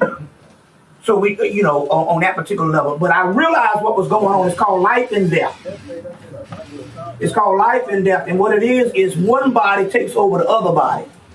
I'm asking you this because in 2000, right after the towers, like in that October, I was moving for the first time from New York to Georgia. And the day I was supposed to leave, it was a Sunday. We already had our Greyhound tickets and all that. I had a stroke so bad and my body shook so violently. They said I was out, physically flatlined for a few seconds too. My arms came out, the shoulder sockets and everything. Right. And then me just being me, when I finally came to, I was still in shock. So I didn't believe that I was in the hospital on that. Because the night before I was partying hard, drinking and everything. I told them to put my shoulders back in. They put them back in. I could move them. I wasn't that much in pain. Needless to say, I wound up getting out of there, getting dressed and moving. Okay, what happened is this. You didn't hear them. You wasn't at the lecture last night. He got it. I talked about a group of dead people amongst us. And you are a living example of it. I gave my experience and I gave several experiences for people. But when you died like that in flatline, that other spirit took over. And so, right now, you are one of the walking dead. Which means you can get shot or you can get hit by a car and you survive. And you don't know why. Because you've already passed from the person that is affected by the physical realm. And that other heartbeat sustain you. And then you become a Superman. So then certain things start happening where you can eat stuff, you can eat toxins, and it converts the toxins into fuel. You see? Yeah. You can convert, now it's what is supposed to happen to us is your DNA is supposed to develop into a protein. That's a new protein. It's a God protein. And once that protein develops, I start eating in August. Period. But I ain't losing no weight. Because the protein is what's nourishing me. You see. So, this is what happens to dead people. You see. So that's what was happening, what they did with Bruce Willis in Unbreakable. He didn't get no colds, he didn't do this and all that and stuff. Because the mystery here is he had already gone to the Osiris realm. You see. And whatever's running his body is running it from another dimension. His soul is running the body. So this sister that just fell with her story, Bobby, does that mean that she is more than likely? You know, I gotta be a dead behind because I've never had a cold or flu or anything like that in my life. I have no idea what. Yeah, you stop having colds and all that kind of stuff. Yeah. Is that the same thing that happened to the congresswoman who got shot in the head in Arizona? Yeah, that's why they stopped calling her Gabriel and calling her Gabby. Because they scared. You see. I can go back to that in a minute. Just to touch on that Bruce Willis thing, that would be the same thing with the Sixth Sense, when he actually was a spirit. No, he was actually dead in the Sixth Sense. Yeah, no, it's a little different, right? No, he was alive as one of these unbreakable people. They were talking a story of certain black people. Okay. Is that like in the Chronicles of Riddick? Those dead guys, their wives, they're dead. Necromancy, something like that. It could be something like that, yeah. I got to go back and watch the movie again to see the concept and all. Yeah, so that's what that is, and more than likely, if you flatline and all this kind of thing here, and stuff. Basically, you died. You see what I'm saying? And then when you came back, your soul basically started running. See, most people's souls is dormant, it's sleeping. That's what the sleeping Buddha is about. Right. Most people's souls are dormant. Conscious people means that your soul has started to wake up. And your soul, when it's trying to learn about itself. It's like a mummy. Yeah, it's trying to learn about itself. Now that's why it is important that when you become conscious, and then all of a sudden you say, I'm through with this mess. I'm getting out of it. I want to go back to being dead. You can't do it. What will happen? You can do it physically, psychologically. What's going to happen is your soul will start to whip your ass. So what your soul will do, it'll create all stuff around you to fail. Amen. And it'll put your life in turmoil until you get back on it, because your soul is trying to develop itself to ultimately become God and come out of the body and become glorified. And now you want to come and just be another handkerchief head, nigga. And your soul is not going to have it after you, so you can't. It's an impossibility for you to forget it. You see what I'm saying? And if you just double back, your soul will whip you behind. It'll create all the things around you to get you back on track. I just want to say, I think when you do that, the ancestors won't let you go either. Certain ancestors that you may have evoked it or connected with or always been there, they won't let you go. You would have that. You would have things like that too. It's just like when I was like I said, I walked away from the shoe deal. Already got. It wasn't like I was aspiring to be this thing. I had already got the shoe deal. I had already had the company. I had gonna fly to Italy 3 times a year to do the shoes and stuff. They had already Ebony set up and Essence set up. Them Jews said, we're gonna play that angle as the first black shoe designer. They was gonna play that angle while it was hot. See, when it's not a real big thing if so many people's done it before. But the first one is always good, and I was the first one. They already had they already had black fashion designers, Jeffrey Banks, Willie Ware, Stephen Barrow. But the shoe thing in the late 80s, I was gonna be the first, so the Jews were gonna make money off me. So when you're the first, you're already in. So I had already made it. It was all set up. And so now the first level of death was consciousness. That happened at 20, I think it's 27 or 28. I think it's, let's see, what did Jimi Hendrix die? Hold that thought.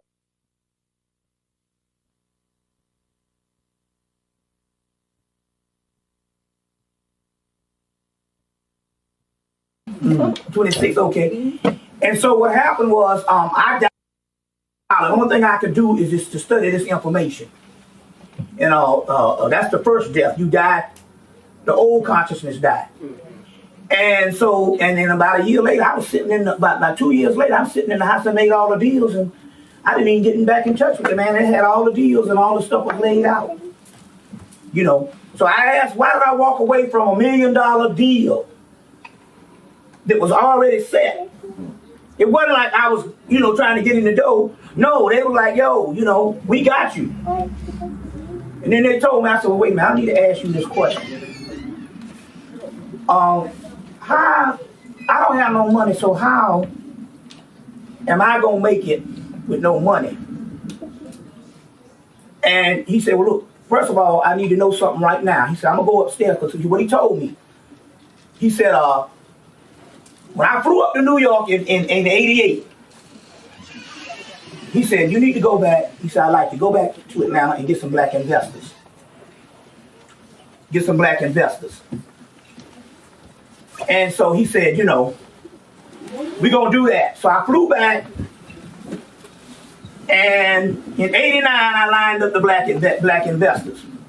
So the first thing happened was with the black investors was, they was like, oh, that nigga lying. He don't know no Roger Bowman. One of the guys used to fly to the trade shows because he had a store and he used to buy from Roger Bowman. So they said, okay, we down with it. Because they didn't think I was going to come through. You don't get niggas saying shit every day. So you say, okay, yeah, you know. So I called him up with him and 2 other black investors. I called him up on a 3-way with Roger Bowman. Roger Bowman said, we're going to do this, we're going to do that. I'm going to come down to Atlanta, we're going to have this meeting and all of this. So by the time of the meeting, he said one thing. He said, now, do you want me to come down to Atlanta, fly down and have the meeting 1 week with you and your boys, or I'm having a family reunion down in Atlanta the next week? He said, we Jews now. We don't even have no people down there. He said, but we like Atlanta, so we're going to have the family reunion. We're going to fly from New York, and we're going to have the family reunion down in Atlanta. Down in Atlanta. So what happened was, he said, when do you want me to come? And something the Spirit said, you better have him come on his family reunion. Came on his family reunion. I knew something was funny that day. Now, we got millions of dollars and stuff that we gonna get ready to get into. And I asked the main guy who knew Roger Bowman and who was one of the main guys who's been in the fashion industry for about 20 years. I said, you need to come pick me up, because I was in my 20s. I was a college student. I didn't have no car or nothing. I said, you need to come pick me up. He started giving me this thing where, you know, now you're getting into the big times, you gotta have responsibility to get your own transportation. Oh, wait a minute. I just lined you up with a deal, but it didn't register first. I just said, okay, don't worry, I'll get a ride. Don't worry about that. So we go out to the Peachtree perimeter. I'm sitting in the place, and none of the doggone investors show up. Oh, God.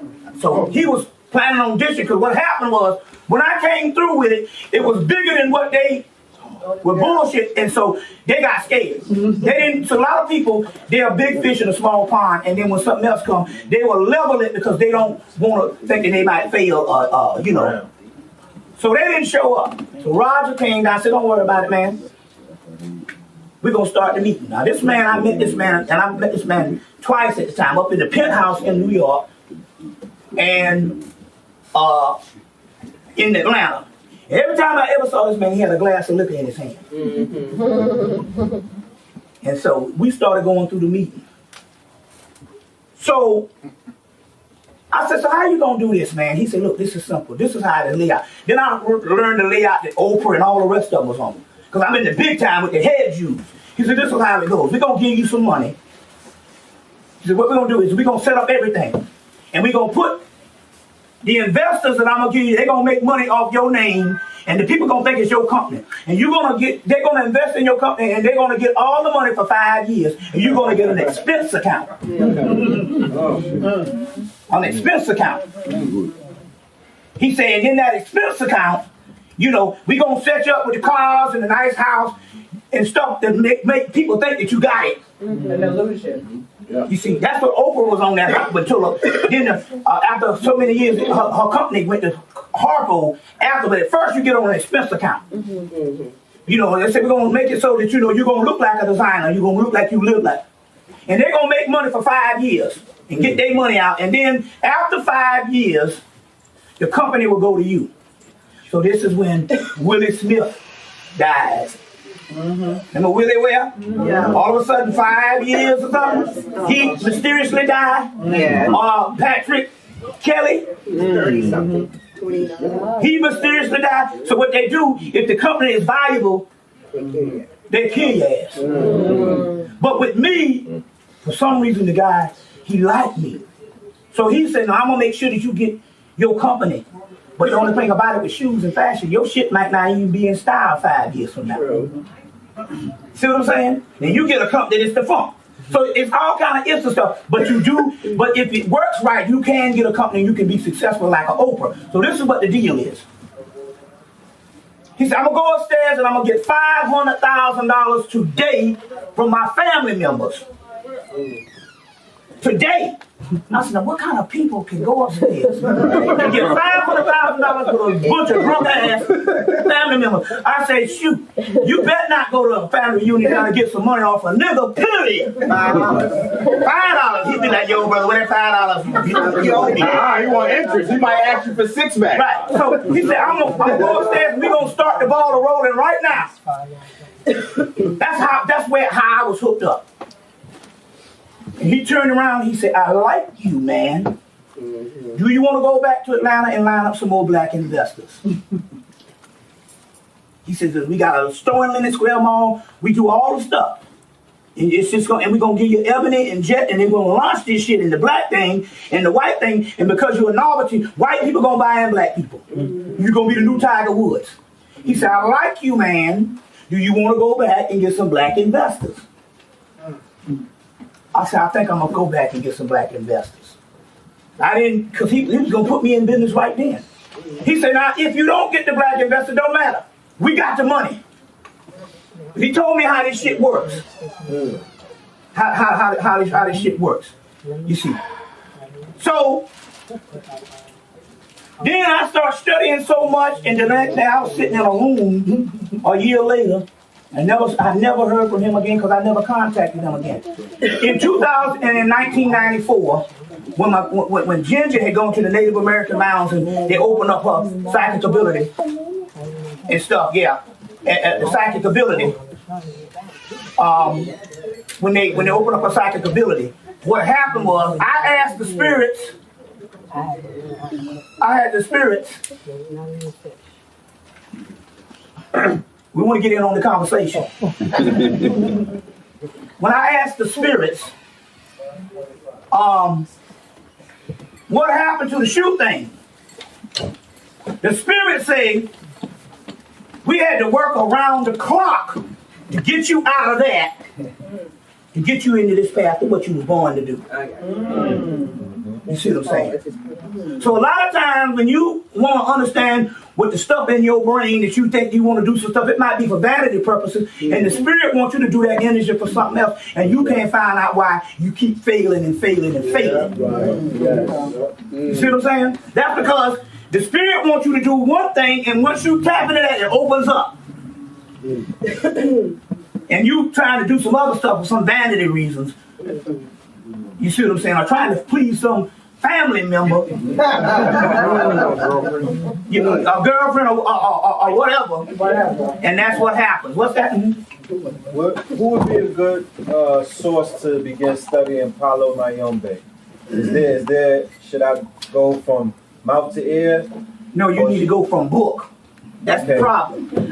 Because if you go, see, they got these niggas now with the Yoruba and all this shit. You go up in there now, you're going to have to spend damn near $10,000. Get a book. The spirit know that we're lazy and we don't want to study. And that's why they have these motherfuckers pimp your ass. They had a nigga in Atlanta last year. He came from down Memphis to Atlanta. They said, we're going to give you a woman.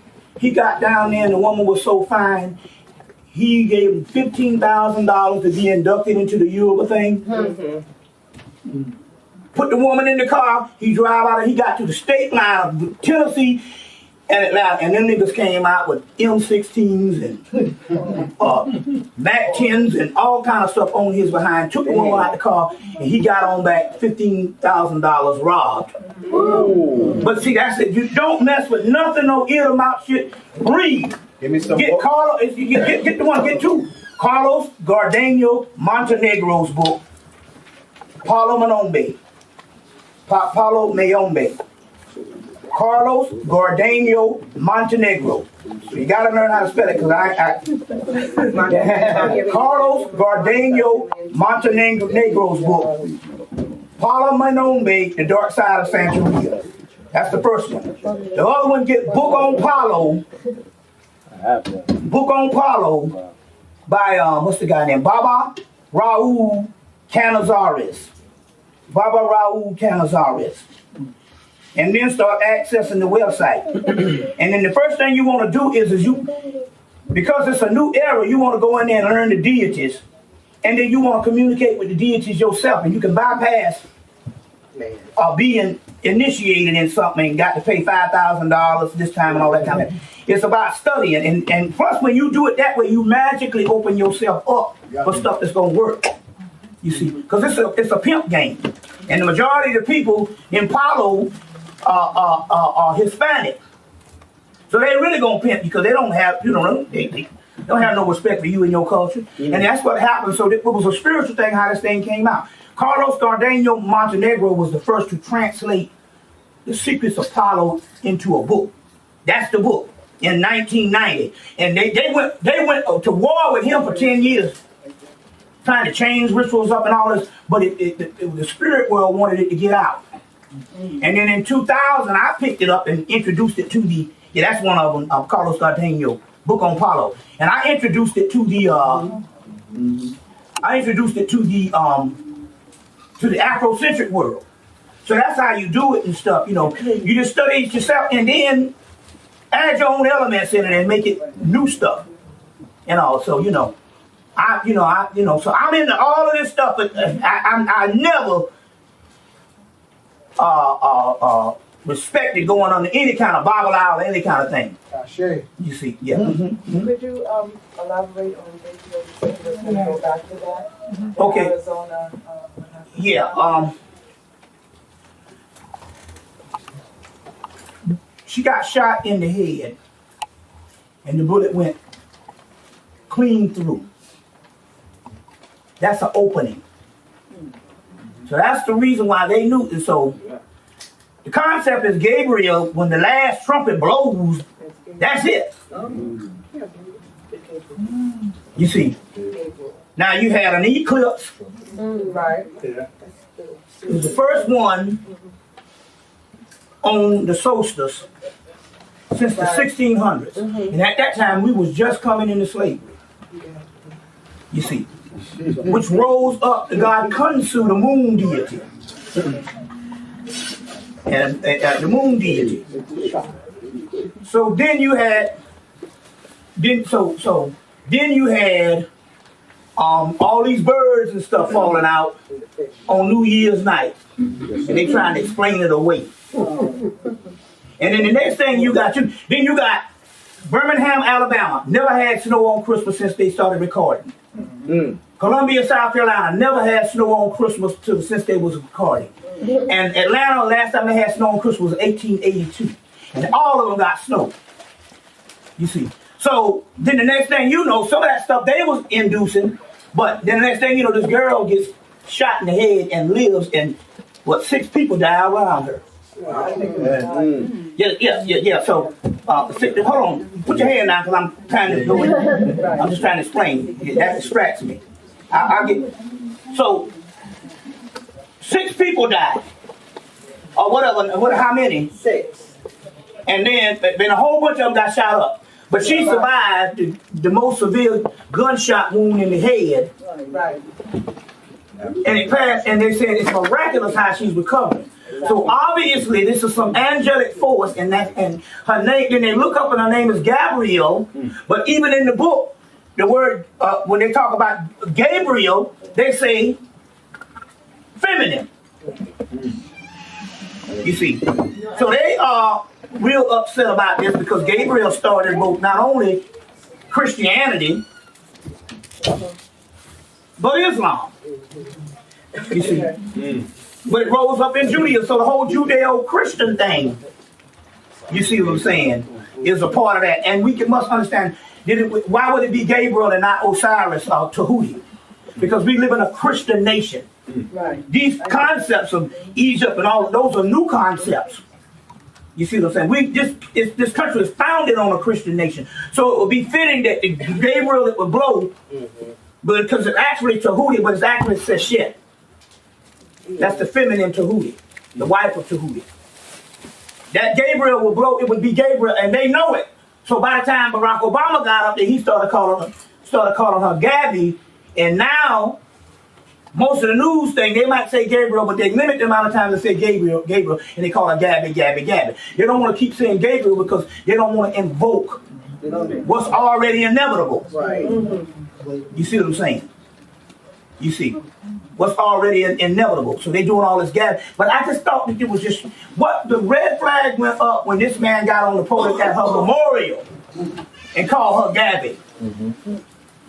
I don't give a damn how much you know him or whatever. Or you're supposed to say the full real name. Yeah. You see what I'm saying?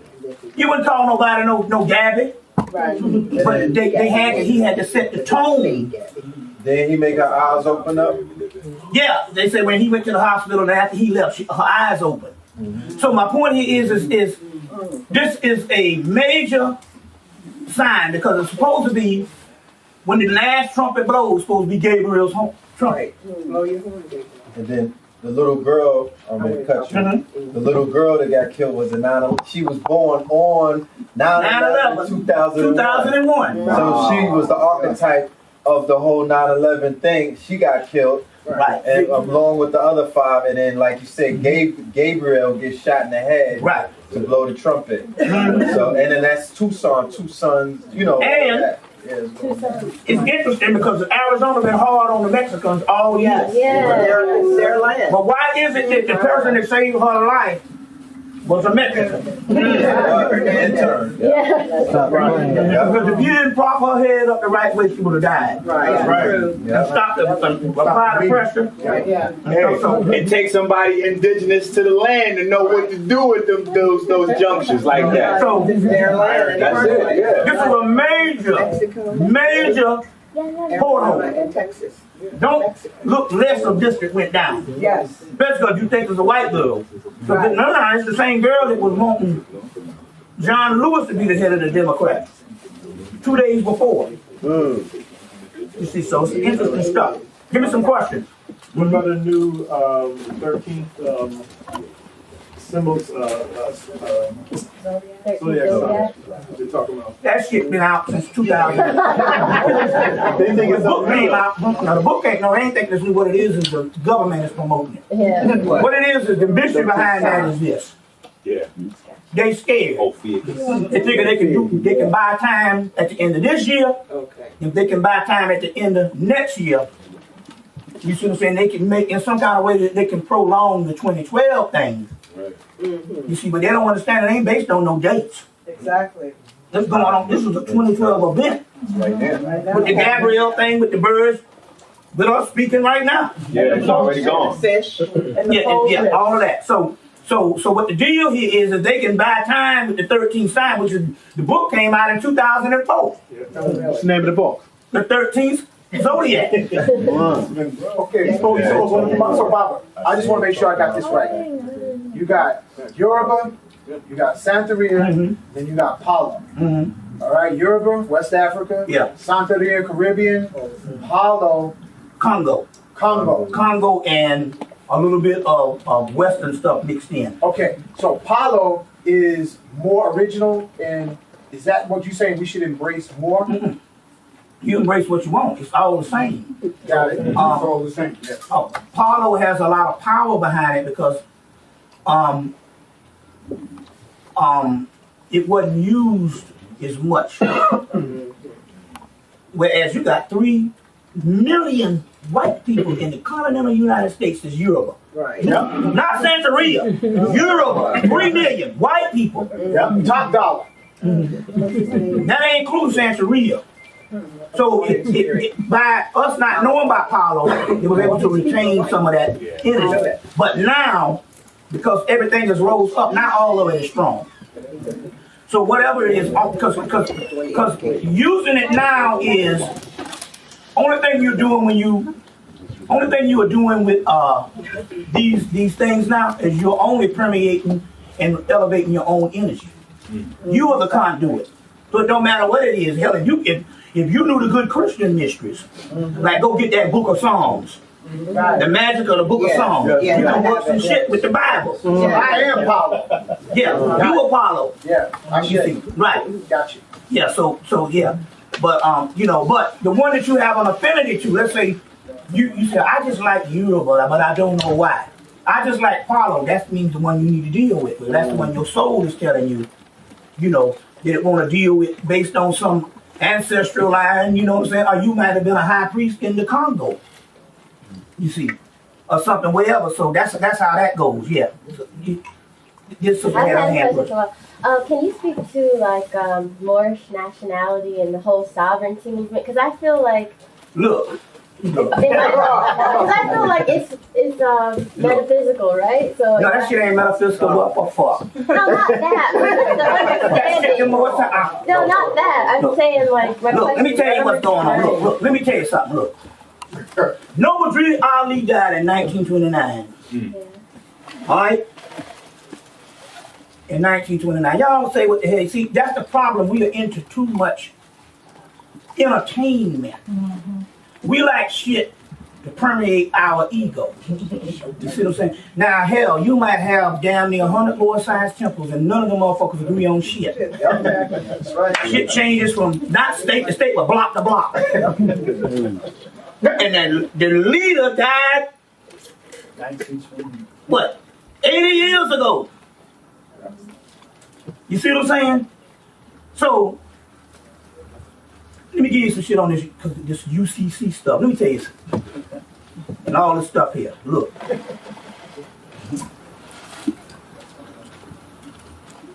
The nationality, where does it go under? The Moroccan Empire? You ever heard of this before? Yes, sir. Yeah. Moroccan Empire? Now let me drop this thing down on you. When you sign all them goddamn papers to the Moroccan Empire as of 9/11 is a terrorist state. Now, they want a list of terrorist activity. When they arrested them 3 boys and they're supposed to be in Florida, Miami 7 or what have you, and then they actually sent them to jail, time up for the fucking Moors. Because when you sign up with the nationality now, you in the same shit with them 3 boys. See, let me tell you how this science goes. To make a terrorist organization, we must create terrorists, then arrest them, and once we arrest them, then the organizations go into a whole other pile of groups. And now the Moorish Science Temple is now an official terrorist organization. So is the New Black Panther Party. You see what I'm saying? So now you're gonna run up with this nationality shit thinking, oh, I'm the Mr. White Man with all my guns and my bombs. I can shoot a bomb in your house and don't break a glass but kill your ass. All of a sudden he gonna get scared because you got some pieces of damn paper. Use logic. He don't give a damn about nothing but a standing army. That's right. That's right. That's right. That's it. You see what I'm saying? That's right. Or whether you got some real deal magic. That's right. You see what I'm saying? Yeah. Real deal magic. Now I done went to war with him on the magic and survived. You see? And didn't have to even do nothing. They had my back. You see what I'm saying? Now let me explain something about the organization on how the energy and the metaphysics shit don't work. They got so many damn criminals in the organization until there is no honor among thieves. And on the energy level, The energy to back off from that shit. These niggas getting over on each other. Niggas having you sign up papers, you give them $5,000, and they don't even submit their work. Whoa. You see. So all of that stuff that ain't nothing but just jaw jacking. No, because what I was saying about the metaphysical is because, like, okay, if we're in this system and it's all gonna fall anyway, it's all illusion. So why do I need to, like, you know, go sign some papers or something like? If I'm a sovereign, I recognize that in myself. It's a spiritual sovereign, but not no piece of paper. Right. These goddamn niggas out on this street. These damn ragtag bunch. You see what I'm saying? I agree with you. Yeah. Don't let them niggas, they wasn't even into that 20 years ago. Now all of a sudden the nationality, all this stuff here and all, man, look, y'all run that shit that you want. Let me tell you something why you asked that question. Why? Because I'm different than most of them goddamn niggas on the street. Do you know I'm in different cities? So many cities each year. So I get to see shit that these niggas on this corner don't see. There is. Let me know you know. Yeah, thank you, I appreciate it. This is important. It is, because it's like, it has you confused, and it's like, I want to be effective and practical, and I don't want to, like, You not don't need work. to fuck with these niggas on there? I'm gonna be honest with you right now. Yeah, okay. I'm gonna be honest with you right now. Black people are the worst example to follow anything. We are the lowest, but it has to be that way. That's prophecy. You want to run from niggas every chance you get on anything. Now let me explain what's going on. Break it down. Come on. They got hundreds of more going to jail every month all over the country. Hundreds of them. But why they putting them in jail? They put them in jail because they're signing all these damn documents and they're doing all this stuff. You see what I'm saying? And they got so much criminal activity that went on under the documents and all this stuff. And you understand what I'm saying? So whenever you confront it with it and you go to court, you see what I'm saying? It's no different than the doings of a criminal organization. And they locking them up. They're locking them up left and right. Don't sign nothing. And if you did, you can neutralize it. Say spirit neutralize. I didn't know. But get out of that, because when you sign in those things, you're signing up to a terrorist organization as of March 2009. Listen to what I'm saying. When they arrested them boys, they tried to do it in the 70s with the El Rukins and the Blackstone Rangers. Jeff Ford. He signed the thing with Gaddafi.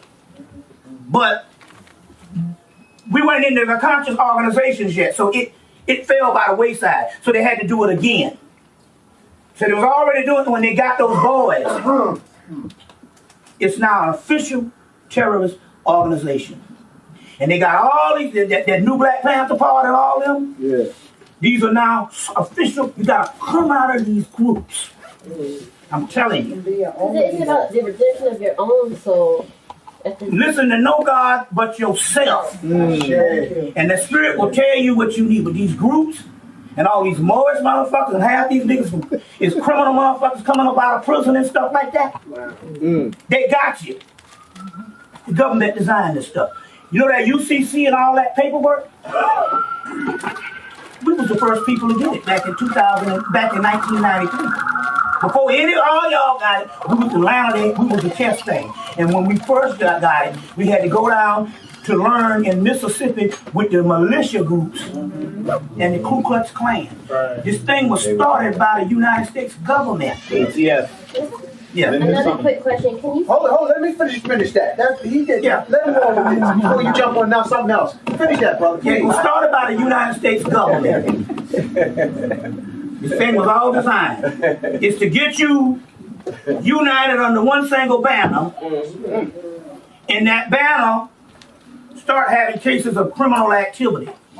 Meanwhile, you roll into 9/11 and they start creating laws. Remember George Bush said we going after the terrorists, we're going to go after them with the money. He said that. So anything dealing with finances, dealing with money, and dealing with stuff, they get me on lockdown. But as of March of 2009, when they sent them boys to prison, that's the end of that Moorish Science Temple. And I'm not talking about like what's going to happen in the future.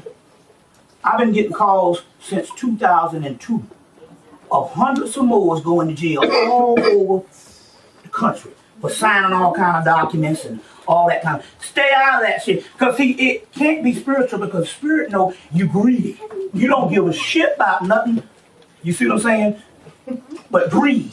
You wouldn't help them. You would, even if you got $1 million, you wouldn't help nobody. Most people,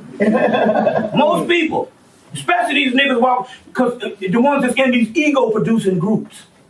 You see what I'm saying? So that whole UCC, the sovereignty movement, that was started by the white man.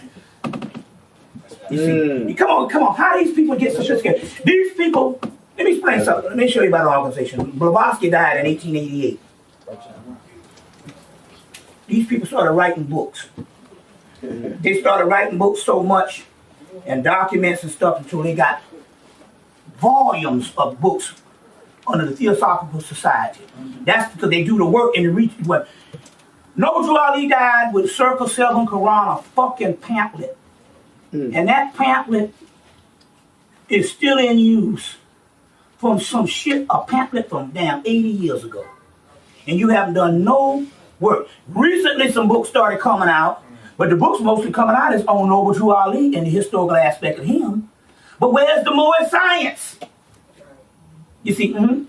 Now I was just asking, what's the need? What would be?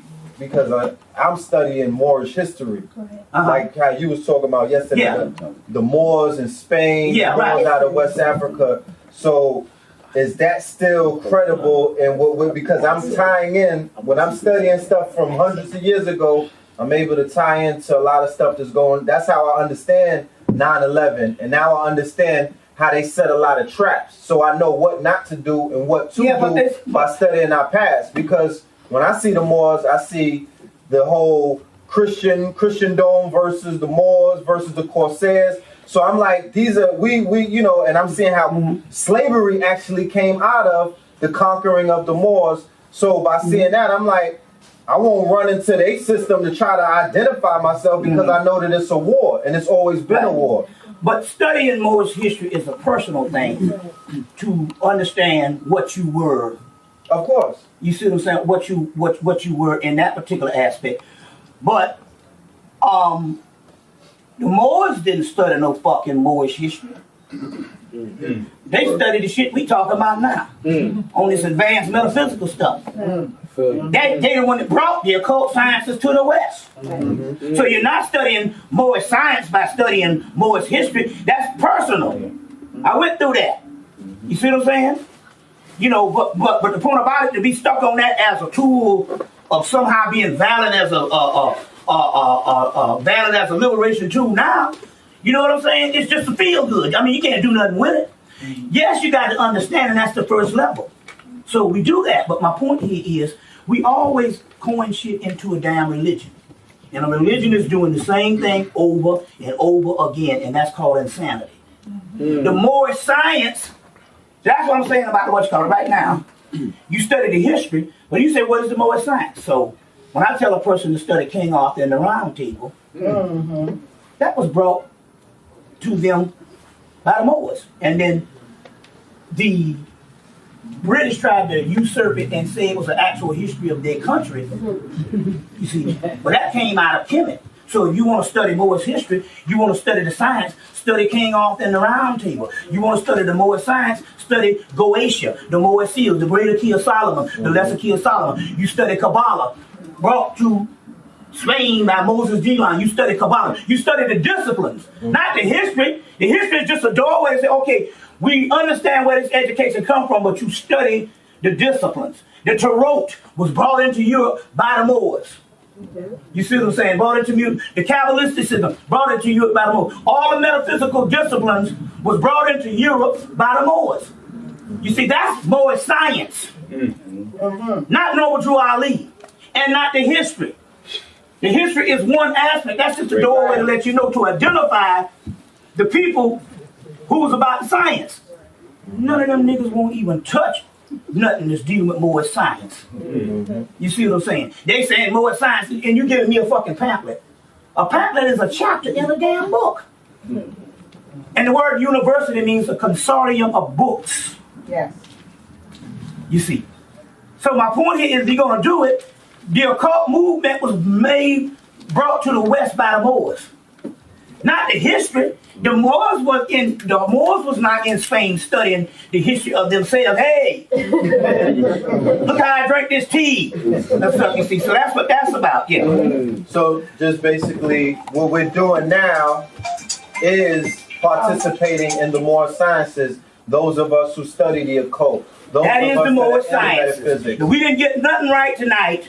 Yeah. This stuff that we talking about was brought up by the Moors. So you do the Moors. If you want to be a Moor, you would study astrological, astronomical, metaphysical, any kind of thing that's dealing with the occult. They had. That's what they had. No doubt. So what they did was to how this was done.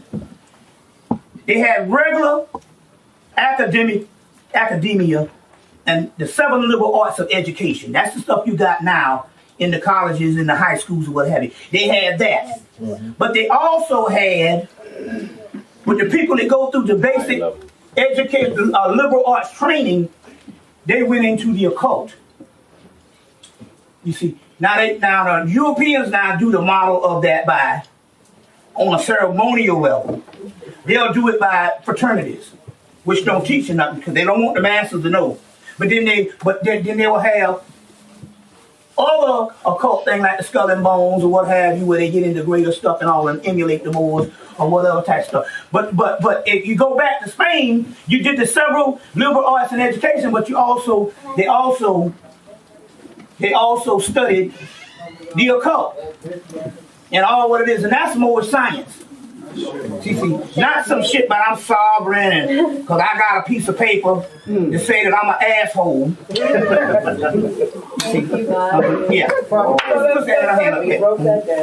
I just want to know the science of the man with the golden voice. What's the ritual behind that?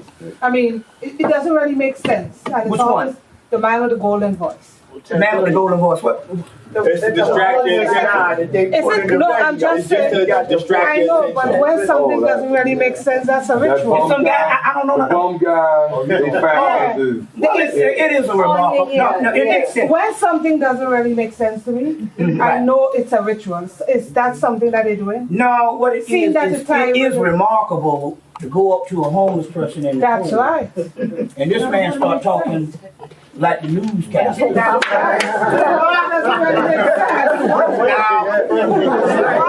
The news is always looking for a great story. Yeah,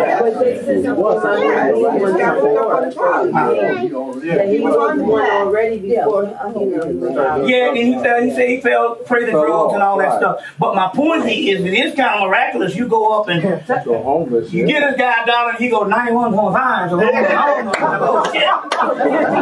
They just inducted him into a society of these newscasters things. Yeah, so they pay for his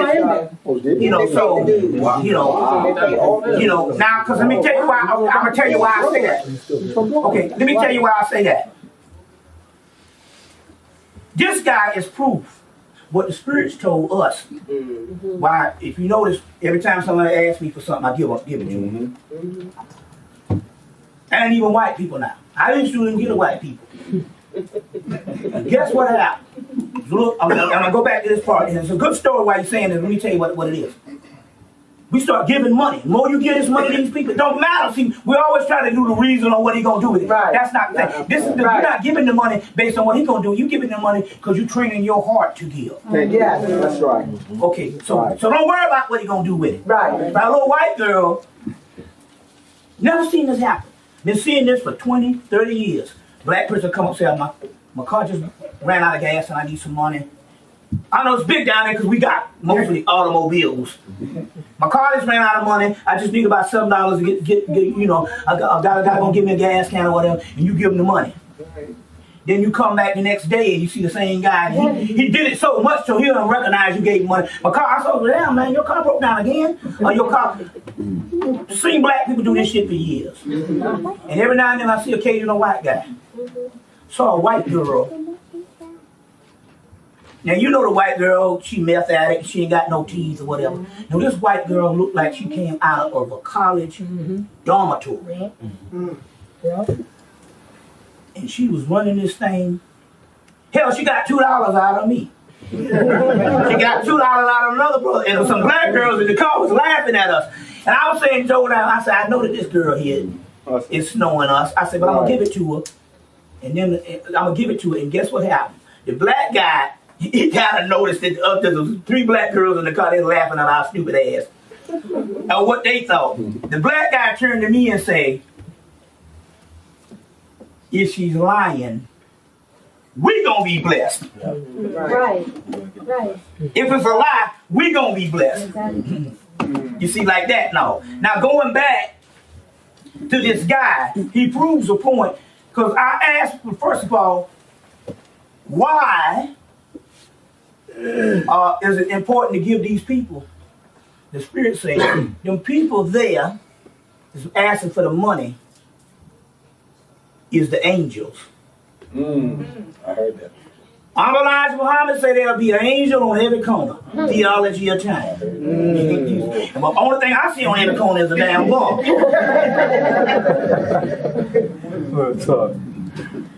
And when the guy came down and he started 91.4, and Linda turned to me, she said, that's the angel. And so what happens here is this here with the angel on every corner. What we found out is a system, it's an ecological system, it's an angelic system. What happened when these angels started coming back in 09? Said, don't leave us out. We was black. We got Ethiopian text, Akhenaten, the Ethiopian angel, and he's the father of the angels. So what happened was, because anything Hebrew, anything Israel, all that was black people shit. You see. Now, when the angels came back, we started giving to these people on the street. Angel on every corner. We started giving to the people on the street. And this is how the ecological system works. You want the angel to bless you. So you got to give to the angel so the angel can create a force to bless you. Because they still have souls. And the soul knows in another realm. So when you give, you see what I'm saying? It's a prosperity thing. So I break off everybody. And they say, no, don't be political. The white boys ask you now, because I used to wouldn't give to white people. When the white boys ask you now, give to the white boys. You got to realize, I don't give a damn what kind of human. It's got to be a humbling spirit that you got to stand out there and beg people. That means if you done gone to a level that you can even create something outside of pride to do it. So therefore, you have surrendered. Yes. So as a result, we need to, whoever give, you see, for whatever reason, he might have surrendered to crack, heroin, or what, I don't care. Give. You see, give. Now, the reason why I know there wasn't a time to give before, and see, the reason why they did this, now in 1994, every time, if I gave a person 50 cents, I would go in the store and be 50 cents short. If I gave a person $1, I would go in the store and be $1 short. They say, stop giving. But I'm like, well, why was it necessary to me to stop giving 15, 16 years ago? They say because we're going to create a time when we say give, the money going to come. And we need to have the contrast between the times. And the time ain't not right yet because the angels ain't came back. Wow. You see, so that thing that happened, and it happened around the solstice with that guy, that's angel. That coincides with the Gabriel thing. And what is Gabriel? Voice, trumpet, Gabriel, sound. Yes. The angel, voice, golden, sound, Gabriel. Right. The woman, that's the spiritual ecology we talking about. Yeah. What's that? I was in Bahia and down in, this was 93, and it was down in the area where you go to buy the stuff for the baths, Ogun and all that. And walking with a Brazilian, he said to me, never look down on anyone because you don't know who they were. Right. Right. who they gonna be. Or who they were, at this time, who they were. Right, They were manifesting in a different in a different, right, yeah. But you Now, did you hear about this thing in Indiana? Indiana? You hear about this thing in Indiana? No. Which one? This girl actually ran out of gas. She went up to the gas station and she met a woman that bought gas for her and took her back to her car. Okay. She took her back to the car. The woman bought 2 scratch-offs. Oh, yeah. She reached in her pocket, because she was there to get the scratch-off from the gas station. She reached in her pocket and said, oh, by the way, I'm going to give you a scratch-off. And the woman scratched it off, didn't think nothing about it, and a couple of days later, she won, what, $100,000? Wow. And so she was all on the radio trying to find this woman to give her. That was a damn angel. That's how this shit works. She said, I at least want to give you at least 10,000 or 20,000 for giving me the ticket, because her ticket didn't hit. Right. That was an angel. That's how this shit works. That's what this angelic stimulus package thing is about. It comes all kind of ways, but you got to put it together. But you got to start analyzing things outside of your everyday life and say, is this a spiritual moment or is this a spiritual moment? And if you do it enough, then guess what? Every moment will be a spiritual moment. You will bring it around you. Let me add to what you are saying. When I was coming to the United States, I don't know that to be on camera, please.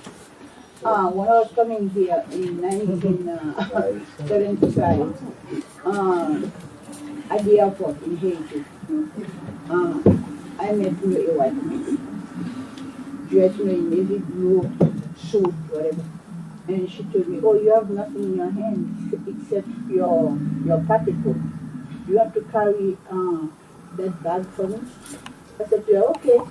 She said, you are going to the United States? And I said, yes. She said, where are you getting off? I said, no. Then at the airport. Things that I could understand in English. Then we got on the plane. I carried the bag for her. It happened that when I got on the plane, the woman was sitting behind me. It was my first time taking the plane, so there was a lot of turbulence. Every time she'd be moving my chair, whenever, though she knew I didn't know why she was moving my chair sometimes, put my chair straight. Anyway, when we get to the airport, she said to me, what is your passport? And I said to her, why? She said to me, how to see your passport? Is it, how long am I going to stay here? I said, my visa almost expired. She said to me, give me your passport. I'll take care of it. I said, but what do you need? She said to me, don't worry about it. Then she started to speak French. Then she said to me, give me the passport. She gave it to me. He said, no. I added some extension in the visa. She did. She did. So when I came, when my sister was looking for me at the airport and my aunt, so I introduced them to the woman. And they said to my sister, and she said, she's very nice, she carried my bag for me. So I took a passport and I took care of it at the airport so you can take her home. So I was here, so my sister never had the woman for a phone number and we never hear from her again. So everybody in my family had a green card.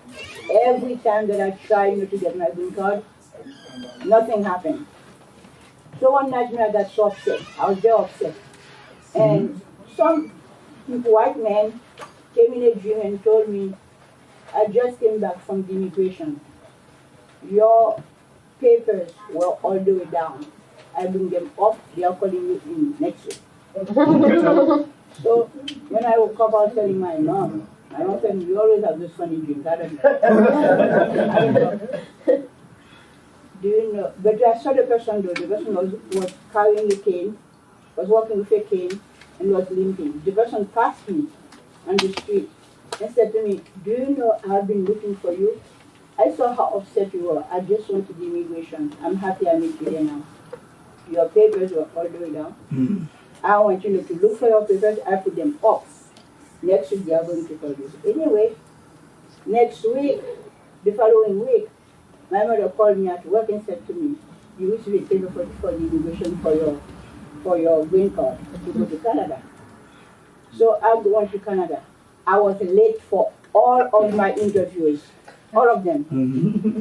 So when I reached the consulate, my people were talking. The woman is very nice. The man is not nice. So knowing that I have a lot of nerves, I said to God, I hope that it is the woman that I have, because if it is the man, I don't know what I'm going to tell that man if he asks me any stupid question that I don't know. And it happened that it was the woman who called me. So when she started to ask me questions, I said something I don't know. She said to me, come on, don't get upset. I'm going to give you the visa, I have to do my job to ask you. Okay, since you're upset, just stand up, raise your hand and swear whatever. I did, and said to me, hurry up. They are closing the gate. I don't want you to come back. So I went to the window. I pay for that, whatever it was, and they closed the gate. So what was that? Was it an angel? Yeah, well, it was. It was spirits around these people. You see what I'm saying? Making them do those particular things. So the woman at the airport, when I was coming here, was she an angel or was she? That could have been. See, a lot of times when we talk about these angels, it could be forces that's around these people, or it could also be these people's energies, their souls activated to do a particular job. Yeah. So yeah. I want to know what do we feed the deity Ochichi? I got two questions. The first, Ochochi. What do you give up to that deity? He's a hunter. What you want to do? You need to get a book called a dictionary. It's the Encyclopedia of Spirits. Encyclopedia of Spirits by Judika, Judika Illis, Illis. Judika Illis. The Dictionary of Spirits. You want to get Encyclopedia of Spirits. You want to get that book. You want to get that book because in there she will have any deity that you want. And this is a black woman that wrote this, but she'll also tell you what to feed them and what they like and all that type of stuff, and tell you how to go about it. It's a monumental book, yeah. And the last one, do you know the number that corresponds to the deity? Because when I did the research, it came up to 8, but 8 is traditionally a Batala, so I wasn't sure. Well, he's up under a Batala too. It's like his avatar. Okay. Also, but that book will explain. It gives a diagnosis on all these gods. She has the Egyptian gods, she has the African gods, she has all this, but she has gods in the book that normally wouldn't be in nothing but botanicas. So, and the Europeans in the metaphysical thing, they won't talk about these particular deities. So she took every deity that you know of from every form of Candomblé, Apollo, all that, and she put it in that book. So that's the book you need, the Dictionary, the Encyclopedia of Spirits by Judika Illis. It is a monumental work, about 600 pages. I just wanted to mention, I don't know if you're aware that the last Million Man March in Washington, just at the end of it, the closing, Minister Farrakhan had suggested to the crowd and people in attendance to join some organization. Scientology. I don't know if anybody has said Scientology. Yeah, he said, I recommend to, he did worse than that. He told them in August.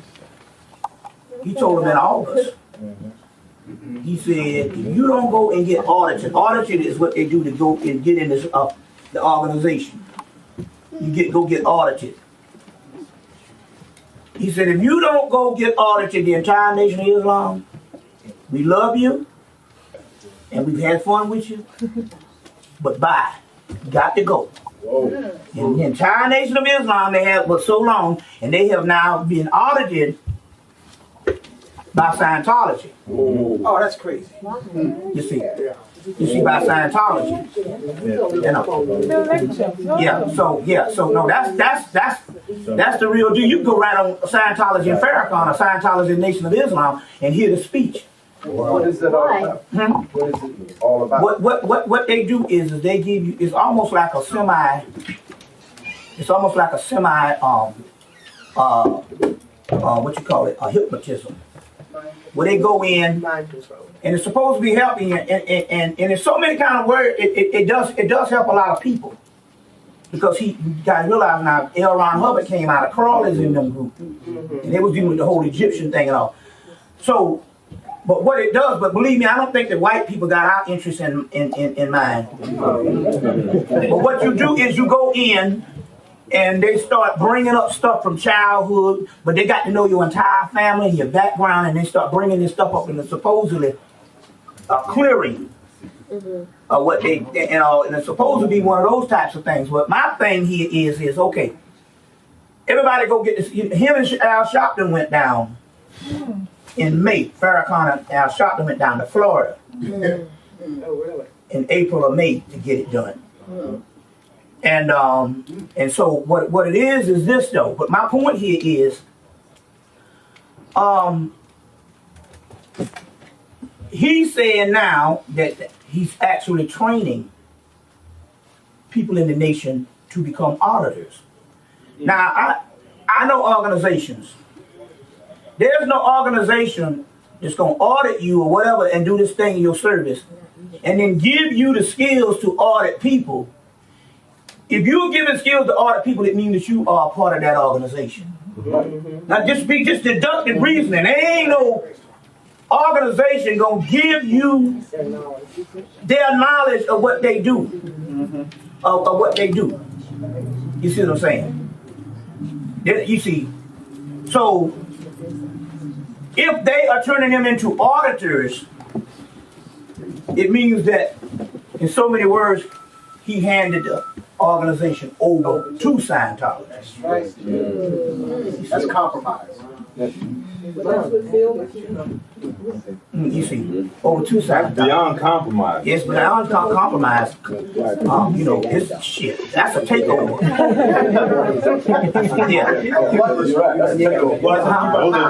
Those are new inquisitors in training right there. Yeah. The black ones this time though. Yeah. What's that, brother? I was going to ask you about, because you just mentioned Scientology and everything. Yeah. I don't know too much about it. I just know that a couple times that I met people that was into it. Yeah. And they were trying to bring me into it. Right. And the things that they do to bring you in, like they give you a test or something. Yeah. They call it a stress test. Mm-hmm. But when I took the test, it was like after I took it, they didn't really want to deal with me no more. If you had a certain amount of money, they would have taken you in. It's a rich man's organization. Quality of membership. And so one of the guys that did a tape from Syracuse said, well, if Farrakhan is doing that, tell Farrakhan, why don't he pay the bill for them to be audited? You got to pay, but you have to pay your own bill. But that's just the first level. To continue in the organization, you got to have money. You got to have money. So the deal here is probably, in order to do it, although they audit these people that don't have no money, but obviously Farrakhan has to get a percentage of everybody that he gets audited, and that's how they're able to deal with him, because it's about money. You know, you got Jamie Foxx, Will Smith, Forrest Whitaker, Isaac Hayes, you see, Travolta. Yeah, Travolta. Yeah, Travolta. I was just talking about the black guy, you know. You know, Tom Cruise is damn near the spokesman. Yeah, what's that? Along the same lines, like with Madonna, because I've started studying Kabbalah at the Kabbalah Center International. Do you have any about that? Because you mentioned Moses de Leon, and they talk about like their pedigree and why they're eligible to teach Kabbalah to the masses. But it seems like money game too sometimes. Yeah, because they got about 30 Kabbalahs published at one time, and ultimately it's a spiritual system. Ultimately, it's gonna go on your interpretation. So why fuck with them? Exactly. You see? Yeah, you can get the initial thing in the course. Let's say, and how long you been with them? Well, I started studying there in 2006. Okay, and it comes and goes. You pass over them now. Yeah. And stuff. You see what I'm saying? Because it's your own interpretation. A lot of this stuff is money making things. Like I said, if you can read, you see what I'm saying? Common sense. But I'm teaching you now, and I ain't nobody taught me nothing. Because I don't have that much faith in humans. You see what I'm saying? Other than to give me the initial stuff, you see? You know, the initial stuff, you see. So yeah, and that's just one aspect of it. They don't teach magical Kabbalah there. They don't. You see what I'm saying? Yeah. And so my point here is that's the stuff that works. Right. You see? Yeah. Okay. Al Gore, you are a big. I wanted to find out about, you were talking about the modern science and everything. Yeah. And what is this thing about the birth? You got a lecture going on. What is this thing about the value of the birth certificates and stocks and mutual bonds and all of that stuff? Do you know anything, or can you speak on that? Or, because that's a big purveyor in, you know, getting all your papers signed. Oh, that's the UCC. Yeah. Yeah, all of that, yeah. Yeah, could you just speak on that? Yeah, okay, the UCC, white people have been doing it for years. But they brought it to us in the early 90s to trap us. You see, to trap us. When we started getting it, the meaning of UCC? UC Uniform Commercial Code or something. Right. And they say that basically your name is being used in all uppercase letters and you are a straw man, but you are a business. Right. And your birth certificate is a business. You're not a human, you are a business. Yeah. Corporation. A corporation and all this type of things. And you got to get back your corporation and all this stuff here. The only problem here is it don't register for us ultimately because we are not the United States citizens. Right. There was never a ceremony ratified, put together to ratify that. Right. So we're not citizens. So ultimately, it don't work. And so what happened was, with the people in Atlanta, I'm going to give you two histories on this thing. Okay. People in Atlanta, we started in the 93, and we worked it all the way up to like 97. And they was winning all these court cases, and they would just keep postponing the court cases until the judges got help to understand what was going on. But the ultimate thing is the reason why everybody ended up losing is because they came and said, this can't work for you because you're not citizens of the United States government. So that's the extreme part. Okay. But that was in the 90s. The 2000 versions was they started giving out money, they started doing all kinds of things with people. And then so they let people go through the process. And then they stepped to people and said, you tried to defraud the United States government. Or you tried to defraud the IRS. And then they started sending whole churches to prison. And they got these government agents with the preachers or whatever type things. You see. And all. Don't sign nothing. I know what I'm talking about, and it comes up again. That's the Spirit telling you, don't sign nothing. So all these people talking about do your paperwork, guess what? They don't submit their paperwork. They charge you $5,000, but they don't submit their paperwork with all this stuff. It's a scam. So even the energy behind the birth certificate, if you go look it up and everything, and you put your number in, and you see the value of it, and what is all of that about? It's a game? It's a game. What it is basically all of birth certificates are owned by the Queen of England in England. Mm-hmm. Right. And all this type of stuff. My point here is all of that is a distraction. Okay. It ain't got nothing to do with spirit. Okay. You see, it's a distraction. Now, the birth certificate could be important based on divination because it's based on when you incarnate. Yes. So that's understood. You might change your name to Muhammad this or something that and stuff, but your birth certificate name is the most spiritual because that's the one you whispered in your parents' ear to give you. You see what I'm saying? Yes. And that's the one you incarnate on, so it's got a lot of energy to it. Yes. You see, it's got a lot of energy to it. Some of the worst thing on the planet is nicknames. Okay.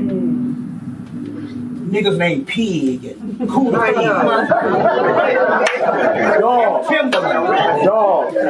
Dog, nicknames. Because names have energy. So a nigga named Timberland, name yourself after some shoe or Brogan. Somebody gonna walk all over you. Right. I don't mean to take you off the subject, but it's interesting what you just said about nicknames. Yeah. You know, I was reading a book some time ago and it was talking about how Nick is another name for the devil. Or another way Well, if that's the name of the devil, we all need to get nicknames. The devil is where it's at. That's the rebel. Yeah, right. So that whole thing there is based on a religious concept because there is no such thing as the devil. Exactly. Devil. Spell it in reverse, it means live. Yeah, that's what that is, you know. There's no such thing as the devil. Yep. You see what I'm saying? The devil is nothing but a polarity of God. You can't have God without the polarity. It's the yin and yang symbol. And that's what makes things work. So the devil is divine. And along the same lines of the names, because I believe that there's power in the names that you're given as well. There's validity in changing it to what you feel. But I was doing research on surnames because everyone's like, oh, black people's names are all slave names. And that's just not true. I was doing research and it was like, a lot of the names, like my last name is Brown, so my family could have, when they were freed or whatever, gave themselves the name Brown, because they gave themselves noble names. 85% of the English language is Egyptian. Right. Go get Gerald Massey's Book of the Beginning, Volume 1. 85% of the English language is Egyptian. You see what I'm saying? So, you know, these names, they've already tracked it back because you got your Celtic Druids, which was a branch of Egyptians. So all of that type of thing, you see, you know, they couldn't even speak. Who the hell you think taught them how to speak coming out of the caves? And they come up with beautiful languages. Damn, Greek language is beautiful. Why? Because it was created in Egypt. You see, they couldn't do it. They couldn't put together that. Yeah, they didn't even have a Greece. They were just warring tribes at the time. Right. So a lot of that stuff there, you see, a lot of that stuff there, you know, like I said again, you know, we not being a studied people, you see, you can tell them anything, you know what I'm saying, like that. Hell, Muhammad is more slave name than the British thing. Why? Because shit. They started the slave trade. Right. And still doing it. Yeah. You see. You see. Now, I'm quite sure that was I'm saying it was originally an African dialect. Because that whole Arabia was... Look, I went to go see the Saudi Arabia expedition in 1989. I was in there scratching my head. I'm still trying to find Saudi Arabia. And the guy looked at me, he said, I know why you're perplexed. Do you know that 85% of Saudi Arabia is blue-black? That was in 1989, and I saw it for myself. I thought I was in the West African exhibit, and it was the Saudi Arabian. So we know that those names originally were black. You see, but I'm saying if you're gonna make claim about slave master, about based on what somebody did, hell, the Arabs is the worst. You see what I'm saying? You know, you see, and as long as Mauritania and all the other places, they still got slavery, and they still the slave master. You look at those things like that, what's that? Yeah, does Sigil magic work? Yeah, yeah, it works. What? That's why now you get a book called. That's working left and right. You get a book called Urban Primitive. They bear witness to something I knew years ago. The sigils is the different designs in the markets. They call them bébés or whatever in voodoo. They call them signatures in Palo. You see what I'm saying? They mark you on the face in Africa. And all those are sigils of spiritual things to bring down spiritual energy. Guess what else is a sigil? The graffiti. And so they got a book called Urban Primitive. And then they got the graffiti up in there. It's just now, graffiti now is mostly done by white folks. And in Europe, they got whole art exhibits with graffiti and stuff like that, So, but sigil mag, it works, because that, you know, it's no different than the seals and stuff that you see in the ancient stuff, you see. It's this stuff to bring down certain energies. And certain energies are bind certain energies. Bind certain energies. So yeah, that stuff works. There's a book called Basic Sigil Magic by Philip Cooper. Yeah, Philip Cooper's a real good one. And he has one of the best books on magic, but it's out of print. And I often don't understand why a book that came out in the 90s is out of print for most of the 2000s. And it was the best one. One of the best ones is called The Magician. The Magician? The Magician, Studies in Effective Magic by Philip Cooper, off the chain. Because it starts with you unloading your blueprint or the stuff that you've been taught as a child that's wrong information. So what happens is the mind receives information. Then what the mind does, it processes that information and then it acts upon the information in your life. So your world is created based on the information in your life. If the mind receives the wrong information, it will produce the wrong world. Yeah. But when the right information comes, it will reject the right information. So what you have to do is you have to talk to your spirit and tell your spirit, I have received inadequate information, and can you release this inadequate information so that I can learn newer things. So that's the reason why your family members and all the people that's dead have problems getting with this and stuff. You see what I'm saying? Because they still are holding the blueprint of wrong information. And the mind will reject right information. It's just like a bum. If you give him some water and he go, oh, alcohol. Oh, what the hell is that? It's water. Because he's trained his body. You see what I'm saying? You see. So that's what that's about. It's the same thing when you get the right information. That's why you have problems grappling with this stuff. In concept, I'm trying to figure out.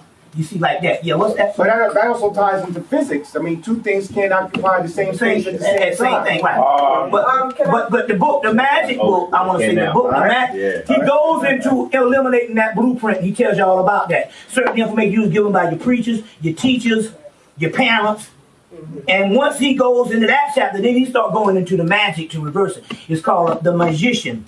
Studies in Effective Magic by Philip Cooper. But it's out of print. You can get them on the internet, you have to look, but it's worth having. So is that like that's law the of one to start with? Is that like law of attraction? It's in that particular aspect too. All that come out of things. All of the magic, the laws of attraction comes from the Kabbalion.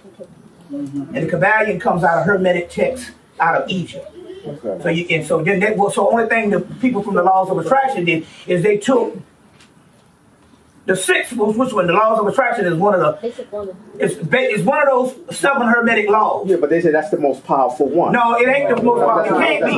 If laws, out of one law and stuff like that, that's how they got people trapped. And that's why even Deepak Chopra say. So this whole thing of law of attraction now is people trying to get money. I was just about to say, it's the most powerful for people that's greedy. Yeah, but what is that gonna do about your soul? Right. They're not feeding it. You see, but there's 7 Hermetic laws. Right. So how the hell you gonna take one out? Right. And it's supposed to be, so what it is you gotta get the Kabbalion, which is the Hermetic law. And if you get the Doreen Virtue book on the Kabbalion, she got the Kabbalion on CD in the book. And stuff. Doreen Virtue book on the Kabbalion and all, yeah. Yes, if people can just grasp the idea that everything happens twice, first in thought, and then it manifests, they would realize how powerful they are and choose how they think and what they feed the mind very, very carefully. Yes. Everything happens twice. Even this building that we're in right now, once in somebody, and then it was manifested. Right, yeah. And so that book goes into all that, but there's another book called what's the name of the book? It's a book talking about these are the other 7 Hermetic laws. But get the Kabbalion. That's where they got it from. They accessed one and came with this secret. Right. The reason why it's a secret because they get one of the 7. You see what I'm saying? Like that, yeah. Yes, in one of your DVDs, you said that one wish it come from Ireland. Is she a white woman? Who? Bridget? Yeah. The Irish origins is black. Exactly. The Irish origins is black. They call them the Negroes of Europe. You see what I'm saying? The Irish origins is black. You get a movie called Secrets of Rowan-ish. And it's the Secrets of Rowan-ish. And in that movie, they talk about how the Ireland people came from these dark, dark seals. You see, they're talking about black people. You see, it was probably inhabited by the Egyptians because when St. Patrick's is credited for running all the snakes out of Ireland. Yeah. That's mythology. You can't run the snakes out. That's like saying running all the grass out of Ireland. He was talking about the snake people, the serpent people, the Egyptians, the Camites. The Camites. So Bridget, she came from Ireland. And probably and she's incorporated into the voodoo ceremonies. And it was probably somebody who was over there that was during the time when they had slavery. Maybe one of the gods of one of the slave masters, because Bridget not only is in Ireland, she becomes throughout Europe. So it might have not been an Irish person, but Bridget was big throughout, and so they incorporated that and all. Based on the spirit, they understand that all these gods ultimately was of us. So it could be. To be a god, you got to be of the original origin. So therefore, Bridget would suffice. Yeah. You finished touching on the Olmecs? Yeah. I think you got here late. Nah, I was here all the time. Okay. I just didn't know if you covered all of what you was. What I was saying was that ultimately they were the Orishas. Okay. Right. So is there a way to begin to divine and evoke anything from the Olmecs? Yeah, you can do it through the Orishas. As a matter of fact, what you can do is you should ask the Orishas to reveal more knowledge of the Olmecs. Exactly. And that's how this thing comes. So you can actually have them say, I need a transmission to give me some of the history on this stuff that we're not getting. Are you familiar with the brother Horace Butler, When Rocks Cry Out? Yeah, right. Excellent he's tying in. Yeah, excellent book. When Rocks Cry Out. Somebody sent it to me in the mail. Yeah. Yeah, it's Horace Butler, When Rocks Cry Out. Horace Butler. Excellent book. Oh, yeah. Yeah. Bobby, can you speak a little on what happens to us as a people? This economy, according to most people, Okay, right. This economy is gone. So what they're suggesting to white people is to train yourself to live without or live on a limited basis. Well, if the script is flipped, we're on top because we the masters of it. So what they're trying to tell white people to do, they're spoiled by the fatted calf. Get ready to be on the bottom. Is to try to acclimate yourself to not having cash every time you want it. You see what I'm saying? And even when it comes down to credit. Now, let me give you an example of what I mean by that. When I go to cash some money orders, if I go to cash some money orders, and I might have $300 worth of money orders, and they postal money orders. And I go to the white post office, they be like, we don't have it. I already know what to do, because white people deal with credit cards. So they might not have it in the drawer but a certain time. But I can go to the West End, the black neighborhood, which they only deal with cash, and they loaded. You want 1,000? That much I already know. So that means that here's the people that's learn how to deal without credit. You see what I'm saying? So I go to Greenbrier, they call it Black Briar Mall. 90% of the time, they might, if you went in there every day with $1,000 money order, they gonna have it. Because the culture don't deal that much with credit. Whereas we go up in Buckhead or we go in the Risky part, they might go, I don't have it. Because everybody deals with credit cards. And this is a good one too. Y'all gotta do this. Anybody got bad credit? Most people got bad credit. Anybody don't have credit cards? Just go to a Walmart. This is the thing. Go to a Walmart and get a pay as you go.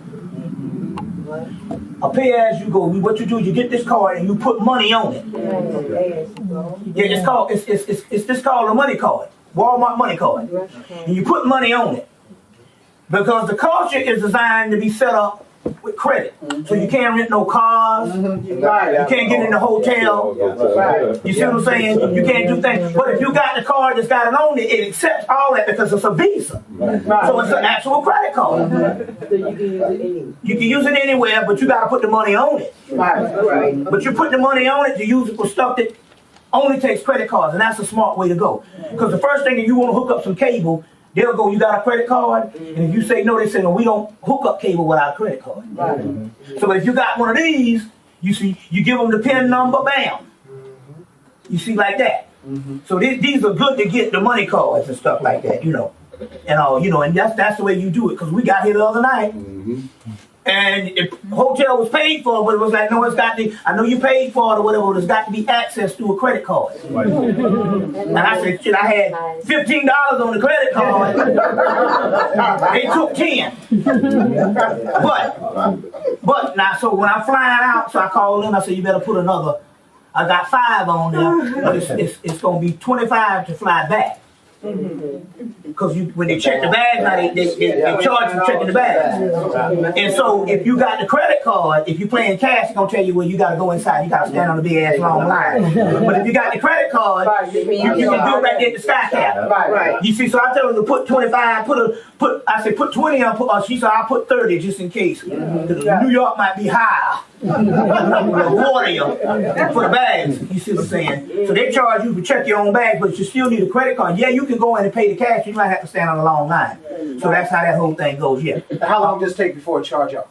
Right there. No, what you do is you buy the card, you put some money on it, and then it charges up right then, but then you have to call a PIN, you have to call a number on the back and report it to activate it. Gotcha. So as soon as you call a number and it's 24 hours, it's activated. And you could also call a number to find out how much money you got on the card. You know, like that. No, you know. But most of us know what we got on. You ain't gonna put it $30 on shit anyway. You think that's No. The martial, all that stuff, the martial law and all that stuff is scare tactics. To keep you distracted. We supposed to be according to them, we supposed to be in martial law in the early 90s. The King Alfred plan was given to us by the government to create this thing, and it's all based on distraction. If you think the white man could have did it, he would have done it by now. You damn right. He can't do it. He can't do it because it will wake up too many people.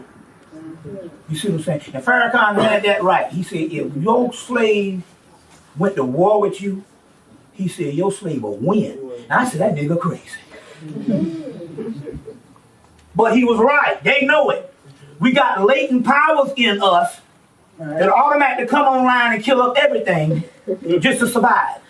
So they have to separate us, and you see what I'm saying, and keep us on lockdown, but not necessarily openly announce the day of battle, because it'd be over for them. So they would never do the martial law thing. But what powers? I don't They dormant.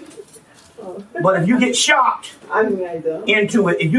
into it, it might open up. You might go out there and get hit by a car, and you might open up something. You see? You know. So many of these rituals are to open those dormant powers. Yeah, it's happening. It's going to happen regardless. There's the rituals was the stuff we needed to do the shortcut because we had so many years to be down here. Now this stuff is happening. You see what I'm saying? As you sleep, providing you get enough sleep, providing you get enough water. Right. Because the key is sleep deprivation. Number one killer in the United States is sleep deprivation and dehydration. Right. So if you can get enough water or get enough sleep, you see what I'm saying? It's going to happen anyway because we are in that season and stuff. It's just on the cusp. We're like minutes away from it happening. You see, give me some questions. How is the second son helping us? The second son is actually inside of you. That's called a petty universe. It's a holographic universe. It doesn't even exist. It's all the stuff exists in you. You projecting that. So the second son is your third eye and your pineal gland and all that opening. But all this thing, the second, all this stuff out here is nothing. That's why you ain't never had none of them people come and visit you. You see what I'm saying? See, my point here is we are the aliens. Exactly right. Now, what civilization gonna come 8 light years away to come to visit the non-original people of the planet? See what I'm saying? We are the aliens. You see, so whenever all this stuff they're preparing for us. You say, well, I'm not an alien. You know, the stuff on the inside of you is the alien. Right. And it's getting ready to rise up, and that's the invasion they're talking about. And that's what they've been, using to make cosmetics and things not for deportation. Yeah, all that, that's old stuff. They've been doing that since the 1940s. About 10 years now. What? They've been using the melanin for that. Oh, yeah. Been longer than that. Yeah, But I'm just trying to say,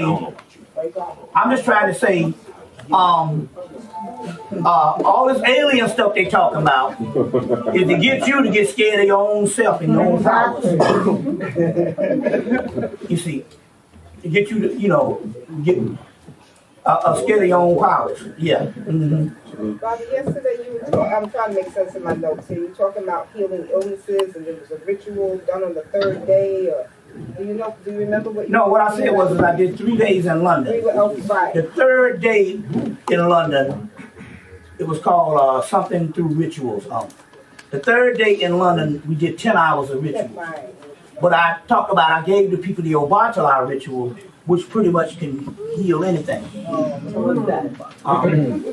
You got to order the tape because it's long in detail. But what tape is that? It's called the London series. That's the 3rd day of the London series. African people rising through rituals. Something like that. It's 10 hours of rituals. And everything is on there. That's last year. You can get it. You can call that number 678-358-1055. Do it again, Charlie. 678-358-1055. That's the number to order the stimulus packages, the picture package. You really gotta get those. The reason why you gotta get the picture packet is they're gonna be deities, and when these deities contact you, you'll have a record of them in these picture packets because it's 11 by 17. So it's 52 pictures of rare photos. You see, so it's not rare photos. And so you really want to get a hold of that and stuff, right? Aren't they scary? Huh? Aren't they scary? They're scary? Who? What? Yes. Are they scary? Are they scary? Picture back, they're gods. They're gods. There is no fear but fear itself. False evidence appearing real. Yeah, I received the statement, and I don't know how true it is, that we have solar plexus, our solar plexus, and white folks don't. Well, see, this thing about it, we can't generalize white as this one monolithic race. Okay. You see what I'm saying? We so mixed in, and that's what the secret is. We so mixed in until we don't know who's what. Let me tell you something. When my granddaddy died in 1971, white man came to the funeral. I said, who that white man? He said, that's your granddaddy, a brother. Some man crept to the dark side of town, and my grandfather was born. Now let me show you something. His sister was blacker than you, probably the blackest thing in here, and you look like a light-skinned person based on his sister. Now let me show you something here. He was raised in the black part of town. probably raised real good because that yellow gets the raw your treat, man. Let it be known. Don't be funny with this shit. That's right. Niggas love them for yellow. Make it plain. I know one nigga, my friend, you say, only the yellow shall see God. That nigga was so damn insane. This the same nigga say, if the mothership come, they better have ACC basketball on it. I ain't going. That nigga, you say, only the yellow, and he was blacker than 150 midnights. That's a kind of psychological thing. And he got to the point where he just said, only the yellow shall see God. Ain't that some stuff? They had a nigga in college used to go up to the girl and go, I'll kill God for you. Nigga was going, nigga, he said, I'll kill God for you. Now, if you know this metaphysical stuff now, if you the God, that's right. You kill this person here, you are killing God. But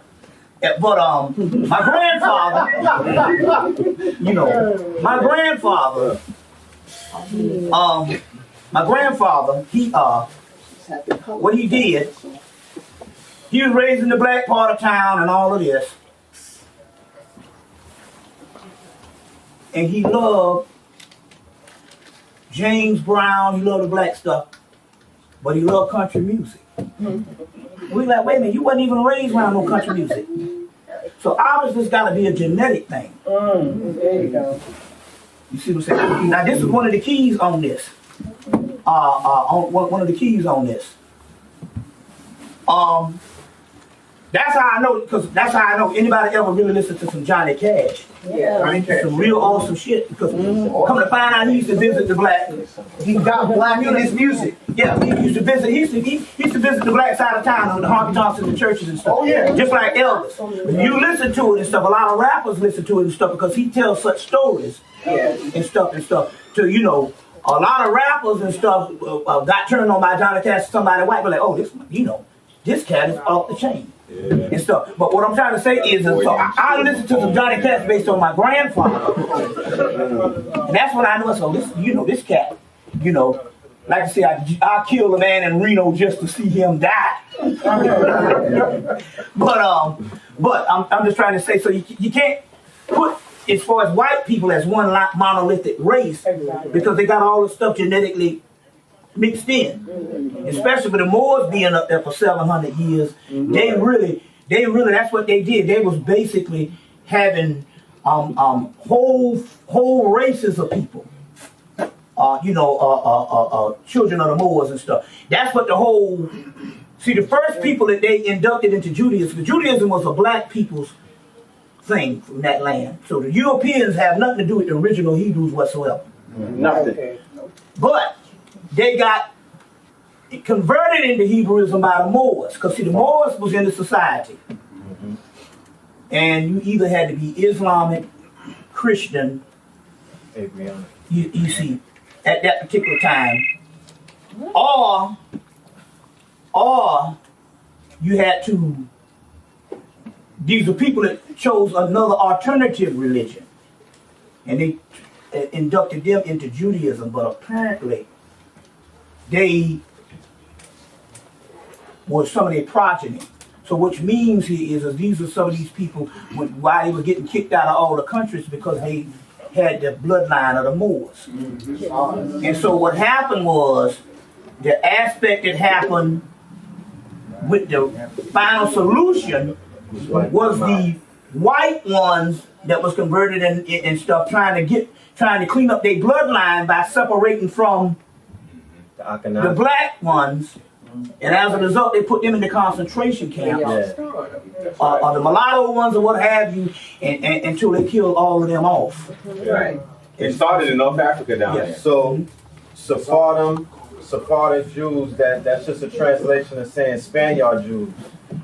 Right. Which was the ones that had the tinge of the Moors, because the Moors was up in there, knocking boots. Okay, and so they was kicking them all out until the final solution was the concentration camps to rid them. You never can rid up most of the people, but they got them down to, you see what I'm saying? They got them down. Well, there's two reasons why they did this. Because it was the Jewish head of the Jewish state that was with Hitler, and Hitler had Jewish self, and the Thule Society decided to do this. Well, it was two things. They were trying to do ethnic cleansing, but there was also trying to do an ethnic cleansing, but they was also trying to fulfill scripture. See, the scriptures in the book of Daniel of a people being in bondage in the modern world only registered with black people in the diaspora. So in order to steal that birthright, they had to go through the whole concentration camp thing so that they could line up with the scriptures of Daniel, which was talking about us. You see what I'm saying? But it clearly states we was in this land for 400 years, not 6. And it wasn't 6 million, it was 600,000. And they just say, well, we put the 6 million for our suffering. It's like, Is that why Hitler put the yellow star on them? To denote them as people of color? Yeah. You see, and so this they had this problem for years all over Europe. It was getting kicked out all over Europe. It's just that they created a final solution. Because they couldn't really take the stage as this pure white Jewish race if they got these doggone niggas hanging around. There's a good book that goes into it. It's called it's a good book. It's by a guy named Arthur Koestler. 13 Tribe. 13 Tribe. It documents how they came down out of the mountains, everything. And then doing some research that I was doing, I put it in my first book.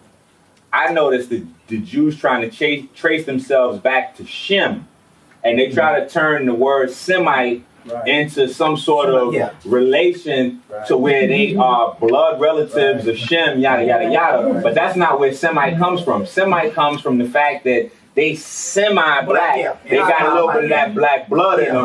So that's what the term anti-Semitism means is we don't like people that have that mud blood. And what they doing with the Harry Potter thing is they trying to put that same thought process into the children in a fun way. You got the mud blood, so you got the dirty blood, your blood ain't pure, yada, yada. And then you see the purest blood is the yellow hair, the blonde hair, blue eyes all over again.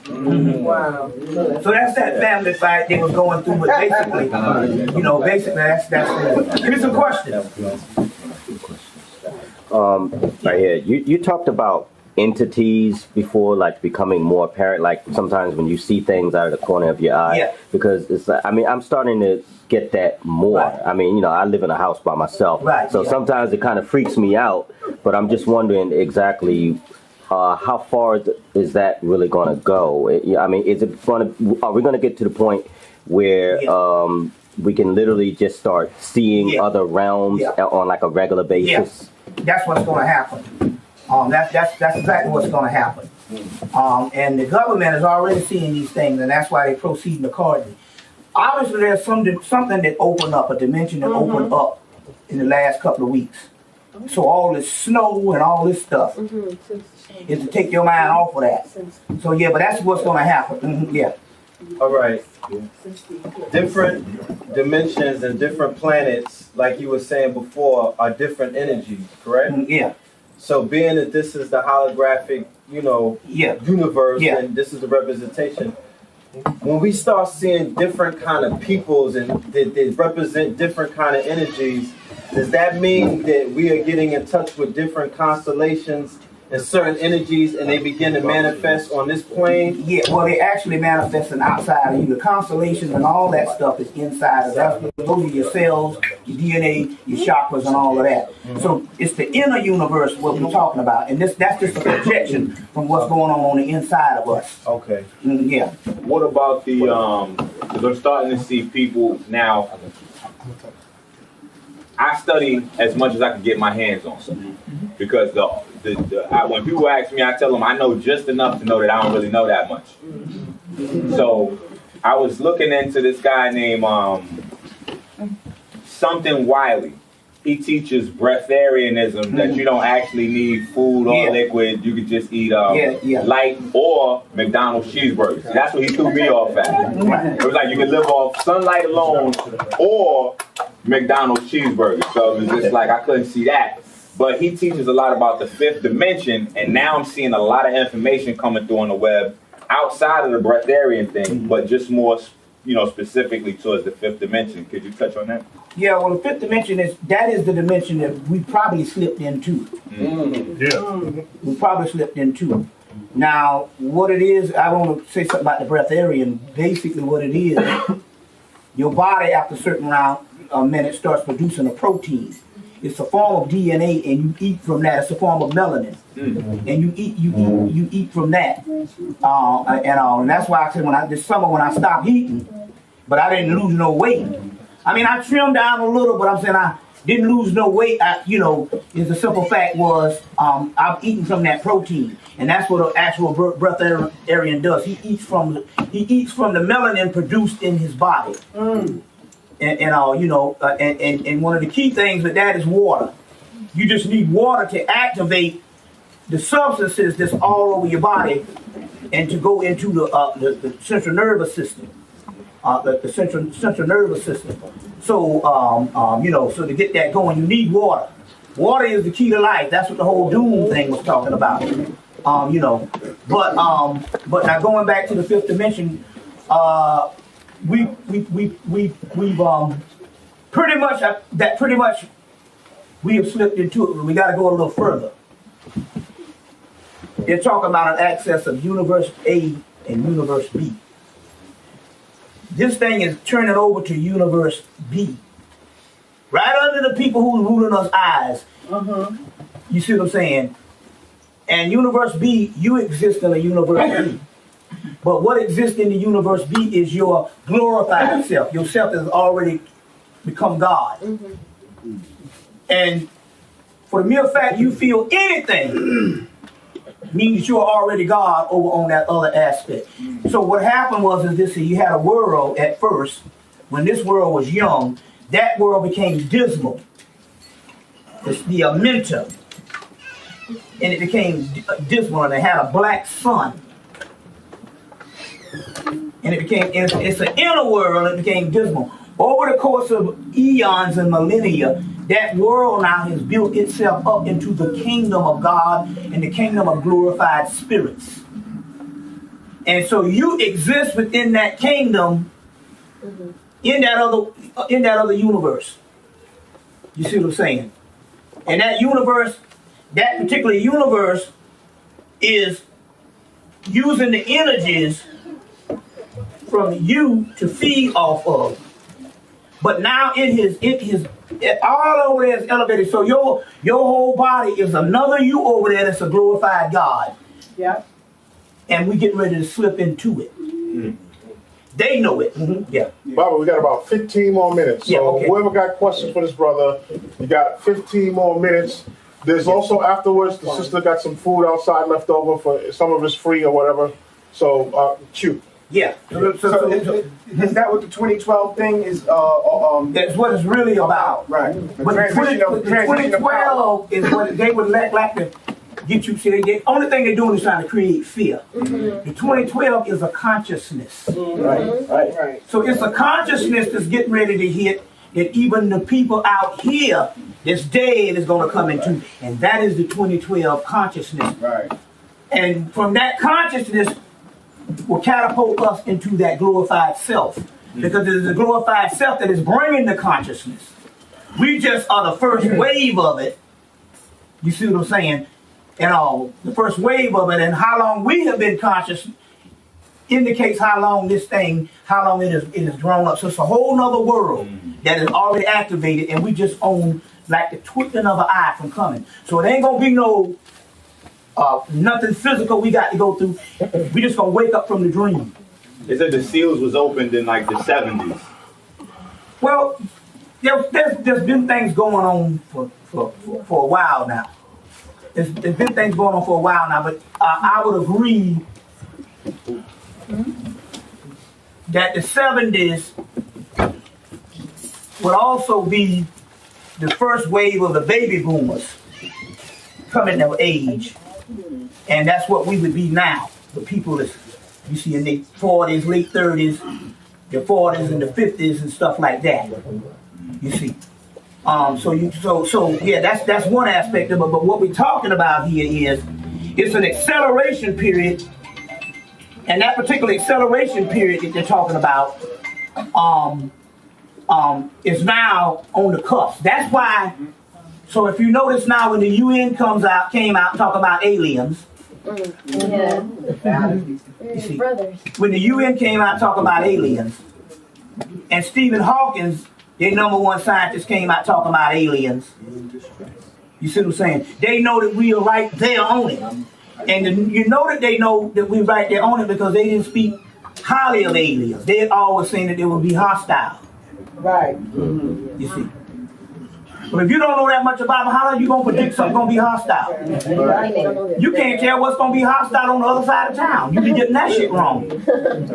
So the point I'm trying to make here is that when they did that, that means that this thing here is on the cusp. Right. But it's about us. And so the only enemy they have had was us. So that knowing that we the aliens, that's when the UN comes in and says we need to look out for the aliens, instead it's going to be hostile. And Stephen Hawkins. Yeah, this sister had her hand up, didn't you? Yes. Okay. What can we do about the chemtrail situation? Oh. I mean, is it affecting our body? Yeah. You gotta wear a hat. Is the first thing. Is the first thing you gotta wear a hat, and also you gotta burn eucalyptus oil. So you know you get the tea candle, and you get the little dish to go up under it. Right. But eucalyptus oil is the stuff that gets all that off of you, because it's mostly based on the inhaling. So you got to burn the eucalyptus. Right? It's all kind of stuff. It's all kind of chemicals. So you got to burn the eucalyptus oil in the house. Yeah, and if you don't wear a hat, keep your hair washed because it enters through the hair. You see what I'm saying? And also, it also is activated by fluoride. So no fluoride toothpaste and no sink water. Okay, right. You get like a eucalyptus oil also wash your hair with? Or make one up? Well, I guess you could put something like that on it. Yeah. You see a little bit, so that's what does that. Mm-hmm. Yeah, are you familiar with the works of Professor Gabriel Ebo? If you are, yeah. What I want to say about Gabriel Aibo is he's the guy that is. Did he ever get a Nobel Prize? They ain't going to give him. They're not giving him that. Right. Yeah. And the reason why they wouldn't is because they don't want to bring attention to that. The problem here is the key here is to stay on top. Is you got to have your completely foe, your enemy, always has to be perceived a certain way. You see what I'm saying? Now, because the Aibo thing will bring attention to something else. The #1 academic on the planet is the Nigerians. They are kicking ass at Harvard, Dartmouth, Cambridge. What's the other one in England? Oxford. They just level the playing field, but they still want you to think it's the Japanese, and they've been gone. It's the Nigerians. Running marathons. It's the Nigerian. I'm talking about in academia. I ain't talking about no sports shit. I'm talking academia here. We're talking. That's what they're ruled by. Not no God. They know that you can jump over the damn moon. About that. They know that. But don't we do physical? I'm talking about the #1 shit that rules the planet is the damn mind. Yeah. And they've been giving that to the Jews with Einstein. Right. We talking some other high shit to some motherfucker running a basketball and shit. Even they told you in the movie Superman, they said you got something special, but it ain't a running goddamn touchdown. They were talking about black people. Superman won 1978. Glenn Ford told, I don't know what it is, you got something spirit, but it ain't for running no goddamn touchdowns. That shit is over. Fuck an athlete. They talking about academia, and they have had Einstein as the #1 don, and that's what they call the gods in their level. Now this Dr. Aibo has done took his shit to the next level. That's right. That's right. You see. And they can't give that to black people. So even with it, so if you notice, most of the things when they did have it on TV was locally. They never did anything with him nationally, or more people would know about it. Right. But the thing about it here is the number one academicians on the planet is the Nigerians. They killing them all over the world. You know that's some shit. These motherfuckers are the biggest thugs on the planet. Con artists. And the damn most brilliant. Now that's a hell of a mix. But then again, on the other hand, that's what makes you brilliant. You gotta play both sides. So them niggas will rip your ass off. But they give it to Barack Obama the Nobel Prize. Huh? But why they gave it to Barack Obama? Wasn't in science. Right. They give you the Nobel Prize and peace. But not Martin Luther King got that right damn near 50 years ago. It's in science, you see what I'm saying? And this man here is done, he was saying that hell, not only did he create science for a new dimension, he said that with his unified field theory, you can take all of the equations that was wrong for the past 100 years and apply his shit to it and make them work. That is correct. You know what I'm saying? All of the stuff for NASA he built. And not only that, he's talking about time travel. Yeah. Right. You see. But they can't break that because his African way of saying it is this thing is given by God. So the arrogant shit gotta go. You see, you can't come up and say I'm this arrogant thing and I don't even believe in God. Because and in so many words, what he's trying to say is this thing is coming through spirit. Right. Yeah. So he's giving you the translation where everybody understands. He said inspired by God, but he's talking about this thing is coming through spirit. Yes. You see what I'm saying? Right. So we talk about a man that basically has broke all aspects of the mysteries of science to the point whereas he's talking about taking bad equations and equation that was wrong for years and add the unified field theory and making the equations work. You see what I'm saying? So they can't do that because it's a battle for the minds. Now, can you imagine? Look what happened with golf with Tiger Woods, and black people started buying golf clubs, and cheap children started playing golf. Now, what about if you said there's a black man that's the top scientist on the planet? Then you got black people being inspired and going into science because the key to keep you out of it is to make you think you can't do it. And we were the inventors of the shit. So now that means if you saying a person going into science, it would be no different than somebody going into hip hop. He'll do it outside of the damn classroom because he has been told he can do it.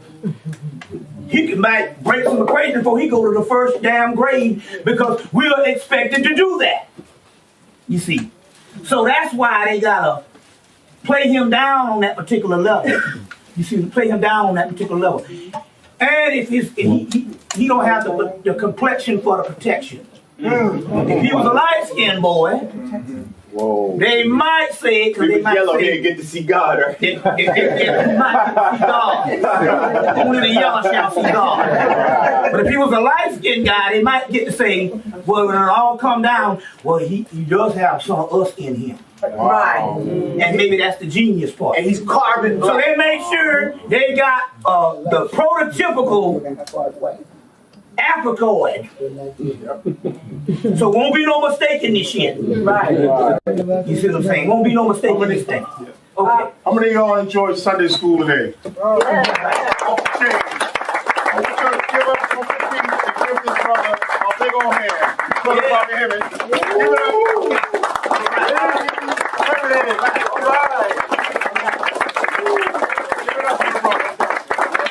All right. Don't forget, get on the the email list. We got a lot of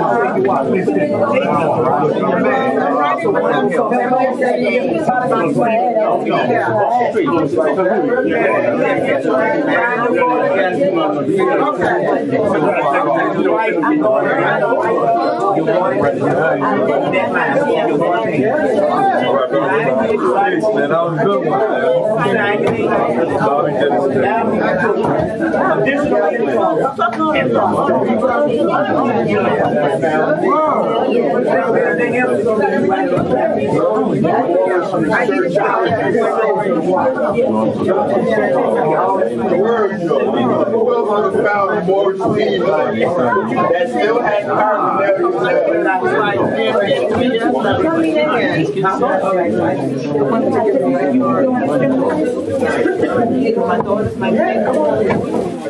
I got that, and I got the Shaolin. Oh, can I make I got 4, man. Family, any of y'all interested in activating your pineal gland, I have the Shaolin available. 8-ounce bottle. Keep you ready for 2012. All natural herbs.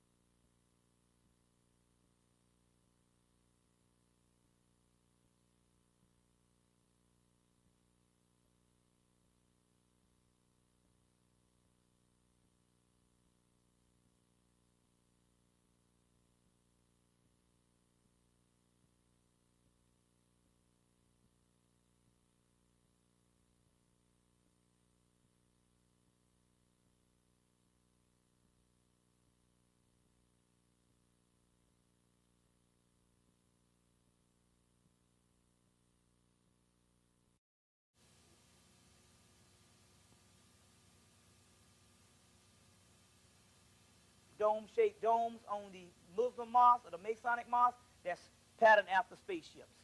But this is the spaceship in Kemet, and this is how it looks blown up. You see, that's a monument of the actual spaceship. Another spaceship by the Dogon. The Dogon shows you a spaceship, they say Nomo, which is in the form of the Christ. It will come back, and this is Nomo's art. Surely a 10,000-year-old people. This is supposed to be primitive. They have a Nomo's art that they make out of a bread basket, which is clearly a spaceship. Now, clearly a spaceship. Now let's deal with a couple other things right quick. Deal with some stuff. One of the name of those ships in Egypt was called the Ben. Ben also means the Bennu bird, the phoenix. One of those ships was called the Ben ship in Egypt, in Kemet. You'll get this in Stairway to Heaven. Whole sections on that particular part. Whole sections. This is the spaceship of the Dogon. Now, breaking down things further, the white boy has made in the Metropolitan Museum of Art right here in New York City. The white boy has taken a particular temple. We'll show you the picture of the temple. He has taken a particular temple, and he has that temple in the Metropolitan Museum of Art right here in New York City, an Egyptian temple that he took from Kemet. Took it down in pieces and brought it to New York. Our stuff is all over the world, as we see. Now, as I told you before, this is the hieroglyphic symbol of Sirius, which is the pyramid is in there and the star. Now, I want to show you some things to show you where heaven was. We got proof on where heaven is. Also, we know that this is the star system Sirius. Now, let me break down this hieroglyphics that's coming out of the coffin text and the tombs of the dead pharaohs to let you know. Number one, recorded in the Sirius Mystery and also in E. Wallace's Budge books, Egyptian Resurrection, Volume 1 and 2, the Pharaoh Pepi went to Sirius. There's several people we know of in the history of the world who have gone to Christhood. Imhotep rose to Christhood, later on known as Asclepius by the Greeks, the god. Pharaoh Pepi rose to Christhood. Ramesses II rose to Christhood. Akhenaten rose to Christhood. Several ones rose to their Christhoods. We know this now.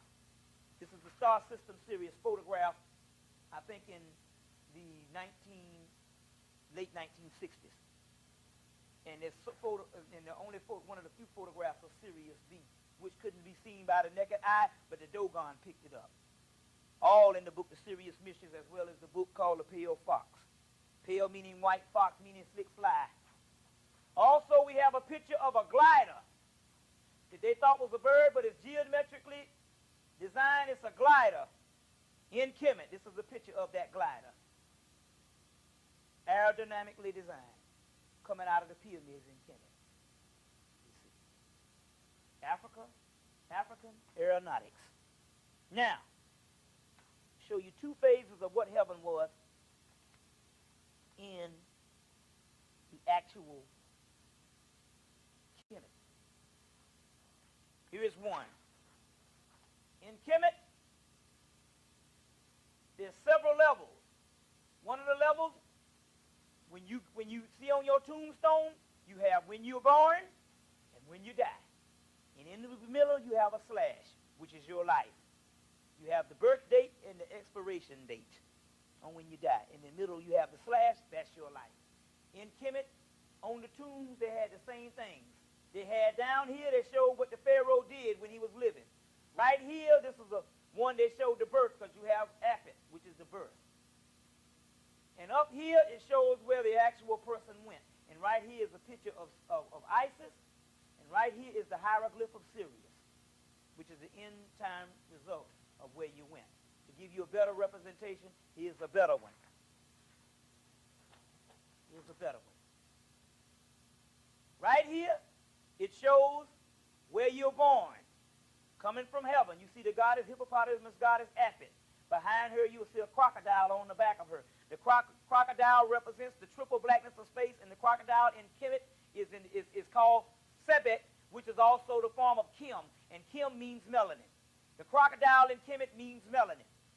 So when you see the great mother in the crocodile, it means the constellation of Draco. It means the blackest part of the earth, the supreme melanin realm on where you came from. Right in the middle, you will see Chanus or cartouches. Those particular Chanus and cartouches that you see in the middle is the person's life. Birth, which is the first when you're born on the tombstone, you see that? Right here, you see the life. That's what happened in the Pharaoh's life, because only the noble people got recorded. Remember that. And right here is when he died, you see the heavens again. This is chaos. This is the light, and this is going into light. Right here, you see the heavens again. And right here, you see Heru. And right here, you see Isis. And up here at the top, you see the hieroglyph of Sirius, showing you where did you go in heaven. Sirius, the star system Sirius, the great realm. And this is proof of where the pharaohs went, right on the sarcophagus. And also in the pyramid text, and also in the actual burial tombs, or where the actual pharaohs went after they died. Proof of Sirius, right there. Now, deal with a couple other things, and we're going to get to the apex of what the mystery system is all about. Right here, show you a picture of this. I don't know if I brought it. But right here on the back, you will see this is on the sarcophagus of Tutankhamun. They show the star system Sirius hitting him in the forehead. That also means in actuality that that was the aim, Sirius, hitting him right in the forehead. The pineal gland is a form of the star Sirius as well as the black dot. That's the star in you, the sun in Bethlehem. As above, so below. As on top, so with under. As within, so without. That's the law of correspondence in the book, the Holy Kabbalion. Now we're going to get into what the actual pyramids, temples, obelisks, and tombs were built for. The main thing was they was aligned up for the star Sirius.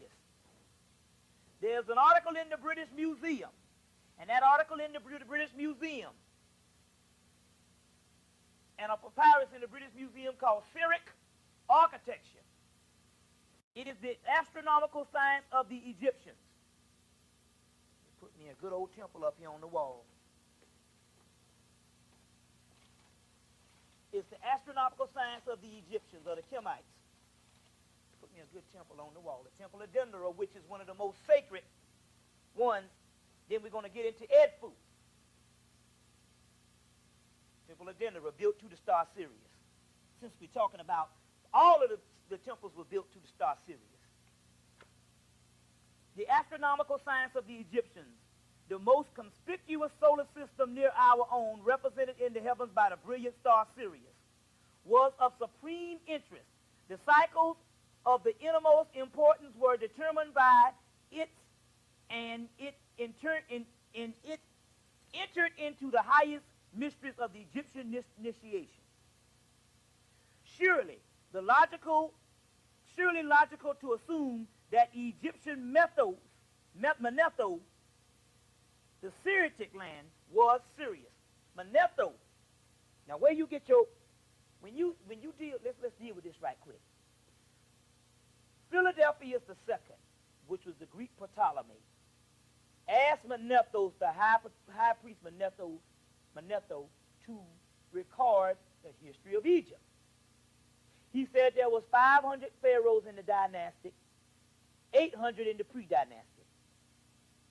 500 represents 3,000 years, and 800 represents 5,000 years.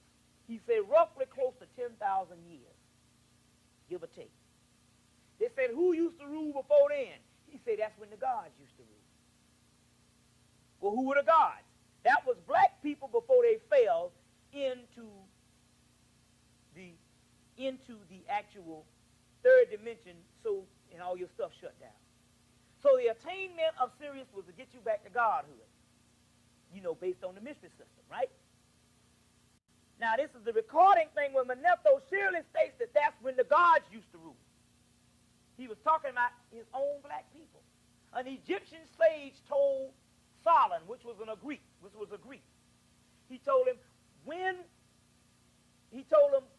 that the initiates had to get used to the idea that they worshiped the gods for let's say about 30 years. And then later on up into the initiation of the mystery system, they would say, guess what?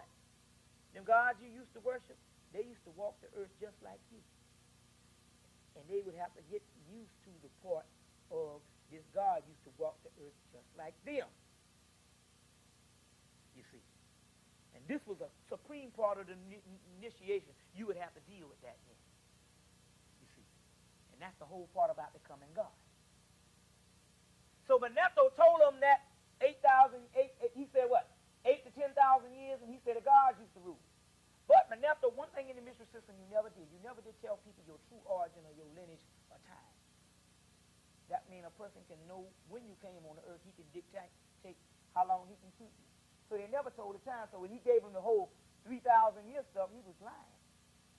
He forged that. But it's in his book called Sothis, which is named after Sirius. Sothis means Sirius.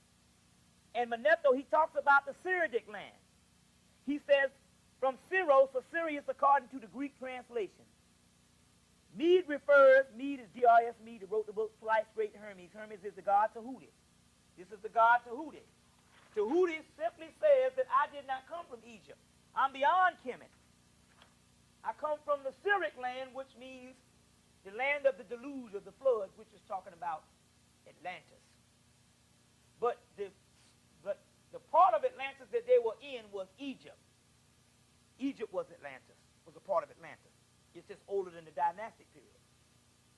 Now, Mead refers to the records of Tahuti, the now records of ancient time being self-registered. This is the key now. This is what your whole temple means in Kemet. This is the mystery.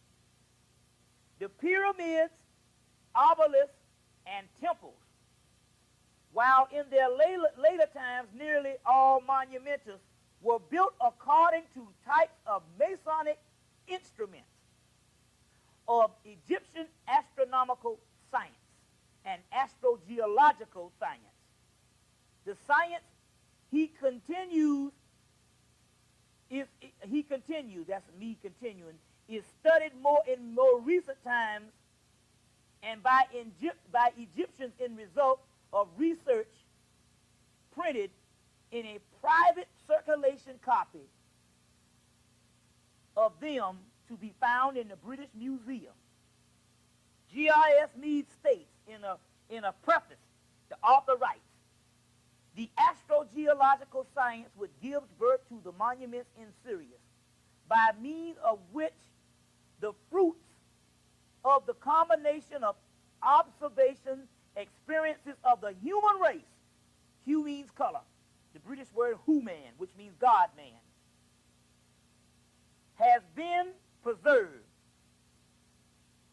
outliving the writers and the outliving writings, inscriptions, traditions, and nationalities. So it's dealing with something with nationalities.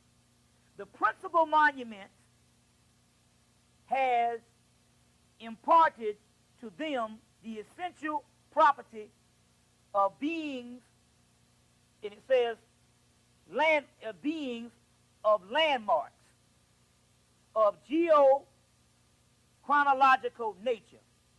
Many of them recorded hydromathematically. What the hell that means? The knowledge in the astronomy, geography, and in the dimensions of figure of the earth obtained in the rare speculation of epics. There are Syriac monuments, which means that the temples, obelisks, and pyramids are Syriac monuments because their magical lines were projected in a scale of revolutions of the star Sirius in terms of the standard astrogeological cubit. Here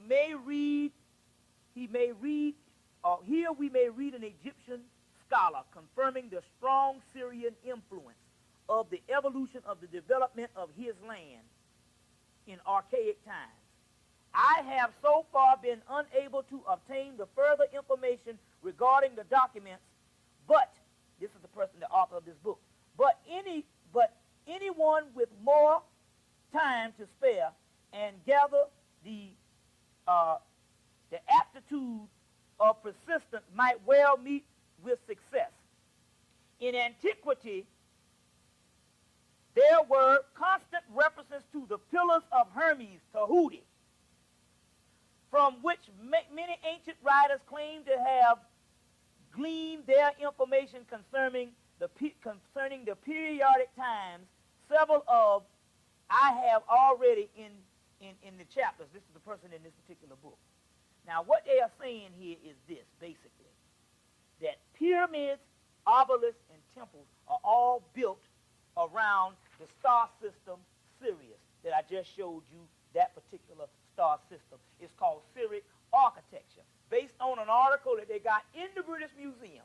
Well, it's something that was interesting that started around 1986 in Atlanta, Georgia. Atlanta, Georgia, because the Syriac land is Atlantis. And just so happened that Egypt was one of the capitals of it, in Atlantis. The white man just gives you the island of Atlantis because he don't want to connect it with Africa in one landmass, because when he does that, connect with Africa, you would know that on this earth there was one people and one landmass, and it was all black people, and the other race came from that. So he always separates the island of Atlantis from the mainland of Atlantis, which is Africa. You see, that's the key to the whole thing. He separates the island of Atlantis that went down in the Atlantic Ocean from the mainland of Atlantis, which is Africa. But surely you know doggone well you can take South America and Africa and put them the damn together, and they fit like a puzzle. And it was all one landmass. And we also know that there was only one people, because wherever you go on earth, you're going to find black people who was already there. There's big old black heads built on Eastern Island. There's big old black heads in Mexico. Your Olmecs, your Aztecs. You see what I'm saying? There's black warriors on the vestas of the samurai warriors. There's black Chinese. Your black ninja, the ninja that wears black because his original mystery system was started by black people. So he wears all black to symbolize melanin. The white fake Jew that came in during the time of Spain based on the 13 tribes, Arthur Koestler's book, who is a fake Jew that converted into Judaism and has nothing to do with the original northern Ethiopian at all. The Lubavitchers up here wear all black to try to symbolize melanin. And they wear the Horus lock, the Heruz lock to symbolize melanin that they don't have. You see. But the Syriac architecture comes from Atlantis, and the new Atlantis is Atlanta, Georgia, which in Atlanta, Georgia's history, they talk about Atlantis reemerged from up under the water, as well as Haiti. And then in the mid-80s, they started building Syriac architecture. You have the step pyramid of Saqqara that I told you, built by Zosa, and also Imhotep was the architect. The step pyramid of Saqqara that's called a Peachtree 1 building, and it lights up as the step pyramid, and they got beams shooting up. You got obelisks on the CNN, the CNS bank. It's called Wachovia Bank now. And you got obelisks on the, you got a big gold obelisk and pyramids. You got pyramids on the IBM building. You see, Georgia Tech has over doggone 50-something pyramids all over Georgia Tech, as well as the football field with pyramids all over it. They have the Temple of Dendera down there. They have other temples. They got one particular thing, looked like the lighthouse of Alexandria, 2 temples standing up right beside each other. It's all based on Syriac architecture out of the British Museum. And Atlanta is the new Atlantis. Why? Because also Atlantis has a big woman holding up a bird talking about the phoenix. There's 2 phoenix in the world. One the fake and one the real. The fake phoenix is Phoenix, Arizona. Ain't not there but white people. And they so racist, they don't even want to give Martin Luther King a birthday, and he was their savior. The other phoenix is the black Atlanta, the civil rights seat, that's now coming with the black university complex, which is the other phoenix. Which is also the new home for the Illuminati, because the old home is New York, named after York Wright, Old York, the old York Wright masonry, who ran Washington, D.C. Whole conversation between George Washington and another concerned person saying how New York run things. He said, I know that, but they run the world. That's the home of the Illuminati. So the new thing is also Atlanta. They're trying to flock down there because you got to get out of the old cities. But this whole thing is going down, and that's Syriac architecture. Now, let me go into a couple other things before you do your answers. I got a few other things I got to deal with. Now, let's deal with Akhenaten and Tel al-Amarna. Very important. Akhenaten in actuality is Moses. The life of Akhenaten is the life of Moses, and the life of Moses is the life of Aaron.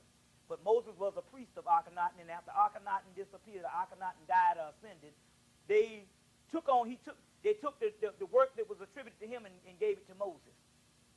Because Moses could speak the language of the people, and Akhenaten couldn't. But it was all black Hebrews at that time.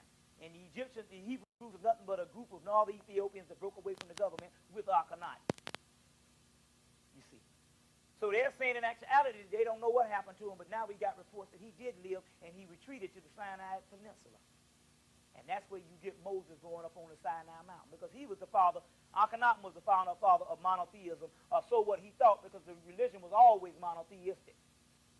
In Eualis' Buzz, the last book of his life, he said, I have been mistaken, which I thought was a polytheistic religion was a monotheistic religion all the time. All the other gods that you see is just like the 99 attributes of Allah. It represented one God or the God one. And when you put the gods together, they fit together as one puzzle, as the one God or the God one. Eualis' Budge's book, fetish to God in ancient Egypt, 1935, the last year of his life. Akhenaten merely just re-emphasized the monotheism by just putting one particular symbol of the god. Right here is a fake particular picture of Nefertiti. The Berlin bust that was found on an artist's floor in Berlin, and we know that that's a straight up lie. Now, they said that she was a mulatto, but we got pictures of this particular sister. Number one, you know that this is the head of Tutankhamun. No, this is the head of one of his daughters. And as you can see, that particular head on her is that particular skull. It's only found in black people. Check. Now, I want to show you something. Number one, this is a lid, very key, because you don't see these particular pictures. But this is a book called King of Egypt by Cyril Aldred. And this particular book, you're going to find out in actuality Cyril Aldred was playing tricks on his white counterparts. He would put the blackest pictures he could find.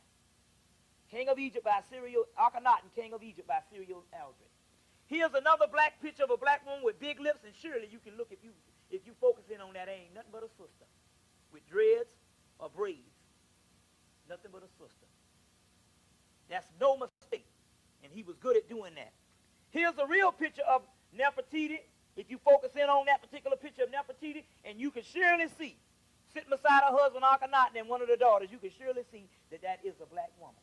And that has nothing to do with that fake Berlin bust that I just first showed you. That fake Berlin bust. Now, to let you know that Nefertiti was also a black woman, I want to show you something else. This is a picture of even though the head is gone, I'm going to show you a picture of the body of Nefertiti.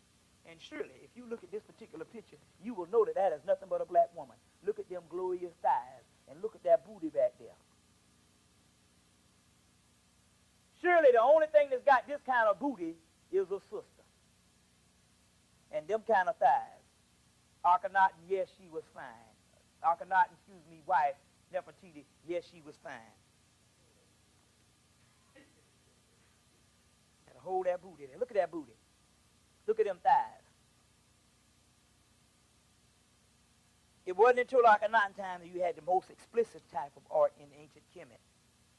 And that was one of the pictures, even though the head is gone, surely. You look at that, you know that this is something that transcends time, because if you look at it long enough, you can say, damn, you might get one up on it. Now, I'm going to show you another picture. If you look at this picture real close, you're going to find out it is a picture of Nefertiti sitting on Akhenaten's lap. So Akhenaten was doing the pimp daddy thing where he put his woman on the lap. Never before in Egypt, you saw him sitting side by side, but in this particular broke-off picture, he just threw it up on his lap. Because that really know right there the origin of how the black man serenades his woman. The sheer apex of black sensuality is the black man and the black woman. So these are some pictures also too. We want to deal with also too. Now, at this particular time, we want to get into the teachings, and we want to get into the science of earth, wind, and fire, which surely reintroduce as what we can say also too. Let me get this particular picture. One of the best pictures, this is the Sphinx with the head blown off, with the nose blown off. There's another picture here that you'll always see. It's this particular picture, and I think it's also in Diop's book, African Origins of Myth and Reality. You will see this particular picture with the Sphinx, and definitely you can see it's supposed to be when the actual nose was still on it. It's a debatable picture for some people, but here's a famous picture of the Sphinx. You can blow up, hone in on this one. But supposedly with the nose still on it. But if you look at the lips, you can swear out it's a black person. Some say a black woman, some say a black man. But it's of both sex that you're dealing with at this particular time. So this is the science that's also going on. Now, let's deal with some things that I got from the spiritual realm based on a certain amount of channelings, because what we do is we not only deal with when the actual scholarship breaks down and we want to find out a higher scholarship, we get things from channels also too. Now, based on this particular channel, was coming from two sisters, one by the name of Shakura out of Coney Island, and one by the name of Shakura out of Coney Island, and also one by the name of Sister Tarsili out of Atlanta, Georgia. And at that particular time, I asked the question of the spiritual origins of a particular person. And that particular person was an Egyptian priest of Ptah by the name of Ptah, who Hetep-Sah. He was a priest of Ptah. Ptah, who Hetep-Sah, was a priest of Ptah.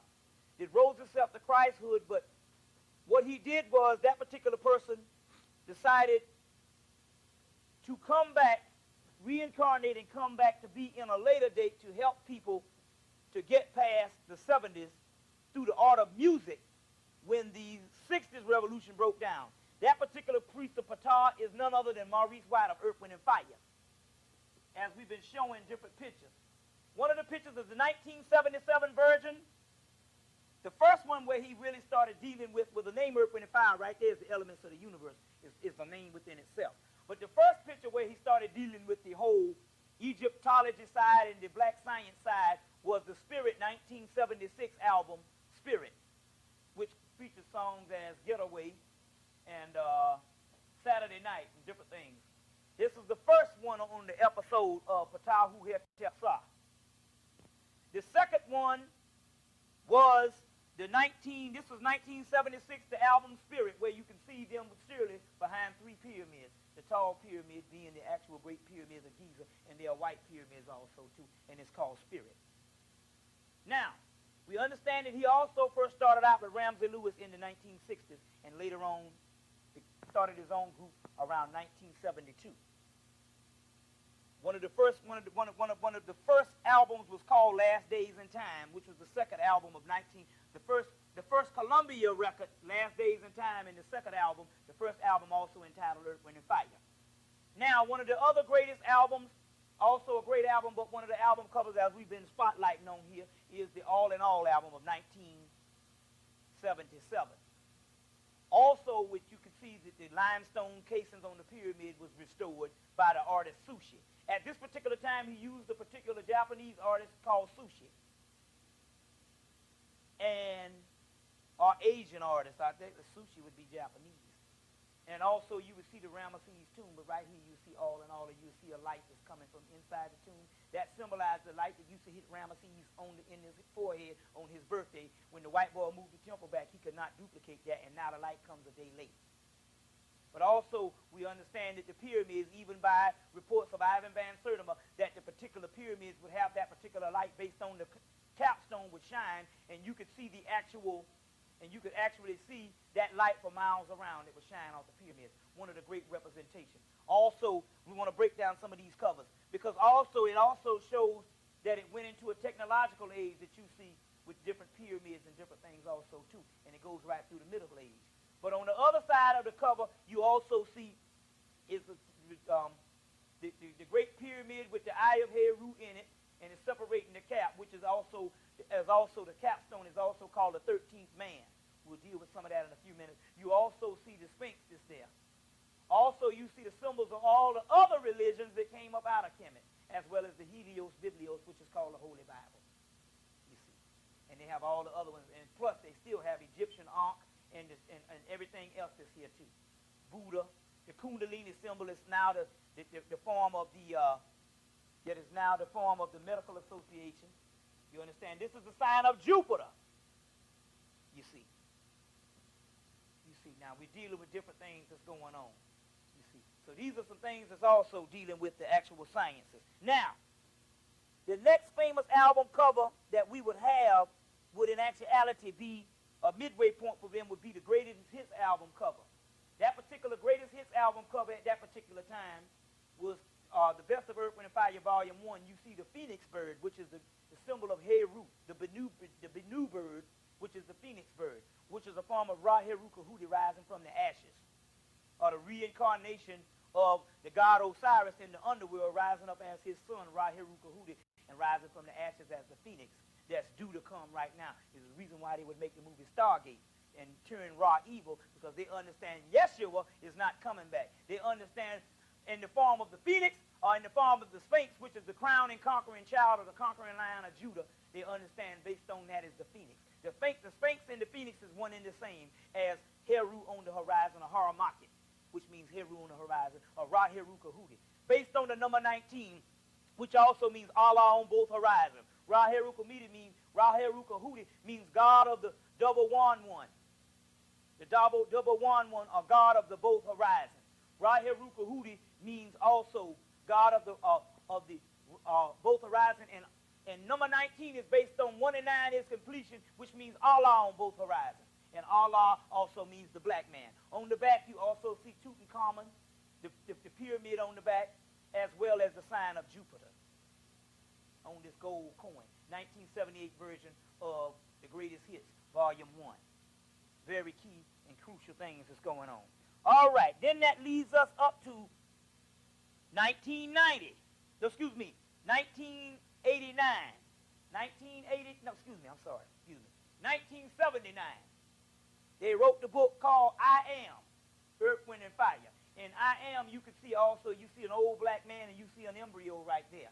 And right here, you still see the hypersteel halls at Karnak. Now, I'm interested in this particular album cover. On the front part, they show the pictures of Earth, Wind, and Fire with their different types of mythical suits on, mythical costumes on, and also you see their particular signs and different ages that we went through also, too. You see. Now, it's interesting in the back of this thing because they got really deep and metaphysical with the great captain, because if you can look real close, and I want to emphasize this, so this is one you're going to have to really go into, and I'm going to explain this. First, you see Kemet.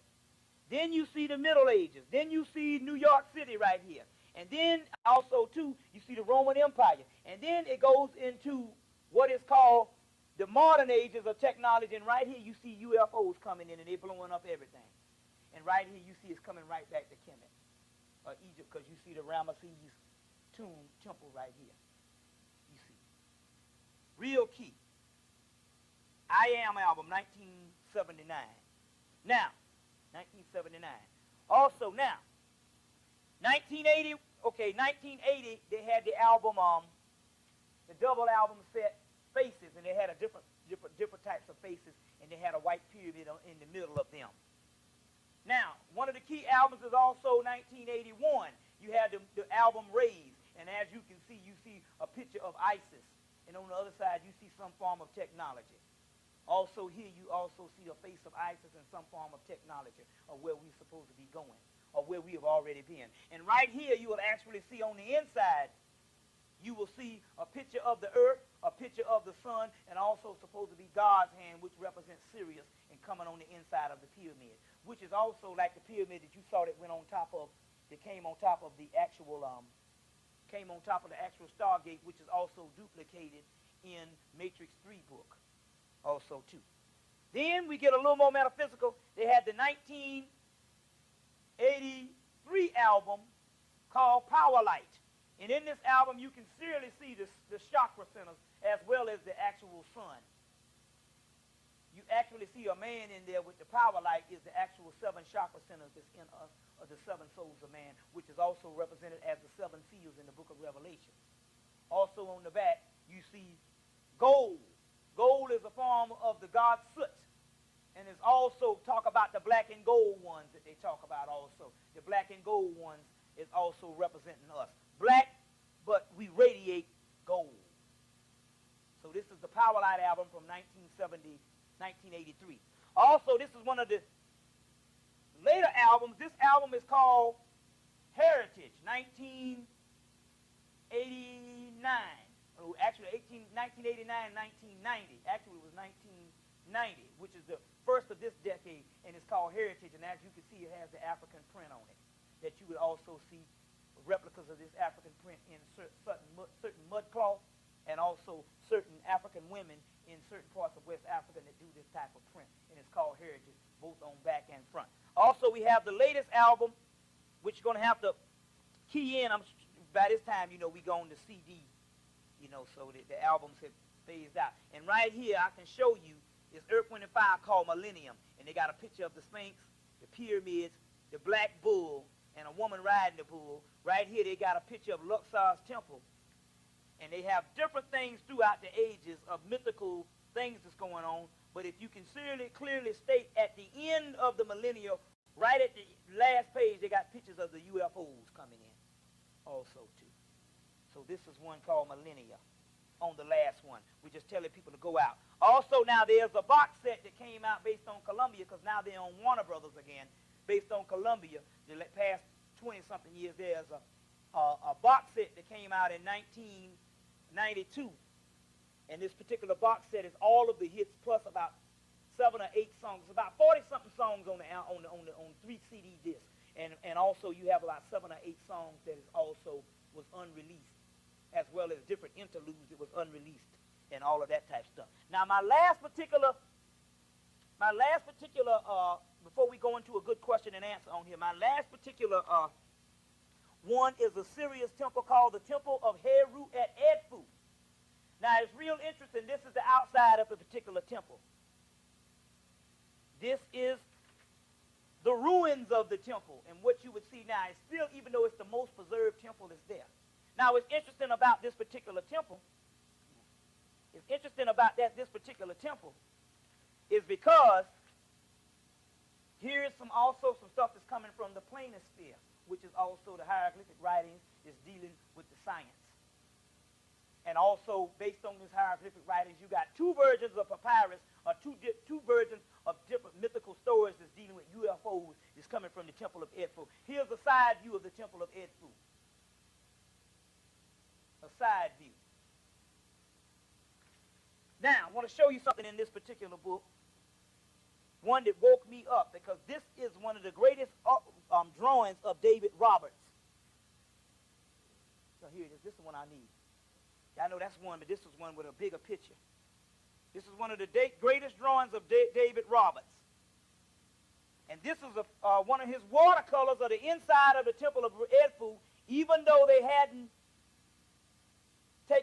cleaned out the sand, because the Arabs were there and sand had gotten into these temples. And it wasn't until the British came in and cleaned out the sand for years. It was centuries they had been there, and the Arabs wasn't doing anything with them, because they are savage people, the white Arabs.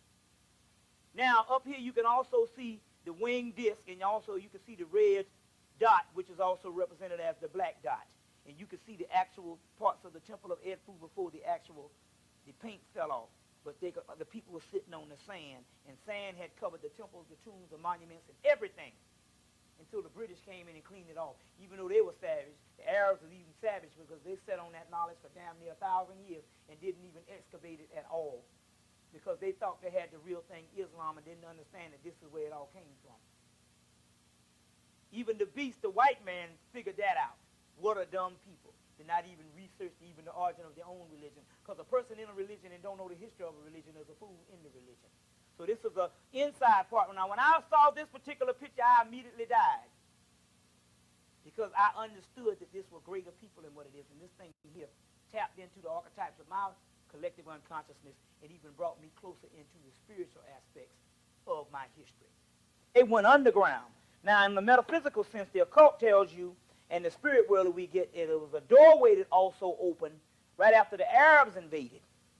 And this doorway opened, and the last wave of the Kemites left and went to the subterranean world, which is a whole other world up under this ground. Also, there was a doorway that opened, I think, 9,000 BC. That the waves of the Kemites that went through, that was the old Kemites of Atlantis, went into the subterranean world also too.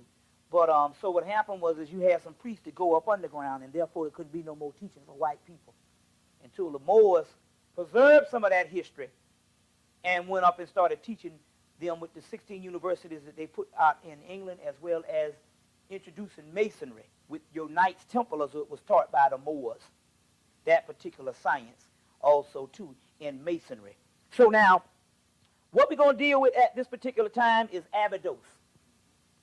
And we're going to treat this real careful, because this is very important. Now, Abydos is the first Holy Land, and I'm going to show you a picture. I'm going to show you a picture of the Temple of Seti I, which they don't ever show too much pictures of the Temple of Seti I in no books, hardly. You can get a rendition of the Temple of Seti I. You could actually get a piece on it, actually. A 1982 piece from National Geographic with a white woman that traveled to Egypt when she was real young called Seti. There's a whole book out in search for Seti. White woman, they did repairs on the Temple of Seti I, which Seti I is the temple of Ramesses the first, Seti I, named after the god Sut. Ramesses the second, that you know of as the Great Ramesses, traveled there to Abydos when he was 21, and he built the temple for his father after Seti I died. And he built the particular temple. And this particular temple is built in the first Holy Land, when in actuality it's the first Holy Land. It's actually the second Holy Land, but it's one of the oldest Holy Lands, because you got Holy Lands that go all the way back to Atlantis and Lemuria.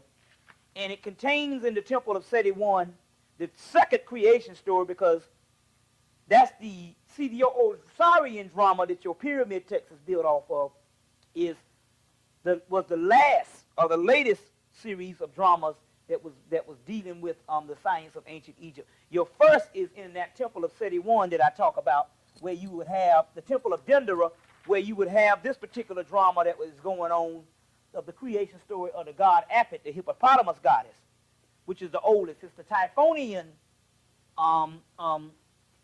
science that go all the way back to Atlantis, Lemuria, and right off the planet, which is your oldest. Your second would be your Osirian or your Amen science, and that would be your second creation story, which is actually the same of this particular creation story. Instead of it coming from Apit, is coming from the primordial waters of Noon, Ra is being rebirthed as that particular part also too. Now, it's interesting about the Temple of Seti I, because the Temple of Seti I, it was a temple that at the particular time, it housed, at the particular time when it was built, the people, the Ramesside kings, all the way up to Ramesses V, was interested in the science of the races. So the Egyptian priests who had the apex of knowledge on the planet knew what races were. And the particular science of races is what they were actually dealing with at that particular time and was concerned about. So as a matter of fact, some of your papyruses as well as your stuff was dealing with races. Now, it's interesting because at that particular time, Champollion translated hieroglyphics in, I think, 1834, 1835, and then later on he immediately went to Kemet to study the temples to translate what he had, translate the new stuff. And so he wrote a couple of letters back to Champollion the Elder. You can get that account in this particular book, Sheikh Anta Diop's Myth of Reality, African Origins of Civilization, Myth of Reality, edited and translated by Mercer Cook. Now, the key to this whole thing is this. I don't know, maybe Diop, because he's married with the white woman, he didn't put the other excerpt in that's coming from Champollion's findings at Biblium El Manuk, and also the findings at the Temple of Seti I. So he didn't put it in. And Champollion, when he went there, he was very upset when he came up on the readings, because at that particular temple, let me show you this picture. There's a picture of 4 races of men. Let me give you this picture on this right now. At that particular temple, there's 4 races of men. Supposedly red, yellow, black, and white. Well, that red that they talk about, or the yellow they talk about, was only mulatto. It wasn't no other race. The 4 races of men is the different hues of the black man, and then you would have a created man. Now, he didn't add this particular part in, but actually Gerald Massey added it in. And what it is dealing with is this. Let me explain this. First of all, I want to show you 2 pictures. I was able to find a picture of Seti I not only in the they don't show a lot of pictures of Seti I. I guess they don't want people to visit there because there's still some things on the temple walls they don't want to deal with, because it's dealing with race, and when you deal with race, sooner or later in its antiquity, you're going to find out that the white man is not human. Hue means color. So therefore, they make sure that they don't show a lot of pictures. But it's interesting to note, and if you get the piece The 1982 Science on Egypt by the National Geographic put out a video. It's on video now. It was on the show of the National Geographic show on the land of the Pharaohs. And I think it's called Egypt, the Eternal Quest, or something like that. It was the name of the 1982 documentary. Anyway, they show a picture of the Temple of Seti I in Abydos, the first Holy Land, or one of the oldest Holy Lands. They show the particular picture, and it was given a story on Seti. So she was at the Temple of Seti I, and they had just reconstructed it, and they were showing this particular picture. They didn't show any other pictures. You don't see that much pictures in magazines for the simple fact they won't show them. I did get a picture of a 1989 picture of the of Seti I, but you could also find pictures of Seti I in Dr. Ben's book. Dr. Ben's book. This is the layout of Seti I, and also this would be the actual picture of Seti I. Two pictures of Seti I, of the Temple of Seti I.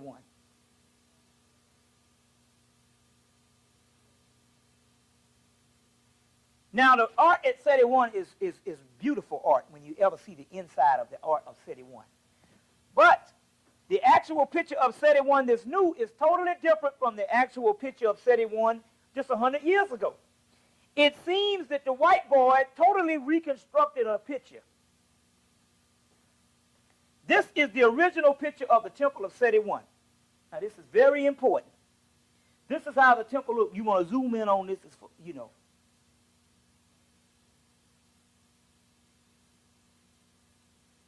Now, this is the original picture of the Temple of Seti I. Let me see what it says. We're going to deal with some stuff. I think this was in the late 1800s. The Temple of Seti I, 1849 to 1859. They said it shamelessly visited, because I guess that even the people that visited this, they wanted to reroute people.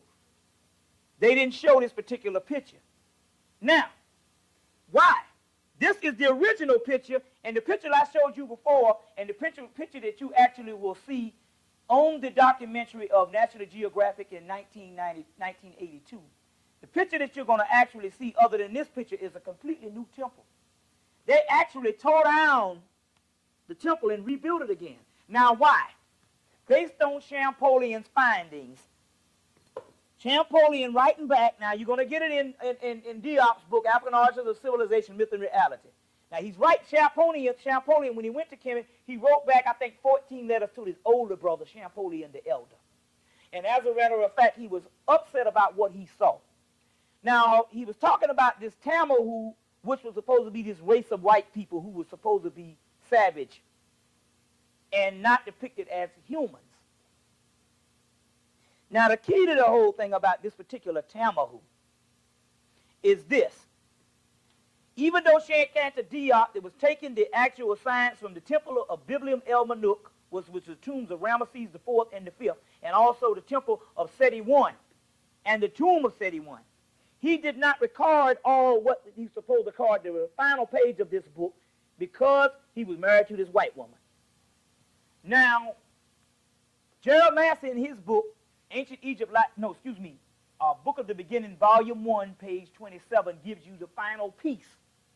And it's talking about the four races of men. Now, the Egyptians identified themselves on the monuments as the root. A pictorial representation is found at the tomb of Seti I. Four races of people arranged in groups. This is what you see right here. Now, arranged in groups. Now, now let's deal with this particular part that I want to deal with. 4 men each. There are the Nessie, get a pencil. There are the Nessie, which is the Negro. That's this black brother right here.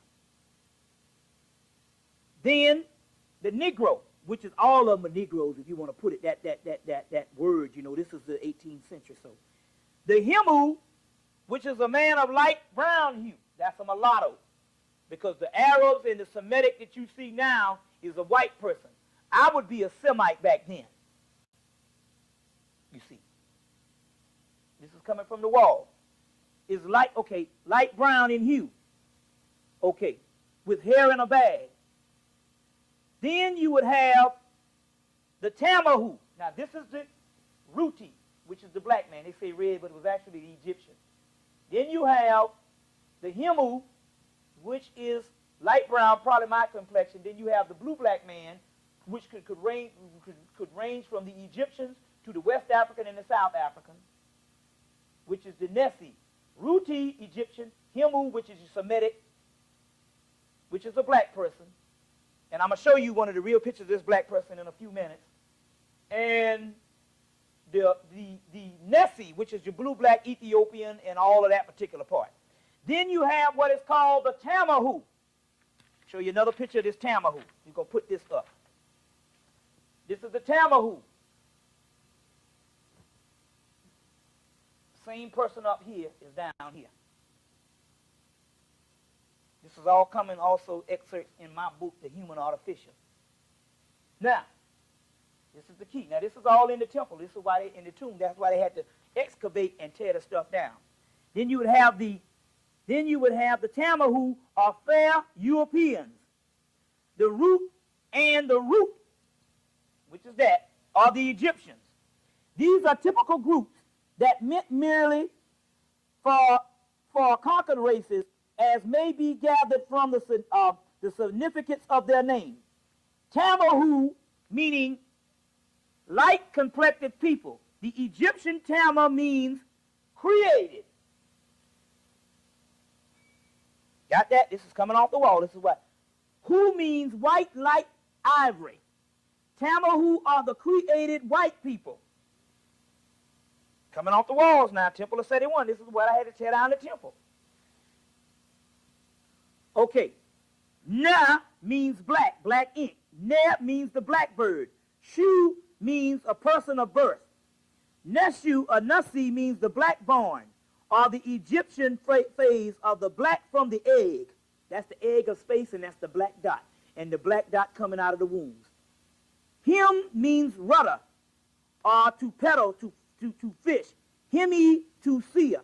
Himu thus indicates the sailors, or the seafarers, like which would be your Phoenicians and all that, which were just black people. Coming from blue-black all the way up to my color. And the people of the Isles. The Isles are the Gentiles, which the original Gentiles were black people. Might be rendered under an Egyptian Isle of the Amu of the Himu. The hieroglyphic Him means the sign of the water, or frontier.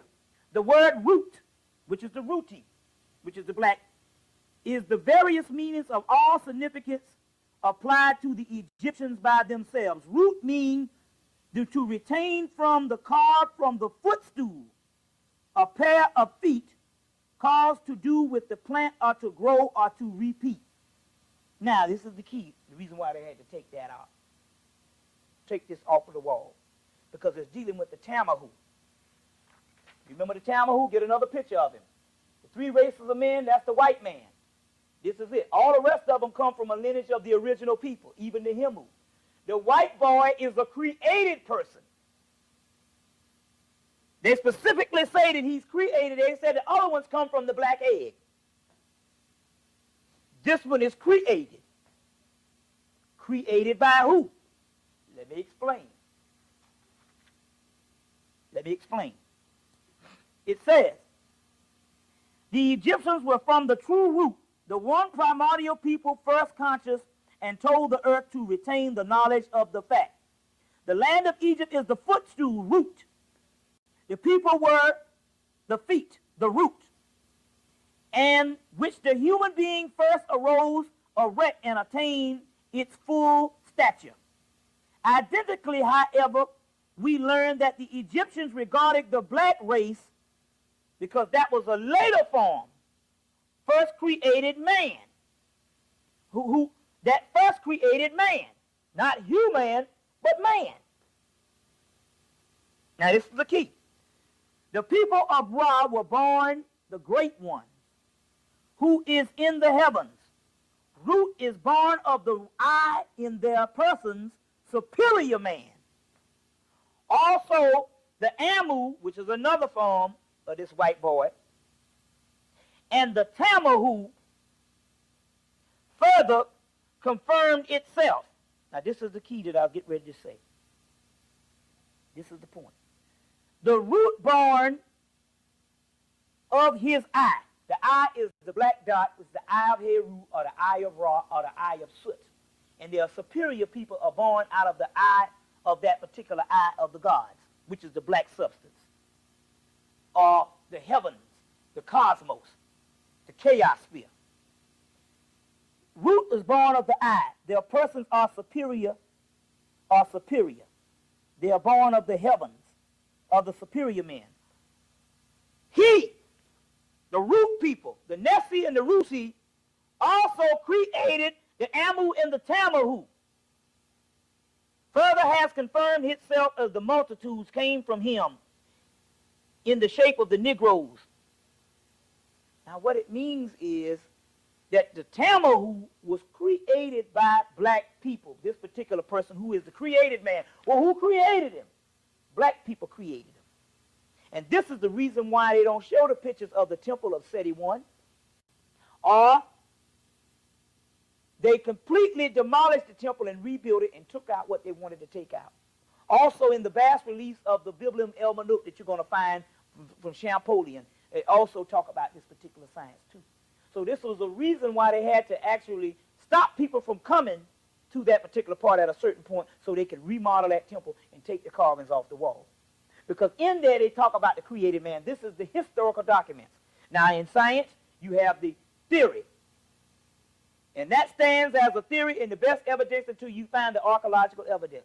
But the archaeological and anthropological evidence of the white man being a created person is at the temple of Seti I and the tombs of Seti I of Biblium El Maluk, who is Ramesses IV and the Fifth. And this is very key. But check out the Diop, me and Matt, you can get most of the story in his book, African Art, a Myth of Reality. But he took out some of the part, and you can find the other part in Gerald Massey's book at the beginning, volume 1, page 27, which is the missing page that talk about the created white man Tamahu. You see, the created white man Tamahu. Now we'll go a little further on this particular science. Now what we're going to do is,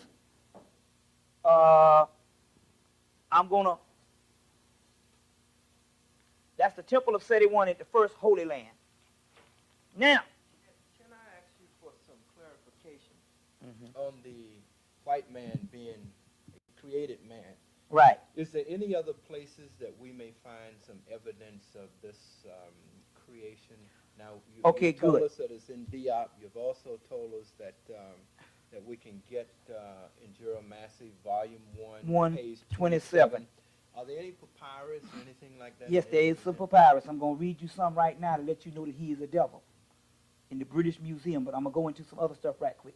Number one, also, you need to get a book called Canaan, Israel, and Egypt. Let me give you the... Now this is very important. Yeah, it's very important. You are saying that the Egyptians and the black people, right? The black man created the white man, and we have the archaeological evidence. And you are now going to go in and explain to us from this archaeological evidence how it was done.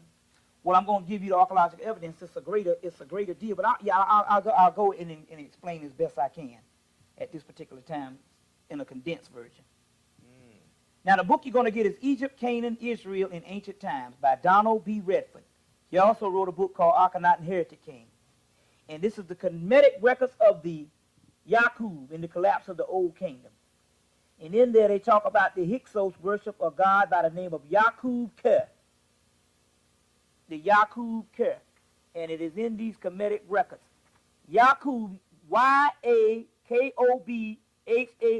Yakub Ker. Now, you know the Yakub story of Dr. Honorable Elijah Muhammad talks about the Yakub created people. But now we have the actual records of Yakub in Donald B. Redford's book that actually found some actual archetypes, documents in the 5th dynasty of this particular god Yakub. So we also have that documented. We also have a book called Bright's. The author's called Bright. That's I know Bright's History of Israel. It talks about the same Yakub Ker that is a part of that particular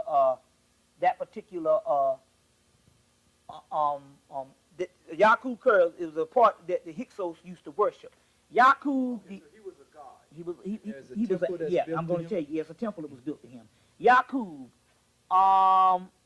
Okay, let me give you the actual archaeological number on that. Yakub, let's say note number 69. Yakub italics. Let me get this right. 69 italics, page 349 to 50. Von Beckerath. Beckerath. Von Beckerath. That's the study of that Yakub Kur is this a German scholar. And it says under Sir Bungen, under Sabungen, page 179, it's a German name for this particular study on Yakub Kur. So we do have that Yakub. It's also a form of Jacob in the Bible also too.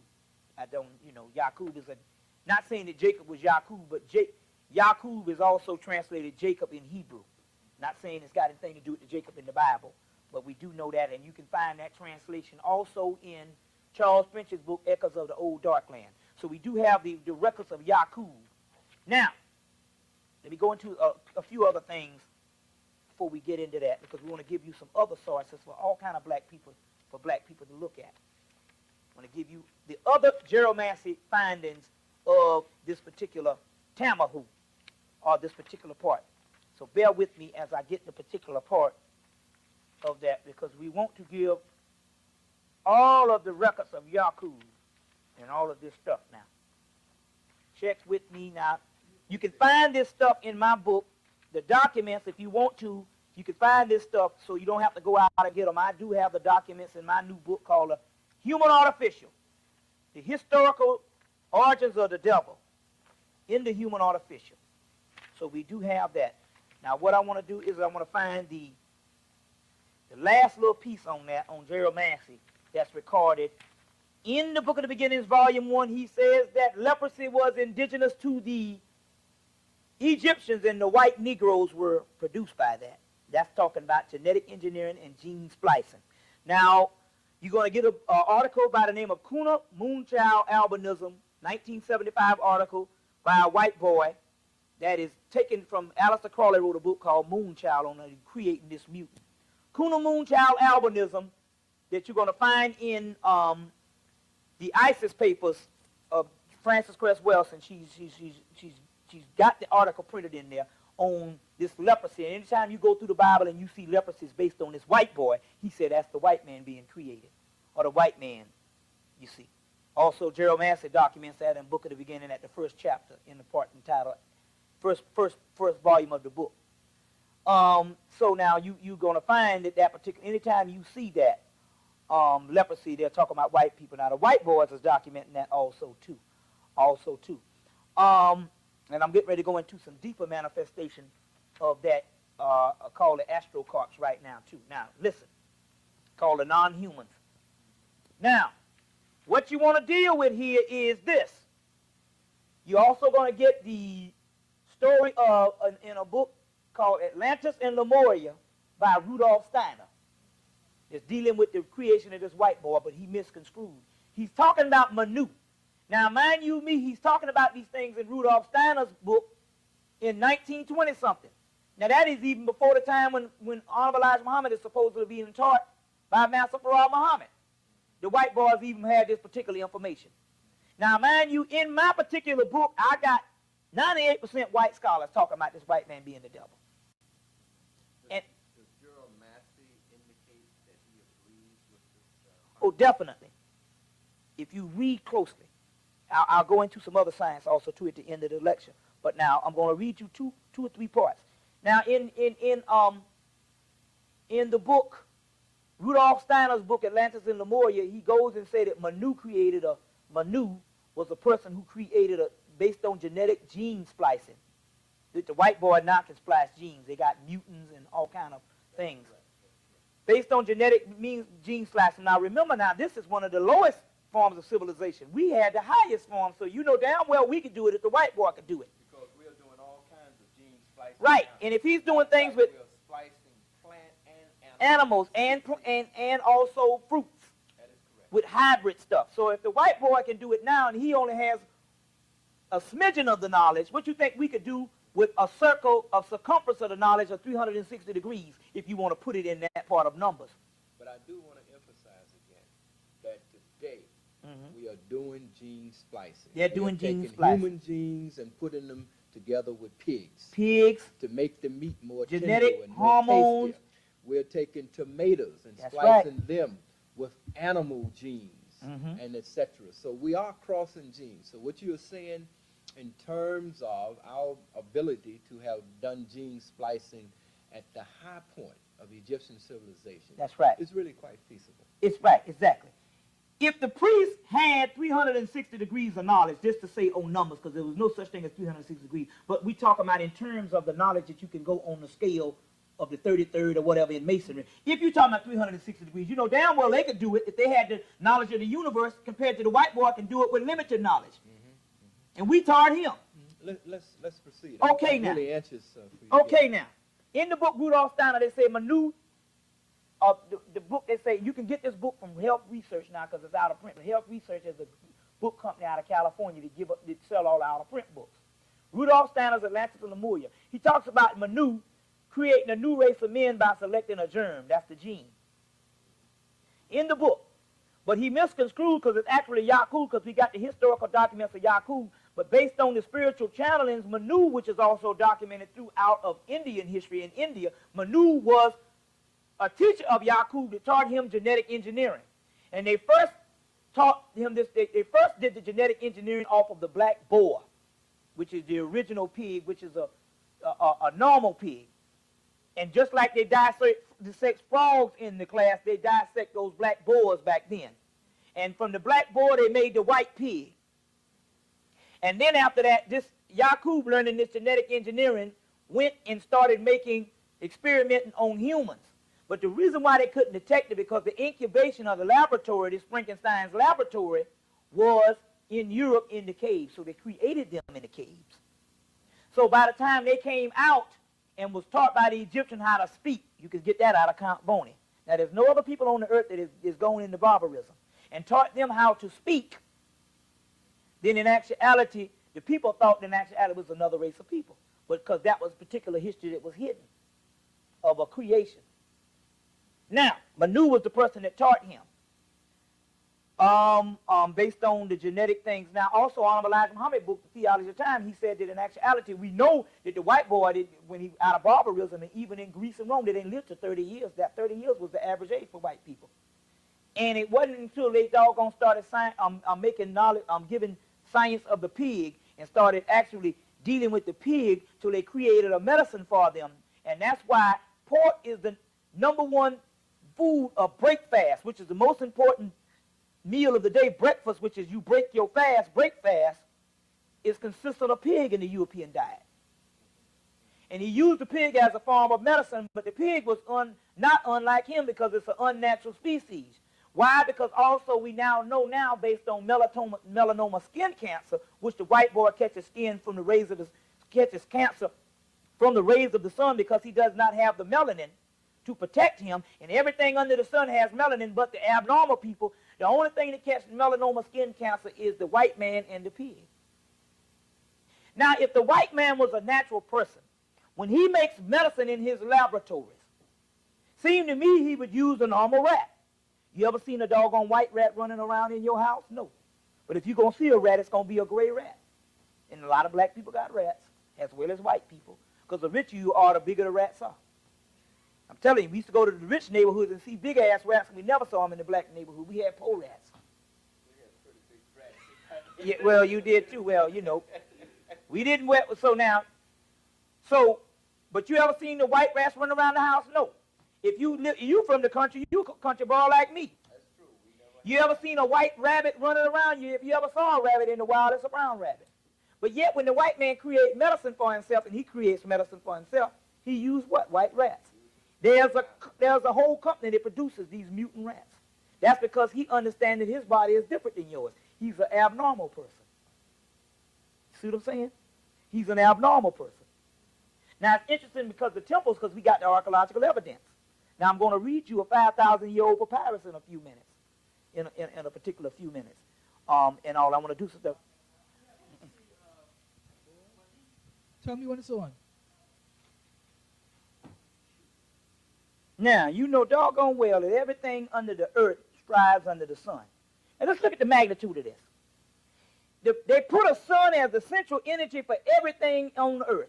And you mean to tell me there's something on earth that the sun kills? That means in actuality you don't supposed to be on the earth in the first place. You understand what I'm saying? So that right there lets you know that they're abnormal. Let's go into some key other documents on this whiteboard since we own here. You know what I'm saying? Now, it's the year of I think the year is also 1895. An occultist by the name of C.W. Ledbetter. C.W. Ledbetter is making a fantastic statement before the Theosophical Society that is started by Blavatsky.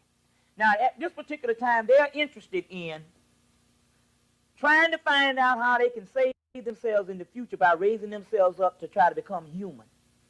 But they say, first of all, we must try to understand what we are first so we can know what to work for. So C.W. Ledbetter is making an address to the Theosophical Society in 1895. And at this particular time, he is interested in telling the people just exactly what we are. And he comes out with this information saying exactly finally what is the white man if he's not human? What is he? So then this is what happens. What happens is this. He goes in and he makes this presentation. Now, you can get this particular rendition of this presentation either out of my book, Human Artificial, or you can get it also in A.E. Powell's, Lieutenant Colonel A.E. Powell. The book is called A.E. Powell Astrobody, page 69, where he reprinted the actual address, Ledbetter's address. Now, there's the group, the Theosophical Society got upset with Adile Press and told them that they didn't want this stuff reprinted, but they printed it anyway. But anyway, now the book is out. Most people don't read, because this is a non-literary society, till it's out. And the people who read it, fine. The people don't. Now, C.W. Ledbetter is doing this address, and he says, well, number one, we are known as astrocorps. A corpse is a dead person. Astrocorps. Right. At that particular part, you have Asia. Right? Now, at that particular time that you have Asia, and I want to get into the papyrus. First of all, let's go into the 5,000-year-old papyrus. Now, this stuff is coming from a series of papyrus of stuff that was put together by a white Egyptologist in the late 1960s, 1967. T.H. Valdi. Some research work that was done for research only. This stuff was never put out to the public. Now, as a matter of fact, what had happened was they was gracious enough to send some of this particular work down to this work down to the Theological Seminary in Atlanta, ITC, the black preachers. The black preachers sat on this particular work for 20 years and didn't know what they had. 20 years after they understood, based on the ASCAC and all the stuff, and black people getting into Afrocentricity, Emory University came to the Woodruff Library after they had Woodruff Library in the AU Center in Atlanta and stole the book. Now, this stuff was never put out to the public. I went to Emory and stole the book from them. See what I'm saying? Stole the book back from them. It's called T.H. Valdi Set, the God of Confusion. His role in studying mythology by, H.T. Valdi, I'm sorry about that, is coming out of Leiden. That's a part from it in London. So we can get that on camera. You know. So we will know that this is Authentic. And we are now going to read from this. Yeah. Now we're going to read. This is a series of papyrus. One is called a homosexual papyrus of Keith. It's actually talking about the European is not only, he is bisexual by nature. New book that came out, Bisexuality in the Ancient World, by Yale University Press, fall of 1992. And they said that this book is put together for pure research only. Only a few selected people are supposed to have this. And then there's a papyrus. Papyrus number, the papyrus we're dealing with here is the Egyptian papyrus of dreams. The hieratic is the hieratic, let's see. The hieratic papyrus of the British Museum. Chester Beatty is the name of the person who bought the papyrus from Kemet. The Chester Beatty papyrus. And we can find that in the British Museum if they let you read it. That's the point. Yes. Also, they have stuff locked up in the university, in the bottom of the University of Chicago, Oriental Institute, the main school of Egyptology that was funded by Rockefeller. And they're guarding now. Now, Egyptology is interesting because there are no grants for Egyptology. Also, too, you got to have a letter of recommendation from some governor to go into Egyptology. So it's interesting. There's certain papyrus. Now, this is the Chester Beatty papyrus. Now, I've seen this papyrus, but some of this papyrus is in books it's carved up, so they don't put the whole thing because they want to take out a certain amount of things. Chester Beatty papyrus. Alan H. Gardner, who is the grandfather of Martin Bernal. He's translating the hieratic papyri 1935, hieratic papyri of the British Museum. Chester Beatty, who was the person who was the owner of the papyrus who donated it to the British Museum after he got it out of Egypt, or Kemet, and bought it. Now, in this papyrus, the 5,000, when you say hieratic, you have Egyptian writing, you have hieroglyphs that you see, then you have the script, hieratic and demotic. Hieratic is the early form, and demotic is the later form. Hieratic papyrus means it could be first dynastic papyrus, going all the way back to pre-dynastic, about 5,000 years. So this one is at least dates to anywhere from 3,000 to 5,000 year old papyrus. So this is hieratic. Hieratic papyrus. Translated by Alan H. Gardner, who was a hieroglyphic expert, and I'm going to get into some other things on the forgery of the pyramids that he's dealing with. Hieroglyphic expert, who is the grandfather of Martin Bernal, who wrote Black Athena, that teaches at Cornell. Yes. Right. Now, let's deal with that. It shows that the Egyptian idea of the barbarians, who are the barbarians? White people. Now, it says that they live in a miserable part of the world. Their water supply is wretched. That forces them to lead a nomadic existence. They are always, and although their ways of communication is poor because of the mountains, that's the Caucasus Mountain, and the forest. Hence, they have a restless nature, which means they have a restless nature. The nature is the innate soul of a person. I don't give a damn how much training you got. Your nature dictates who you are. They have a restless nature. They are always grumbling because they could not talk. Count Barney told you that in his book, Ruins of Empires, that the Egyptians taught them how to speak. They have a restless nature. They're always grumbling. They cannot finally be defeated since the days of Horus. So that means in actuality, the Kemites in the Africas was battling with this beast a long time. But could not defeat him. Reason why they couldn't defeat him, they say in actuality, they said because he is treacherous, he just does not openly announce the day of battle. So what they mean in actuality, that's a twofold thing. It means in actuality that he is not to be trusted. You see. He's not a fair person because he has a restless nature. He's the devil. Like thieves, they shun a united army. So that's something that we need to go to today. When we united, they shunned that. They're thieves. The Egyptian Book of Dreams, which is another Egyptian Book of Dreams, coming from the Chester Beatty Papyrus. The Egyptian Book of Dreams, the characteristics as follows. Surely, by chance, we find the word Asiatics in this miserable passage, in this corrupt passage. You remember there was no Europe at that time, it was Asia. But they simply, in the papyrus, they tell you that they live in a miserable part of the world and they locate the mountains. It's telling you what part of Asia. The Caucasus Mountains.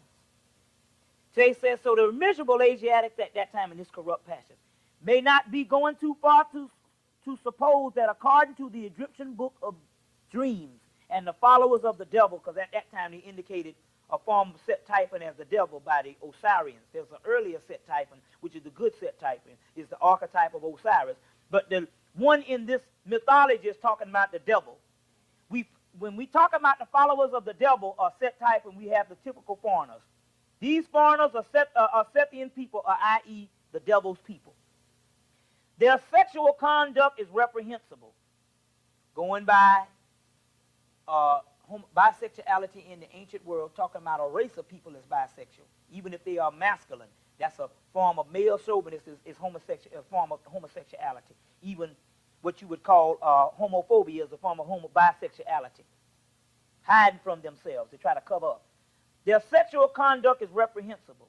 They are given to drink and quarrelsome and murderous.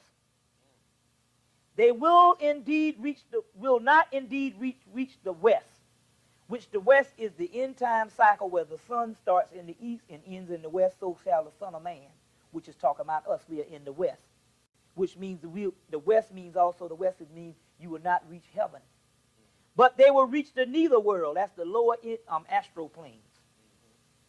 You see what I'm saying?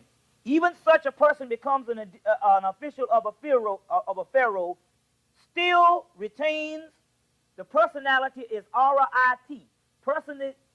People divided into PT and R-I-T sometimes in this category. PT is the true people.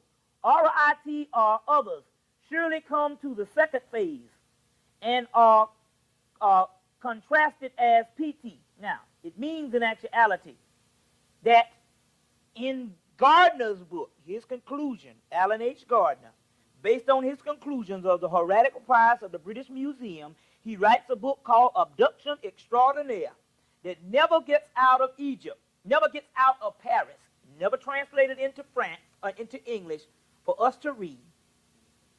These are some fragments in there where he says, based on the Heretical Prize of the British Museum in his book Abduction Extraordinaire, in France, above Egypt, abnormal people.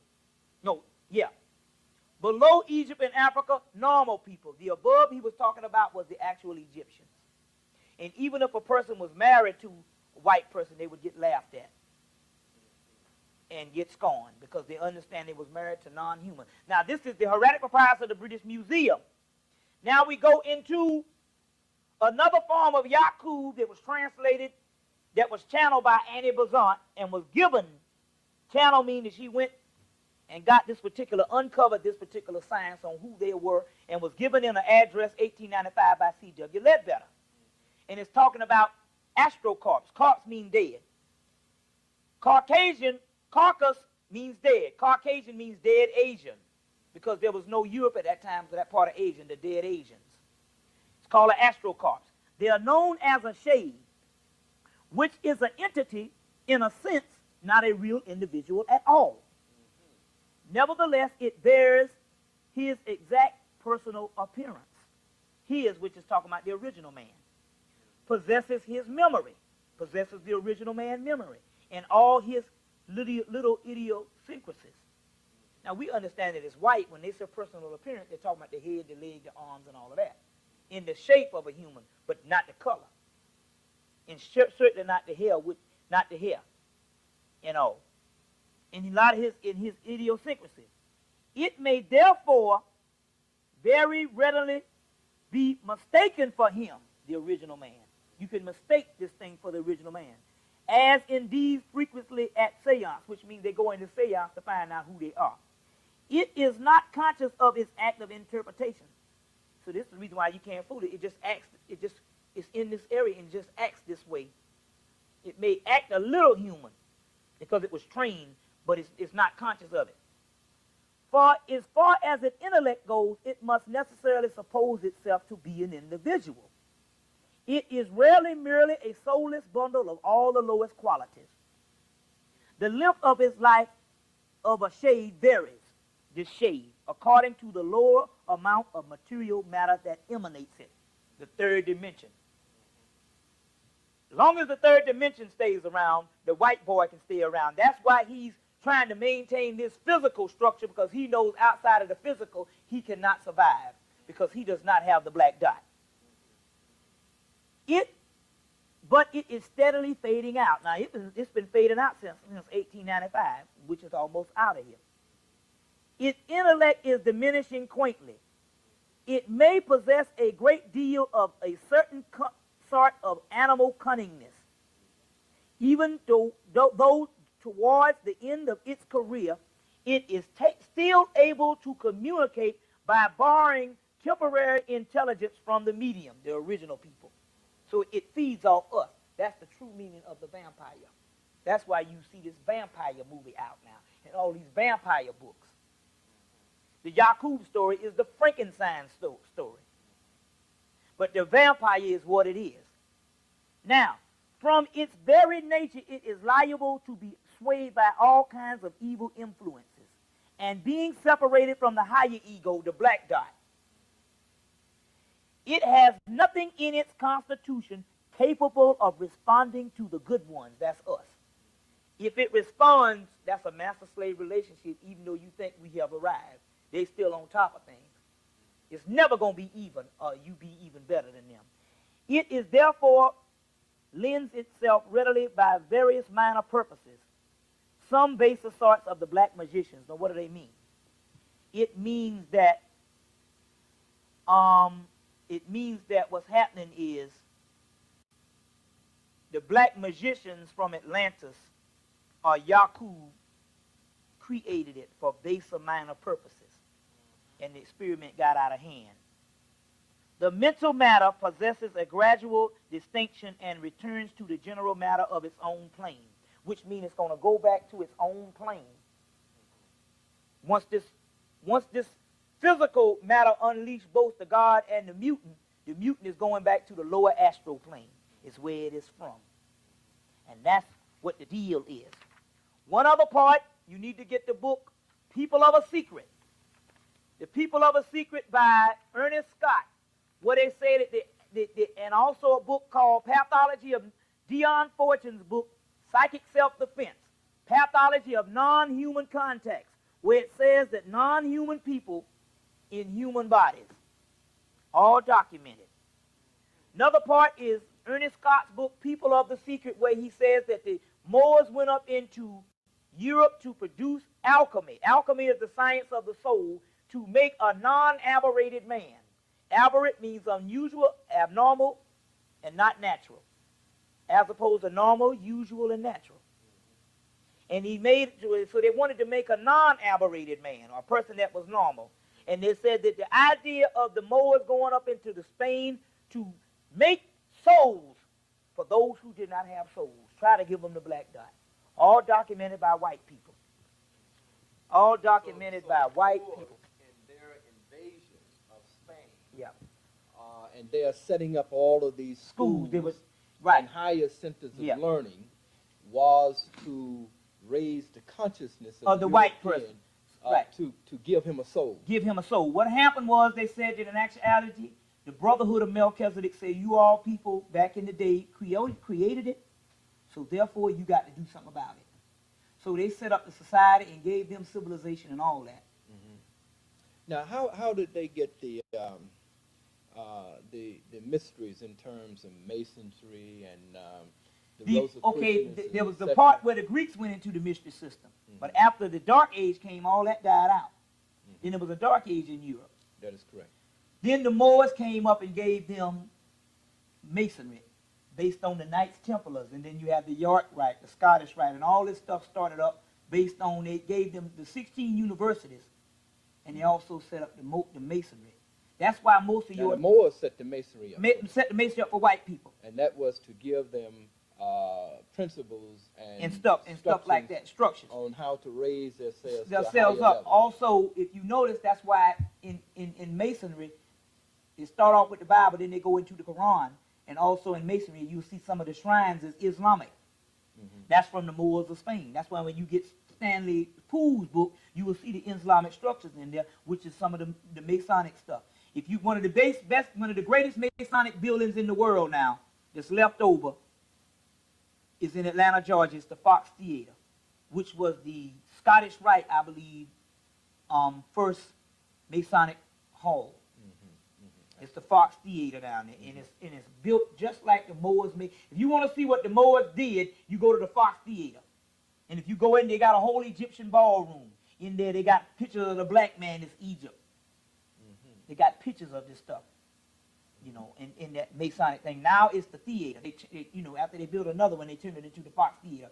But in there, on the top of the theater, they got all the stars, and they got one big star in there, one bigger star. That's Sirius. You see. So this is the deal that's going on with that. Now let's go into some other things right now. What we're going to deal with right now is the pyramids in Egypt. The pyramids, based on Alan H. Gardner, you need to get a book called Stairway to Heaven by Zachariah Stitchin.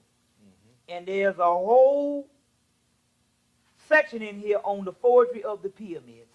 Forging the Pharaoh's name of the pyramids by Alan H. Gardner that Zachariah Stitchin is printing in his book. Alan H. Gardner, being a hieroglyphic expert, has concluded in the book Stairway to Heaven. This is the earlier books. Now you can get the book for $4. I'm going to show you some other things in this book. And they forged the actual pyramids. Khufu just did repairs. I showed you the limestone pyramid. Let's put the actual Earth and the Fire album back up. Khufu did repairs. The actual pyramid, the limestone pyramid, was older than that. We now have dates in actuality that pyramid is at least 1 million years old. Even the movie Stargate bears witness to that the pyramids is even older than that. Now, supposedly he forged the pyramids because what happened when a structure got too old, what would happen is the pharaohs would come in and do repairs and they put their name on it. So when the people start saying, the people say, no, that ain't right. When the people come in, they say, yo, Khufu built it. It's way older than that. The pyramid is a symbol of Sirius. It's a symbol also of Sirius. This is a symbol of Sirius. You clearly see the star and the pyramid. It's a symbol of Sirius. And when we get into it, your architecture is built around the star Sirius. This hieroglyph means Sirius. It means Sept. S-E-P-T. Sept, which is the star system Sirius. And your pyramid is Syriac architecture that is a symbol of the Sirius. Now, what's happening here is, by him being a hieroglyphic expert, he found out that they forged the pyramids, and those pyramids now is at least, based on spiritual channeling, is at least 1 million years old. You have your pyramids in Mexico. You see, that's quite old. Now, you know of your step pyramid of Saqqara. I want to deal with one thing right now. Remember this step pyramid of Saqqara, because when I get into Syriac architecture, and I wish I would have shown the new layout of Atlanta, Georgia. You know of your step pyramid of Saqqara. That's the first one that Imhotep built. Now, this one, the step pyramid. And you have other step pyramids on the Mexican pyramids. You got two good books, Secrets of the Egyptian Pyramids. I think it's the Secrets of the Egyptian Pyramids by Peter Tompkins, and the other book is Mysteries of the Mexican Pyramids, where he also goes into a group of black people blue black men from Atlantis, who saw Atlantis go down. They were from Sirius. And they saw Atlantis go down, and these blue men from Sirius recorded this stuff and left the actual recordings of it going down in the Andes. In the Andes. I think the Andes is in Peru, I think. You see. So you got a whole mysteries of the Mexican pyramids that's going down over in Mexico, and that whole thing. And that's why Mexico is the double horizon. You got a pyramid on this east, on this side, Kemet, and you got a pyramid in Mexico, which is symbolize the Americas. You got a Nile Valley in Kemet, and now we just located the new Nile Valley in it's called the St. John's River in the western Nile in Jacksonville, Florida. You got the Nile that flows upstream in Kemet. You got the Nile that flows upstream in Jacksonville, Florida. And it's interesting that the white boy named it St. John. St. John is the author of the book of Revelation, who is also Tahuti, Tut-on, Anubis, a form of Tahuti. And that means the book of Revelation is the end time. And so the Son of Man rising up in the west is rising up from the western Nile as well as the western pyramids. Master Farah Muhammad told Honorable Elijah Muhammad to look to the Mexican pyramids because that's where the black man going to rise up in this whole western hemisphere. There's a whole book called The Lost Realms by Zachariah Stitchin, which he has the Earth Chronicles, and you could get all of his books. This is one of them, Stairway to Heaven. There's The Lost Realm, Genesis Revisited, and The War of God and Man. And different books you can get. Zachariah Stitchin, you now can get those books for $4 a piece. Get the entire volumes of the Earth Chronicles by Zachariah Stitchin. Now, what's happening is this. Your particular pyramids, we know that was forged, so they're now at least 2 million years old. I want to show you this picture because this is very key. This is the lighthouse of Alexandria. After the actual Greeks took all of the actual stuff out of the temples, they put it in the Library of Alexandria. This is the Library of Alexandria, which is the lighthouse of Alexandria. This is the first building in Kemet. This is in Kemet. And it's the first, let's say, 40-story building ever. And it was in Egypt. And this is how it looked. There's a replica of this Library of Alexandria in Alexandria, Virginia. You got how many? 5 minutes? Seconds? Okay. Good. Good.